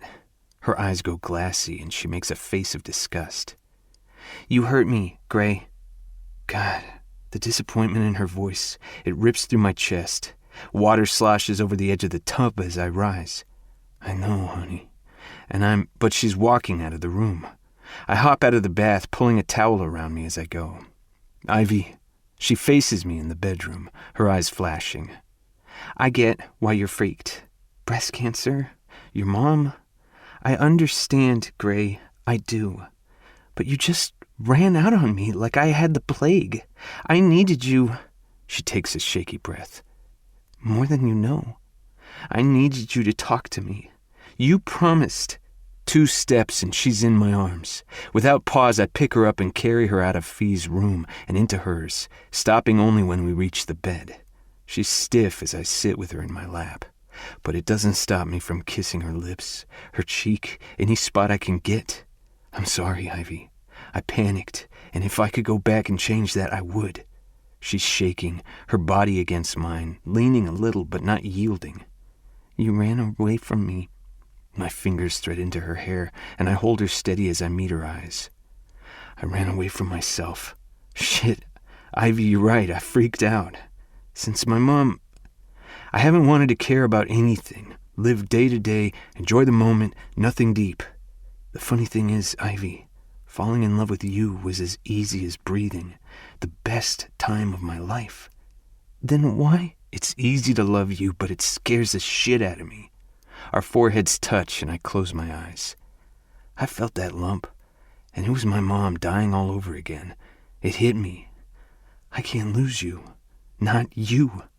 So yeah, I panicked, because Terror tries to rush over me again. I don't know what to do with it. Nothing scares me on the field. Not a 300-pound lineman. Not the possibility of getting hit so hard that my neck might break. But this, I struggle to breathe. Until she touches my cheek. Her dark eyes meet mine, and all I can think is home. "Hey," she says softly. "I can see you're freaking out again, but it's okay." "It's not." I shake my head. "I hurt you." And then she smiles.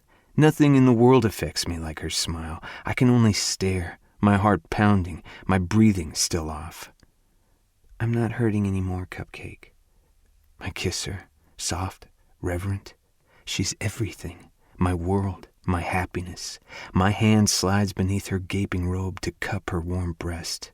The tips of my fingers glide over her skin, careful not to hurt her. "And you're I can't finish. Ivy cups my hand, pressing it to her flesh. It's fine. Not cancer, I swear. But her expression suddenly fills with fear, and she moves off me. With agitated breaths, she paces in front of the bed, her hands shaking. What's wrong? My lips are stiff, my heart pounding, but I'm not running this time. Tell me. The thing is, Gray, she takes a deep breath. It's not cancer, but fuck. Mac. She stops in front of me and grips her hands until her knuckles turn white, and I'm rooted to the spot. You're scaring the hell out of me, honey. My voice is a rasp in the tense quiet. Whatever it is, It was hormones. The lump.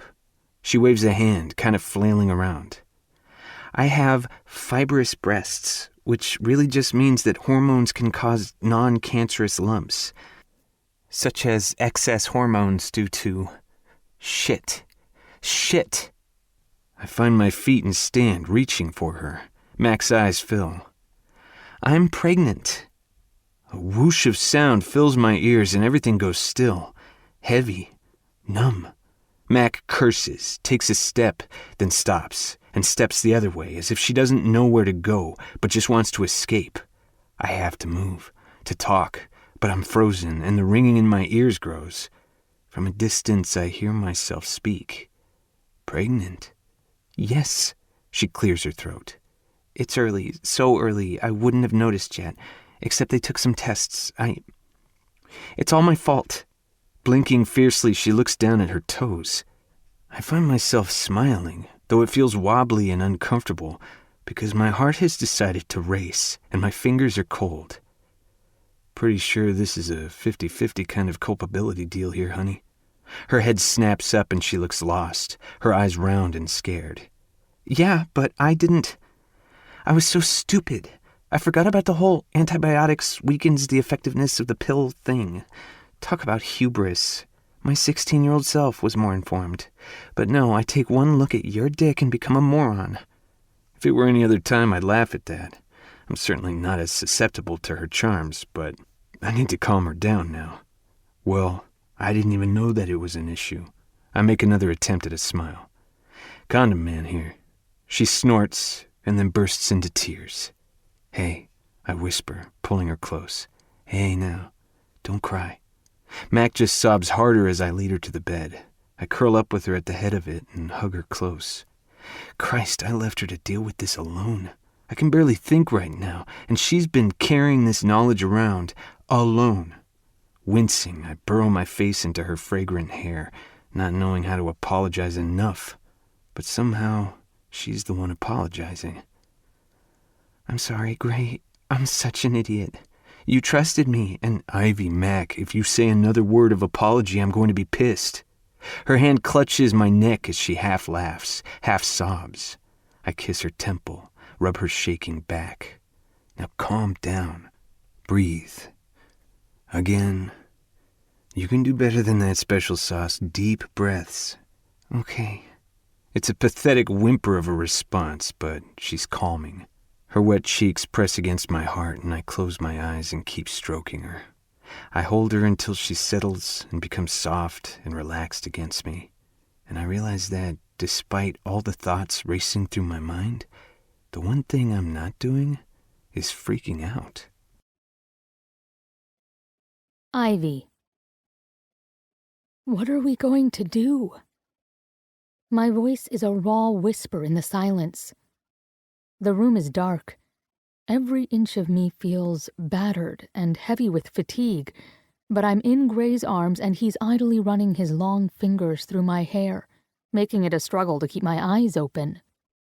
Beneath my cheek, his chest rises on a breath and his heartbeat increases. I don't know, he says quietly. I guess that's up to you. I stiffen and lift my head to look at him.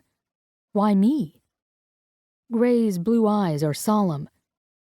It's your body, your choice, isn't it? He says it so matter-of-factly, so sincerely, that I kiss his chest before answering. I don't want to be the only one with any say. Your opinion matters.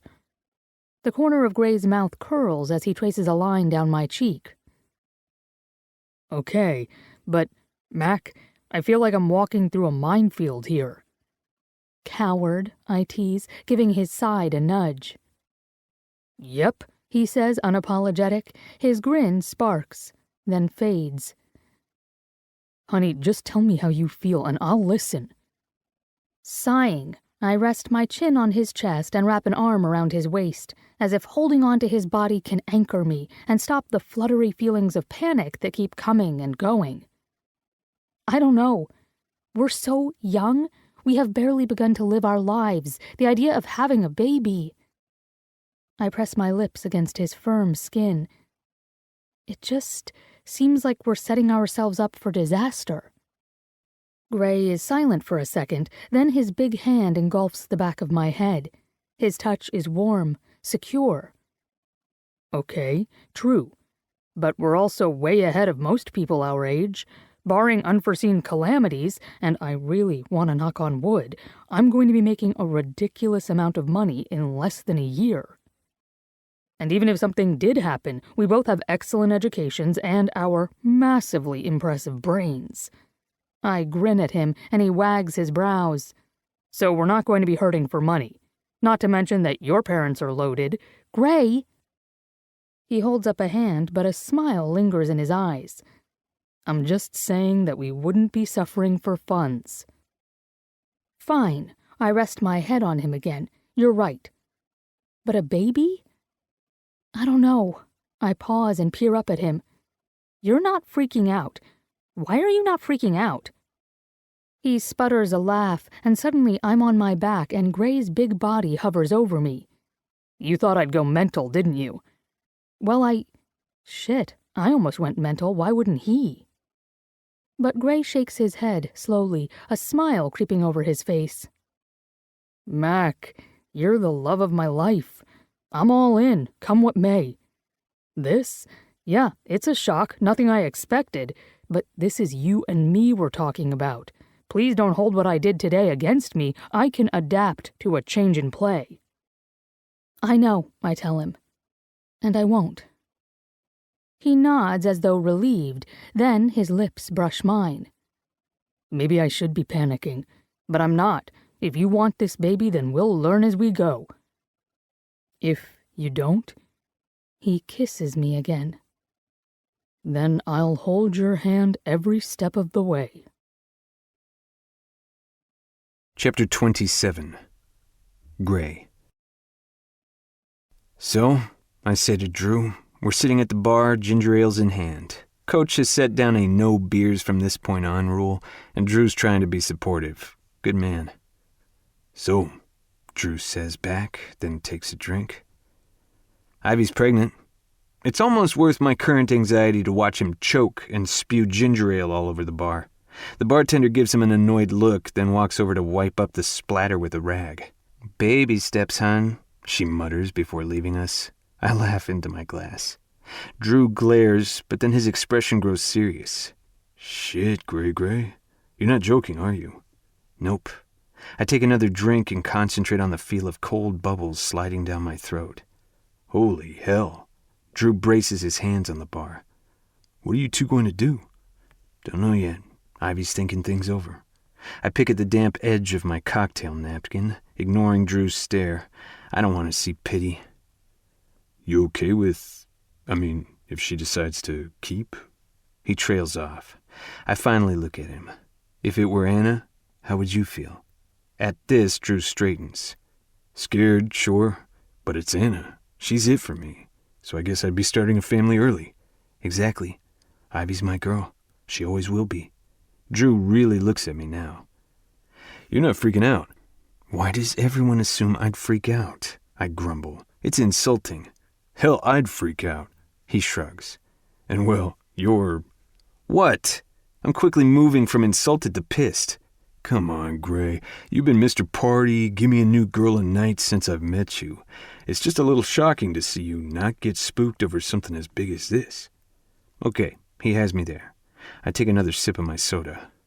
I'm a little unsettled, sure. What the hell do I know about babies? I'm afraid I'd accidentally crush it in my big-ass hands. But then I think of me and Ivy together, watching the little guy grow, and I trail off and clear my throat. I've said too much anyway. A slow, incredulous smile spreads over Drew's face. You want this, baby, don't you? I shift in my seat, resisting the urge to hunch. My cheeks are uncomfortably warm, and yet the corners of my mouth want to lift. Yeah, I think I do. It terrifies me. Nothing is settled, and suddenly all I can think about is the future, wanting a family, a life with Ivy. It's all dancing in front of me, as solid as smoke. Ivy. I'm beginning to think that life will never be 100% perfect. My head is in Fee's lap, and she's giving me random braids. Is this because you're gonna be Man Mountain's baby mama? Jerk, I mutter, but glance up at her. But yes, I mean, here I was, life plan finally making sense. I'm in love with the best guy in the world, and now, boom. Guess what, genius? You're knocked up. Fee pulls up another section of hair to braid. Not to mention, Dad is going to shit puppies when he finds out. Mom will probably bake a 10-tiered stress cake, then kick it. Has anyone ever told you that you suck at commiserating? You, like tons of times, which makes me wonder why you keep talking to me. I frown, but cuddle closer into her lap. Seriously, Fee, what am I going to do? It's all funny to call me baby mama, but isn't that what I am? God, how many prenup contracts have we seen Dad draw up for this shit? I laugh without humor before pressing my hand to my hot eyes. I'm a fucking cliché. You are not. Gray is crazy about you. Do not put yourself in that category of sad female who tries to trap an athlete through pregnancy. But people will think whatever the fuck they want to think. Their opinion means dick all. We're both quiet. Despite my inner turmoil, I feel better. Fee is the comfort of my childhood, and the one person, aside from Gray, who I can say anything to. Do you want this, baby, Ivy? Fee's voice is soft, almost hesitant. I think Gray does. Really? Fee makes a surprised chuckle. Huh. He gets this look in his eyes, like he's excited. Happy.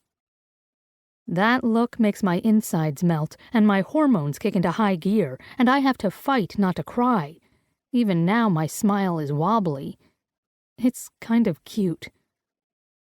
And you? I sigh and turn my head to give her access to the rest of my hair. Fuck if I know. I don't feel ready. But then it's Gray in me, and I can't. I swallow hard, twice. I just don't know, Fee.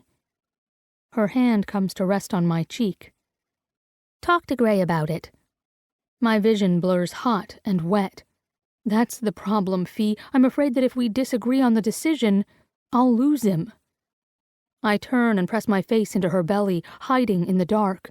I think of my life, how it began. Fee doesn't know everything. I can't even say everything. I don't want Gray to be with me based on obligation. The real fear is that I'll lose him regardless. Nothing good ever came from being forced into life-altering decisions. Chapter 28. Ivy. Gray won't be spending Christmas with me. His team has to leave for New Orleans the Monday before to get ready for their bowl game. 2 weeks he'll be gone, and because I know I'll be a distraction to him, I'm waiting until New Year's Eve to join him there. So Gray and I make our own Christmas early with Fee, whose boyfriend has gone home for the holiday. Fee has decorated our small house with such enthusiasm, it looks like Santa's elves have invaded us during the night. Every doorway is fringed with lighted garland. Tiny novelty houses grace the sideboards. A big, pink Christmas tree hung with little glittering footballs and helmets and miniature pink Fiats sits in the corner. Gray has a good laugh over that. Awesome tree. It's deranged, I murmur. It's kitsch, Fee stresses, and It's fabulous. Where in the hell did you get these little Fiat ornaments? I ask, truly impressed. Fee grins wide. The internet is a wild and wonderful place, my friends. It needs one thing, Gray says before bounding into my bedroom. His grin is evil as he jogs back. Fee shrieks when she sees that he's holding the tiny Tinkerbell doll I had sitting on my dresser, but I laugh. I'd told Gray once that it reminded me of Fee. He doesn't even have to stretch to reach the top of the tree. There, he nestles the little Tinkerbell on the upmost branch. A teeny Fiona to watch over us. Asshole, my sister mutters, then laughs. We exchange gifts first, and I love Gray even more for giving one to Fee, too. His gift is a pair of novelty Fiona the Ogre slippers, which Fee uses to bat his head with. But I can tell she loves them. It's not like Fee is any better, giving Gray a t-shirt that says "Man Meat" across the chest. Gray grows flustered when he hands me my gift. It's not much. I'll do extravagant next year. Clutching the thin package to my chest, I give him a swift kiss.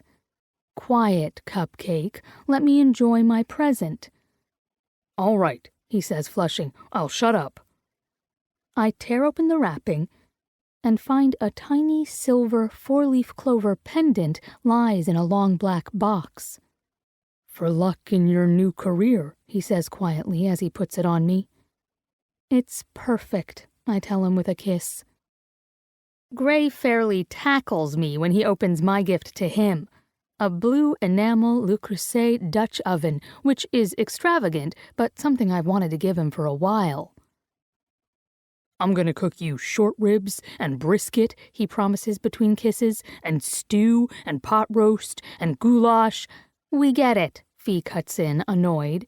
Now stop mauling my sister before I vomit. For dinner, Drew, Anna, and Gray's closest teammates come over. Gray cooks us meatballs, Norwegian, not Swedish, and potatoes, which he says is a Grayson Christmas tradition.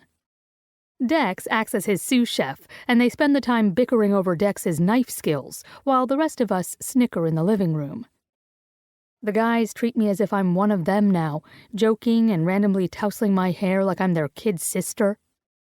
Gray has told Drew I'm pregnant, which means Anna knows by extension. They don't mention it, but they're careful to offer me apple cider when one of them grabs a beer. And I keep getting goofy grins from each of them at some point during dinner. I don't really mind. After all, I had told Fee about it. But it drives home the fact that I have a decision to make, and I need to do it sooner rather than later. Just thinking about it leaves me with the urge to run to my mother and hide away under her arm. Which feels vaguely ironic, given that I'm considering motherhood. As if he can hear me mentally worrying, Gray turns his head and catches my eye. A soft smile curls his lips, and he kisses my forehead. No worries tonight, Ivy Mac. I rest my head on his shoulder for a moment. Okay. So, Fee says as I serve sticky toffee pudding for dessert. Is there some standard thing to say to wish you guys luck on your game? What, like a superstition? Drew asks. Fee nods. Good luck works for me. Dex's tone is uncharacteristically gruff, but I don't miss the way his gaze keeps sliding toward Fee when she's not looking. He sees me watching and promptly tucks into his pudding. I don't know much about the big center other than he's quiet, the team's captain, and likes to paint. Bearded and tatted along his muscled arms, with a shock of wild brown hair that grows thick on his head, he's hot, in a broody lumbersexual kind of way. Because, yeah, I can totally see him rocking a plaid shirt and chopping some wood. Not wanting to make him uncomfortable, I turn my attention elsewhere. For the rest of the dinner, I have fun.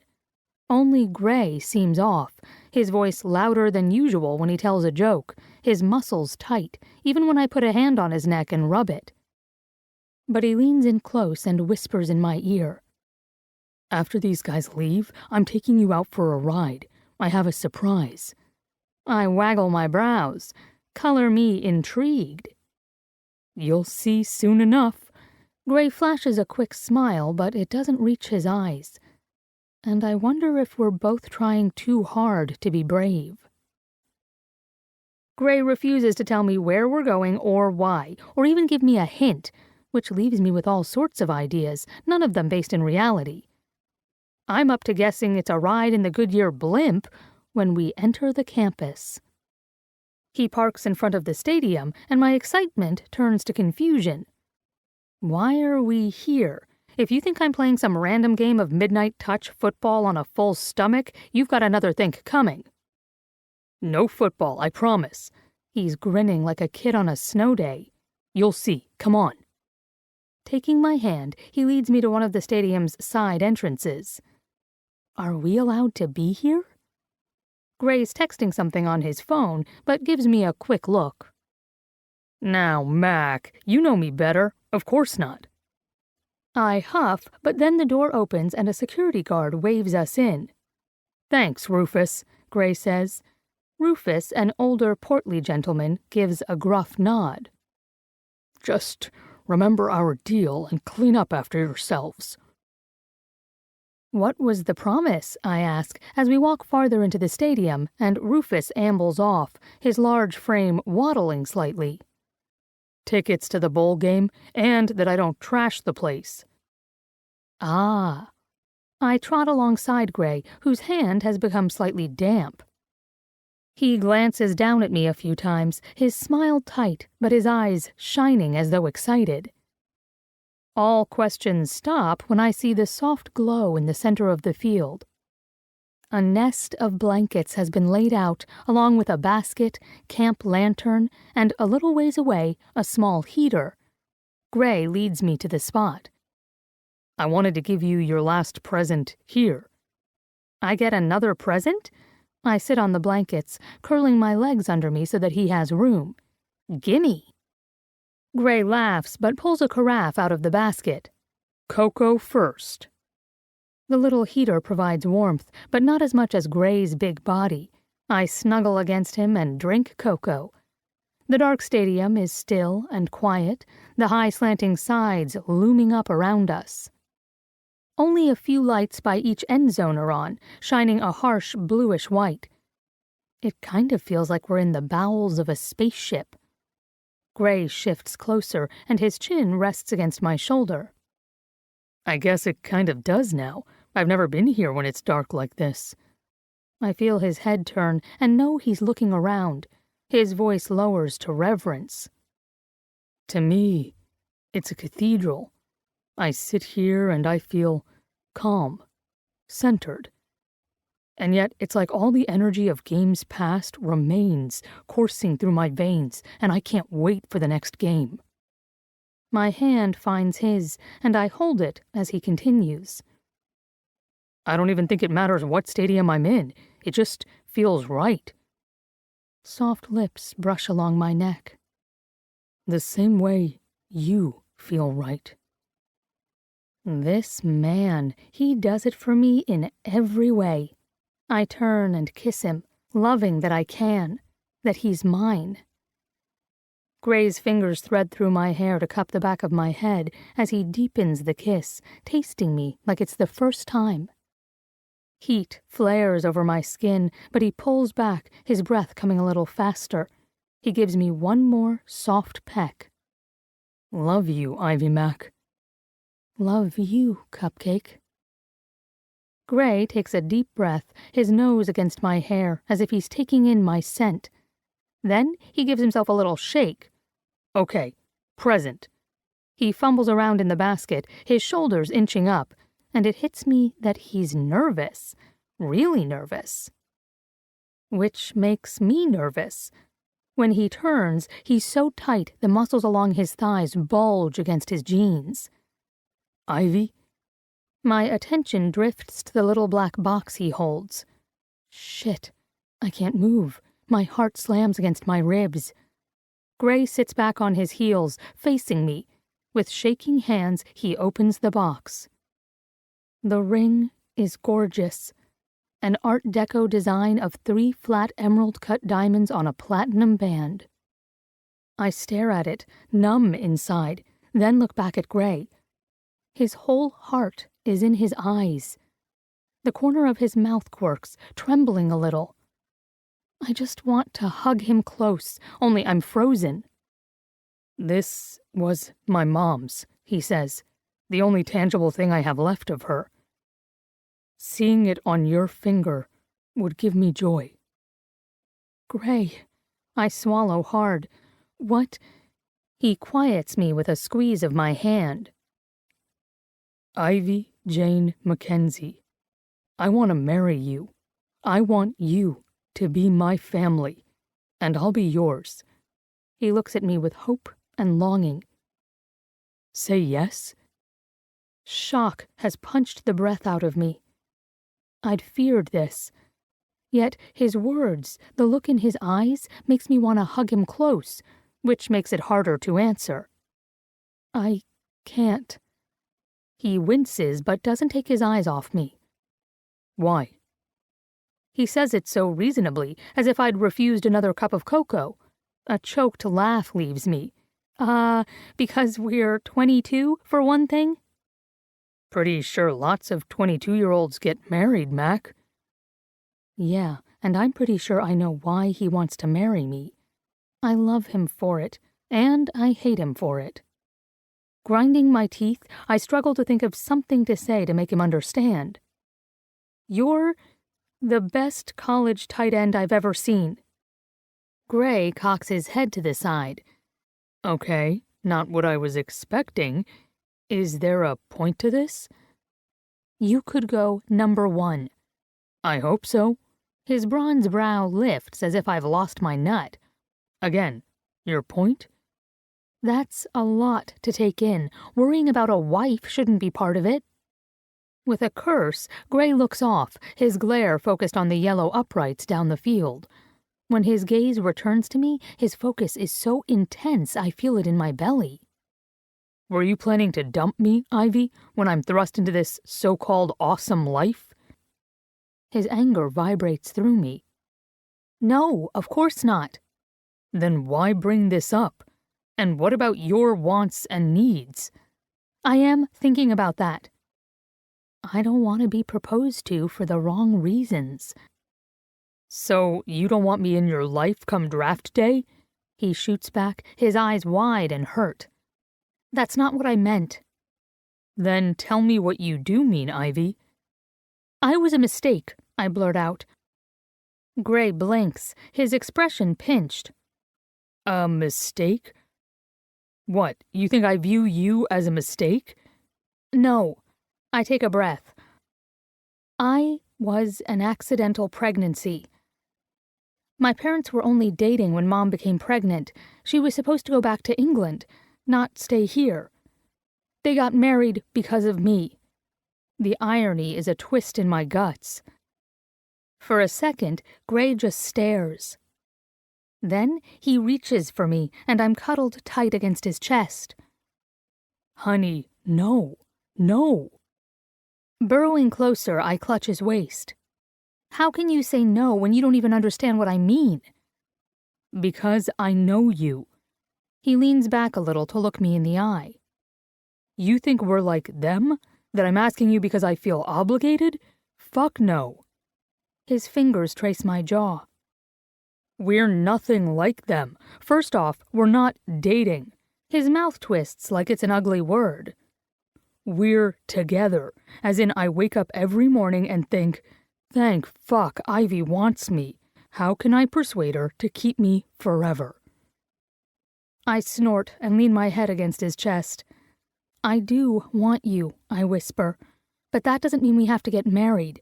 Don't ask me because of this pregnancy. That would be the very worst way to start a marriage. You'll regret it, Gray. Trust me. Gray blows out a frustrated breath. Did your dad ever say why he cheated? Caught off guard, the answer tumbles out of me. He said he felt like it was his due, women and fame. Well, that's not me. I've had that already and just... He shakes his head. No. I'm 22 and I feel like an old man with that shit. The thought of fooling around like that again exhausts me, makes me ill. I haven't even looked at another woman since we started texting, because I only want you. With or without a baby, I want you, Mac. Just you. But you're asking me to marry you, Gray. Yeah, and you keep rejecting me, damn it. He laughs, but the vulnerability in his voice guts me. My palm spreads over his heart. Are you going to tell me that you'd have asked if I wasn't pregnant? His chest lifts on a sigh, and he peers down at me, his blue eyes dark. Ivy, you woke me up. I thought I was living each day to the fullest, but it was bullshit. I was playing a part, being a joker, and I didn't know it. That's not an answer. He frowns. You think I'd planned to let you go? That was never going to happen. Yeah, I'm asking sooner because of this, because it gives me an excuse to do it. Fuck, Ivy. Deep down, I knew you were it for me from the beginning. Only I'd look crazy if I said it so soon. My smile is wobbly. Not crazy. Gray cups my cheeks and presses his forehead against mine. So say yes. Gray, the first year of marriage is supposed to be the hardest, and that's without the pressure of caring for a baby. It's a recipe for disaster. I like a challenge. Gray gives my shoulders a squeeze. If anything, I should be worried. You've only had one crap experience and then me. Who's to say you aren't the one who gets bored? I find that idea laughable. I'm never bored when I'm with you. His smile is crooked. Yeah, well, same here. Gray leans a little closer, bringing his warmth. I told you we'd be so fucking good together, and I'm never wrong about these things. I can't help drawing closer, nipping the clean curve of his jaw. Know-it-all. You know it, he murmurs as his mouth chases mine. His kiss is tender. When he pulls back, we grin at each other. But the shaky, nervous feeling returns, and I take a breath. But Gray, marriage? I can barely get past this whole being knocked up thing, and hell, I don't know. Gray runs his fingers along the fringe of my bangs, calming me. Look, I know it feels like everything is happening too fast. I probably just made it worse. Shit, we don't have to get married. It's just, I wanted to give this ring to you, to show you what you mean to me. That I have your back. Always. Sitting in its little black box, the ring shines, the diamonds clean as ice and winking. Gray glances at it, then back to me. It doesn't have to be an engagement ring if that scares you. Wear it because we're together. Wear it because I love you. He rubs the back of his neck, his skin flushed. That is, if you want to. Hell, I've fumbled this whole thing. I cup his warm cheeks and kiss him. His lips part on a surprised breath. Then he's kissing me back, deep and needy, his arm wrapping around my waist to haul me close. We're a bit sloppy, taking and receiving kisses as though we've been apart for years. By the time we calm down, I'm a little dizzy and a lot giddy. My nose touches his, nuzzling. Maybe we can be engaged to be engaged? As long as we're together, it can be anything you want. Put it on me. Our hands shake only a little as Gray slides the ring on my finger. It's beautiful, so beautiful my vision blurs, and I blink to clear it. Gray rests his forehead against mine. So, I didn't completely fuck it up? Gently I stroke his cheek, and the diamond glints in the low light. No, Cupcake. You're perfect. This ring is perfect. I love you so much. That's my line, he whispers, and then he kisses me again. We tumble back onto the grass, laughing softly.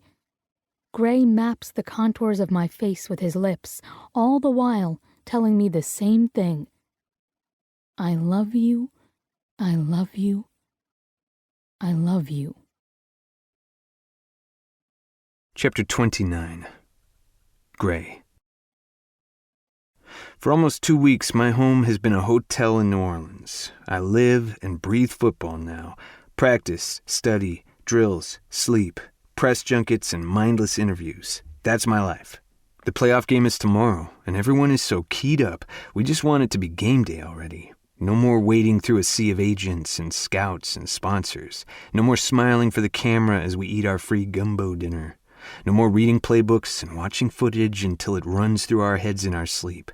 Just let us play football. This is the worst it's been for me. Ivy thought that by staying away she'd help me keep focused. Not really. I've discovered that I need her with me or I feel unbalanced. I miss her so much my chest feels hollow, yet tight. But finally she's on her way and is due to arrive in a few hours. I'm antsy as all hell to see her. So much so that I physically have to keep moving to distract myself. One brutal workout later and I get a text from Mackenzie asking me to meet him in the hotel bar. I've been avoiding him for a while, mainly because Ivy and I haven't decided what to do with the pregnancy. I know what I want, but I'm not going to push Ivy. I'll state my case, but I won't push. Stepping out of the shower, I towel off and text Mackenzie to set up a time. Because there is one thing I'm not okay with hiding from him any longer. Mackenzie is waiting for me at the bar. He's already halfway through a tumbler of whiskey. I take the seat next to him and order an ice water. "You ready for the game?" Mackenzie says by way of greeting. "What's that line?" I quip. "I was born ready." "John Wayne." Mackenzie nods. "Cute." "John Wayne, really?" I take a sip of water. "I thought it was from Big Trouble in Little China." Mackenzie rolls his eyes. "Stop trying to make me feel old. Big Trouble was my generation's movie. Used to watch that movie on the couch with Ivy's mom." The thought of Mackenzie with Ivy's mom brings everything back into focus. I take a breath and brace my palms on the bar. "Listen, there's something I need to tell you." "Ivy already told me." His mouth twists. "Via text." At my incredulous face, he hands over his phone. I read the text out loud. "Gray and I are together now. Don't be pissy with him. It's serious, and I'm happy." Laughing low, I rub a hand over my face and give him back his phone. "Little wuss," I mutter under my breath, but apparently not low enough because Mackenzie gives me a look. "Here's a tip. My daughter likes to cut and run when she's overwhelmed." Already figured that one out. Ivy and I are similar that way. Mackenzie grunts. "You shouldn't have touched her, Grayson. You know better." So, Ivy gets her directness from her dad. Good to know. I straighten my shoulders and turn to fully face him. "Well, this is awkward." Mackenzie snorts as if to say, "No shit, kid." I take a quick drink of my ice water before forging on. "The part of me that's talking to Ivy's dad says, 'I respectfully understand your fears, sir, but I assure you hurting Ivy is the very last thing I'd ever do.'" My grip on my glass tightens. "The part of me that sees you as a potential agent wants to tell you to fuck off." He laughs outright. "Then we're of a like mind, kid, because part of me wants to kick your ass for even looking at my daughter. And the other part wants to warn you to keep away from distractions, namely of the female variety." Female variety? I want to roll my eyes, but he's not saying anything new. "I love her." He snorts again, and I give him a hard look. "You might as well hear it from me. I put a ring on her finger. We're engaged to be engaged." Slowly, Mackenzie lowers his glass and looks at me. His rough features are worn pale. "Engaged to be engaged? What the hell does that mean?" Ivy's words. "The point is, I want to marry Ivy. She's the best thing that's ever happened to me." He pinches the bridge of his nose. "Are you insane, kid? Marriage is the last thing you need at this point in your career." I figure now is not the time to tell him Ivy's pregnant. Plus, if we end up giving that news, it will be together. No way is Ivy wriggling out of it with a text. "I know you think I'm like you," I say in a low voice, "but I'm not. And I really don't give a shit that he's now glaring murder at me." I continue without blinking. Nothing on earth makes me happier than Ivy, and that includes football. So you can be pissed if you want, but I'm never going to be the one to walk out on Ivy. We sit locked in silence, the noise of the bar humming around us. Then Mackenzie sighs. Well then, if I was your agent, I'd advise that you keep your fiancé out of the spotlight as much as possible. I'd also advise that you play up your image as a family man, which will be difficult given your outer persona. Outer persona? I ask with a laugh. Shit, he grimaces. Don't make me say it. Your looks, kid. Women go crazy over guys like you. They'll view you as a sex symbol. His mouth puckers like he's sucked a lemon, and I laugh again. Fair enough, I say. And as my father-in-law, I'm playing with fire, but I can't help needling him. His black brows pull together. Ah, fuck. I'm stuck with you regardless, aren't I? Afraid so, Big Mac. Grumbling, he throws back the rest of his whiskey. Well then, welcome to the family, kid. In an unexpected move, he grabs hold of the back of my neck and gives it a friendly squeeze. At least I hope it's friendly. Chapter 30. Gray. Shortly after I leave Mackenzie at the bar, Ivy texts me. Ivy Mac. I'm here. Dex already sent your stuff up to my room, BTW. GrayG. Wait, Dex got to see you before I did? Foul. Personal foul. Eye roll. That just means we don't have to leave the room when you get here, Cupcake. Keep talking. I splurged on a sweet. A sweet? Babe, that's too much. It's a treat. An expensive treat. I collected wages when I worked with Mom. Now I want to spend them pampering my man. Pampering, eh? You're forgiven for Dex. Now where you at, Ivy Mac? So glad I'm forgiven. Tongue out emoticon. 12th floor, room 1210. Spooky. My room number is 1184. Why is that spooky? 1184 and 1210 are amicable numbers. Smiley face. I love it when you talk nerd. So sexy. Hitting the elevator button, I grin wide and tap out my next message. Almost there. Be naked. Bossy. If you could start playing with yourself, get nice and wet for me, that'd be good too. Winky face. Snickering, I tuck my phone into my pocket without waiting for her reply. By the time the elevator coasts to the 12th floor, my dick is already throbbing. The door to suite 1210 is open a crack, and I smile, knowing Ivy left it that way for me. Heat and pounding need has my skin too tight for my body. I'm practically panting as I walk in, my heart thudding in time to my hard, quick steps. Standing in the middle of the small living room is Ivy, wearing an oversized red t-shirt and nothing else. I pause, take in the sight of her long, smooth legs, the way the shirt falls off one toned shoulder. White lettering across her breasts states, if you can't handle my tight end, you need a stronger D. A coy little smile plays on her pretty pink lips, and her dark eyes shine beneath the heavy line of her glossy brown bangs. She's 5 feet from me, but I swear I can smell her scent, sugar and spice and everything nice. Lust hits me so hard I actually shiver, my skin prickling, my knees weak. Something that sounds like a growl rumbles in my chest, and her eyes go wide, her lips parting. I need those lips. Hey there, Cupcake. My mouth is on hers, my hand cupping her neck before she can finish. I kiss her like she's my only sustenance, going deep, licking into her mouth for that first taste. Heaven, home, delicious, and she's kissing me back as if she can't get enough either. It makes me lose my mind. My hands find her ass and I haul her up, take 2 stumbling steps to the couch. Knees hitting the cushions, I maul her mouth as I fall on top of her, wrenching her shirt up to get at her sweet tits. She arches up, a little whimper escaping as I suck at one perfect nipple. Mac fists my shirt, pulling me up so she can attack my mouth again. I groan, my kiss so frantic our teeth clash. Her thighs spread wide as I tear at my jeans, my hands shaking so badly it takes 2 tries to get the button open. My cock springs out, slaps against my belly. Fumbling, I cant my hips, find her slick heat and thrust, mindless, pushing into that hot, tight clasp. This time we both groan, our breath mingling, and then I'm pumping hard and deep. There's just the sound of our flesh slapping together, the greedy, animalistic grunts I'm making, and the need for more and more. Fucking her is a heady mix of relief and agony. I'm frantic with wanting Ivy, and I know it will always be like this.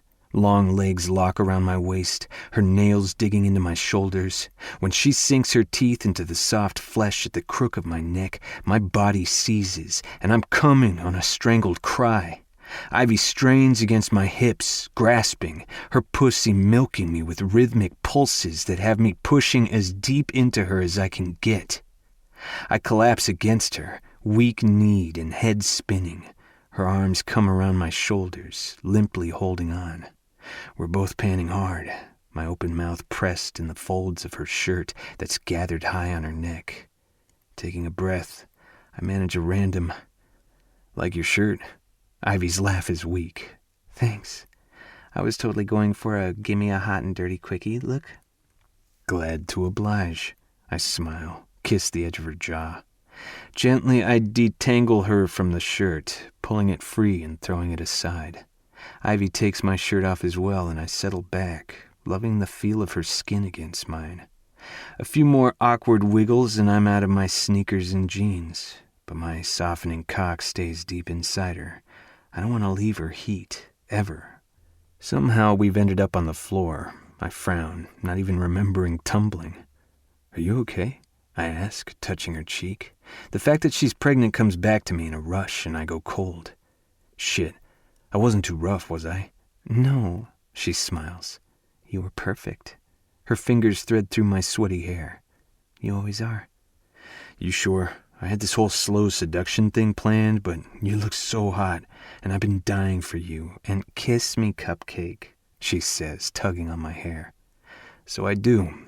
I kiss her softly, stroking the edge of her jaw with my fingertips. I kiss her as I carry her to the bedroom. I kiss her as I lie beside her, gathering her close until we're skin to skin. This is what I needed, the scent and feel and taste of Ivy all around me. The tightness in my chest eases.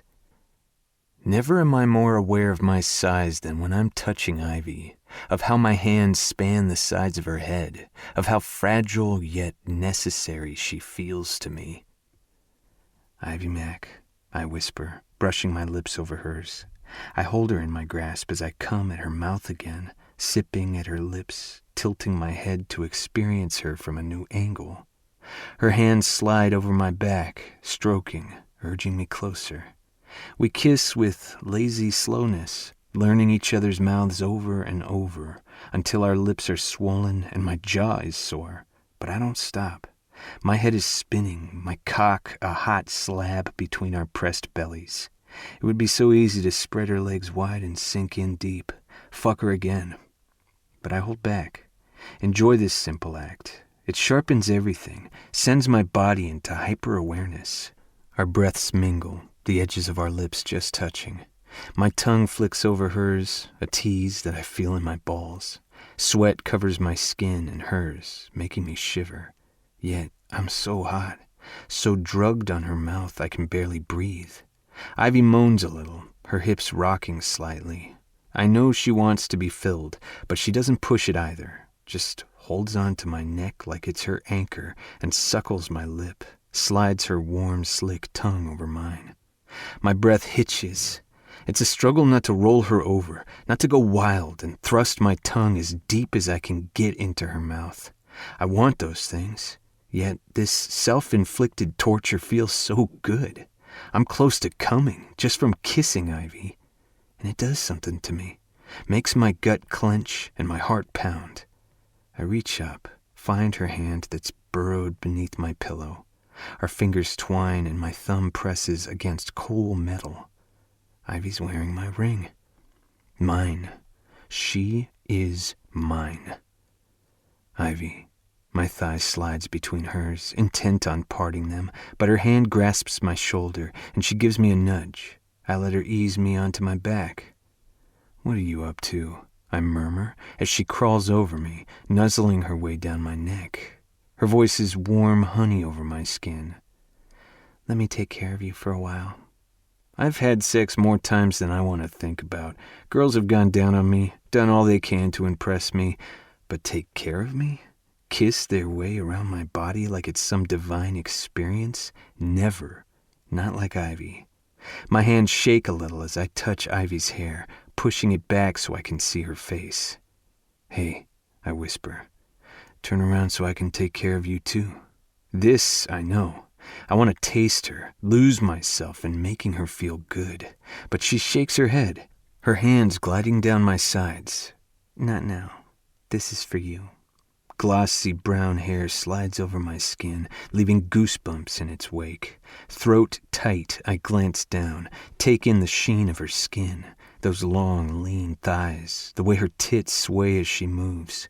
So damn beautiful. The tightness in my throat becomes a lump, and I swallow hard, draw in an unsteady breath. "Mac." At the sound of my voice, she lifts her head, her eyes meeting mine. I blink rapidly, my heart pushing against my ribs, and she smiles, a soft curving of rosy lips, then presses a light kiss to my side. I feel it in my toes. Ivy is trying to torture me, it's clear. Her sly tongue follows the line of my hip, runs along my abs, goes everywhere but where I want her to be. My cock lifts as if trying to flag her down, begging for attention. Finally, she gives the head a lazy little lick, and I practically swallow my tongue. She's done this before, but now, after kissing her for so long, I'm strung tight as a wire, sensitive to every touch. When she sucks me in, I moan so loud it sounds like a plea, my eyes squeezing shut, heat rippling over my skin. My hand falls to the crown of her head. I hold her there, slowly pump my dick in and out of her willing mouth. She hums, the vibration going straight to my balls. My grip tightens. So fucking good, honey. Like that. God, like that. Ivy grips my length as she sucks, then goes so deep her mouth sliding over her fingers too. When she draws back, her wet fingers trail between my thighs, parting them. I let her do it, my muscles twitching under her hands. She caresses my balls, my ass, all the while sucking and licking my cock in a slow, steady attack. I love your mouth. Watching her pink lips stretch around my dick is the hottest thing I've ever seen, and I almost miss it when her fingers slip down past my balls. Almost.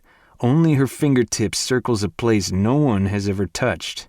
My ass clenches, but I don't move. I can't. Her boldness has me off kilter. Blood rushes through my ears. Half of my focus is on her warm, wet mouth, the other half on that finger. It's kind of kinky. And fuck if that doesn't make my dick go even harder. She strokes me, the lightest of touches, and it feels good. Too good. With a little groan, she sucks me deep and then pushes that finger against me, seeking entry. I shouldn't let her do this. It's too much. Mac, I don't know about... oh, fucking hell. Her finger slides in, a strange invasion that sets my body on fire. Jesus. Fuck. Chest heaving, I fight to stay still. God, but I want to rock my hips, push against that finger, because it's so indecent, so fucking erotic and good. I grit my teeth, so close to coming that I can feel it rising up my balls. And then she hits a spot that stops my breath, maybe my heart. Oh, fuck. Mac. I thrust into her mouth, writhe against her hand, which makes me feel it more. She's taking me, the one always in control. She is making love to me with her mouth and fucking me with her finger. It's so intense, I don't think, only pant and move with her as if my life depends on it. My hand slides from her hair, slams to the bed to grasp the covers as I arch up into her mouth, my entire body drawing tight. Pleasure punches through me. I come so hard the room turns hazy, and she just takes it, drinking me down, sucking my cock with sharp tugs that have me babbling demands. God, honey, promise you'll marry me one day. I have to have this for the rest of our lives. Forever, always. Fuck! She releases me with a long pull, her fingers sliding away. My skin prickles. I feel vaguely empty, my body sore in places I don't want to think about. And as she slowly kisses her way up my stomach, I'm still babbling. Give it to me on Christmas, birthdays. Her tongue flicks in my belly button. I grunt, my hips twitching. My days off, major holidays, midnight surprises. Mac licks my nipple and I shiver, my voice going raspy. Twice on Tuesdays. Her dark eyes gleam brightly as she peers up at me. Just Tuesdays? Twice on Tuesdays. Maybe once every day? I crane my head, give her a hopeful look, and she utters a husky laugh that is so fucking sexy, my thighs clench and my words come out strangled. Just, let's keep this particular fun on the down low. A flush of heat washes over my cheeks. Jesus, I can't believe she did that. And how fucking good it felt. I've underestimated my girl. Mac's lips twitch, but her expression is solemn as she rises over me and bends to kiss me softly. Your secret's safe with me, big guy. She tastes like me, her mouth all swollen and red and plush. I want more. My hand slides over her neck, holding her there so I can kiss her deeper. A languid glide of tongue and lips. Little pulses of heat ripple through my dick like aftershocks. Holy hell. Definitely twice on Tuesdays, Mac. Ivy. Gray flops on the bed with me, making the massive mattress bounce. He's wearing a pair of sweats that ride low on his lean hips, and nothing else. Checking out the swag? Swag being the large duffel bag I'm picking through, filled with goodies that various sponsors have gifted Gray and his teammates. Dad used to bring home travel soaps and t-shirts.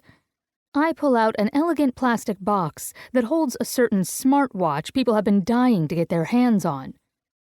Nothing like this haul. Gray waggles his brows. Pretty sweet, huh? I think there's a voucher for a year's worth of steaks. I'm surprised you didn't cry. I might have shed a tear or two.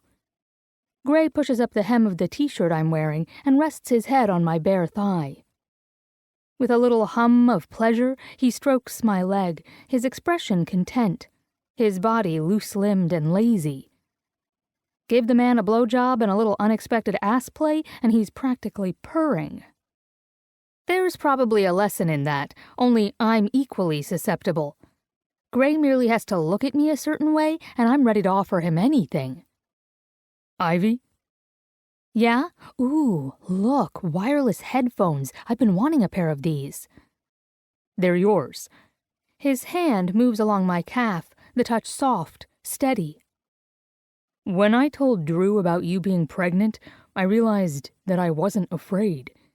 That the idea of having a baby with you was kind of great. My heart seizes.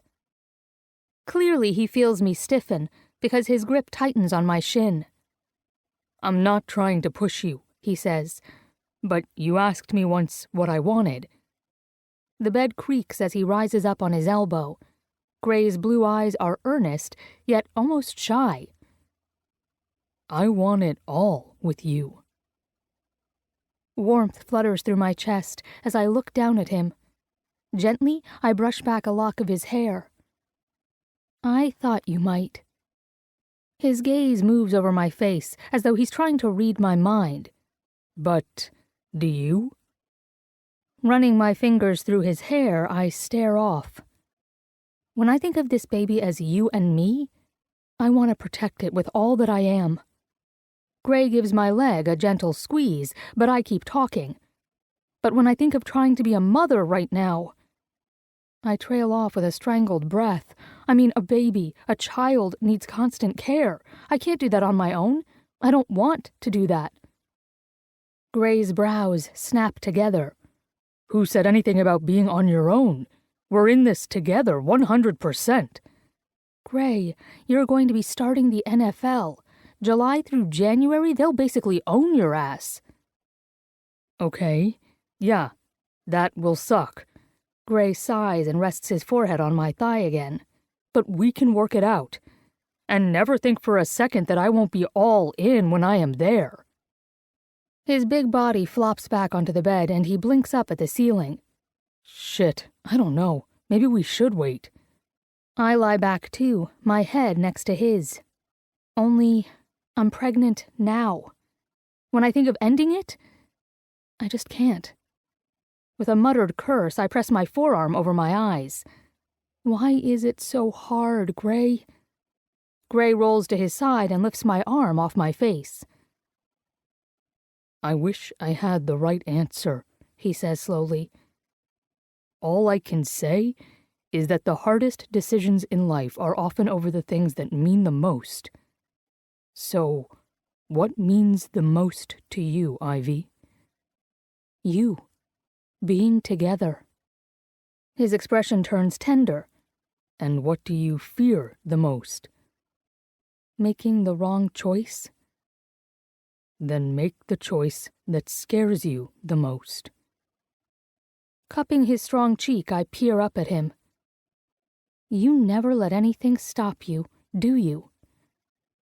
Not for long, Ivy Mac. His large frame moves over me until I'm surrounded by him. It's my nature to work past obstacles. His lips skim up my neck, nipping and tasting as they go.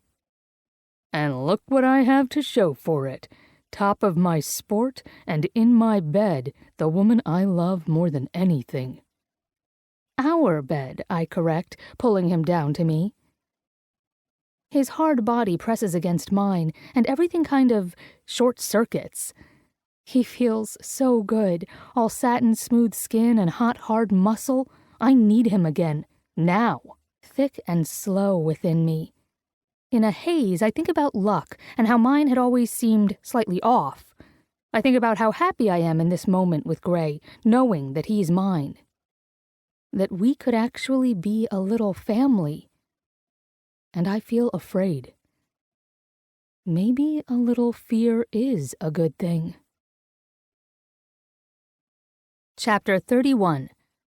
Ivy. Game day.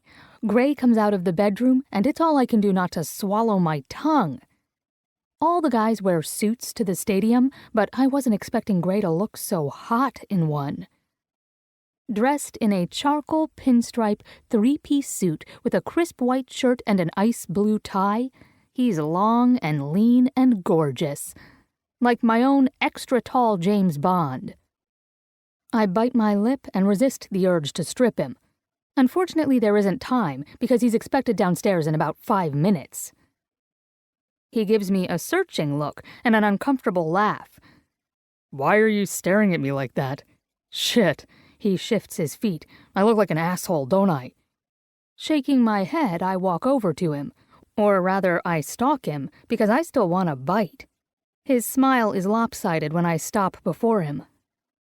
Damn, I say on a sigh, you are fine in this suit.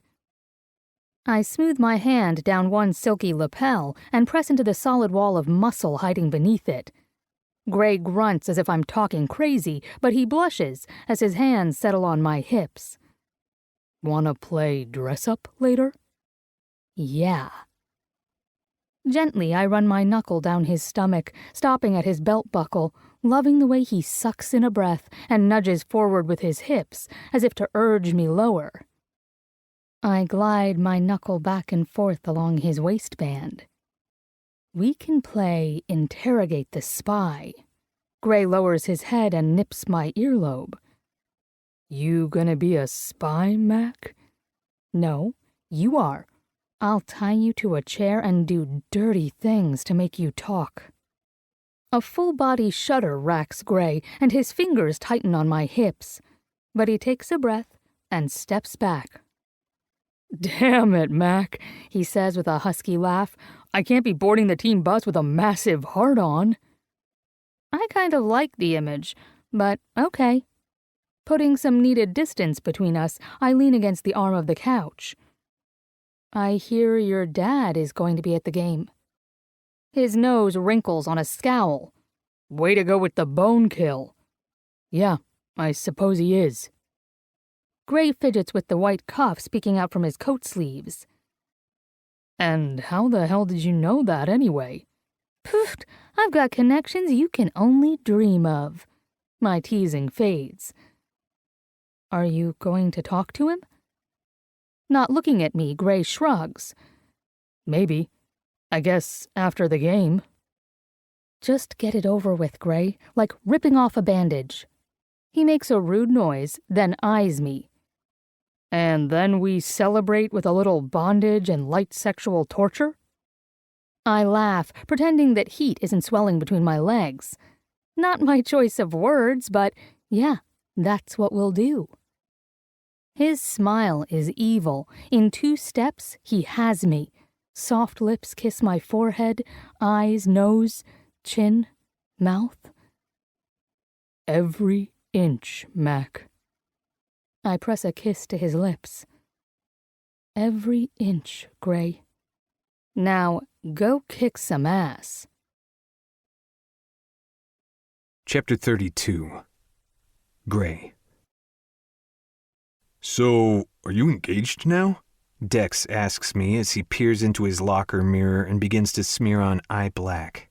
Smiling, I continue wrapping my wrists. More like engaged to be engaged, which I'm totally cool with. Ivy's wearing my ring, and that brings out the caveman in me. Better yet, she wants me as much as I want her. It's all I need. And the dreams of horny chicks all over the sporting world are dashed. Johnson pipes in from the other side of me. Guess they'll just have to settle for you, big guy. I give his belly a light slap, and it jiggles, earning me an irate look from Johnson as he covers his gut with one hand. Married? Marshall parrots from behind us. Man, I can't believe it. You're the last dude I'd expect to fall for that trap, Grayson. He shakes his big head. Next thing you know, one of you will confess to being gay. I don't even have to be looking Rolando's way to know he's gone stiff. I worry for him, wondering just how much shit he'll get if he ever comes out, and how hard it is for him to keep his life secret. But for now, I keep my eyes on Marshall. Careful, man, your asshole is showing. What? Marshall whips around, craning his neck to look at his ass, and the guys laugh. He was being figurative, Diaz deadpans. As in you're being an asshole. Marshall scowls, his beefy face turning red. You know what you can kiss, D? But Diaz just grins and continues tying up his cleats. We finish dressing and Coach walks in with the staff. Take a knee, gentlemen. It's time for the pre-game talk. Now, some coaches shout and yell to rev up their team. Not our coach. He's always calm, almost meditative. He likes philosophy, visualizing a victory, thinking in terms of mental toughness, and not one of us has ever complained because his methods work. He speaks, and we listen to every word. We all drop to one knee, forming a circle around him. Coach stands in the middle, his body loose and relaxed, his voice steady and low. So, here we are, the playoffs. It's what we've worked for, what we knew we could achieve. He looks around.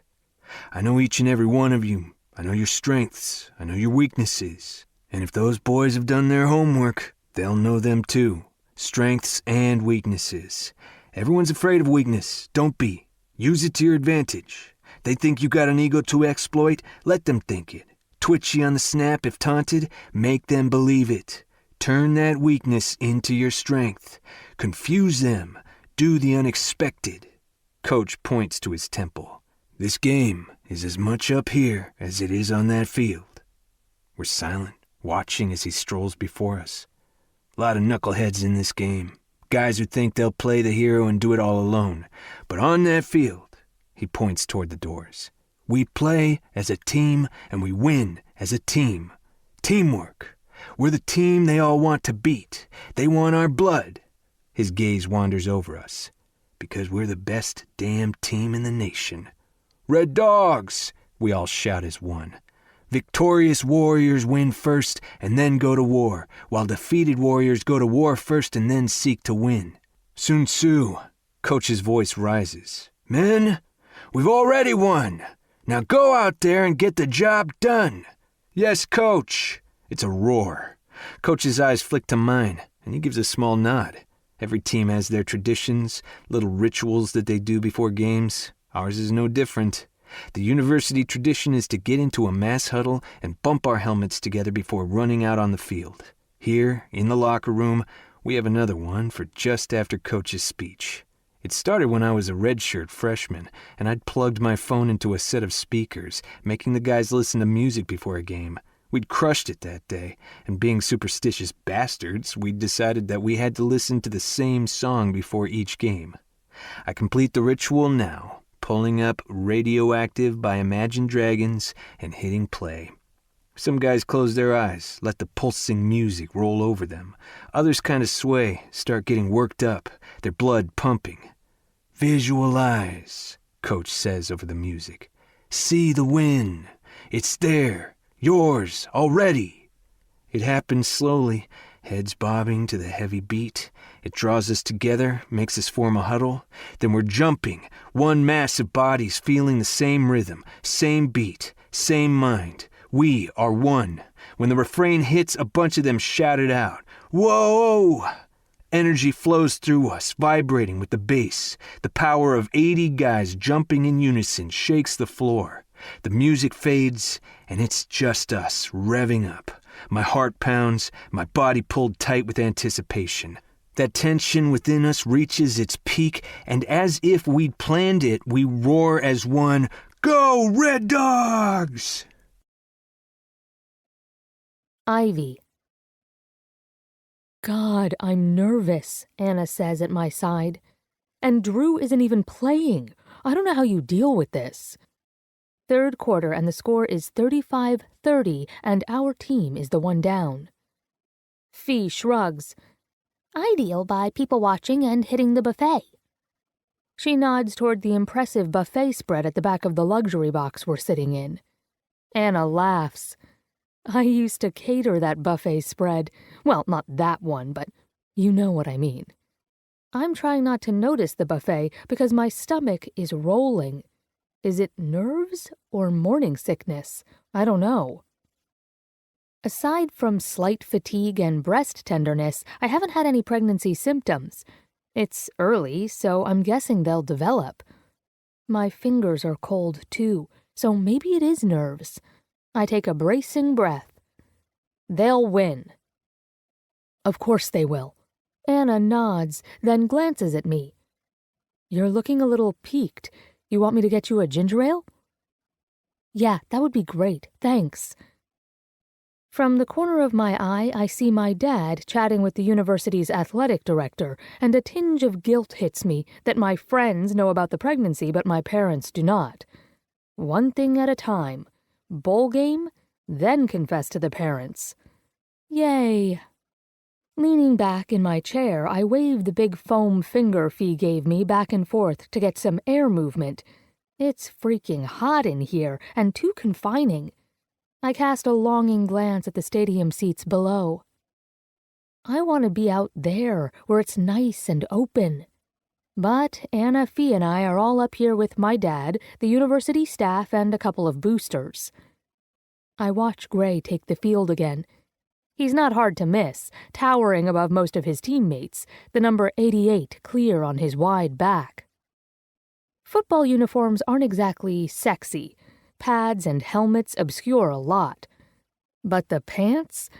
Shining red lycra lovingly covers Gray's tight ass, which is now currently displayed on the multiple flat screens along the suite wall as the cameras zoom in on his team's huddle. I have to smile. If Gray were here, he'd be making tight end jokes. He looks focused now. They have plenty of time, but I know Gray won't be complacent. He'll push and fight for every inch gained. Always will. His confidence on the field borders on cocky, only he never shows off, he simply plays with his whole heart. Anna comes back with my soda, and I take a grateful sip. The ginger ale is ice cold and fizzy, but it doesn't shake off the growing nausea. If this keeps up, I'm going to give up a good chunk of this game to the porcelain goddess. Grimacing, I run a hand along my aching neck. Oppressive heat swarms up my body. Saliva coats my mouth and sends my stomach churning. Setting aside my soda, I stand up. My lower belly feels heavy, as if a bowling ball is rolling around in the small space between my hips. Queasiness rises within. The heaviness turns into clenching, and I rest a hand on my middle. Faintly, I hear people talking. Someone is calling my name, but my innards are writhing too much to pay attention. The room swims in and out of focus, and my heart begins to pound. I need to get to the bathroom. The thought barely passes my mind when a violent cramp wrenches through me, knocking the air from my lungs. I double over, and a gush of slick, hot wetness flows between my legs. "Ivy?" Anna's voice comes at a distance, buzzing and indistinct.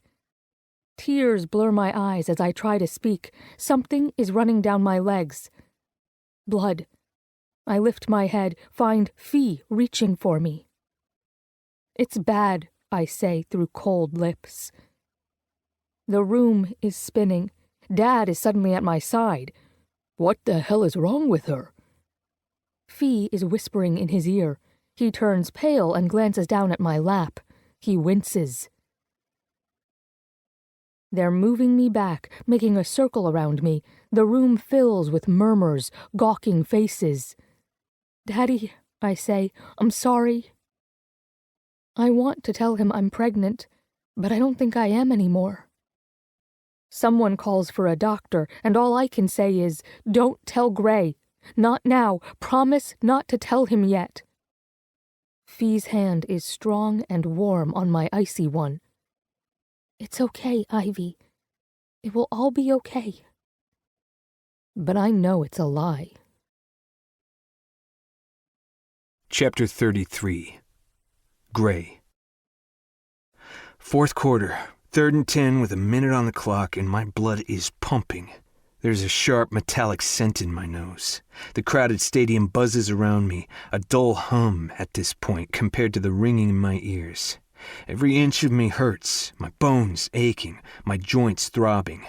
I have a gash on my knee that stings, sweat runs into my eyes, and I wouldn't change it. My entire body is alive and working to accomplish one thing: win this fucking game.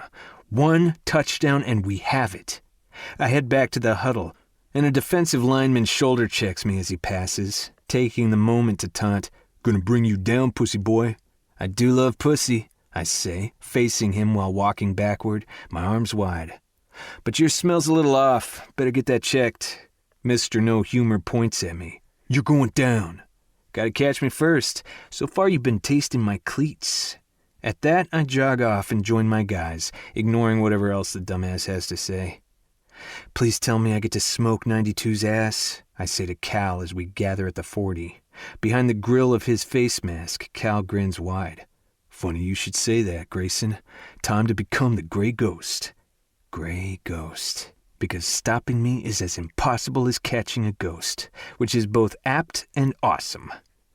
"Gray Ghost it is then, Frost," I tell Cal, giving him a nickname as well, because damn if he didn't earn one today. He simply nods. "Let's put this game to bed, boys." Cal gives us the play, and I smile with teeth. For me, it's a simple hook play, with a lot of intricate subterfuge on my teammates' part to throw the defense off the scent. My body hums with anticipation. At the line, Mr. No Humor is glaring. "You ready for me, Blondie?" I put my toe on the line, hunkering down low enough to let him think that I'll charge him at the snap. "Now I'm gonna block your ass," I tell him, nice and conversational-like. "But that don't mean I want your pussy, Kay." The dumb ones fall the hardest. It's almost too easy. He practically vibrates with fury. "Gonna run right over your pretty face."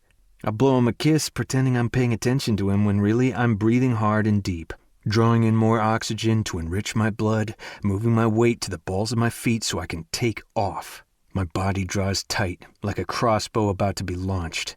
Cal's voice rings out, "Hut!" The world explodes into motion. Thinking I'm going to block, the lineman steps left, roaring with aggression. I step right. He blows right past me as I sprint down the open lane my guys have made for me. Blood rushes through my veins. Everything is muffled grunts, bodies smashing into each other, and my pounding feet. 10 yards out, I cut right, pivot, body angled toward Cal, and the ball sails right into my waiting hands. That's all I need. Another burst of energy surges. Spinning, I sprint down the field. A lineman on my ass. In my periphery, a safety is barreling toward me. They don't know what I know. Now it's all about physics. Velocity, mass, momentum. The lineman hooks his arms around me, intent on dragging me to the ground. But I'm bigger, stronger. Holding the ball low and tight, I hunker down, dropping my center of gravity. I drag him with me, the bulk of his body colliding into mine, actually increasing my momentum. And when the safety hits us, he's useless because he's coming at the combined weight of me and the lineman. It's too much mass for a guy his size to handle. Their dead weight works against them, dragging them down my moving body. I break free. 1, 2, 3 tiptoe steps along the edge of the sideline, then I'm off again, maximum velocity toward the end zone. Footsteps pound behind me, hot breath on my neck. Fuck that noise. I run full out. My lungs burn, my muscles scream, but I don't stop. Another safety comes at me from the left. Still running, I reach back and strong-arm him, my hand at his collar. We're barreling down the field, almost at the end zone. He falls in front of me and I leap, my foot clipping his helmet. I'm tumbling, ball clenched tight, my body flipping head over ass. Don't lose sight of that little orange cone, though. It's right there. Just get the ball over. With a grunt, I twist, fall toward it, body extended and arm outstretched, my hand holding on tight to the ball. Bodies slam into mine with explosions of pain and deep grunts. We crash into the turf with bone-shaking force. I see stars. But I've done it. Touchdown. Whistles blow, ref's arms in the air, and the roar of the crowd rushes over the field. Winning a huge game is like nothing on earth. The noise of the crowd is deafening, a roar that vibrates my bones and rings in my ears. Confetti flies, and the energy of 80,000 shouting spectators surges across the field on a wave that gives me a hard-on. I'm so high on it that I'm literally bouncing, screaming and whooping as I go. My team is bouncing with me. Hard slaps of victory hit my back, my pads, my head. I thrust my fist toward the sky. We fucking did it. We fucking won. We're going to the national championship. My skin prickles with pride. Pandemonium is the name of the game now. I barely remember giving interviews. I know I said the standard lines of being grateful for my team, of being happy to win, and the need to buckle down for the championship game. It's all true. But my attention is diverted. Around me, my teammates, coaches, and staff are celebrating. Confetti sticks to my hair, a big chunk of it tickling my neck where it's stuck under my collar. I move past friends and well-wishers. Ivy. Where is Ivy? I need to see her like I need my next breath. Through the sea of faces, I spy Drew making his way toward me. I let out another whoop and run to him. Fucking hell, man! I shout happily when I reach him. We did it! Can you believe it? I give him a bear hug, hauling him off his feet. Drew chokes on a laugh, and I let him go so he can breathe. His smile is wide, but oddly forced. You guys rocked, Gray. He sounds off. Shit, is he upset he didn't get to play?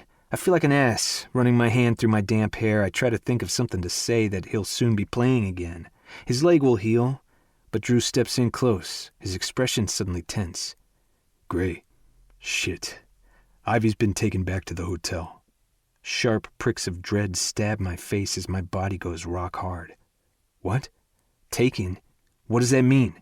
People bump into us. The dark shape of a TV camera is in my periphery, but I focus on Drew. He leans close. Ivy had a miscarriage. I'm so sorry, man. It comes at me like a hard hit, shattering something deep in my chest. I can't make myself move. A metallic taste fills my mouth, the ground beneath me tilting. Is she okay? Please, God. All the blood seems to be draining from my head down to my toes. Rakin is with her. Rakin is one of our team physicians. I expel a breath, feeling a little better, then pin Drew with a look. When? Drew just shakes his head. Sometime during the game. I explode. Why didn't you fucking tell me sooner? You were playing. His fist pushes against my chest when I charge him. And I didn't know until 5 minutes ago. Anna just texted me. "Oh, yeah," shouts a voice behind me. A second later, Rolando slams into us, sending my shoulder pads into my jaw. "That's what I'm talking about. Woo!" His grin fades as he looks at me and Drew. "What's going on?" Drew gives a tight shake of his head. "Ivy." That's all he says, but it's enough. Fear surges once more. I sway, dizzy and sick to my stomach. We're surrounded now, reporters moving in. Maybe they smell blood in the water, or maybe they just want a soundbite. Rolando puts his hand on my shoulder. "Go to your girl. We got this." He turns, cutting the crowd off from me. "Who's got a question?" I take off running, cutting through the crowd like a hot blade. My head is pounding by the time I reach the locker room. My gear falls where I toss it. I'm hauling up my jeans when my dad walks in. I've managed to avoid him all day, and now he shows. Time and hard living have left my dad wrinkled and paunchy. I don't really look anything like him. He's wiry and dark-haired, his frame a good 4 inches shorter than mine. I look a lot like my mom, something I know pisses him off. The only feature we share is the color of our eyes. Doesn't matter that he's responsible for giving me life. Every time we're in the same room, I instantly want out. "Gray." I don't have time for this, I grind out, jamming on my sneakers. My fingers shake as I try to tie them. Dad takes a hard step forward, his face red. "You're going to talk to me, goddammit." "No," I snap. "I'm really not." "Listen up, young man. My girl needs me." I head past him. He grabs my arm. "You're walking out to see a piece of..." I wrench free. "She is the woman I love, so show her some respect. She's pregnant." An ugly, raw sound breaks free. Or was. She lost it while I was on that field. Cursing, I turn away, head for the door. It takes me a second to see that my dad is following me. "I'll drive you," he says grimly. "I don't need you to drive." But it hits me that I don't have a ride. Something my dad knows as well. Even so, he can't help but get a dig in. "Don't give a shit what you think you need, son. I'm doing it." He sighs as he holds the exit door open. "I'm going to see that you get to your girl safely. Now let's go." Chapter 34. Gray. Stuck in the passenger seat of Dad's cushy rental sedan, I can barely sit still. My knee bounces, and I'm rocking back and forth as if the motion can somehow make the damn car go faster. I should stop, but I can't. This traffic to get clear of the Superdome is killing me. Not being with Ivy is killing me. Is she okay? In my haste, I'd left my phone behind. I'm cursing myself now. Pressing my fingers against my aching eyes, I try to focus on breathing. I need to calm before I totally lose it and end up kicking a hole through the floorboards. "So it's true." My father's gravelly voice cuts through the silence. "You're with Sean Mackenzie's oldest?" "Ivy," I croak out. "Yeah." I don't ask how he knows. Gossip is a disease in football. "Nice kid." I glance at him, incredulous, but then shake my head. Of course Dad has met Ivy. She seems to know everyone in professional sports. He catches my look and shrugs. "Haven't seen her since she was a teenager, but she seemed to have a good head on her shoulders. Pretty, too, in a subtle way." I snort and grind my clenched fist against my mouth. "And you love her?" "I want to marry her. Not that he needs to know, but it feels good to say, because nothing will change that truth." Finally, traffic breaks, and he turns the car onto the main road. For some reason, I find myself looking at his hands. Those big hands that always felt like a hammer crashing into my skull when he'd cuff my head for some minor infraction. They look old now, the knuckles swollen, the skin spotted with age. A sick lurch goes through me. I lean back, stare out the windows. "It's been a long time since you've been home," Dad says in a low voice. "I am home," I say. When he doesn't answer me, I glare at him. Did you really think I'd ever come back? His profile is like granite. "Why wouldn't you?" My laugh is bitter and short. Here's a tip. You want your child to visit? You don't fucking beat his ass when he's a defenseless kid. You don't let his older fuckhead brothers beat his ass. I'm yelling now, my voice ringing in the space between us. And you don't fucking leave him alone to take care of his dying mother. Dad has been stoic until the mention of my mom, but his gaze slices to mine. Red flushes over his weathered cheeks. First off, I never beat you. I pushed you to excel. At my ripe curse, he glares. And look at you now. The best in your position. Hell, if you won't be the number 1 pick. That discipline helped forge you into a champion. I excelled due to innate talent and hard work, not because you and Jonas and Leaf wailed on me when I did something wrong. His lips press together. For a long moment, he doesn't say a word, which is fine by me. I didn't know how bad they'd gotten, he says finally, quietly. I was just trying to do right by you. Make you tough. Well, brilliant. Only don't expect me to care. I lean my head against the window. Will this ride ever end? My chest is so tight it hurts to breathe. I refuse to think about Ivy right now, not in this car. Again, my dad speaks. I shouldn't have left you to deal with Liv. Grinding my teeth to keep from shouting, I force a calm tone. I didn't deal with Mom. I was there for her. I wanted to be. I just didn't want to be the only one to do it. Something sticks in my throat, and I struggle to clear it. I needed help. She needed her whole family, Dad. He nods, concentrating on the road. I know. I was wrong. His knuckles turn white. I wasn't strong enough, but you were. You're the best of us, Gray. His words sit like a stone on my chest. I say nothing. I'm proud of you, son, because I win games. It's not even a question. No, I'm proud of my son, of the man you've become. He turns a corner and we're pulling into the hotel's drive. Dad eased the car into a spot before looking at me. And I'm sorry to hear about your loss. My throat convulses and I can barely nod. Ivy is in a room upstairs, likely devastated. I am too, yet my legs are like lead. I take a deep breath and reach for the door handle. Gray, Dad says as I move to get out. His blue eyes, the exact color of mine, are rimmed in red. I'll try to do better. I don't really know what to say. That he cares ought to make me feel better, but I'm numb now, so I answer the only way I can. Okay, bye. And then my thoughts turn to the person I love more than anything on earth. My fingers are ice as I let myself into Ivy's room. I just want to get to her, but I'm a wreck, shaking and nauseous. My heart is thumping so hard, my breath so short, I'm afraid I might topple. As soon as I enter, Mackenzie and Dr. Raykin stand and face me. Where is she? I get out.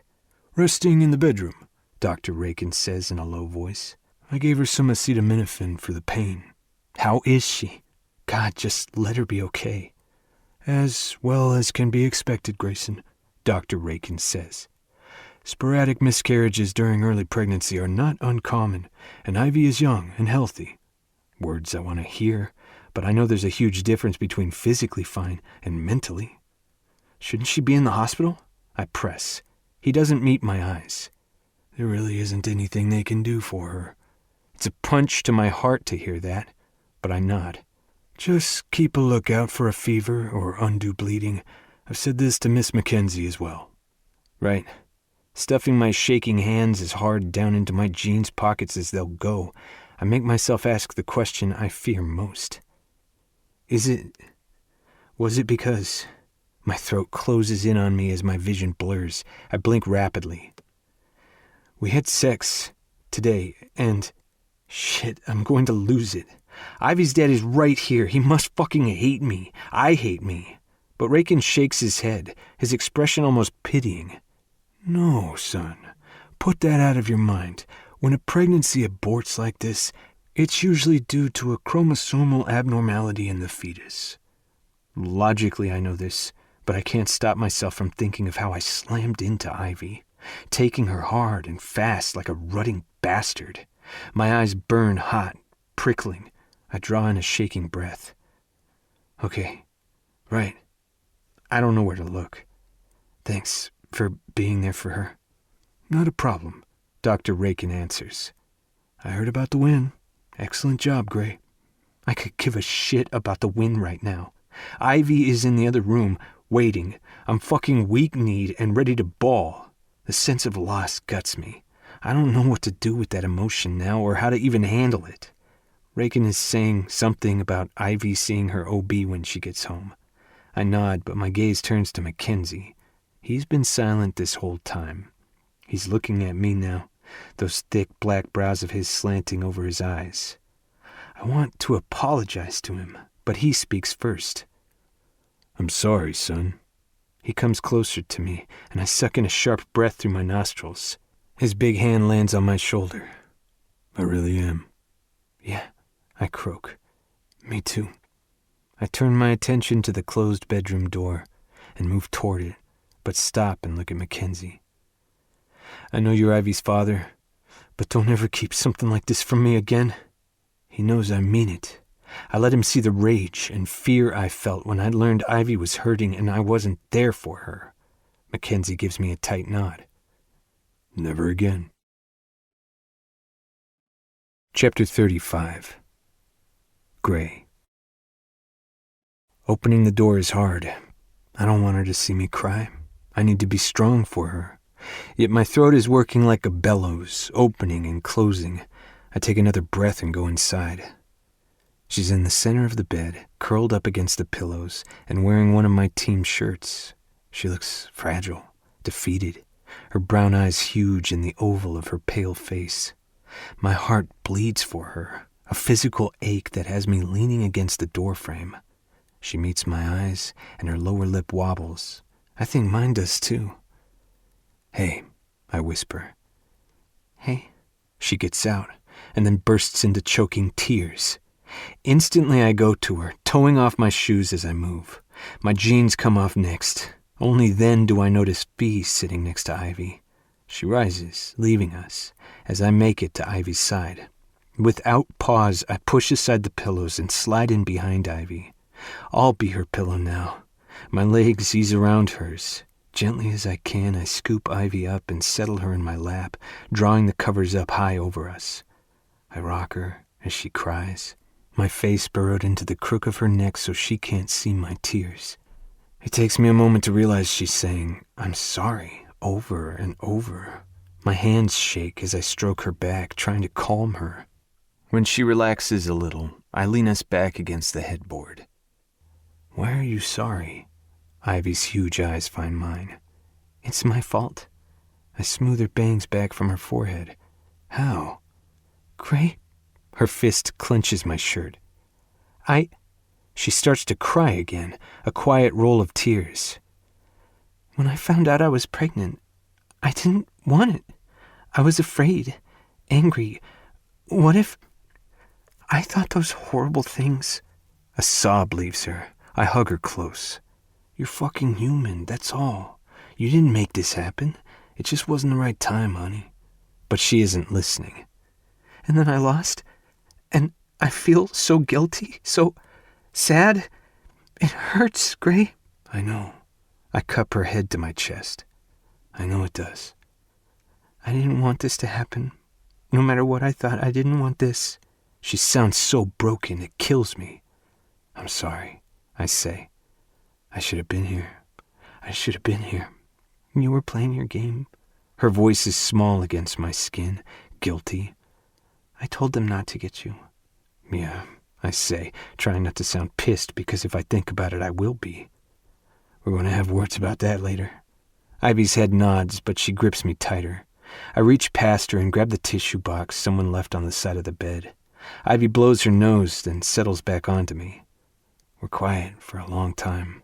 My left hip is numb, and my shirt is damp with her tears, but I don't move. I've been thinking about things. My mom died a slow, painful death. I breathe past the tightness in my chest. Drew lost his parents overnight. Truth is, life ebbs and flows no matter what we do. All these years I've been trying to get some control over that by not giving a shit about anything. What kind of life is that? Ivy's fingers play with mine as she leans more of her weight on me, sinking into my strength for support. I'm glad I'm strong, that my body can be used for more than sex or football, that it can be used in service of her, to protect. Bad things happen, Mac, I whisper thickly. And this, it tears my heart apart. Ivy shudders, a little sniffle coming out. I hold her as secure as I can without squeezing her too hard, and then press my lips to her head. I heard for you. For me. For...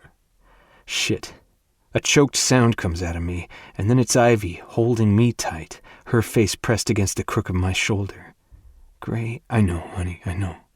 Hell, I'm not saying this right. Gently I cup her cheek, tilting her head back so she meets my gaze. Her dark eyes swim with tears, and it guts me all over again. My thumb glides over her damp skin. We can't control the bad things, Ivy, but we can be there for each other when they happen. And the good stuff, it's worth everything and anything if I can share the good stuff with you. Tears spill over Ivy's cheeks as she reaches for me. Cupcake, her lips find mine, and I don't want to talk anymore, or to think. I just want to kiss her and hold on forever. Ivy. We go home the next morning. Gray doesn't leave my side, not for 3 days. He holds me when I cry. He holds me when I don't. He takes me to the doctor to get a checkup, then takes me home and makes me cream of tomato soup with grilled cheese sandwiches, because I'd once told him that it was a childhood favorite. And when I want to watch a movie, he downloads the entire John Hughes collection. This morning, I assure him it's fine to leave me alone for a while. He's got more practice, and a meeting with his team to start prepping for the national championship. It's evening when he comes home, catching me in the act of dancing around the living room to Why Can't I Be You? A tilted smile graces his face as I stumble to a stop, my breath light and panting. Flushed, I push a hand through my sweaty hair. Hey, gotta love the Cure, eh? I've never heard them before, Gray says, setting his duffel back down. Sounds like something Anna would listen to. She has a thing for Susie and the Banshees. Oh, they're great too. I used to find a lot of vintage records of theirs in London. Mom has a player. I pick at the hem of my shirt. I was restless. Felt like dancing. I don't know why I'm explaining. I wasn't doing anything wrong, but it seems that way. Only that smile of his is still there. I can see that. Feel free to carry on. He leans a shoulder against the wall and waggles his brows as if encouraging me. With a huff of laughter, I turn off the speakers. Why do I have the feeling you like watching me dance, and not because I'm great at it? Truth is, I know I'm not great at dancing, but I like doing it, so I don't really care. His smile grows. Because you're cute as a bug. Slowly, he strolls over to me. His body is warm and smells of soap. I hum in pleasure as he hugs me close and peppers soft kisses over my face. I'm glad you felt like dancing, Ivy Mac. With his arm wrapped around my waist, he guides me over to the couch, his nose nuzzling my hair. It's okay to let yourself be happy again, honey. I know he's right. Somehow, his words make me feel free to let myself relax. We settle down, Gray propping his big feet on the coffee table and me leaning on his chest. His hand rests on my thigh, and I notice that all his fingers are wrapped in bandages. On both hands. What happened? Alarmed, I pick up one of his hands. Did you get in a fight?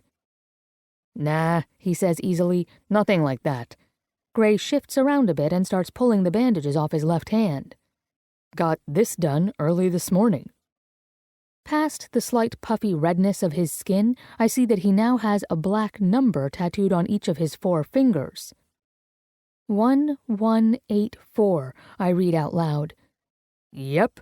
Gray unravels the rest of the bandages. He holds his hand out in front of us, his fingers spread wide and displaying the numbers 1210 before letting it rest on my leg once more.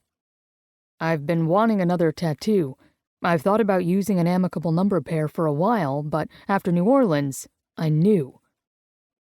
I have no idea what an amicable number is, I tell him. It's like this. The sum of all the natural divisors of 1184 is 1210, and vice versa. It's almost as if the number is the other's soulmate. His deep blue eyes peer down at me. Like you and me. I start to smile, then sit up. Wait, are you trying to say this tattoo is about us? Of course. You probably don't remember, but my room number in New Orleans was 1184 and yours was 1210. A little jolt of surprise hits me. You texted about that. Yeah, he says gently, because he clearly realizes I've had other things on my mind. But that's not why I got these tattoos. That was just a sign. Gray's thumb strokes along my knuckles. When I first met you that day at the airport, you seemed so familiar to me, so right, that I thought we were like a pair of amicable numbers. Warmth floods my chest. Gray, that is... I lean over and kiss his soft lips. Perfect. His fingers briefly touch my cheek as he kisses me back. The fact is, Ivy, for me, there is one absolute truth. The sum of my existence equals you. Suddenly, I want those numbers tattooed on my skin, too. My vision blurs as I grab hold of him, claim his mouth with mine, whisper his name against his lips. Love. I've been surrounded by it my whole life. I know how lucky I am to have that. And yet it's always been a comfortable kind of love, expected, in the way of family. What I feel for Gray, it isn't comfortable. It's so intense and so enormous. Sometimes I fear my soul can't contain it. I kiss him deeper, my arms twined around his neck, holding him close. Every time I kiss him, I want more and more. I want to draw him inside of me and keep him there, safe, protected, part of me. Gray cups my cheek, his hand spanning my jaw, fingers curled around my head. His size makes me feel small and delicate, and yet his words, his actions make me feel strong and invincible, even when my heart has been sliced in two by our loss. He kisses me back, not frantic, but slow, steady, melting, as if we have all the time in the world to explore each other, as if he could live right here, wrapped around me, lips seeking and tasting. I love you, I say into his mouth, because he should hear that, every day. Gray grunts, skims a path along my cheek with his lips. He kisses my closed lids, light, tender. Love you more, Mac.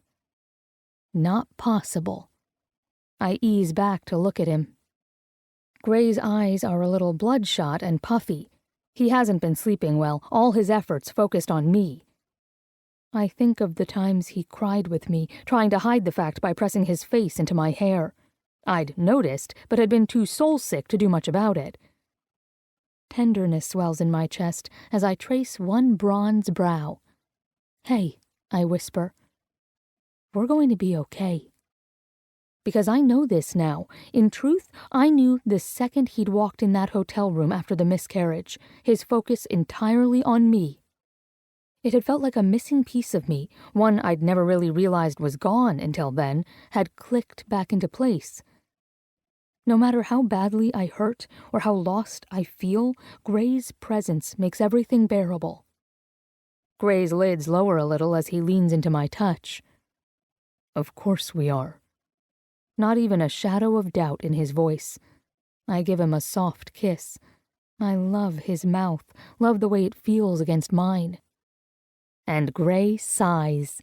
He's warm and relaxed and holding me as if he'll never let go. Love. It's this fierce thing rushing through my veins, making my heart pump harder. I'm 22 years old, and I know with every insistent beat of my heart that I love this man, my rock, my lover, my best friend. Gray? Eyes closed, he's running his fingers slowly up and down my back. I wanted to ask you something. Despite the light tone I use, butterflies roar in my belly. Lay it on me, honey. Will you marry me? Gray's eyes snap open, his big body going utterly still. Beneath golden lashes, his deep blue gaze narrows as if he's misheard. What? It comes out like a croak. My heart still hurts from sorrow, but I reach for what happiness I can, because marriage to Gray no longer sounds crazy. It sounds exactly right. So I smile and ask again, using his words. Gray Grayson, I want to marry you. I want you to be my family, and I'll be yours. I look up at him with all the hope and fear and longing he'd once shown me. Say yes? A slow, wide smile breaks over his face. Holy shit, you're serious. Of course I am. Ack! Gray has me on my back in an instant. Leaning over me, he grins, looking so happy that I'm in danger of tearing up. You gonna put a ring on me, Mac? Let me guess, you want a big, gaudy knuckle-buster covered with diamonds. His chest rumbles on a chuckle. Oh, I'll be getting one of those soon enough, honey. I don't doubt it. You'll look good wearing a Super Bowl ring. He agrees, dipping down to nuzzle my ear. Don't distract me, Ivy Mac. I want a ring. Platinum, wide band, engraving optional, but preferred. I laugh. Bossy much? Just know what I want.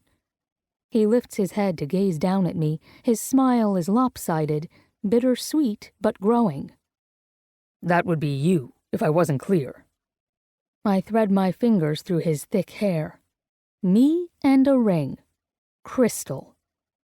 Then, yes, Ivy Jane Mackenzie, he says in a hoarse voice, I will marry you.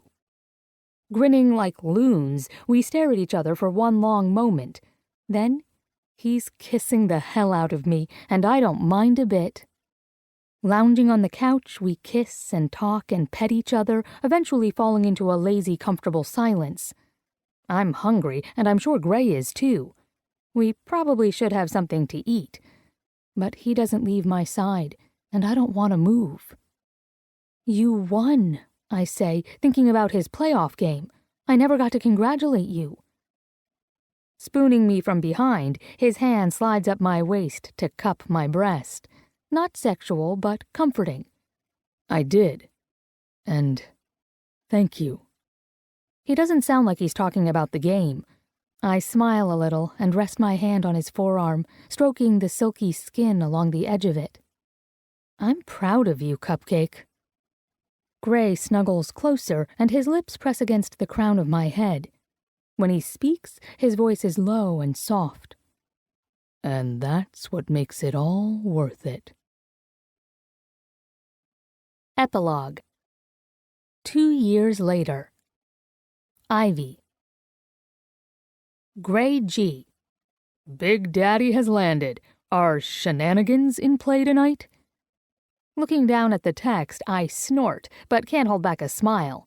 My thumb taps away at my phone as a woman's voice buzzes over the speakers to announce the arrival of Gray's flight from New York City. Ivy Mac. There will be no shenanigans if the use of Big Daddy comes into said play. That's a personal foul, 15-yard penalty. Do not pass go to collect your prize. GrayG. Aw, but baby. Nope. Just to clarify, putting the perfectly reasonable and technically correct name aside, shenanigans are a go? Laughing now, I lean back more comfortably in the ugly plastic airport seat and answer. Ivy Mac. All night, Cupcake. I can't wait to taste your frosting. A couple seconds pass, and then GrayG. Mac, you sent a dirty text. I just shed a tear of pride. I also have a heart-on. I think the little old lady sitting next to me is checking it out. Snicker. Revenge will be mine. Almost out. Putting my phone away, I haul myself to my feet. Around me, an endless stream of people flow past, all of them either headed somewhere or coming home. For most of my life, I was the one coming or going, drifting without realizing it. Now, I'm in California, holding down the home fort. Gray and I have lived here ever since he was drafted to play with the 49ers. I love the Northern California coast. Wild and rugged, with chilly weather and fog that reminds me of England. Gray isn't so fond of the damp, but he loves soup and deems this the perfect place to make it constantly. Who am I to argue when he's the one cooking it? And I love having a home with Gray. While it isn't exactly close to the stadium, we settled on a renovated Victorian townhouse in the Pacific Heights section of San Francisco. We love the place. To my surprise, it was Gray who had the most fun combing through flea markets and antique shops to find vintage furniture for our home. Fee helped decorate, and after listening to the two of them squabble over Eames versus Noel, I bowed out of the project and kept my sanity. I turned my attention back to the domestic arrivals gate. In the distance, one golden head bobs over all others. My cheeks pull tight with a grin. Slowly, Gray comes into view. His gaze meets mine. As always, I'm suddenly breathless, joy and anticipation fizzing like champagne through my veins. I'm practically dancing in place, watching him walk to me, his smile as big as mine. He quickens his pace until he's almost jogging. Those long legs of his eat up the distance between us. Then, his hand is wrapping around my neck, drawing me as close as I can get. Which isn't very. "Ivy Mac," he whispers a second before he kisses me. And I'm lost. Heat surges along my skin and my heart races with glee. I sink into his kiss, then take over, tasting him, sucking his plump lower lip. His scent, his heat, the strength of his big body, all of him flips a switch within me, like I'm not fully living unless he's near. "Cupcake," I say when we part. "I've missed you." We've only been apart for a long weekend, but I always miss Gray when he isn't near. I would have gone with him, but I'm not up for flying right now. The corners of his eyes crinkle as he looks down at me. "Missed you too, Mrs. Grayson." "How are Anna and Drew?" I ask between the little kisses he keeps giving me. Last night, Gray called to talk about the fact that Drew had just played the best game of his career. Since I was his co-agent, I'd been on a conference call with Drew's GM before the game had even ended. The media was going crazy over his performance, dubbing him the comeback kid. Now that his leg had fully healed, he was once again in top form. "So fucking proud of him," Gray says into the crook of my neck. He breathes in deep. You smell fantastic, Mac. You been baking?" "A tray full of warm, sacked Gray donuts are waiting for you at home." "Love when you talk dirty to me." He gives me a grin. "How'd it go with Mitchell?" Brian Mitchell was a hot young quarterback out of Stanford who was going pro this year. I'd met with him to discuss his future in the NFL. And while it wasn't the easiest thing, being female and a sports agent, I've been making headway, learning from my dad and forging contacts as I go. I love the hell out of my job. "He seemed interested," I say. "Well, he liked the plans I mapped out anyway." "As he should," Gray says with his unfailing confidence in me. I assured him that Dad was on board. When Gray frowns, I give him a look. Dad and I are partners after all. Surprisingly, we're a pretty awesome team. Dad does the majority of recruitment and contract negotiation, while I mostly deal with career planning and player maintenance, which really means I soothe ruffled feathers and try to keep athletes' heads on straight. "Still," Gray mutters, "you shouldn't have to assure the little shit. You're the bomb, Mrs. Grayson." Smiling, I shake my head. You can't blame him for worrying right now, and it was my concession, one I'm happy to make. Gray's scowl fades as he glances down. Not caring of the people walking past, he drops to his knees before me to cup my belly. Though I vaguely resemble a wind-filled sail, his big hands make me look small. A gentle smile graces his face as he leans forward to kiss my stomach. And how's my baby G? You being good for Mommy? A dull thud vibrates my insides as baby G kicks. Gray chuckles and gives the spot another kiss. Yep, Daddy's home. All is right with the world once more. I run a soothing hand over my side. At 8.5 months pregnant, I'm ready for the little guy to come out. Fee called us crazy when we decided to have a baby so soon. But something had happened to us after the miscarriage. A seed of want had been planted. So, yes, we're both just starting out in our careers, but we also want to start a family. And because we've decided to live life how we want, when we want it, we decided not to wait any longer. It might be difficult, but we'll manage. You don't find it ominous that little dude here kicks your face every time you put it near me? I ask, smiling down at Gray, who continues to baby talk against my belly. You're just jealous that he responds to my voice, Gray says happily. He responds because your voice is so loud, I retort, teasing him. I'm not the one who's loud. Have you heard yourself when you... I end that line of conversation with a hand to his mouth. Grinning like a fiend, Gray jumps to his feet. People are starting to notice him, or rather, who he is. I'm pretty sure a few camera phones went off when he was kissing the belly. It's the price of fame, but Gray doesn't let it bother him. He simply grabs his duffel and takes my hand in his. Uncle Drew gave us a little hat for baby G. Gray directs this toward my belly as we walk along. I told him we'd use it for target practice come toilet training. You do realize that I practically grew up in New York and that's like my home team? He halts and gives me an outraged look. Hush your mouth, Mac. Little dude might hear you. I roll my eyes. Won't matter if he did, because our favorite team will always be the one you're on. Gray's eyes light up, but his smile is soft. His bag lands on the linoleum floor with a thud. A little shiver goes through me as he cups my cheeks. His mouth meets mine, the kiss so tender it makes my chest clench, but there's heat behind it. A promise for later. When he draws away, his voice is husky. Take me home, Mac. We've got shenanigans to get to. This concludes The Friend Zone by Kristen Callahan, narrated by Grace Grant and Teddy Hamilton. Copyright 2014 by Kristen Callahan. This unabridged audiobook is published by arrangement with Kristen Callahan, care of Brower Literary and Management, and was produced in the year 2022 by Tantor Media Incorporated, a division of Recorded Books, which holds the copyright thereto. Please visit Tantor.com for more information on our growing library of unabridged audiobooks. Audible hopes you have enjoyed this program.